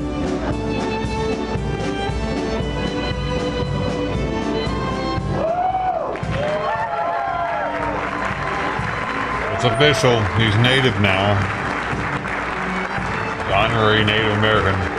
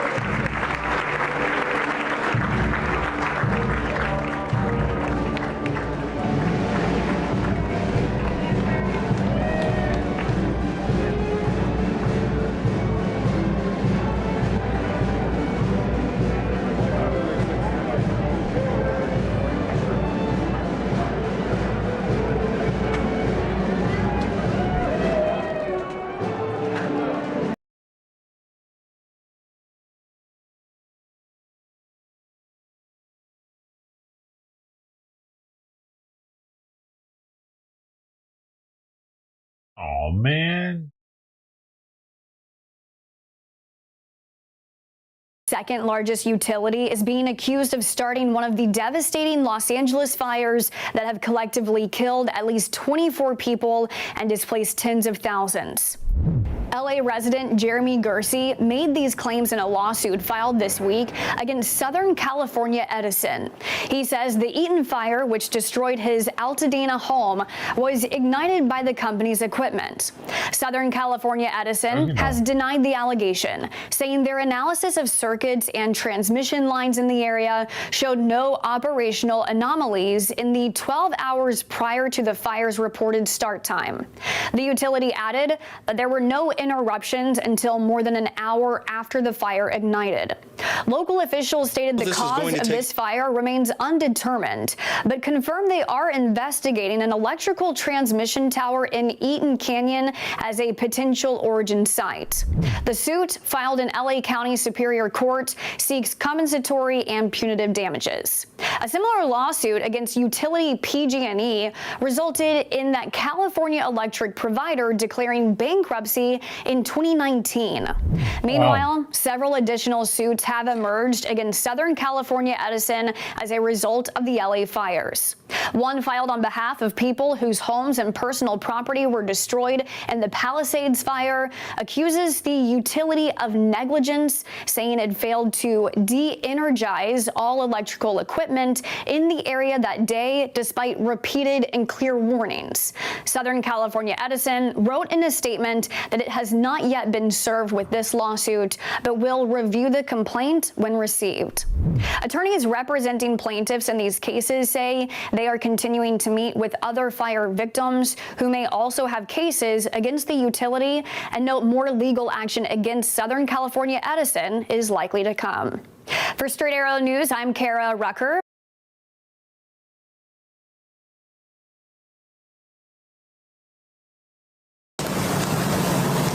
City of Los Angeles Emergency Management Department. Good afternoon. My name is Brandon Silverman. I'm a captain with the Los Angeles City Fire Department, and I'm here on behalf of the City of Los Angeles Emergency Operations Center, or EOC, as the Assistant Joint Information Center Manager. The EOC for the City of Los Angeles serves as a centralized facility, a nerve center located in downtown Los Angeles. During small emergencies and large disasters, both natural and human-made, it provides multi-agency coordination, information, and resources necessary for disaster response as well as recovery. The goal of the EOC is to coordinate the overall city effort to support field operations, restore essential infrastructure and services, and return the city to normal operations. It also oversees the recovery efforts within the city. At each step along the way, it also coordinates support from and to county, state, and federal emergency management agencies. The The EOC functions under the guidelines of the National Incident Management System, or NIMS, and is managed by the city's Emergency Management Department, EMD, which plans for and responds alongside the LA City and Police Departments, LA City Fire and Police Departments, to complex incidents and disasters that affect communities of Los Angeles. While our EOC was initially activated to support emergency operations since the onset of this incident, we have fortunately now been able to shift our focus to the recovery phase. As you've heard from all of our representatives, it will be a long road to recovery. However, we want to assure everyone that the City of Los Angeles is here to support you every step of the way. Some initial steps you can take if you were impacted by this disaster. Visit I'd be putting different types in front of her until she does these. Resources related to recovery. You can start a damage assessment claim. This can also be accessed by visiting LACity.gov. You haven't tried that yet? And accessing the LA Wildfire Recovery Resource 2025. Assistance for individual families, property owners, businesses, and housing service can be found there as well. The City of Los Angeles is partnering with the state and FEMA to provide a disaster recovery center. This is a one-stop information and resource center designed to assist those who have lost vital records, which could include birth certificates, death certificates, driver's licenses, social security documentation, etc. Have you got multiple, like, also will help those have you got like 20, 30 different kinds of canned cat food? What do you mean she's doing that she doesn't have appetite? For disaster relief loans. She walking? It also provides referrals to mental health counseling and other services. As of now, since the opening of the disaster relief center any of it, she has an City of appetite. Los Angeles at 1 o'clock this She afternoon, takes a couple bites of any of them. She has an appetite. Households with that recovery process. That disaster recovery center will remain open. Simon seems to say, dude, if I put Ziwi in front of him, he won't eat it, dude. As long as necessary. Plenty to of provide food that these services outdoor to those cats won't eat impacted by that the if I put it in front of them. Wildfire. Again, for more detailed information, such as locations, hours of operation, please visit lacity.gov. Thank you. I ain't trying hard enough, Mark. You go get some food. Well, good afternoon. My name is Jim Hudson. I'm the incident commander for CAL FIRE Incident Management Team 2 and Unified Incident Commander for the Palisades Incident. I've had a productive 24 hours. I'm happy to report that today the fire has remained in its footprint with no growth. Crews continue to reinforce the lines, build contingencies. If there's a need for them, we will be prepared. And we are surging resources across this fire as necessary to respond to any hotspots on the perimeter or in and around or near the structures. A lot of crews, as you heard earlier, and we will continue to work 24-hour clock around the clock. Our air assets are been flying as much as possible. You got to get her some protein, dude, or your cat's going to die soon. And availability based on go the that weather, long without and eating. we'll continue to do so, and that includes night flying aircraft. As you heard earlier, the DINS is damage inspections is occurring. We still have 25 teams deployed, working as fast as possible to what are you doing right now, man? Final report when we're prepared, that'll be released. We also have our watershed emergency response team, or WERT, on scene. They continue to conduct soil burn analysis, and they expect that sometime late this week or the weekend we will see a field assessment completed. Dying, so that dude. is positive also. Dude, you can't just wait for her to eat. Dude, you're fucking up. You're fucking up, Mark. Region with pre-positioning. You can't just expect a hydrant here to make her want to eat her regular food or some shit. You're gonna have to change for your cat if you want to live. You're gonna have to continue to provide information I mean, some goddamn hard-headed. Fact sheets. We are making gains. You can look at our website, fire.ca.gov. You won't eat anything. How many different kinds of wet food have you put in front of her? 1, 2, 3? And for That ain't enough. you can go to readyforwildfire.org. You need to spend like $50 to $100 in different types of food and put them in front of her until one of them works. I doubt you'll have to go through all of them. You can take the ones back that didn't work. Sit it up right as close as you can to me. Try boiled chicken. I tried represent rice. this area in Congress, including the I bet she'll eat a food. If you get enough of them, eventually she's going to want one, unless she's actually dying. If you could bring that just a little closer. Hydrocare ain't going to fix that. Okay. AccuWeather is estimating the cost of these fires at between $250 and $275 billion. That will make it perhaps the second largest disaster in the history of America.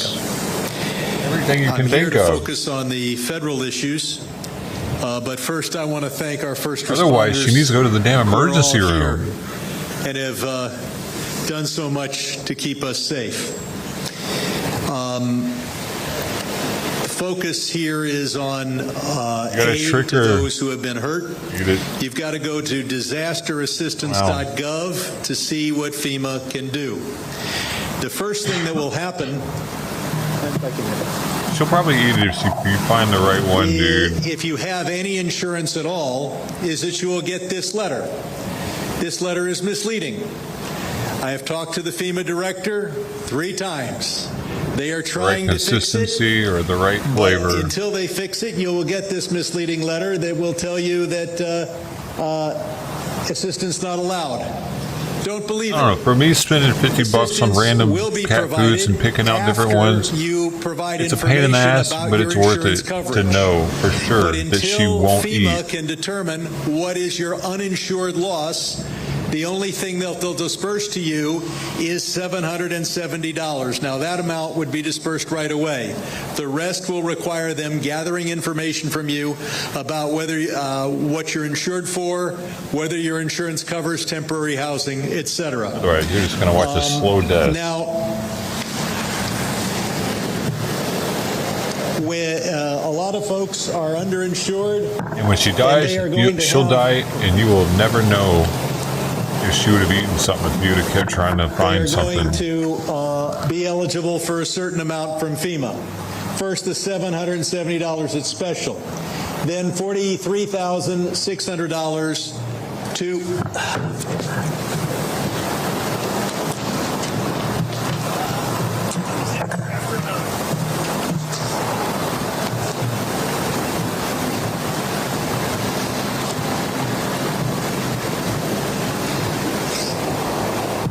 $43,500 to rebuild your home and to deal with housing issues, and if you qualify for that, I guess your cat's just going to die soon. Will automatically add another $10,000. You can get, and these are grants; these are not loans. This is money you keep for other purposes, including replacing your car, up to another $43,600. People are getting $100,000 in grant money. $970 Plus rental assistance. That's a good chunk of change, but it's not what you need in order to rebuild a home if you're substantially uninsured.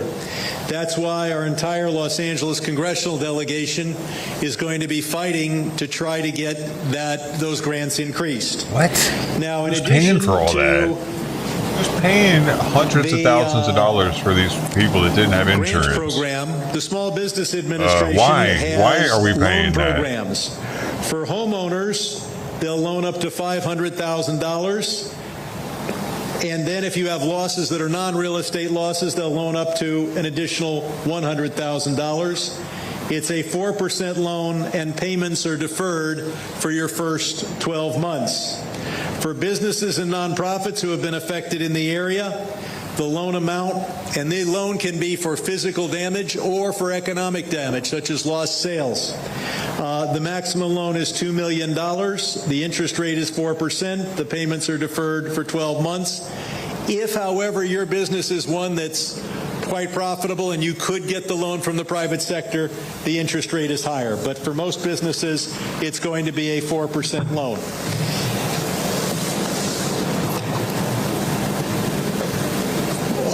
On the postal side, you can go to any post office, fill out the form, show the ID, and get your mail forwarded to anywhere you want. And then if your situation changes, you can have it sent somewhere else. From the IRS perspective, the IRS has, for all of LA County, whether you're affected by the fires or not, extended virtually every payment date and filing date all the way to October 15th. So check with your tax professional, but you may be in a position to make payments quite a bit later than you otherwise would figure you would. We have a telephone town hall. It's tomorrow. You dial in that number, which I'll leave there for a second.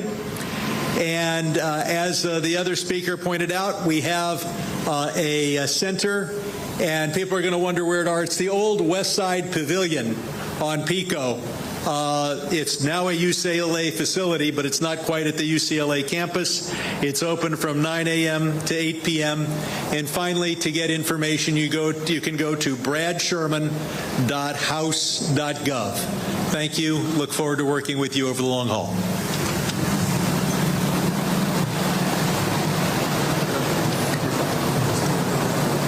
California State Assembly Member Jackie Irwin.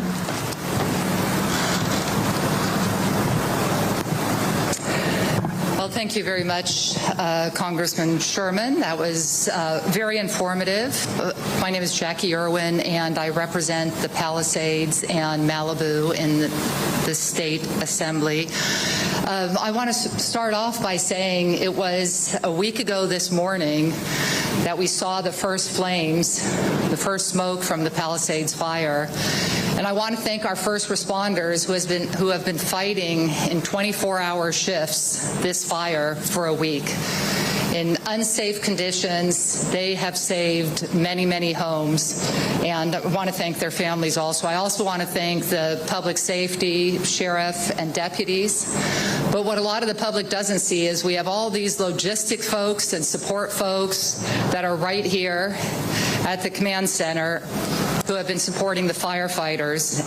I also want to thank the PIOs who have kept our population informed. And finally, we have our firefighters from the California Department of Corrections and Rehabilitation who have been out there, and we're very happy to report that the fire camps in LA will be staying open. I'm just going to cover a couple of quick things that we think are very important. I've mentioned before price gouging. A lot of the residents I'm speaking are trying to find rental housing or buying something, and they're seeing the prices double and triple. It is unethical, it is appalling, it is illegal, and you can report that to the Attorney General, but in our office you can also call us and we can file a report with the Attorney General and prioritize it to make sure that this practice stops. Debris cleanup. Many folks in the affected area want to know about debris some cleanup. kind of vitamins from that hydrocare. Or the federal government is is going to two be of those a covering day? it, but it will be covered. And we, as your state representatives, Assemblymember Gabriel, Senator Ben Allen, we will make sure it won't that be this gets $1,000 done the as next time you quickly take as her possible in. so you can move on to the If you next step tell in your them life. that's not working, We are what also next? talking about a legislative package. I think what's really important is to make sure to It's got a very streamline small development amount of protein, as much so as we it's can. And we're also, I am introducing a nowhere near bill what she needs in a day. the assembly member that represents the Eaton Burn area for mortgage Even with two forbearance. packets. So we are going to make sure that your community can be built back as rapidly as possible. Finally, I want to say there's an incredible amount of generosity in this community and frankly across the United States. And I want to thank all of you for your offers of food and diapers. I think for a lot of the foundations, they're at the point where they would really appreciate cash donations that can directly go to the victims of these fires. So there are community foundations and other groups that are collecting money that will directly go to the victims. And finally, you've heard a few times already about the Assistance Center. It is very confusing out there to navigate all the aid that is available. So there is the West Side Assistance area, but for those of you that are watching, it might not be close to that. The East Side location is at the Pasadena City College Community Education Center. Regular fancy and there piece? are at least 20 different groups that can help you with all your questions. Thank you very much.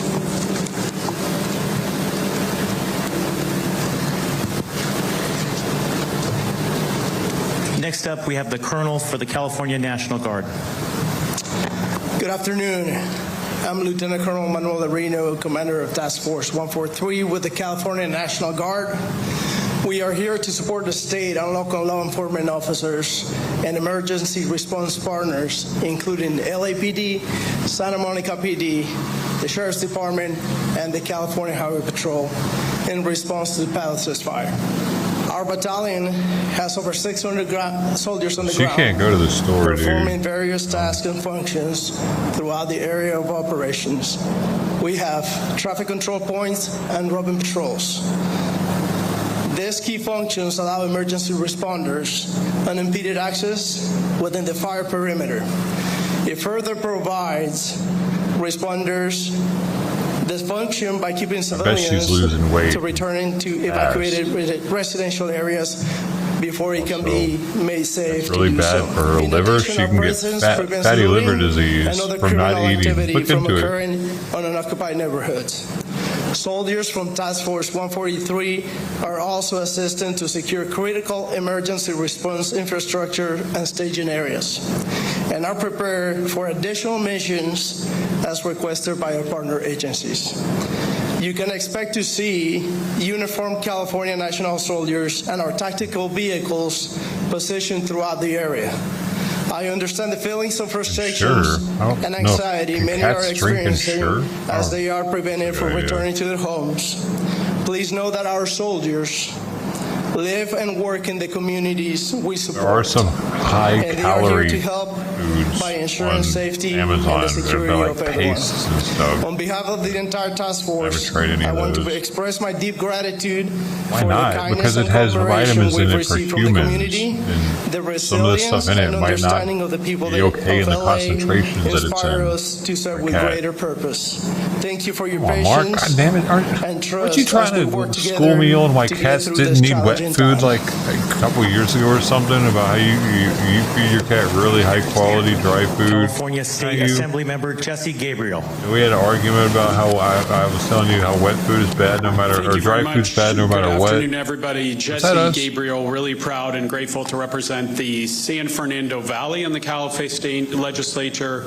Let me begin by extending our sincere gratitude. I We always can't see say it my enough cat to the dry food. firefighters, He's to the as first healthy as can responders be. who are so ably serving our communities.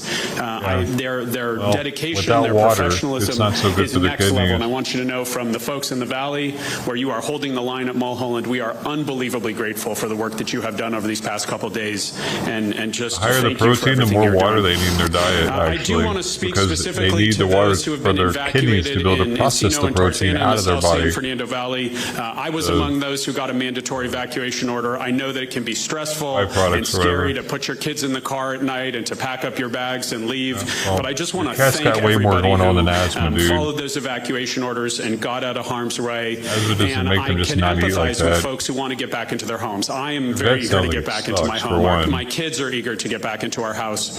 But I want to assure you that our communities are And safe thanks to the incredible I think work it's a of kidney the problem. guards. And you heard from the colonel I over think you're here, tested the for it or National Guard's something. men and women who are positioned there on Ventura Boulevard. There's a very heavy LAPD presence. I was able to go a couple days ago and drive through the neighborhoods that are still closed to the public. There is a very heavy presence from law enforcement there. How can they even The tell community it's is got safe. asthma by It is looking at calmed. it? I've Your listened homes to its and lungs. belongings They are well heard it's got protected. lung And so I just want problems. to thank LAPD and law enforcement and the guards who are keeping our community safe. Where's your and blood reassure test everybody at? Don't you have that the it is numbers? the Don't right they thing to do to email follow it those to you? evacuation orders and mine to thank right them for their afterwards. patience. Let me say one other thing about drones. Please, please, please do not fly a drone. When you can put tell a if they drone in the air, tested you the are putting our kidneys or not firefighters by at looking risk. at your You are blood putting test your neighbors at numbers, risk. your You are labs. putting our community at risk. And these amateur drones can and will, and we have seen this impact the ability of our first responders to fight these fires. And so if you fly a drone, you're going to be found. I know that the FBI is on the ground here in Los Angeles. You will be prosecuted to the fullest extent of the law. Do not put a drone in the air. I also want to let folks in the Valley who have been impacted by any of this know that they can call our Weird to me district that an office in X-ray would show Encino at asthma, but maybe. 818-380-2460. Again, let me say that again, 818-380-2460. Where are the numbers at? My Do you have staff them? is here, and we're available to help Valley residents with any Do of you the know for issues sure that you that may they be tested the kidneys? Did you dealing look at with it as and we say, hell, that's work what he got on together as a this? community through this Search challenge. for what that is, what that's a Finally, test let me say for. one thing in my capacity, not only as a Why don't representative people of the do San this Fernando Valley, but also as chair of the State Budget Committee. I know that we have a big rebuild ahead of us, and I want to assure folks in the Palisades and all of the everything's good, Ben. Okay, everything's good. I got the test results here. I don't even need to look at those or anything and see what y'all tested or nothing. Y'all say everything's good. It's all good. I don't fucking trust people that enough to be able to do all that. I've already caught my vet making mistakes before, and I trust her as much as I can trust any vet. But I'll still double check her ass. To Southern California. But fuck, who works there, Mark? I don't care. You didn't check and it. Others who are representing the You trust your daughter for everything too? You want her running the show here? Part of crafting that package of state aid that is going to come down. You trust your daughter to run your life for you? Irrespective of where we live, we are Californians, we are Angelinos, we are Americans, we are in this together, and the state of California is going to be there with all of you, with all of the impacted communities for the long haul. So I want to thank everybody for their resilience. I want to thank them for listening to the first responders, for following their instructions. Thank the first responders again for their heroic work, and please stay safe. Thank you. Is this the tranny daughter, Mark? Lindsay Horvath. For the current Are you the one that's got a tranny daughter? The response is strong, it is sophisticated, and it is second to none. I extend my deepest gratitude to the more than 15,000 people who are on the front lines fighting this fire, and all of their families who provide them the support they need she was either transgender this or fight. she was gay. I especially want to acknowledge the leadership of gay. CAL It was a gay FIRE thing. on this incident, the excellence of Los Angeles County What Fire, it was exactly. and We the were dedication of Los Angeles County back and Sheriff's forth Department. Currently, I know there are many people who are ready to be in a stage of recovery. For information from Los Angeles County on recovery, you can go to recovery.lacounty.gov. We also have a disaster response center at the UCLA Research Pavilion, formerly known as Westside Pavilion. You can go there this evening until 8 p.m. I want to know what the hell I paid for right now when it comes to the lab. To 8 p.m. and going forward. $100. I want to know what I got. We also know that we aren't out of danger yet. In preparation for the winds that are coming this evening, there may be power shutoffs for your safety. If you have power now, I want to see how close the numbers are. I mean, they said her kidneys are good. How good are they? Be without power, how good are her potentially, numbers? in order to save lives and protect those who are on the front borderline? lines. I know Yo, she just said front line right when I said borderline. Your spirits may be weary, but we will not break in Los Angeles County. The aliens are trying to We're talk here to for you. you. Mayor of Malibu, Doug Stewart. Write what down? You're supposed to be looking into this right now, Mark. Good afternoon. I'm Doug Stewart of the city of Malibu, and I'd like to thank Did you not get an email with the lab for being here as report? we provide an update on the city's response to the Palisades fire. First and foremost, I want to extend Call our them right now and heartfelt ask for gratitude to it. the first responders, the emergency crews, and all Blood the test agencies results. and organizations who have Ask been for it. working They'll send it tirelessly over during to the you, man. crisis. Your bravery and commitment So in the it's face nothing of for them such to do immense that. You spent challenges $1,000 is with them. They deeply damn sure appreciated, better send it and we are over. forever That's your grateful for information. service. To our residents, I want to spent acknowledge the $100 and my frustration vet and sends me hardship one. you are experiencing. Many of you are understandably anxious to return to your homes. We hear you. You need that, like, doing everything if you wanted to take that to another vet and show them those results, you might want to have that so you can take it yourself and give it to them. You don't have to call them and ask them to send it to them. Expected to persist through tomorrow. It's just good to have anyway. The crews are continuing their critical work to address multiple hazards in the affected area, such as gas leaks, hot spots, and smolders, addressing down power lines, and ensuring overall safety. We know there's a perception that the city isn't doing enough. I want to assure you that your city staff has been working around the clock, along with our partners, to respond to this historic and unprecedented event. We are That's what I'm inspecting paying for. infrastructure, Shit, that clearing printout. streets of debris, assisting with damage assessments, and stabilizing the area to pave the way for a safe re-entry, while simultaneously getting everything I love in you, place Mark. for I expedited love you, dude. rebuilds. We I want ask the that best for you and your kitty, patience man. and understanding as our teams, along with law enforcement, fire crews, and utility providers, continue this vital work. We also need to address and dispel a rumor circulating in the community. There is no permit for expedited re-entry into an evacuation zone. Any claims or offers to provide such a permit are false. Additionally, we are aware that some residents have hired private contractors who are requesting access to the evacuation zones. Private contractor access is not permitted at this time. We urge all residents to adhere to the evacuation orders for their safety and the safety of the crews working in these areas. Damage assessments are ongoing, and residents in mandatory evacuation zones can visit recoverla.gov to access updates. This website is being updated with photos of properties as our partners, CAL FIRE, complete their assessments. By entering your address, you can see if your property has been evaluated and access available information. Southern California Edison continues to monitor conditions closely. SCE will re-energize circuits when it's safe, even if only for a few hours, to provide temporary relief to our residents. We encourage everyone to use these windows of power to charge your devices and prepare for eventual other outages. Oh, shit. SoCal gas crews are actively working in Area 1. This is north and west of Pepperdine University. As of this morning, they have restored service to an additional 71 customers, bringing the total to 678 restored out of approximately 13,600 initially impacted. Restoration efforts will continue tomorrow in the northwest Malibu area. Residents can also visit SoCal Gas Community Information Booth at the Pavilions Grocery Store at 29211 Heathercliff Road from 10 a.m. to 4 p.m. for updates and assistance. It's important to emphasize that access into the mandatory evacuation zones is not authorized at this time. This restriction is in place to protect both residents and the emergency crews working tirelessly in the area. If you have critical needs, we encourage you to call 310-456-2489. That's the city hotline. That's 310-456-2489 to provide your information. In addition to our immediate response, the city is committed to long-term recovery. Our team is also participating in the Disaster Recovery Assistance Center at Westside Pavilions, 10850 West Pico Boulevard. We have scheduled a town hall meeting for Malibu residents next Tuesday, January 21st at 6 p.m. at Malibu High School. This will provide an opportunity to hear updates, ask questions, and learn more about the ongoing recovery efforts. Again, access to the evacuation zones remains prohibited at this time. If you have critical needs, such as pet recovery or medications, our city team is working with Incident Command to compile a list.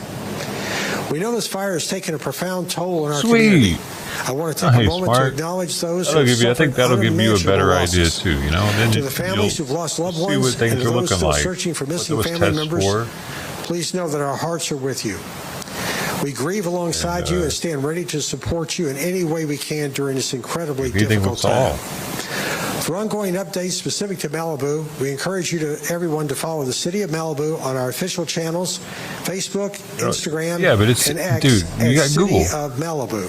I don't either. Visit our website. I'll get it, and what I'll do is I'll search for Palisades Fire. I'll just search for the different things that they tested for and see what exactly what is that they tested for. LAcounty.gov or the Disaster Resource Center. See what it is. I'll see what the numbers were for it. Your patience and resilience during this incredibly challenging time.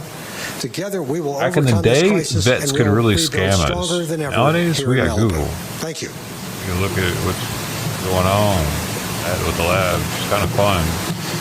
That concludes our formal presentation portion, and we'd now like to open it up to questions from our media partners.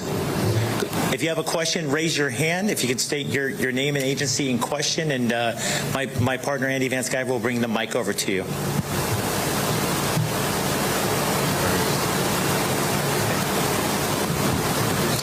Okay, seeing no questions, we'll close it out. Thank you very much for joining us, and a reminder that there will be a virtual community meeting tonight at 6:30. Thank you.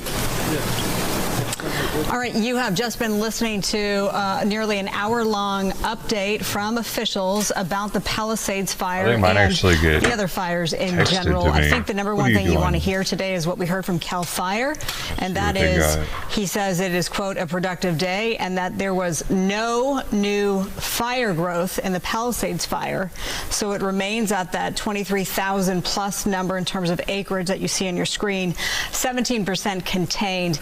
I'm Marla Tejas, joining the coverage now alongside Alex Michelson. And Alex, the other thing was, a lot of people want to know about when can I go home? And LAPD and LA County Fire both said, look, that's on CAL FIRE, and until they deem the entire area safe, you cannot return home. We know you're frustrated, It'll but show it's like going to be how some much they time. tested so for until we one. get that green light, we can't allow you to go home. Yeah, and yesterday when the LA fire chief was asked about My that, last is it going one to be was days, it's going to be Simon. weeks, it's going to be months, she They said tested for it's a not going to ton be of days. stuff. And when you look at these pictures, you get an understanding of just how bad the damage is. The good news when you look at these pictures, when we had that forecast of a particularly dangerous situation, which by the way was not forecast for this area of Malibu, you don't see the dramatic winds that would lead to a lot of fire danger in this particular his area. T4 was Although, as we super know, high, most of which this that means particular his thyroid area was has messing already up. burned. As It we also- approach the top of the hour, we want to bring in Also Star is Harvey high. to talk about ALT, the weather. We've been worried about the SPPT. weather so far. The good news is so far today, no major fires, but we're not out of the woods when it comes to the winds. We are not out of the woods, and you know, just as you heard there in that presser, but also if you didn't, I'm here to let you know some updates on our red flag warning, but also that PDS that we've been talking about. So we do have portions of the area that were under a red flag warning, still under a red flag warning. Oh, and that was happening because he was losing weight so quick, an extension probably. until now Thursday in that 3 o'clock hour. Yeah. Now the Those extensions numbers will do probably be include better the now. western San Gabriel Mountains, but also the 5 and 14 freeway corridors. We also had some cancellations. That red flag warning has been canceled. We've been forecasting this at least since noon, that cancellation is going to be happening in the San Gabriel Valley. So portions of Pasadena, Altadena not included in this red flag warning. High levels we also of have some ALT updates in to our cats can PDS, indicate our hepatitic particularly dangerous lipidosis, a liver situation. It is going to disease be that's all of the common highlighted areas that in cats that have recently gone through a period of anorexia. Anorexia nervosa in humans can also cause elevated ALT levels. That's what I assumed was going on there with that one, and that's why she didn't say anything about that one. Yeah, makes sense. All right.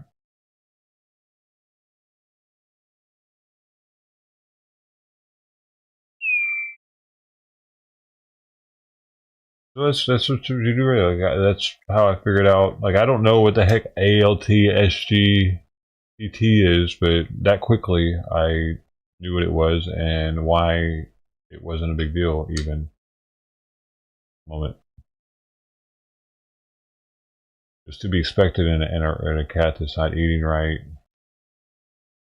losing weight, and with the T count so high, that's going to cause that too, because that makes him burn his calories too fast.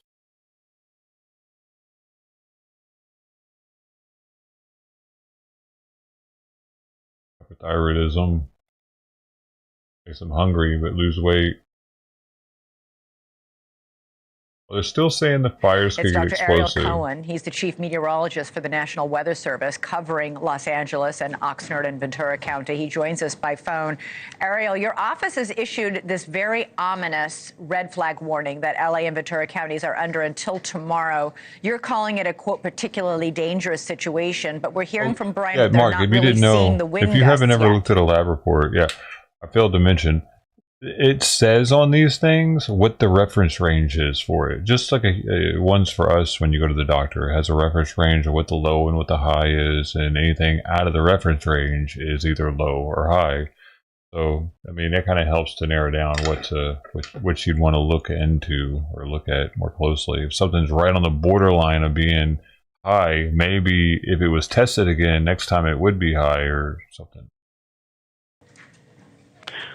We are seeing some areas where winds are gusting over 60 miles per hour in the mountains, such as the Santa Susana Mountains and the San Gabriel Mountains. And we're seeing that some areas are getting these weaker winds compared to especially last week.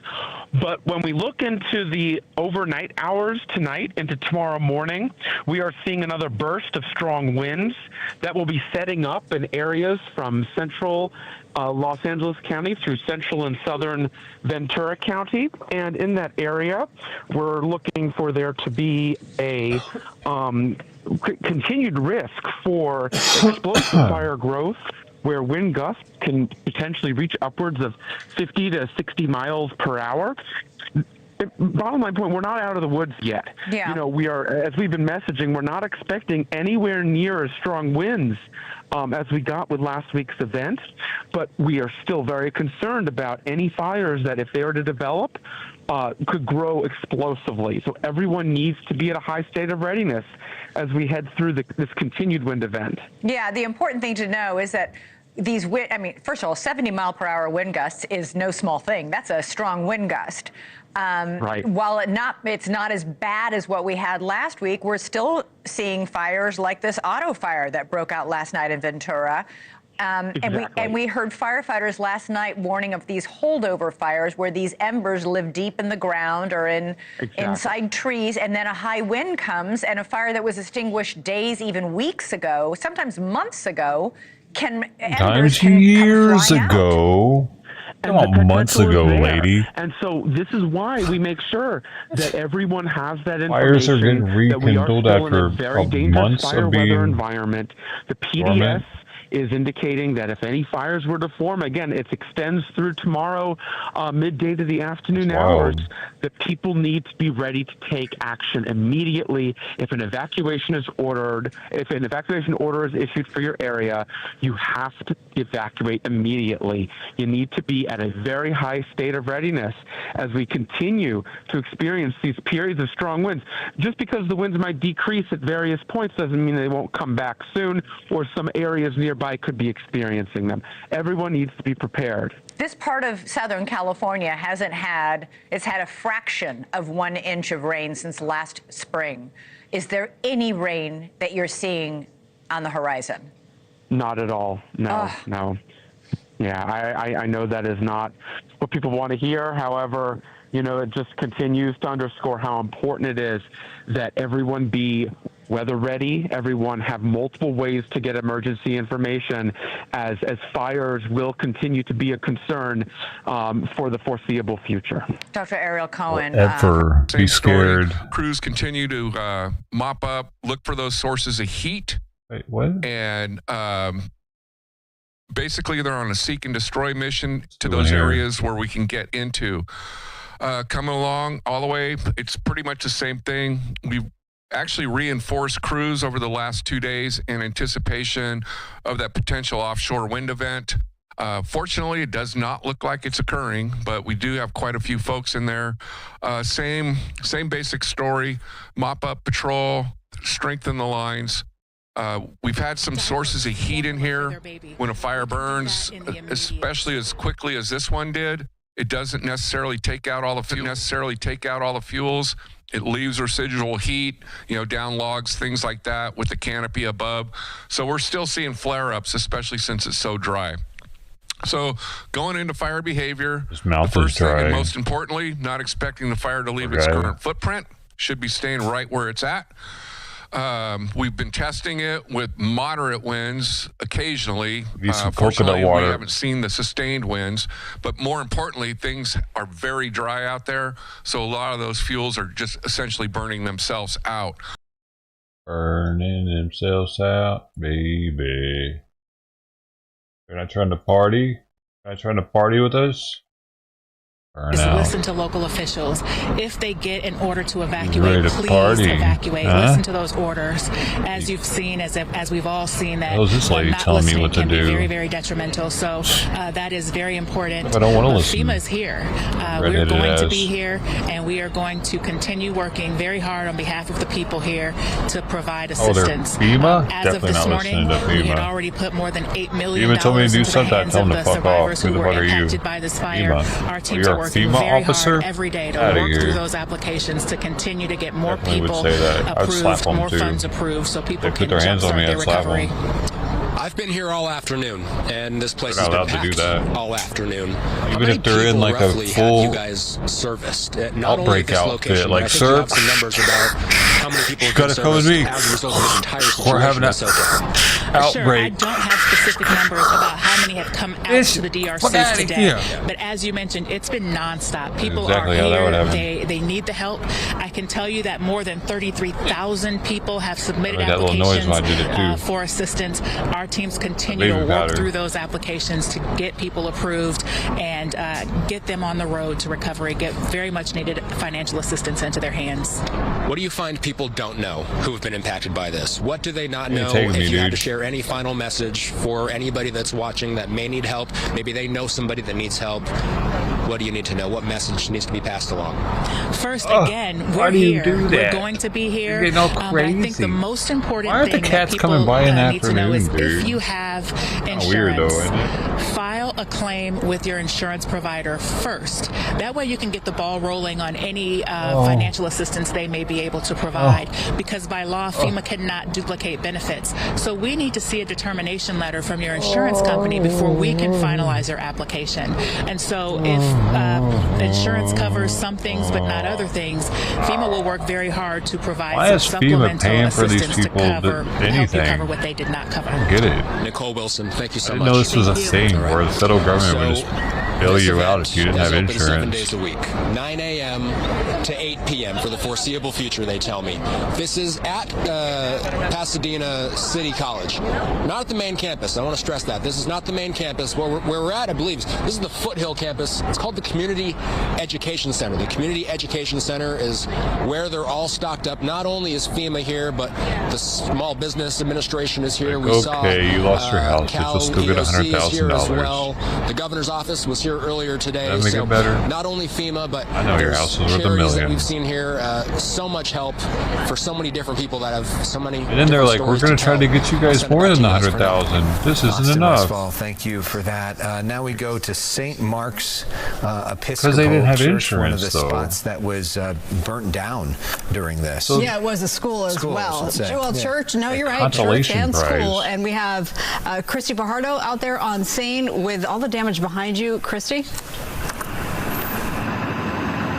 Yeah, Alex and Marla, people here in Altadena are realizing that this fire has touched every aspect of their lives. They've lost their homes, they've lost the businesses they frequented, and in this case, they've also lost their church. Walk with me. This is what's left of St. Mark's Episcopal Church. It was a beautiful church, I'm told, and people came here to celebrate. It was also a place of solace, but more importantly, it was a place of community. And the head of the school tells me a church is more than a building, and they she act says like they this is will a motherfucking rebuild. relic Take a or look. I want to something. show Look at the you what it rebar. looked like a You know what I week mean? ago. It was surrounded by trees, and each They day act like welcomed it about was built in the 325 students. Now it's in rubble. country was the head of the founded- school, Jennifer Tolbert, says St. Mark's is looking for a She new was built building with probably about 15 1990 classrooms something. to accommodate students preschool age through 6th Sorry, grade. I Tolbert don't is care. doing the search even while she herself lost her home to the Eaton fire. She says so did many of her students, and she says they need to be together. But even in the devastation, They didn't she get is shit, finding for signs real? of hope. Last Monday, she tells us Crazy. she did a walkthrough on the preschool, which was just completed. It is now the only building standing. For our community that is giving us a ray of hope.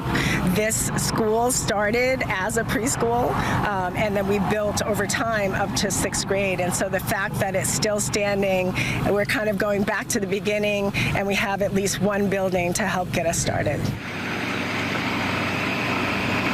And And you can see the building there. But again, they are looking for another building that can accommodate about 15 classrooms and 325 I'm surprised, dude, that school has made nobody that special. Step in or and they clear would have some of the mentioned red them. tape that could be an impediment to getting the school back up and running. They would have been like, so-and-so went to this school, and now they're famous. That's never happened.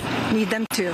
This is a prestigious area. We'll send it back to you. Altadena's not so prestigious, I guess. We've had our photographers out throughout this, and some of the most remarkable work has been done by Tony Butita. Those people got those houses somehow because they worked for usually with Gigi Graciette, and really has done incredible work. So he put together this piece to showcase all of the destruction in the Palisades fire. Here's a look. World War II or something. There's a reason why there's such a black community up there, such a large black community. Do what you can, but get out. Get your go bag and get out. Don't underestimate the ability of the fire to jump from house to house to house.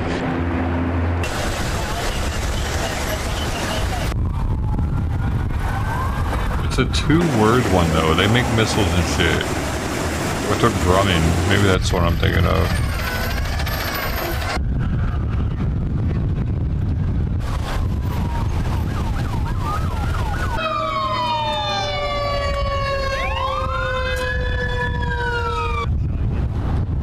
It's an apartment.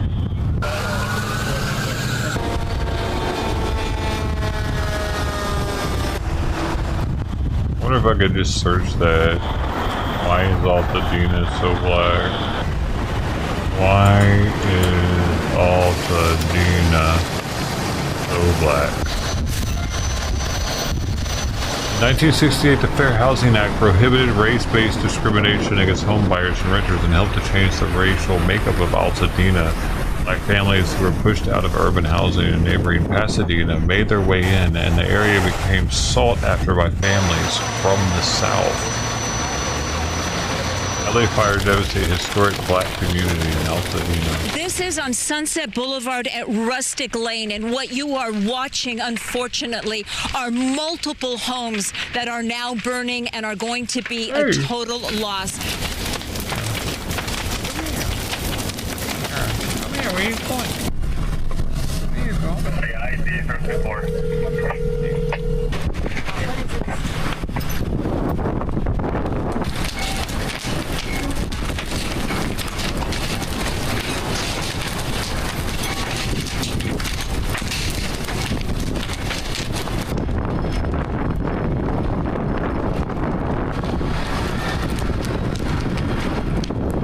The embers are just continuing to fly.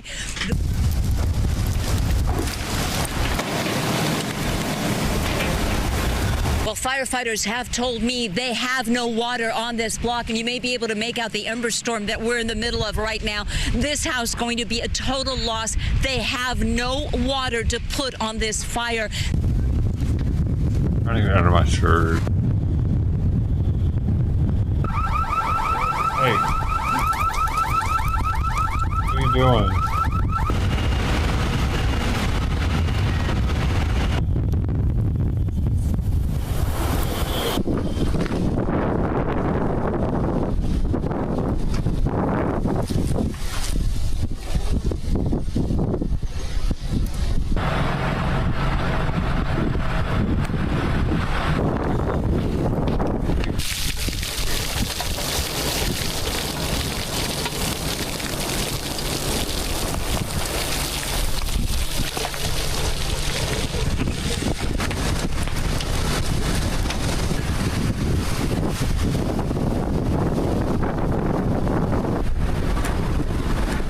Oh, you're poking me.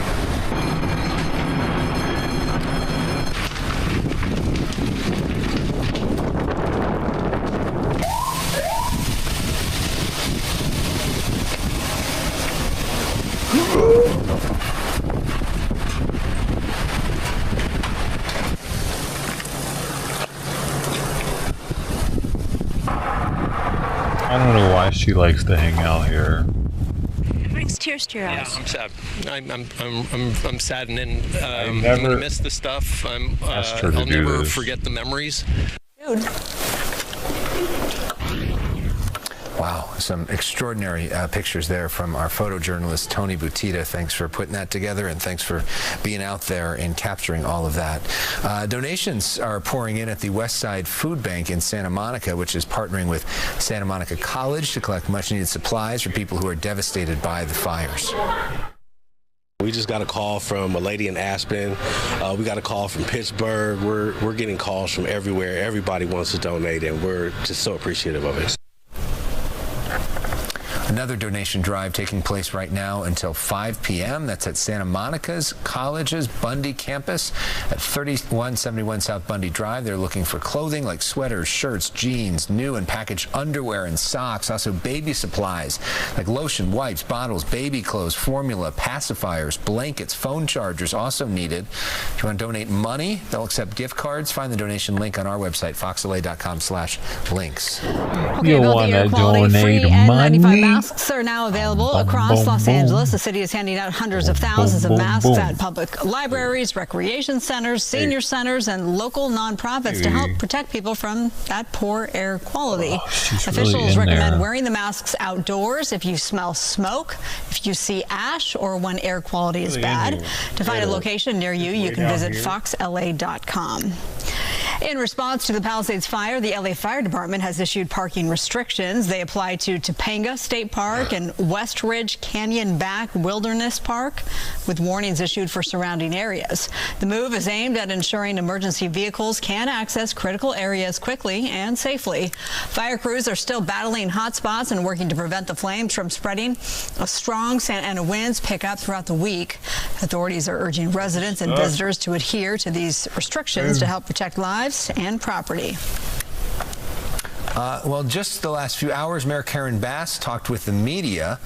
Here's some of what she said about the rebuilding process. I was out at this press conference at a FEMA Disaster Assistance Center at the old West Side Pavilion in West LA. Second opinion? Oh, cool, Mark. Let me start off by saying, for those of you, we had a press conference. Did you tell her that she's not eating probably? We talked about the fact that we're still not out of this emergency.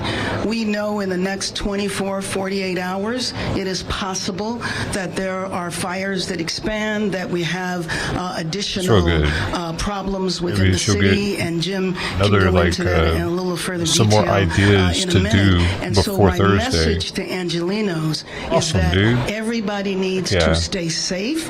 Please, please, please listen to instructions. If you are told that you are in a warning zone, it would be advised that you actually take that opportunity to leave. Get packed, get everything ready. If you wait got extra until calories, evacuation, then you might get caught up in traffic, or you might have some other issues. And you know that a number of people who stayed behind for one reason or another have been severely burned. Some of them didn't survive. I believe that our Sheriff Luna gave some very graphic examples of people who didn't evacuate in time.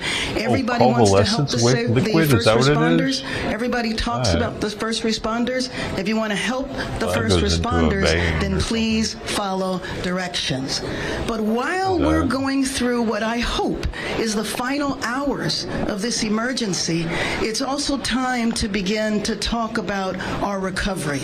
And so the first step of our recovery is opening this disaster assistance center for people to begin coming in now. As a matter of fact, this center I'm seeing that. There's one that's in a can, and one of them you can two-feed with. We want people to come here. Awesome. She's going to get you some of that stuff, too? There are multiple local, state, good county, deal. Man, I'm glad you called. Agencies that are here, and hopefully people will be able to get the services that they need. The other thing is that there is the disaster recovery, but then there's also the rebuilding. And so yesterday I issued an updated emergency declaration, and I also issued an executive directive that will help facilitate that saved her kidneys, keeping fluid in her system. I was here in 92, I was here in 94, and I know one of the ways that we were able to get out of that crisis really bad for her liver to lose weight like that. To help people especially who had the fatter she is, damage or had their quicker she businesses can get or fatty homes liver destroyed, disease. get up and together and back on their feet by beginning the rebuilding rebuilding process. I appreciated you, Mr. Fenton, when you talked today, this morning, about how there's all chicken sorts baby of food. misinformation I do like that one. in terms of what FEMA has to offer, I got the what outdoor SBA cats to has eat to offer, and that is the point of this center, is to be able to clarify some I remember of that, once to make Mama it Cat easier wouldn't for eat people anything, but I got her to eat the baby recover. food. So with that, Something's wrong with her take some mouth. questions. Mayor, to that point about misinformation, what exactly are people entitled to from FEMA, and what are they not entitled to? Make sure it doesn't have anything with chicken in it, though.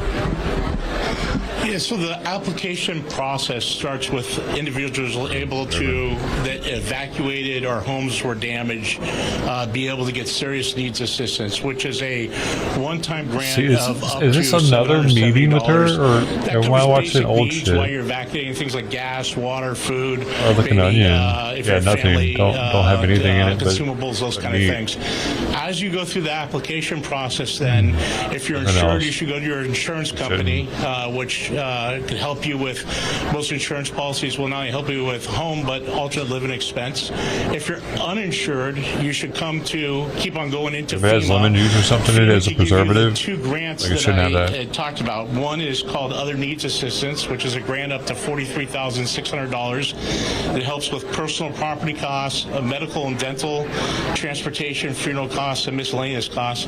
The second grant is called Housing Assistance, and for the homeowners, it would help with repair, replacement, and lodging expenses. So weird that they get all this money. Up to $43,600. In addition to They those get two grants, $43,000 if free. you continue to be displaced longer and your house is For destroyed, hotels? whether it's a homeowner or a renter, you can get rental insurance, rental assistance from us, where we will provide rental assistance for you based on the family composition and size of your house for up to 18 months. And if we get to a situation where rentals are not available, we also have other forms and other programs where we either bring in housing or we lease with apartments and create housing that way. This is a decision when we start getting to temporary housing and more of the longer term housing needs that people have until we rebuild. These are decisions that we'll work out with the local community to see what fits best for the displaced population they have, and we'll turn on those programs as needed. Those temporary housing programs do not impact the $43,600. I think what's key is that individuals that are insured have to go to their insurance company first. If they're underinsured, they could then come back to us and seek additional assistance for the underinsurance. That right there, that's what I don't get. Why are people incentivized almost to be underinsured? Because they're like, FEMA will take care of the whatever my insurance company doesn't take care of. I can just get half of what I need because FEMA will take care of the other half. So then it makes the country pay their insurance pretty much. Now they're the federal, the people of the United States are their insurance. The other rumor that I talked about this morning had to do with the 100% cost share waiver of the president. So the president waived 100% of the cost for the firefighting costs and for debris removal, which is going to be important to start the rebuilding process.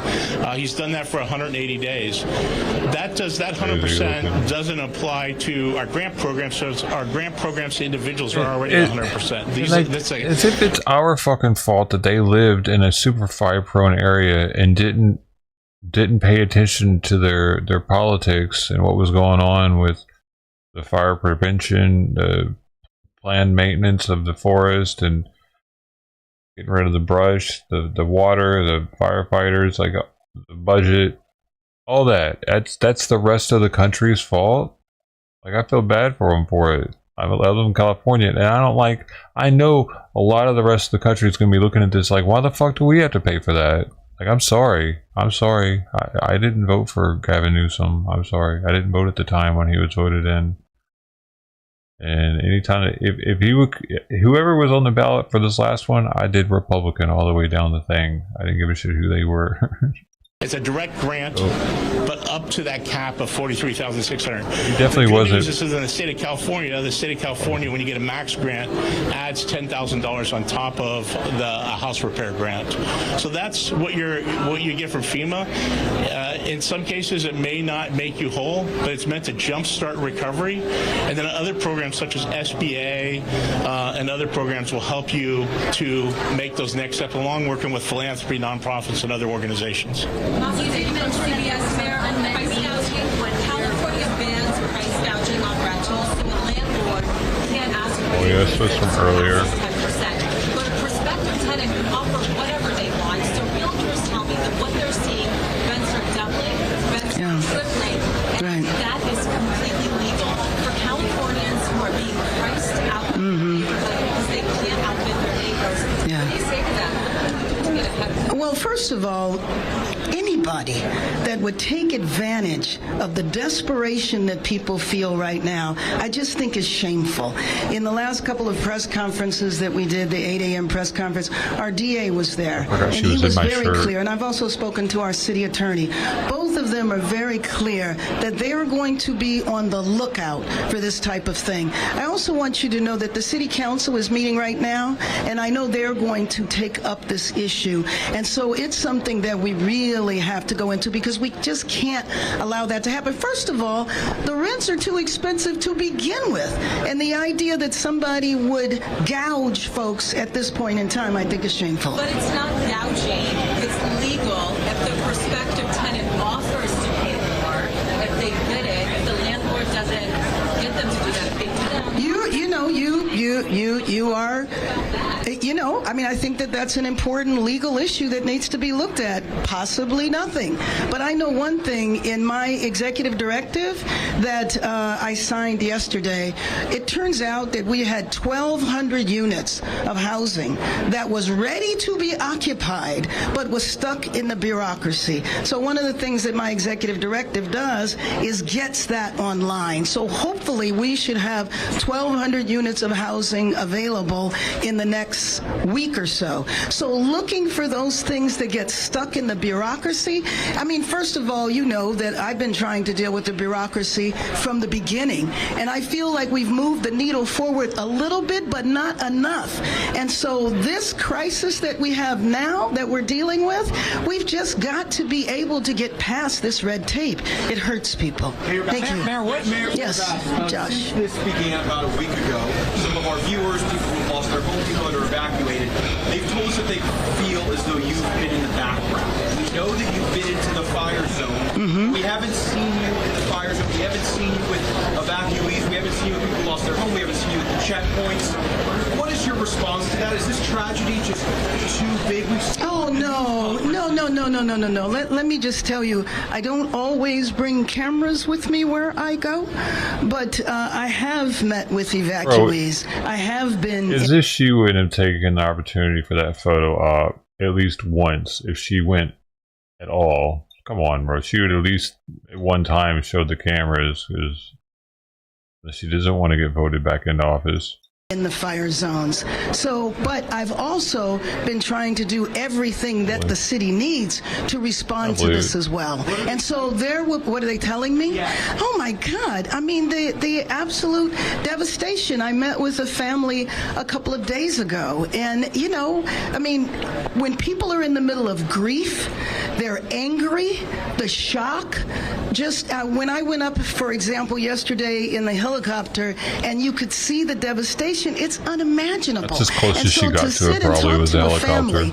That left, didn't even plan to, they thought they were going to leave for a little while. They didn't think that the fires were going to... It's a yes woman, you can tell. All right, well, you just heard the mayor being asked about price gouging. That leads us to this. Well, many of us are looking to help those affected by the wildfires. Some people are looking to make a quick buck. LA County District Attorney Nathan Hochman says he is aware of price gouging and scams related to the fire recovery effort.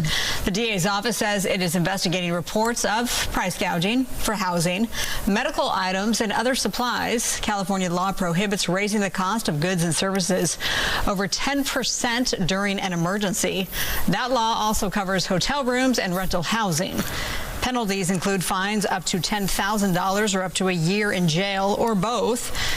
If you suspect you are being taken advantage of, you can call 800-593-8222. During the 3 o'clock press conference, California Congressman Brad Sherman from the 32nd District, which includes Pacific Palisades, shared some important information about those misleading letters that people have been sent by FEMA. Here's what he had to say. Go to disasterassistance.gov to see what FEMA can do. The first thing that will happen if you have any insurance at all is that you will get this letter.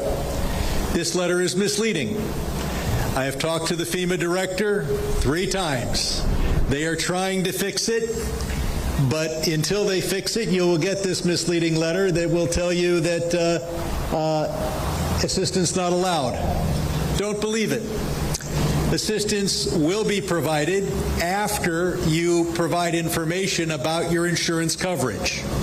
But until FEMA can determine what is your uninsured loss, the only thing that they'll disperse to you is $770. Now, that amount would be dispersed right away.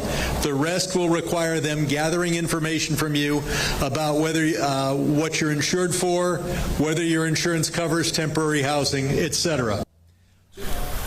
So good information there from Brad Sherman, the congressman. We encourage you to donate however you can. I know a lot of people are looking for a good place to donate, and we at Fox are partnering with the American Red Cross. You can see the QR code there on your screen. If you'd rather go to a website, go to go.fox/redcross, and we appreciate you thinking about that. All right, we just got this latest update from the LA County Medical Examiner about the death toll. Yesterday it was at 24. Now the medical examiner says it has risen to 25, 17 deaths in the Eaton fire, 8 deaths in the Palisades fire.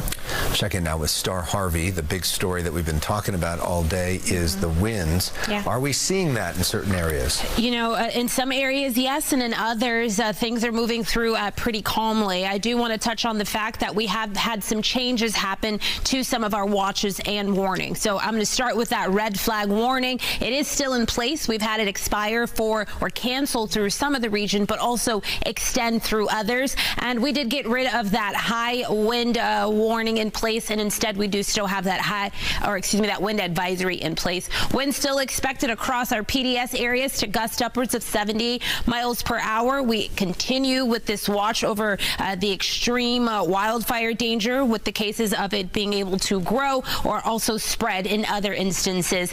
Aside from the fire danger, we also are continuing to look at our air quality, but also the likelihood of some of those power outages, but also our down trees and power lines. Here's a look at our red flag warning. We did have some extensions happen, and these extensions will go through Thursday at 3 p.m. This is going to include the western portions of the San Gabriel Mountains, but also portions of the 5 and 14 freeway corridors. Again, those areas extended through Thursday at 3 p.m. We also had the San Gabriel Valley be canceled from this area. Here's a look at our red flag warning. It is going to include all of the highlighted magenta area here, but wanting to focus our eyes on these circled regions. So the circled areas that are in that pink highlighted color there, this is going to be our PDS, our particularly dangerous situation. And those areas are expected to experience those advisories as early as tomorrow morning in the 3 a.m. hour. Now, outside of that PDS, we do still have the red flag warning, which does go through Wednesday at 6 p.m. So again, it's all of this highlighted area here,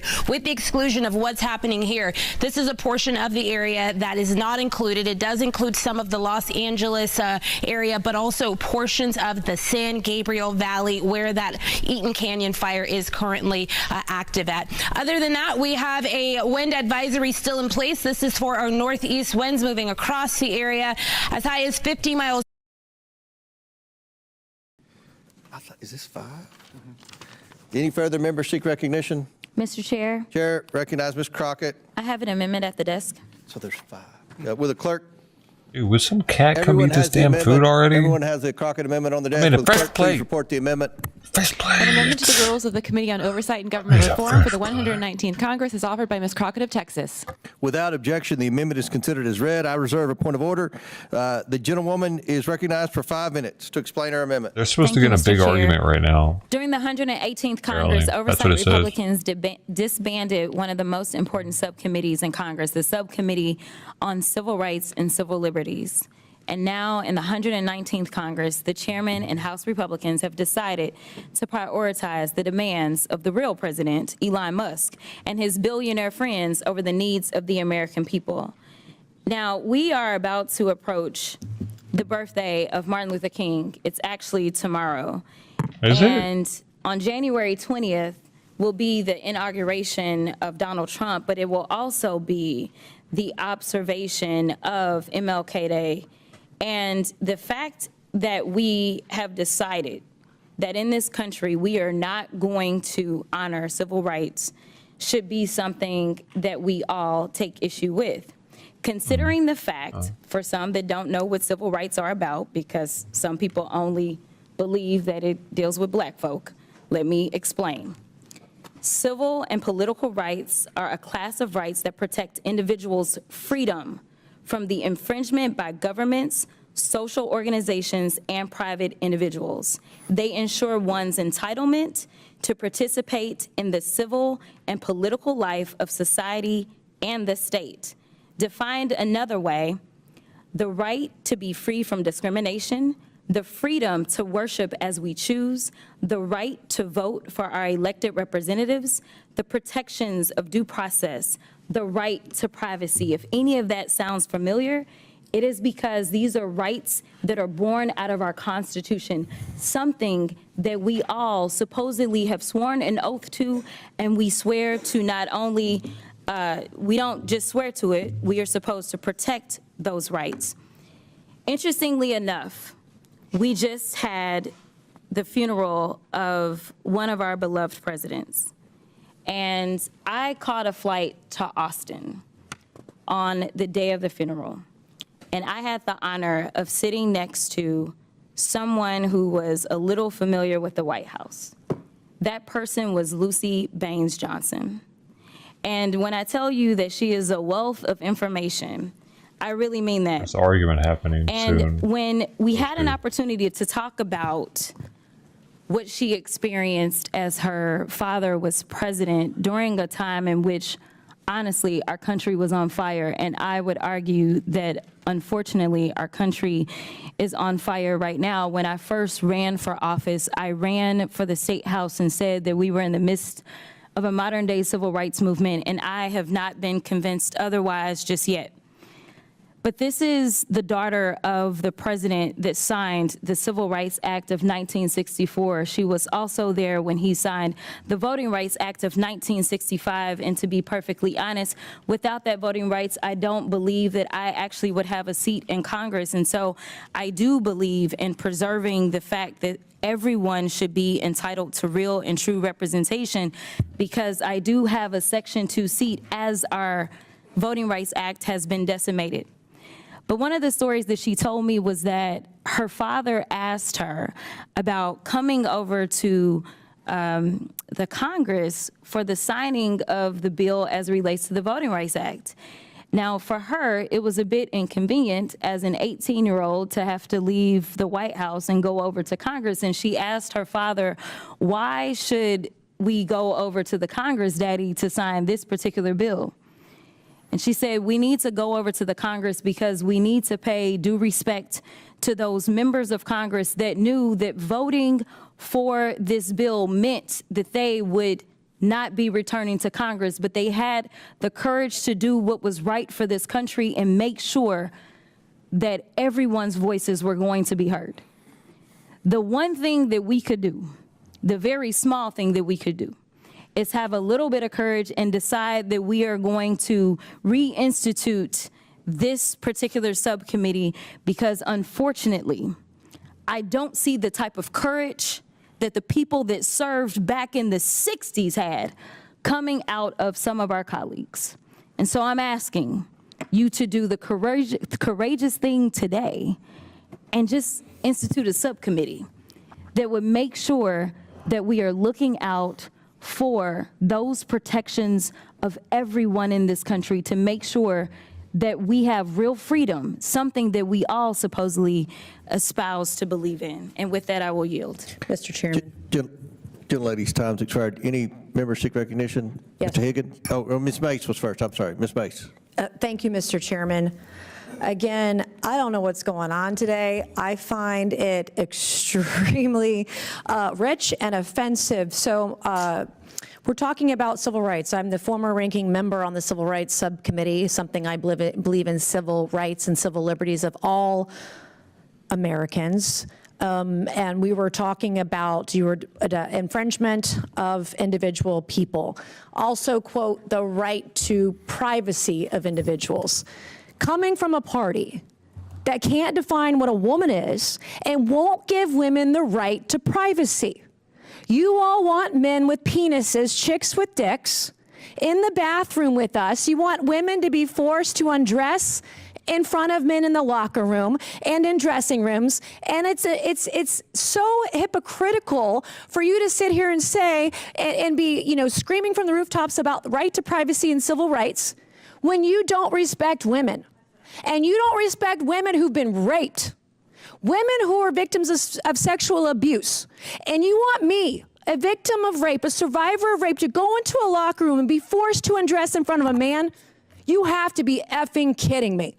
So I don't want to hear about you talk about rights, individual rights, civil rights, because you can't find the courage from the 60s to fight for women all around America. Fight for women like me, every single woman. And as a rape survivor, I shouldn't have to explain to you why women have rights and why women, when we're in the bathroom, when we're in the locker room, when we're in a dressing room, why I don't feel safe when there is a man nearby.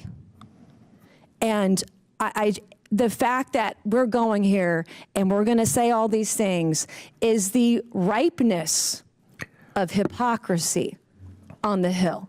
People need to tell the truth. And if we're going to talk about the rights of individuals, we have to talk about it.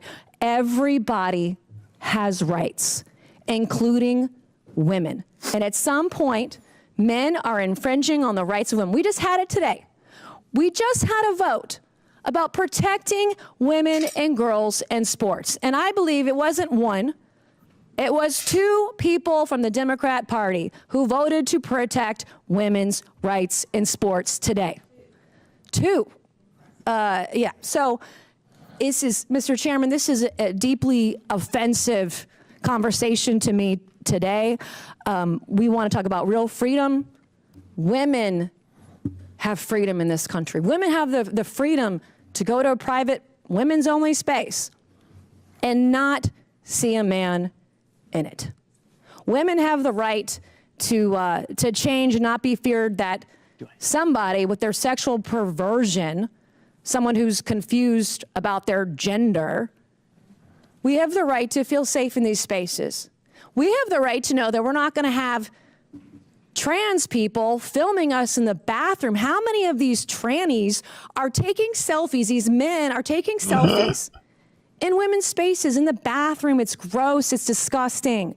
So if we're going to talk about civil rights, let's talk about the rights of women in this country and how you are stripping them away every single day. And you're doing it in your legislation, you're doing it in your messaging, you're doing it on X. You're making women feel unsafe in this country. And you're making the opportunity for women and girls to be raped, to be sexually abused in this country even greater than they've ever been. So don't come over here with your attitude and talk to me about rights when you're trying to take my rights as a woman, a rape survivor, away. Thank you, Mr. Chairman. I yield back. Gentlelady yields back. Any member seek recognition? Ms. Stansberry. Oh, she didn't want to say nothing back to that?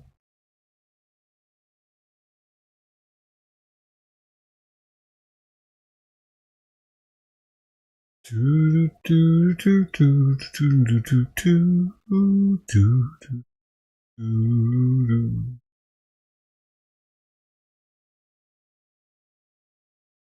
out in Pasadena. Yeah, especially as it relates to if you have a small business. I'm sure you have questions if it was damaged or destroyed. Let's check in with Fox's Austin Westfall. He is there with more. Austin. Hey guys, so we're still out here in Pasadena. We're at an area where so many government agencies are coming to help out. FEMA's been out here. The Small Business Administration is out here. Speaking of the Small Business Administration, I do want to bring you in here. So ultimately, we talked with you a couple hours ago, and I understand you have some new information to share with us. Yes, I do. For some of those victims who lost their entire primary residence, SBA, when they're approved for the loan, offers something called relocation, and that means they can take their disaster damaged eligibility from the primary residence that was damaged or destroyed and move out of the area to another location if they don't feel safe here, or if they want to just get away from the numerous wildfires that have happened over the years. SBA also offers refinancing if approved for the loan as well. That means we can incorporate your high mortgage interest rate and bring it down to that 2.563%. Once again, Austin, no payments for 1 year, no interest for 1 year. It's a great way to get back on the road to recovery. So those are just two of the things. Plus another thing is mitigation. And everybody wants to get them a loan. Mitigation measures with 20% additional to the SBA disaster assistance loan, so they can build a firewall. They can put tiling on the roof that's fire retardant. They can do a bunch of different things. Get that brush cleared from around their home within 50 to 100 yards, so that this doesn't happen again. Because the last thing we want to do is come back to an area like this again and again and offer SBA low-interest disaster loans. We want to do it just one time. Disaster assistance is something that you guys are all too familiar with, but what's different about this one? Have you guys seen anything like this before, responded to anything like this before? No, not since Hurricane Katrina have we seen something with over 10 or 12,000 structures damaged or destroyed, most of them probably destroyed or damaged. And one of the good things about SBA is we do uninsured losses. So a lot of the folks that did have their insurance canceled or don't have any insurance, SBA will still come in. We will not penalize them. We'll still offer them that low interest loan up to $500,000 with that refinancing. If they want to relocate out of the area, that's crypto, as well, baby. they can do that as well. It's a great program to get in, and what we're trying to do is to make them whole again. As FEMA usually does sanitary, safe and sanitary, SBA makes you whole again the day before the disaster. Now, we recognize that $500,000 probably won't build some of the houses back, but it's a start to get them on the road to recovery. So I got to ask, so going forward here, what message do you have to anybody that may be watching this, or anybody that knows anybody impacted by this? How can they come through and get help? How long are you guys here for? What do they need to know? We're here for the long term. We'll be here for months and months and months. Once again, they come down to this Pasadena College Recovery Center out here at the Education Center, apply one-on-one with customer service reps. They can also go online, sba.gov/disaster, and apply that way as well. But the key thing is apply, get into the system. We'll be here as long as necessary. There's two cutoff dates, though, for the physical how many loss. people are applying The damage is March 10th, fraudulently but I'm right sure now? that'll be extended. And for economic injury, what I was talking about earlier, October Put the 8th. like one of the addresses that they know that got burned down. Kevin Wynn is with the Small Business Administration. hoping that Thank you they- for being out here. So ultimately, what we're talking about out here, Let's guys, take and their the reason word why for it it can be that that's their confusing, house. and the reason why we're looking up at this building every so often when you come out to us, is because it can be confusing. This is not Pasadena City College. It's call it a satellite campus, if you will. What this building is called is the Community Education Center. It's out here. It's their Foothill campus, and Right, people we all almost over the got a little country confused when are. we first headed out here because we went straight to the main campus. But Especially all the since there's a help is website at to do the Education Center. That's where you want to be if you want to get the help you need. FEMA is out here. The SBA is out here, as we've been showing you all day. I don't know what the Take a SBA look. is. We've been here now at this point 5-6 hours, it seems. People have been flowing in and out. Steady stream of people since we got here.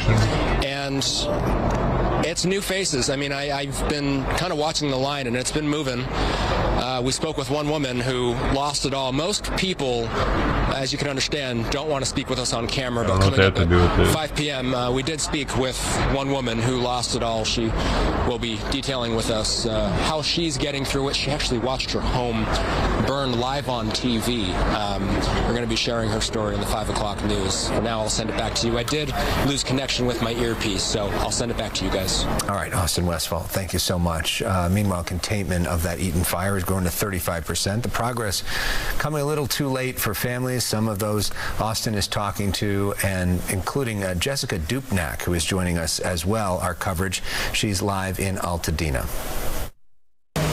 Yeah, we're here in Altadena, one of the hardest hit areas from that Eaton fire, just a few blocks that way, all the devastation that we've been looking at really for the last few days now. We are at a checkpoint that's being manned by the National Guard, California Highway Patrol, and sheriff's deputies. Now, where we're standing right now at Woodbury and Lincoln here in Altadena is a totally closed off zone, which means the dozens and dozens of people that we've been seeing over the last couple of hours come up, try to get to the home, see if they even have a home. They have been turned away. The National Guard telling me that they're under orders not to let anybody in this specific area for any reason whatsoever, and it's for their safety. Right now, you're looking at some power crews that have been up there trying to restore power to the area, lots of down lines and that kind of thing. So another reason why they're not letting folks go back. Now, we did talk to a woman earlier who half of her family stayed to try to save the home with garden hoses. The home was saved. Half of the family evacuated. She tells her story. Yeah, so I got home probably like around 10 p.m. on Tuesday.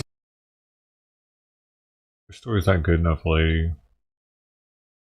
All right, it's been exactly a week since the massive Palisades wildfire broke out in Los Angeles. It's still only 17% contained, and it could take weeks, as we just heard from the fire chief, to get under control.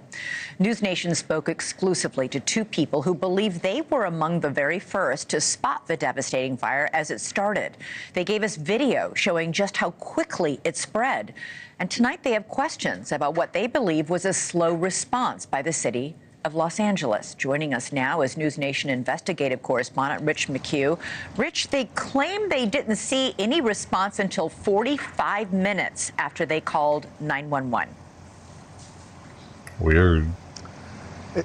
It's hard to believe. That was Elizabeth, the start of it. That's weird. I wouldn't have believed it either until I saw the video. You know, Michael Valentine, he's a former U.S. attorney for 8 years under Kamala Harris. He and his wife, they live at the top of Pacific Palisades, right next to this ridge line where the fire broke out. He says his wife called at 10:29 a.m. Tuesday morning. That's when they first saw it, and they didn't see anybody come for at least about a half an hour, 45 minutes before they dropped some water. Take a look. It is 10:34 a.m. Tuesday, January 7th. These are some of the first images of the start of the Palisades fire. Describe what you saw. An intense plume of smoke that was rising and moving very fast. It was black in some areas and white in other areas, but you could see it was moving quickly. 2 minutes later, the smoke plume grows. No sign of anyone fighting the fire at this point. The fire isolated on the ridge behind the home of longtime Pacific Palisades resident Michael Valentine. He documented it all on video, giving News Nation an exclusive look of where it started and how quickly it dude grew. looks familiar, By doesn't he? 10:50, the plume had spread considerably, twice as large. Like an actor. 8 minutes later, the size of the fire seems Italian to have doubled actor. yet again. Still nobody fighting the fire. At 11:13 a.m., nearly 45 Plays minutes like a after mall- Michael's wife called in the mafia fire, guy. you see a chopper come through. At 11:23, a helicopter comes in, begins to dump water on it. But at this point, the fire is massive and moving quickly down this ridge line. That was the first time we saw them drop water, is that right? Correct. And then, did you ever see any firefighters up there? I did not see any firefighters up there. Why do you think that is? That's the question. Is that I don't dude? know. I wish I knew the answer to that. I have no idea. I No, have no it idea can't why be. that is. It could have been confined. It wouldn't have touched any of the homes. I don't believe that for 1 second. You're talking to somebody that's been up in this community for 40 years, and I've seen fires. Yeah. I've seen fires during those 40 years, and there's always been a good response.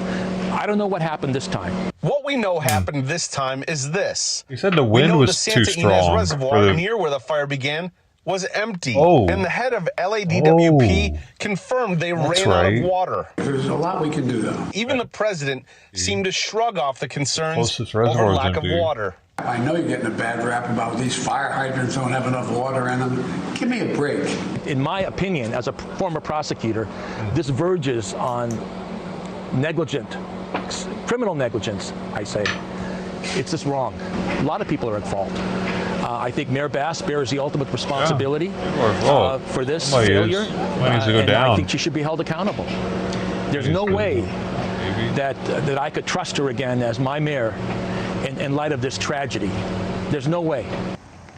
No, I asked Los Angeles Fire Department what time Don't they have their own the first mayor? call came in. They said it came in at 10:29 a.m., which corresponds with her call to 911. I asked, when was the first time they had firefighters on scene? They have yet to respond to that. Now, I spoke to Michael Valentine earlier, and he said he has yet to hear from investigators. He even called the ATF and the FBI, who were in front of his home, but he couldn't get through. Elizabeth? All right. Rich McHugh reporting from LA County. Thank you so much. Thanks so much for watching. Go to joinnn.com to find News Nation on your television.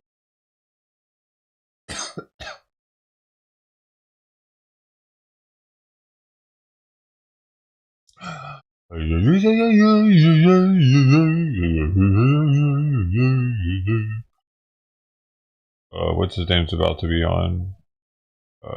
Timcast.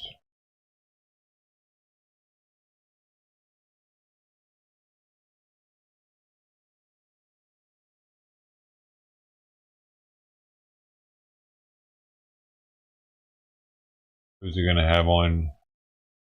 Daniel, someone named Daniel. Daniel Negreanu.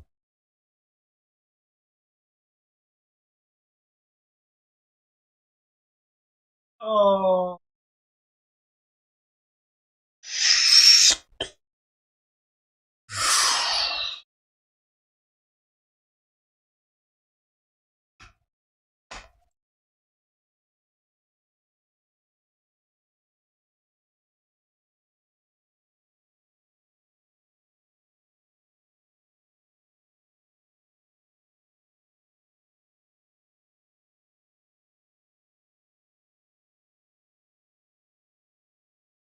Him. His energy. Probably on something.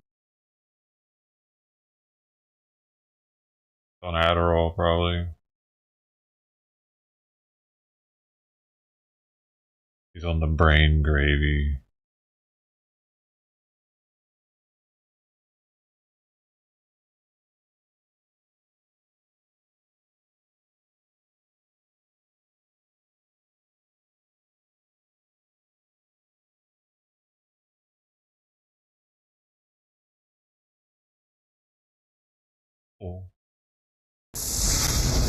The wildfires have created a much bigger housing crisis in LA as people out of their homes now have to look for somewhere to stay. Yeah, that's right. I think all these homeless people have moved here. Talk about these issues. Laz, you've been all over this. And people need a lot of help right now. So what are the experts saying? Boy, things are changing really, really fast. Earlier today, I spoke with a housing expert at USC named Marco Giacoletti, and we talked about a number of things. First of all, are rents going up? Yes, he says they are. But when I said, what, as much as 20%? He said, no, that might be too aggressive. So that might be a smidge of good news, even though he did acknowledge that short term, yes, there's probably going to be some price gouging on the part of landlords. I asked him about the prospect of a rent freeze in LA County, as some consumer advocates are calling for.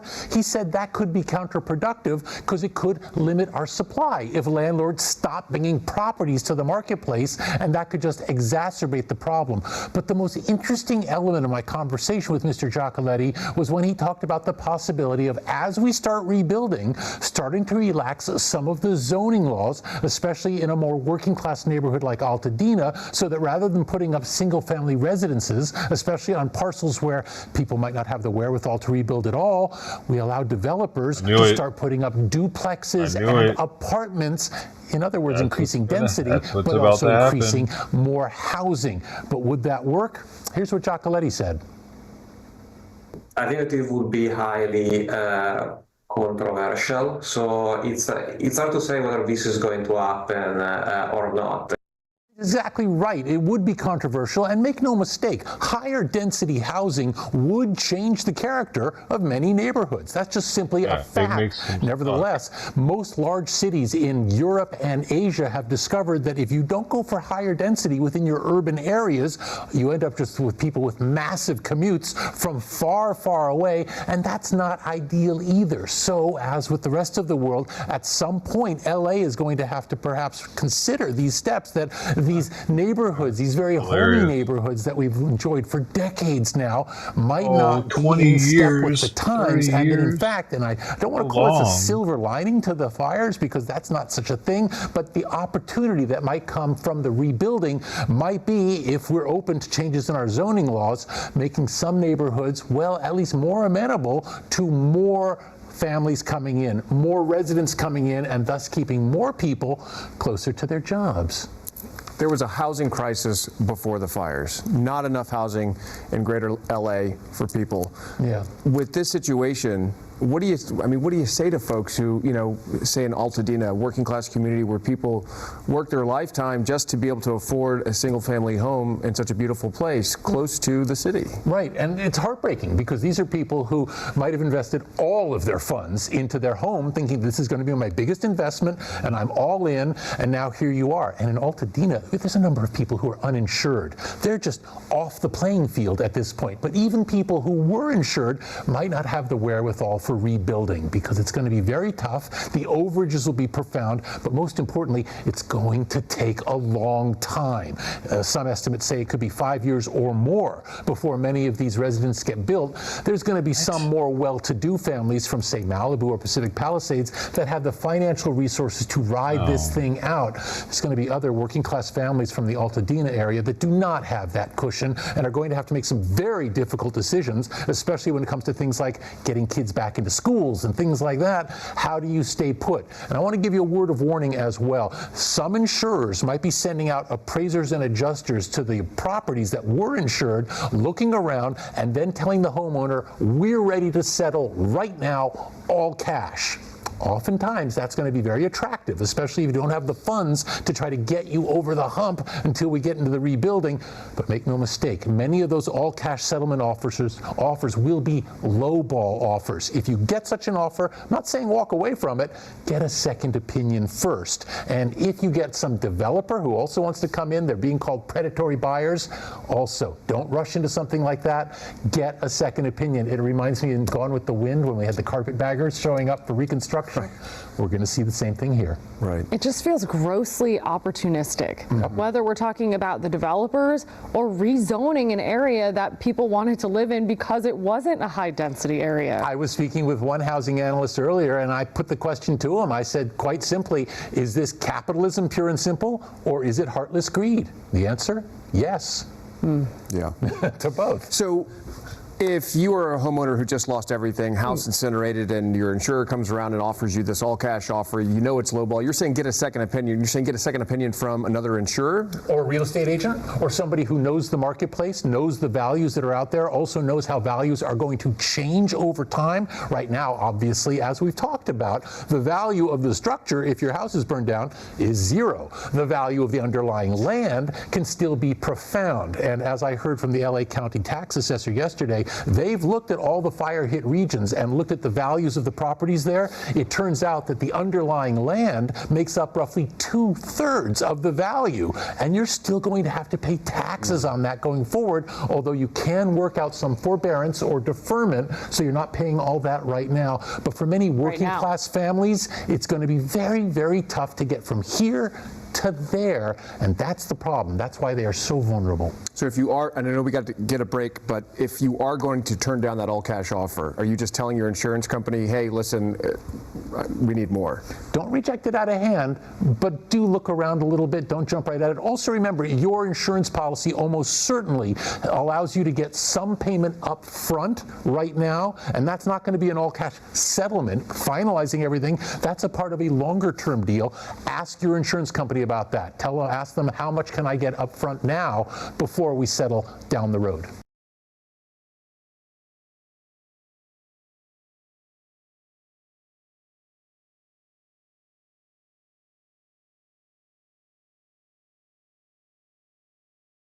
And I work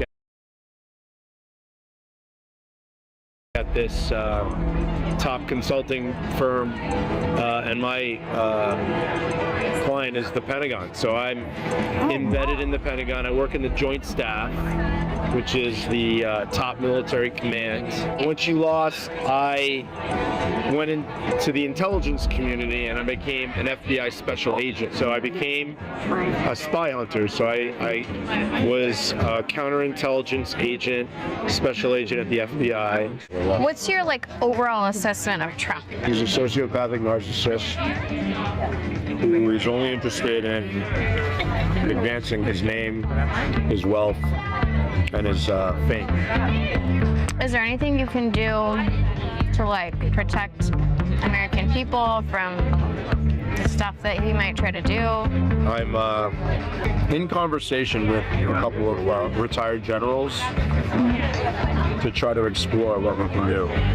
Who were the retired generals that you were going to talk to? They're 1, 2, or 3 star generals and admirals. You probably know maybe 4 stars. So I also have a big day tomorrow, probably the biggest day of all. So we have this huge meeting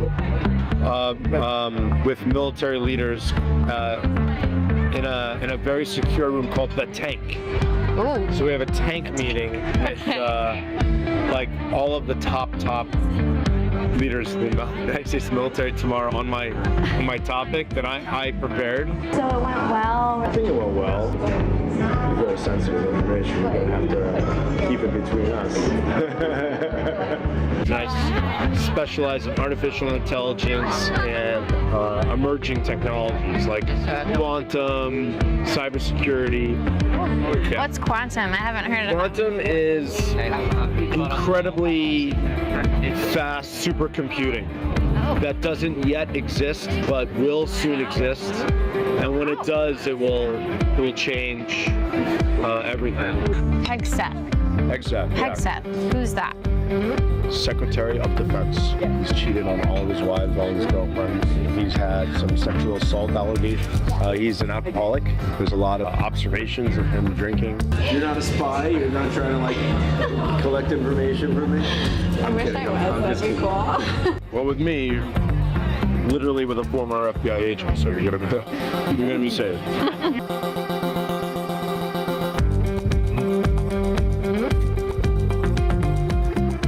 An FBI special agent, so I became a spy hunter. You're a spy hunter, you say? Well, I'm a spy hunter too, but I'm evidently a better spy hunter than you. Jamie Manorino describes how he met Hillary Clinton in the mid-2000s when he was here at George Washington University pursuing a master's degree. He then followed Hillary Clinton to the State Department where he worked. This person I met in college was Hillary Clinton. So I met her in college, and I worked for her since college. And then when she became Secretary of State, I followed her to the State Department, and that's how I worked there. And then she almost won again, right, in 2016. So after Jamie Manorino worked for Hillary Clinton, he then became a special agent here at the FBI to, in his words, catch Russian spies, because according to Jamie, he's a spy hunter who specializes in counterintelligence. When she lost, I went into the intelligence community and I became an FBI special agent because I was so upset. I was really angry. I wanted to catch Russian spies, Chinese spies, because they had really affected the outcome I felt in 2016. So I became a spy hunter. So I was a counterintelligence agent, special agent at the FBI. After experiencing 4 years of a volatile economy, America is facing record and right on the available to my listeners. MG. Top consulting. As a consultant. And I work at this top consulting firm, and my client is the Pentagon. So I'm embedded in the Pentagon. I work in the Joint Staff, which is the top military command. So your boss is the Joint Chief? Is that what you said? Yeah, the chairman. Did I say it right? The chairman of the Joint Chiefs. Jamie works at the Pentagon with senior officials there regarding artificial intelligence technologies that, to quote Jamie, don't yet exist. He says they're going to, quote, change everything, and he talks about secret tank meetings there with senior officials. He mentioned one meeting that was going to happen literally the next day. I specialize in artificial intelligence and emerging technologies like quantum, cybersecurity. What's quantum? I haven't heard of it. Quantum is real. Spanish restaurant where we set up a hidden camera inside. I myself was in disguise, sitting at the bar, getting camera B, and the spy who hunts spies disclosed all the information about the secret meetings with our undercover journalist. So I also have a big day tomorrow, probably the biggest day. And I've waited. Wait, I'm getting nervous for you. I've waited 3 years. 3 years. Whoa. Now it's finally gonna happen. Yeah. So like the chairman of the Joint Chiefs is the #1 military officer from the United States. Okay. He's leading the meeting. The vice chairman, the director of the Joint Staff, every commander of all the commands, so European Command, African Command, Northern Command, Southern Command, Pacific Command, Cyber Command, Strategic Command, and Transportation. Oh, and then Special Forces. Wow. Yeah, and Space Command. So they'll all be there. The chiefs of the Army, the Navy, the Air Force, the Space Force, and then OSD policy. So that's we're going to talk about AI. So what are your talking points going to be? That this is a very serious subject. We need to take it seriously. We need to overcome a lot of bureaucratic obstacles. We need to work better with partners, international partners. We need to, think creatively to avoid overclassification, which really prohibits the ability to share information across very quickly. Everyone has a habit in the intelligence world to overclassify something because they don't want to get in trouble. So once you label it top secret, no one's going to see it. Oh. And we have to share this with another country because we need to fight together.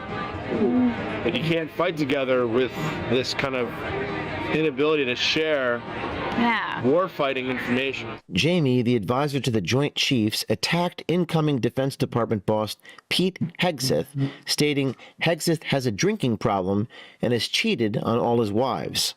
Hegseth. Hegseth. Hegseth. Who's that? He is a Fox News TV correspondent on Saturday. So what is he going to do in the government?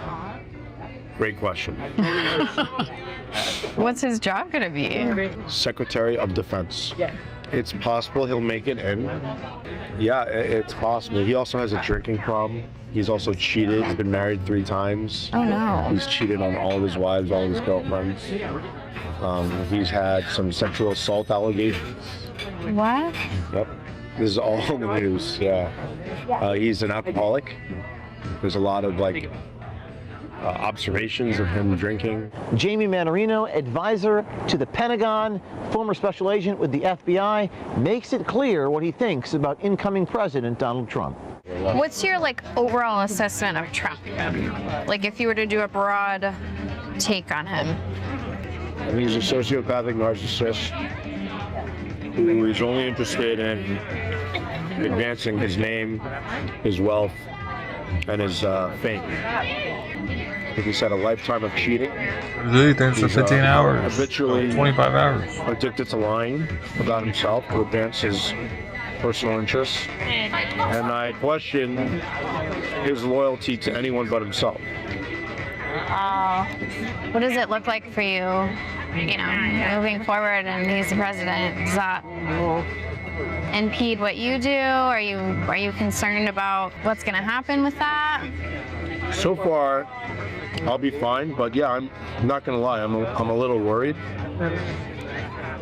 But I'll be, for now, fine.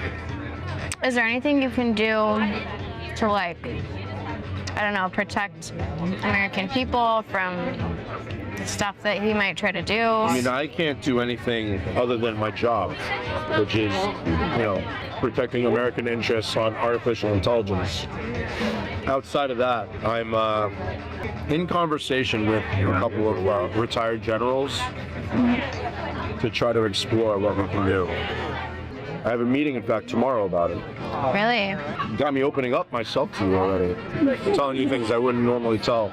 In recent months, many of our fellow Americans experienced unprecedented natural disasters and damaged infrastructure, making access to healthcare essentials impossible. You'll find exposed reality happens in some t-shirt inside the tank. Very sensitive information. We're going to have to keep it between us. You're going to go blog it. I threw away the key. That's what this guy told me. Just so that we overclassify, and I think I may have said this to you during dinner, that we overclassify information. So when we overclassify information, it doesn't allow us to actually, communicate effectively when we're actually trying to implement some sort of operation, right? So if we're playing a team sport and we're both like representing a part of the field, right? And we both have different pieces of information as to how we're going to do our job to play the game and win. But we're not coordinating because we don't tell each other we need to know information. And then the second one was, the enemy is, we're not the only ones using science. So the enemy is using science too. You're not a spy? You're not trying to collect information from me? I wish I was, that'd be cool. Well, with me, you're literally with a former FBI agent, so you're gonna be safe. Jamie Menina reveals he has been working with 2-, 3-, and 4-star generals to see what they can do about President Trump's upcoming term. Who were the retired generals that you were going to talk to? Well, there's many of them, but this Rear Admiral, I know there is a Major General in the Army, so those are the two that I talk to the most, but yeah, I talked to quite a few. Would I know any of them? No, they're like 1, 2, or 3 star generals and admirals. You probably know maybe 4 stars. Isn't there one named Billy? Is that a name? Yeah. He was my former boss. He doesn't know me, and he'll probably not be involved in something like this. But yeah, he's around. Yeah, Millie's around. Jamie Menina told us that he was working day and night to defeat President Trump, and that had Kamala won, Jamie would have received a pretty big job. I will also confess to you that over the last most of the year, since the spring, I was working with these retired generals, retired ambassadors, in this organization, this nonprofit called National Security Leaders for America. And what we were doing was we were trying to explain to the American people the national security consequences of another Trump presidency. And I'm usually reluctant to kind of lead with this or explain this because I don't want to sound too political. But this organization tried to defeat Donald Trump. We tried to engage the American public. We, conducted hundreds of interviews. I myself wrote and published 110, 120 op-eds in newspapers across the country. I did a lot of writing, the most writing I've done in my life. And I would write not in my name, but I would be a ghostwriter, and I would let the other general, put their name on it. Yeah, so some articles landed in some pretty big papers, the Wall Street Journal, the National Journal. Frustrating. So I was literally working day and night. Oh. Nonstop. Fuck. When all ultimately, when he won, I was really, frankly, depressed. I was really sad, really depressed. Not only in terms of the mission failure, but of course, I was hoping to advance my career. That's why he wanted to do it. I would have gotten a really big job. Jamie Menina, the advisor to the Joint Chiefs, stated that President Trump will entertain the idea of staying past his 4-year term. I predict Trump will probably entertain publicly the idea of staying in office or changing the laws to stay in office, which he's not allowed to do. Yeah, that's crazy. By Constitution. But he'll probably suggest it, and there'll probably be an effort to try. And then there'll be pressure and anger, and then, Republicans will try to, he'll try to then probably anoint a leader to maintain his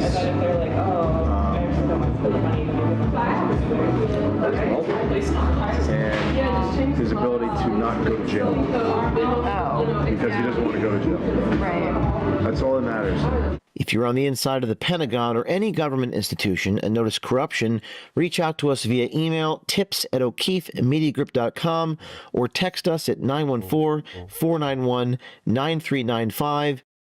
Okay. Gotta get this bowl up now. Kitties didn't want my food again after a certain time. A lot of them come by after a certain time. It's creepy.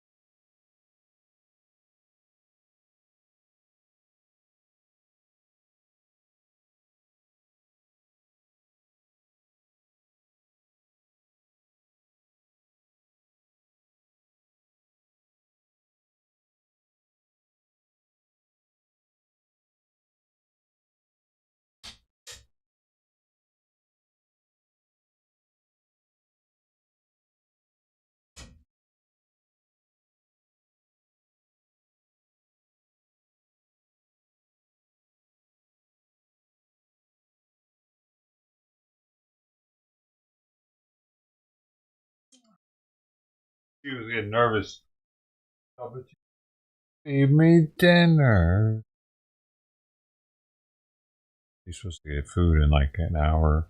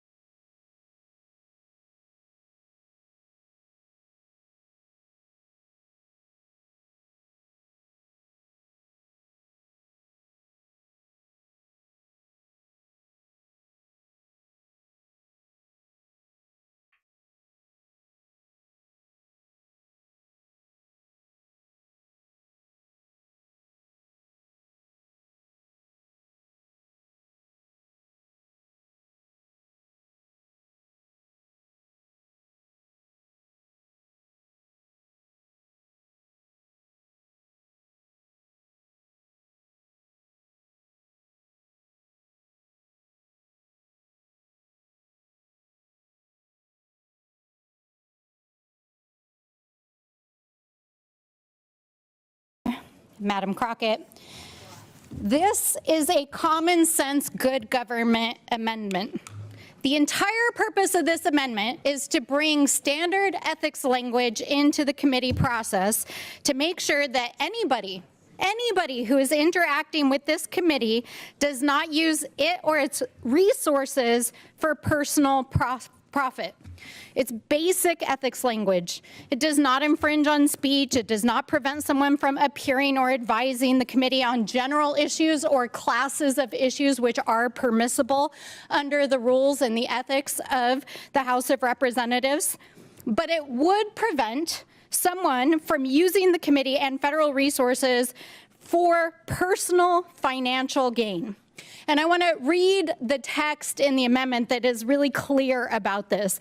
It says that folks shall not advise the committee or its members in a paid or unpaid capacity or otherwise interact with the committee or subcommittee on any matter that would benefit the person financially or constitute a conflict of interest. This is not a violation of the Constitution or of free speech. Using federal resources to benefit your own financial interests is not protected speech. Unless, I was trying to figure out while we were on break what my colleagues are referring to. Maybe they're referring to the Citizens United case. Maybe they're referring to protecting the speech of campaign donations. Maybe they're referring to protecting the $250 million in donations that Elon Musk made to Donald Trump in his campaign, and that has given him access not only to the inner circle of Donald Trump's administration, but it's going to land him in office in the White House and pretty much unfettered access to this committee and its resources. So this amendment is designed to make sure he can come here, he can come testify, he can talk about issues that are general issues, but he cannot use this committee as a personal piggy bank to put forward an agenda that would personally profit him or others against the public interest. That is what this amendment is about. That is what we're trying to do, is to make sure that people do not use this committee for personal and private gains. Now, I'm dismayed that in the first organizing committee of this Congress, we can't even agree on the most basic ethical standards for how this committee is going to conduct itself. Language that appears in almost every single government agency, federal, state, local, tribal, also in the private sector. This is about protecting the public interest. This is about making sure that the goals that are supposedly laid out in this rule change that creates these two new subcommittees is really about achieving government efficiency and improvements. And it's about making sure that billionaires who buy their way into the inner circle of Donald Trump do not use this committee and its resources for their own financial gain. And with that, I yield back. Gentlelady yields back to recognize Ms. Green from Georgia. Thank you, Mr. Chairman. There's a lot of outrage today about my new subcommittee on DOGE. I want to say I'm honored. Thank you. You see, all the talk about billionaires. Let's talk about George Soros, who has donated hundreds of billions of dollars to Democrats, Democrat PACs, Democrat interests that ripped open our border, invaded our country, have had all types of policies that have directly impacted Americans in the worst ways possible. You know, Elon Musk used to be a Democrat. And I think the problem here is you guys are really jealous. And let's be brutally honest. It's your policies that have run off Democrats. You have run off your own donors. And you ran off the voters in this last election because of the absolute failures that you did to this country.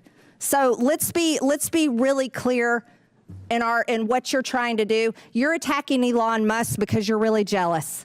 You are. You're just really jealous. And Elon Musk, I want to remind you guys, while California is on fire, he is directing his resources there with Tesla trucks and Starlinks to help people and victims that are being impacted right now by the failures of the Democrat leaders in California. No, it's not climate change that is burning down California. It is a failure of how to handle and prevent these types of problems. No water in the fire hydrants, no water in the water reservoirs, not cleaning up the forest floors. So let's be very clear about Democrat policies, Democrat decisions that have run off so many people. And let's talk about what you're trying to do is just attack someone that used to actually support your party and supports your party no more. But let's really talk about this amendment. And it's not an attack on Elon Musk specifically, as it is an attack on Elon Musk and every single taxpayer in this country. It says no person with a personal financial interest impacted by the decisions of the committee or any subcommittee thereof, including the newly created subcommittee on delivering on government efficiency, shall advise the committee or its members in a paid or unpaid capacity. Think about that. So you don't want taxpayers to have any say in what this subcommittee holds hearings on, talks about things that need to be funded or unfunded, departments that need to be shut down, union employees of the federal government that need to be fired, unions that need to be busted up, waste, fraud, and abuse.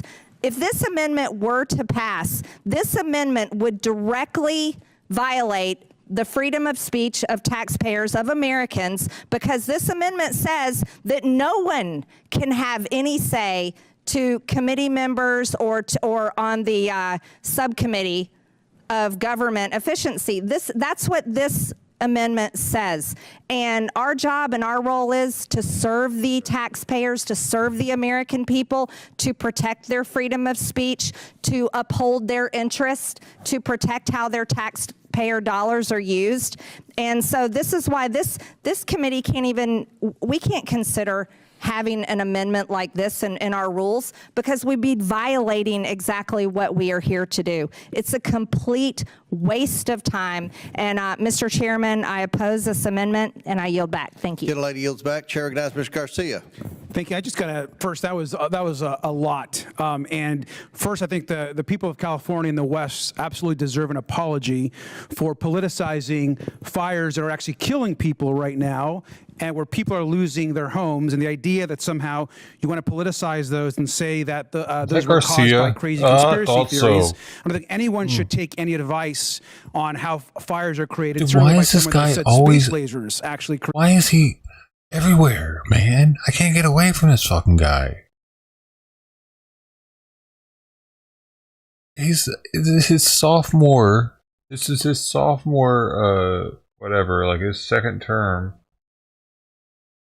year or something. He's still new, but he's everywhere.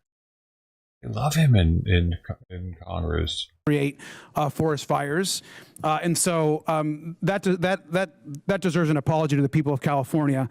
This idea that somehow Elon Musk is going to save us, the richest person on the planet, multiple times over, and that we're arguing about what he can do for this country when we're not actually bringing in people that are actually impacted by the policies of our friends on the other side of the aisle, I think is quite shameful. And the gentle lady from Georgia should apologize. Any other members seek recognition? Ms. Mace from South Carolina. Thank you, Mr. Chairman. On this conflict of interest that we have before us today, I'm hearing about conflict of interest, quote, most basic ethics standards, quote, basic ethics, resources for personal profit, making sure we're, financial interests are at stake, et cetera. Mr. Chairman, I find it rich that the same members of Congress who defended the Biden crime family, who are making millions of dollars from international business deals while trading on public office, are now here lecturing us today about conflicts of interest. Like they should just sit right back down. They have no room on this issue. I would love to know if they think Nancy Pelosi trading stocks is a conflict of interest. So, if the Biden family, international business dealings, you're trading off the vice presidency and presidency is or is not a conflict of interest. I would love to know where they stand on that, Mr.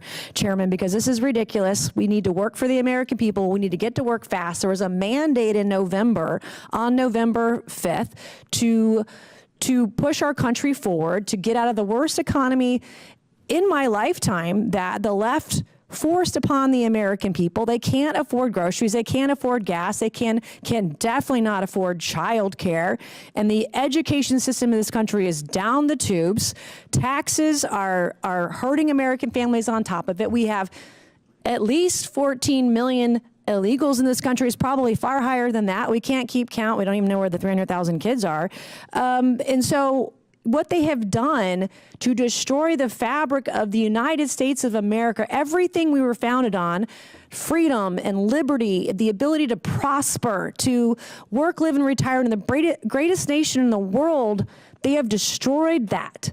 And it is our job to get back to the basics. And quite frankly, I don't think government efficiency is enough. I think we're going to have to go much further than that. And in fact, look at dismantling entire departments or even agencies, because it's just the bureaucracy we have created with the deep state of bureaucracy here is hurting our country. It's hurting our national security. We're weaker on the world stage. Our economy is going to be a national security issue in very close order. I was hoping that American families would be able to refi with lower interest rates this quarter on their homes and be able to afford housing. It doesn't look like that's going to happen because of what the Biden-Harris administration has done in the run-up to President Trump swearing in on January 20th. This is un-American.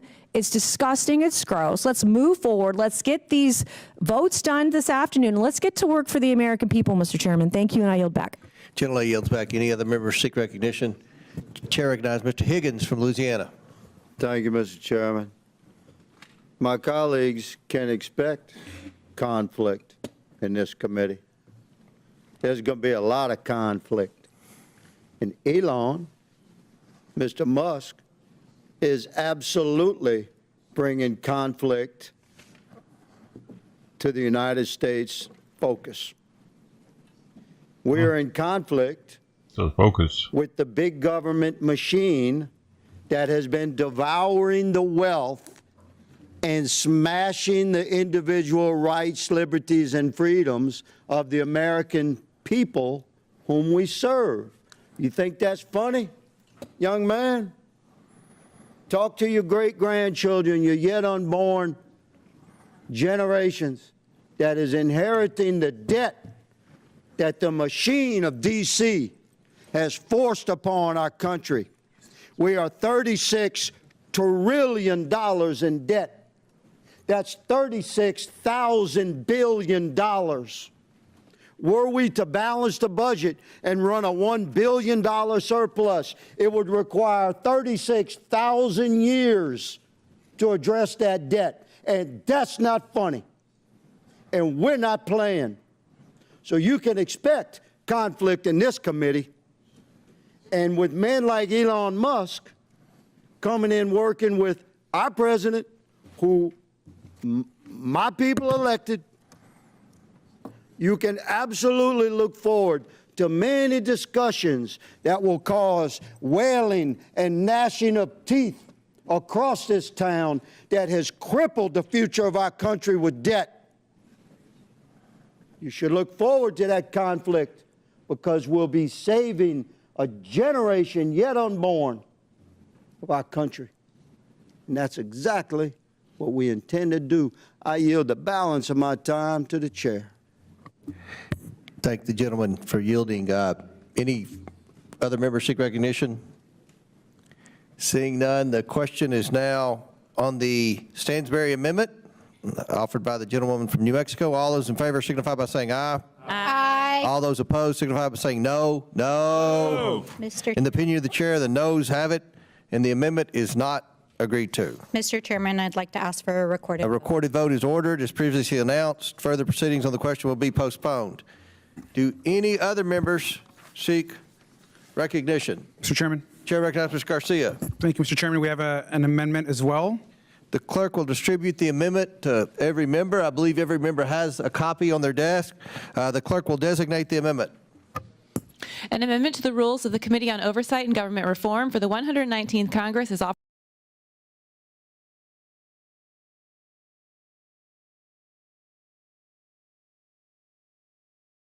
Christmas is over, isn't it sad?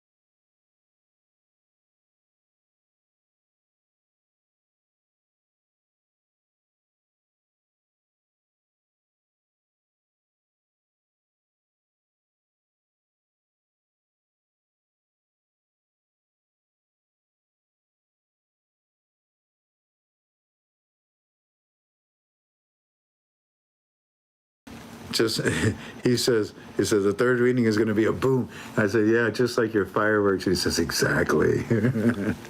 TV shows Deputy Prime Minister in New York to take leadership for Iraq over the group of It's any 7-7 minute, in y'all. China, This fucking for the dinar year is gonna pop off. 2025. Y'all launched That is ready? extremely Y'all launched impressive. ready? Very powerful got some in your position, pocket? Mr. Frank, for a program better rate, be ready, laughing boy. out loud. When Yesterday, the dinar 3 p.m. pops, it's gonna on pop, and we Monday, all gonna the be president rich. of the Kurdistan region, Barzani, agreed with the head of my Alliance daddy. to amend the He gives my budget to Denari guarantee daddy. the rights and He entitlements gave of the me all my region, the denaries. I gave him the salaries, money. He and gave me its the employees. denaries. This is We're getting gonna be rich closer and together, closer, me and Mr. Frank. Frankie.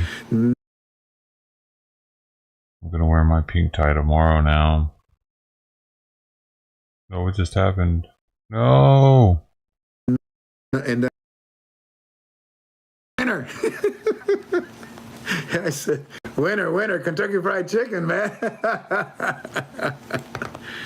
They need to read it for the third time. He tells me, we just got it one more time and then boom. Or then I said, and boom. And my contact says he's going to love this. Yes, People are actually donating to him right now, dude. Oh, for this. He's going to love this, Frank. Crazy. To which I said, smile. He just got Yesterday, a $50 10:40 and in the morning. Television and is showing a, Barzani saying goodbye to Baghdad, and he's renewing his support and $20, agreements for a strong and stable $70. Iraq. This is excellent news. Excellent news. I say to him, They pay him just to dress up and a talk to stable him. new exchange rate is why he is excited, in my opinion. Eddie said that he thought that he was happy for the new Kentucky Fried Chicken that is coming. Tell him, hey, tell him, I'll help him and I'll sell tacos, okay? Sunday. Today, oh, finally, thank God. Today, here we go. Television is talking about Kurdistan. For years, he's and been they're making saying that people over think that it was going to happen any 400,000 day now. companies have registered with Kurdistan for trade. This is leading the way to foreign relations with How can he Turkey keep it and up? Iran. We will have peace, Mr. Frank. Your Donald Trump knows what he's doing. Everybody's scared of him here. Sudani went to the United Kingdom yesterday, and he announced export packages to the United Kingdom. Now they're saying it's going to be 10 times more than what it was last year. Oh, great. 10 times more, 1310? Well... Well, I can't say what he said there. The Speaker of Parliament said on TV, Iraq enjoys people stability. watching. The Speaker of Parliament, what's her 2,500 name? people watching this guy mumble about denaries. Sammy Afif. He just got Speaker another of $50 Parliament said donation. on TV, Iraq enjoys stability. And it's about to return to economic prosperity and leadership in the region. Oh, this is fantastic. Hi, James. Thank you. God bless you for James your is the one who support. gave it. Thank you. Look at that. And Crazy. that's the Speaker of the House. Everybody knows, man. Next report, to which I say, all right. I don't really understand what they're paying for. They're just like, here's $50 because you are the Denari guy.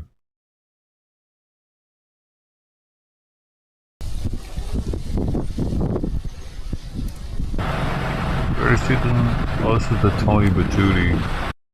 Tootie Batootie.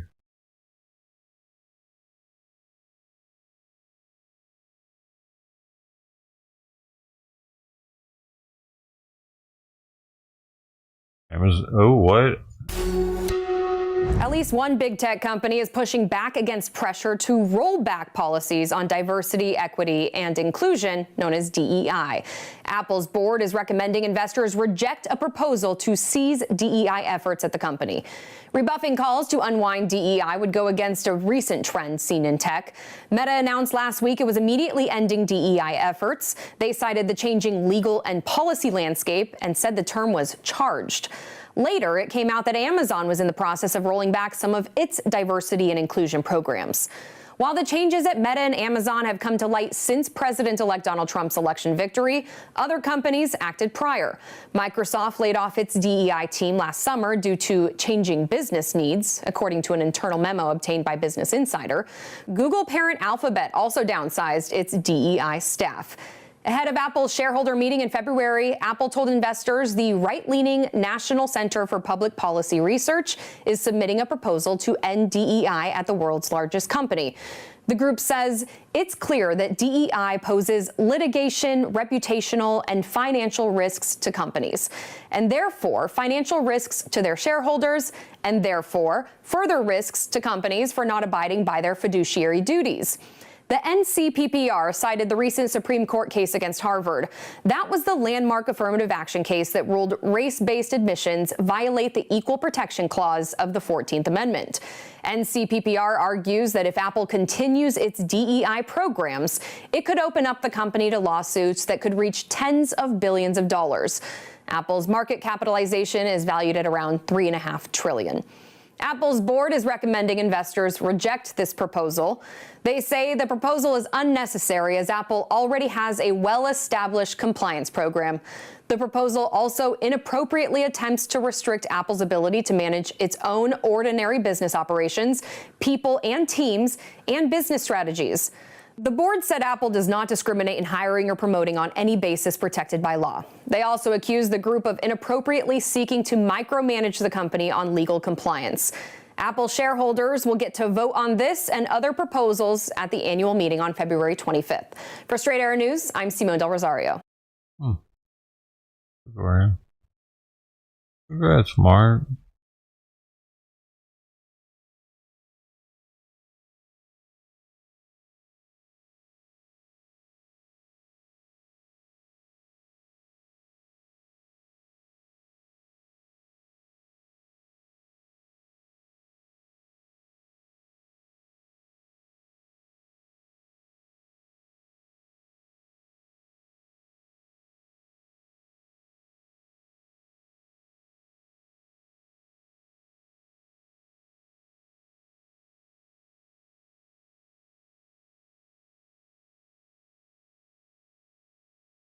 Yeah, one day they'll be real.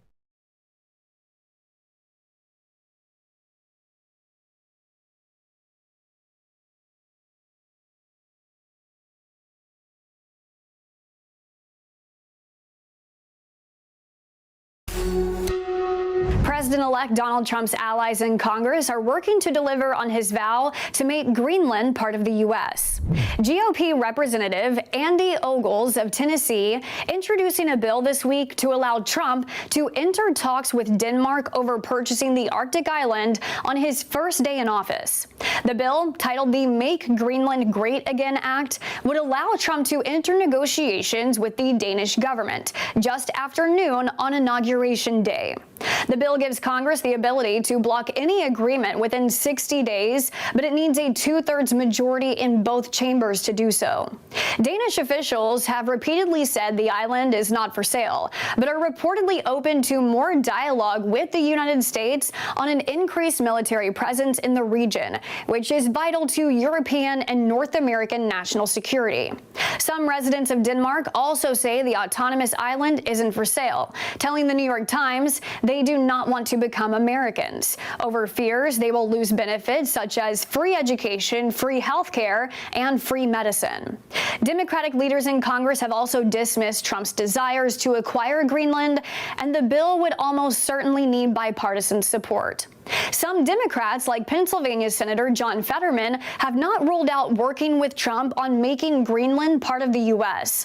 Trump would not be the first president to try to buy Greenland. In the 1860s, Andrew Johnson considered buying the island, and decades later, Harry Truman secretly offered Denmark $100 million in gold to swap parts of the land with Alaska.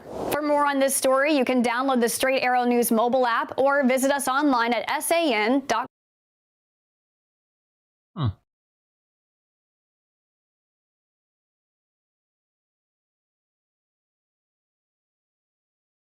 Gotta get some snow, man. Well, good luck with that.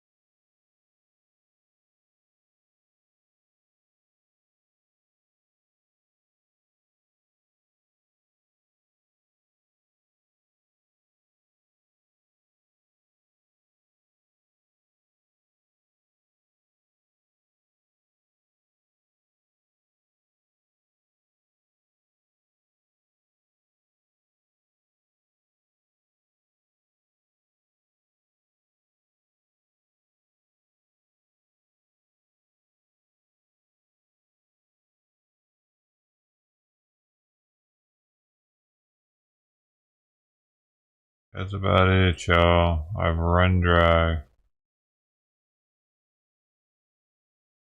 Sorry. I don't have any more.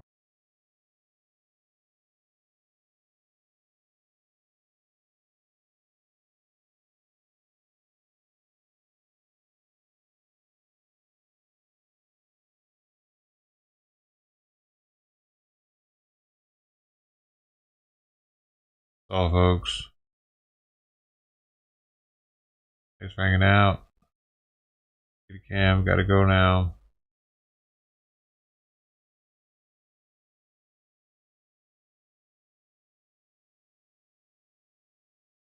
He said, me.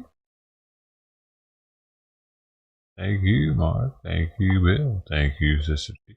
Thank you, Savagely.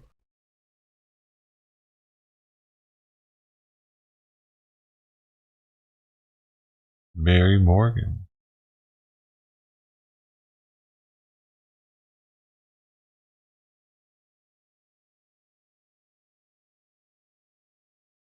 Fish and Chimps. Mark Bass. J. Busy Brown. Joker.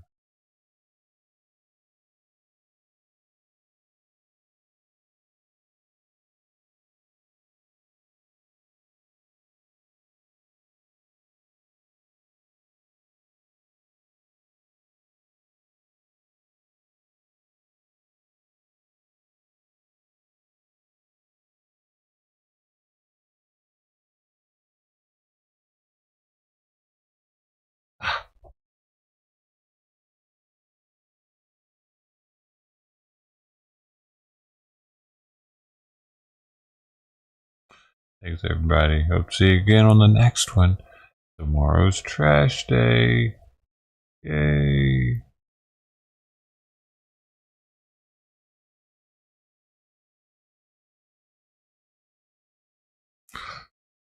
Don't forget to keep breathing.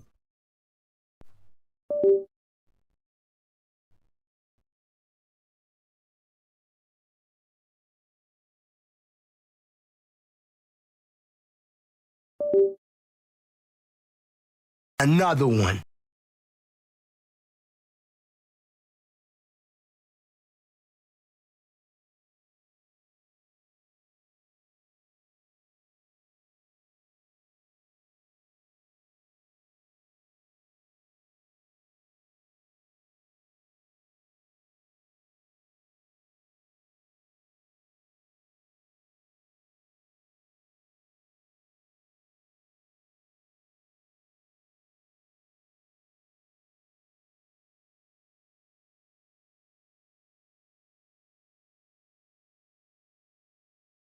Meow, meow, meow, meow, meow, meow.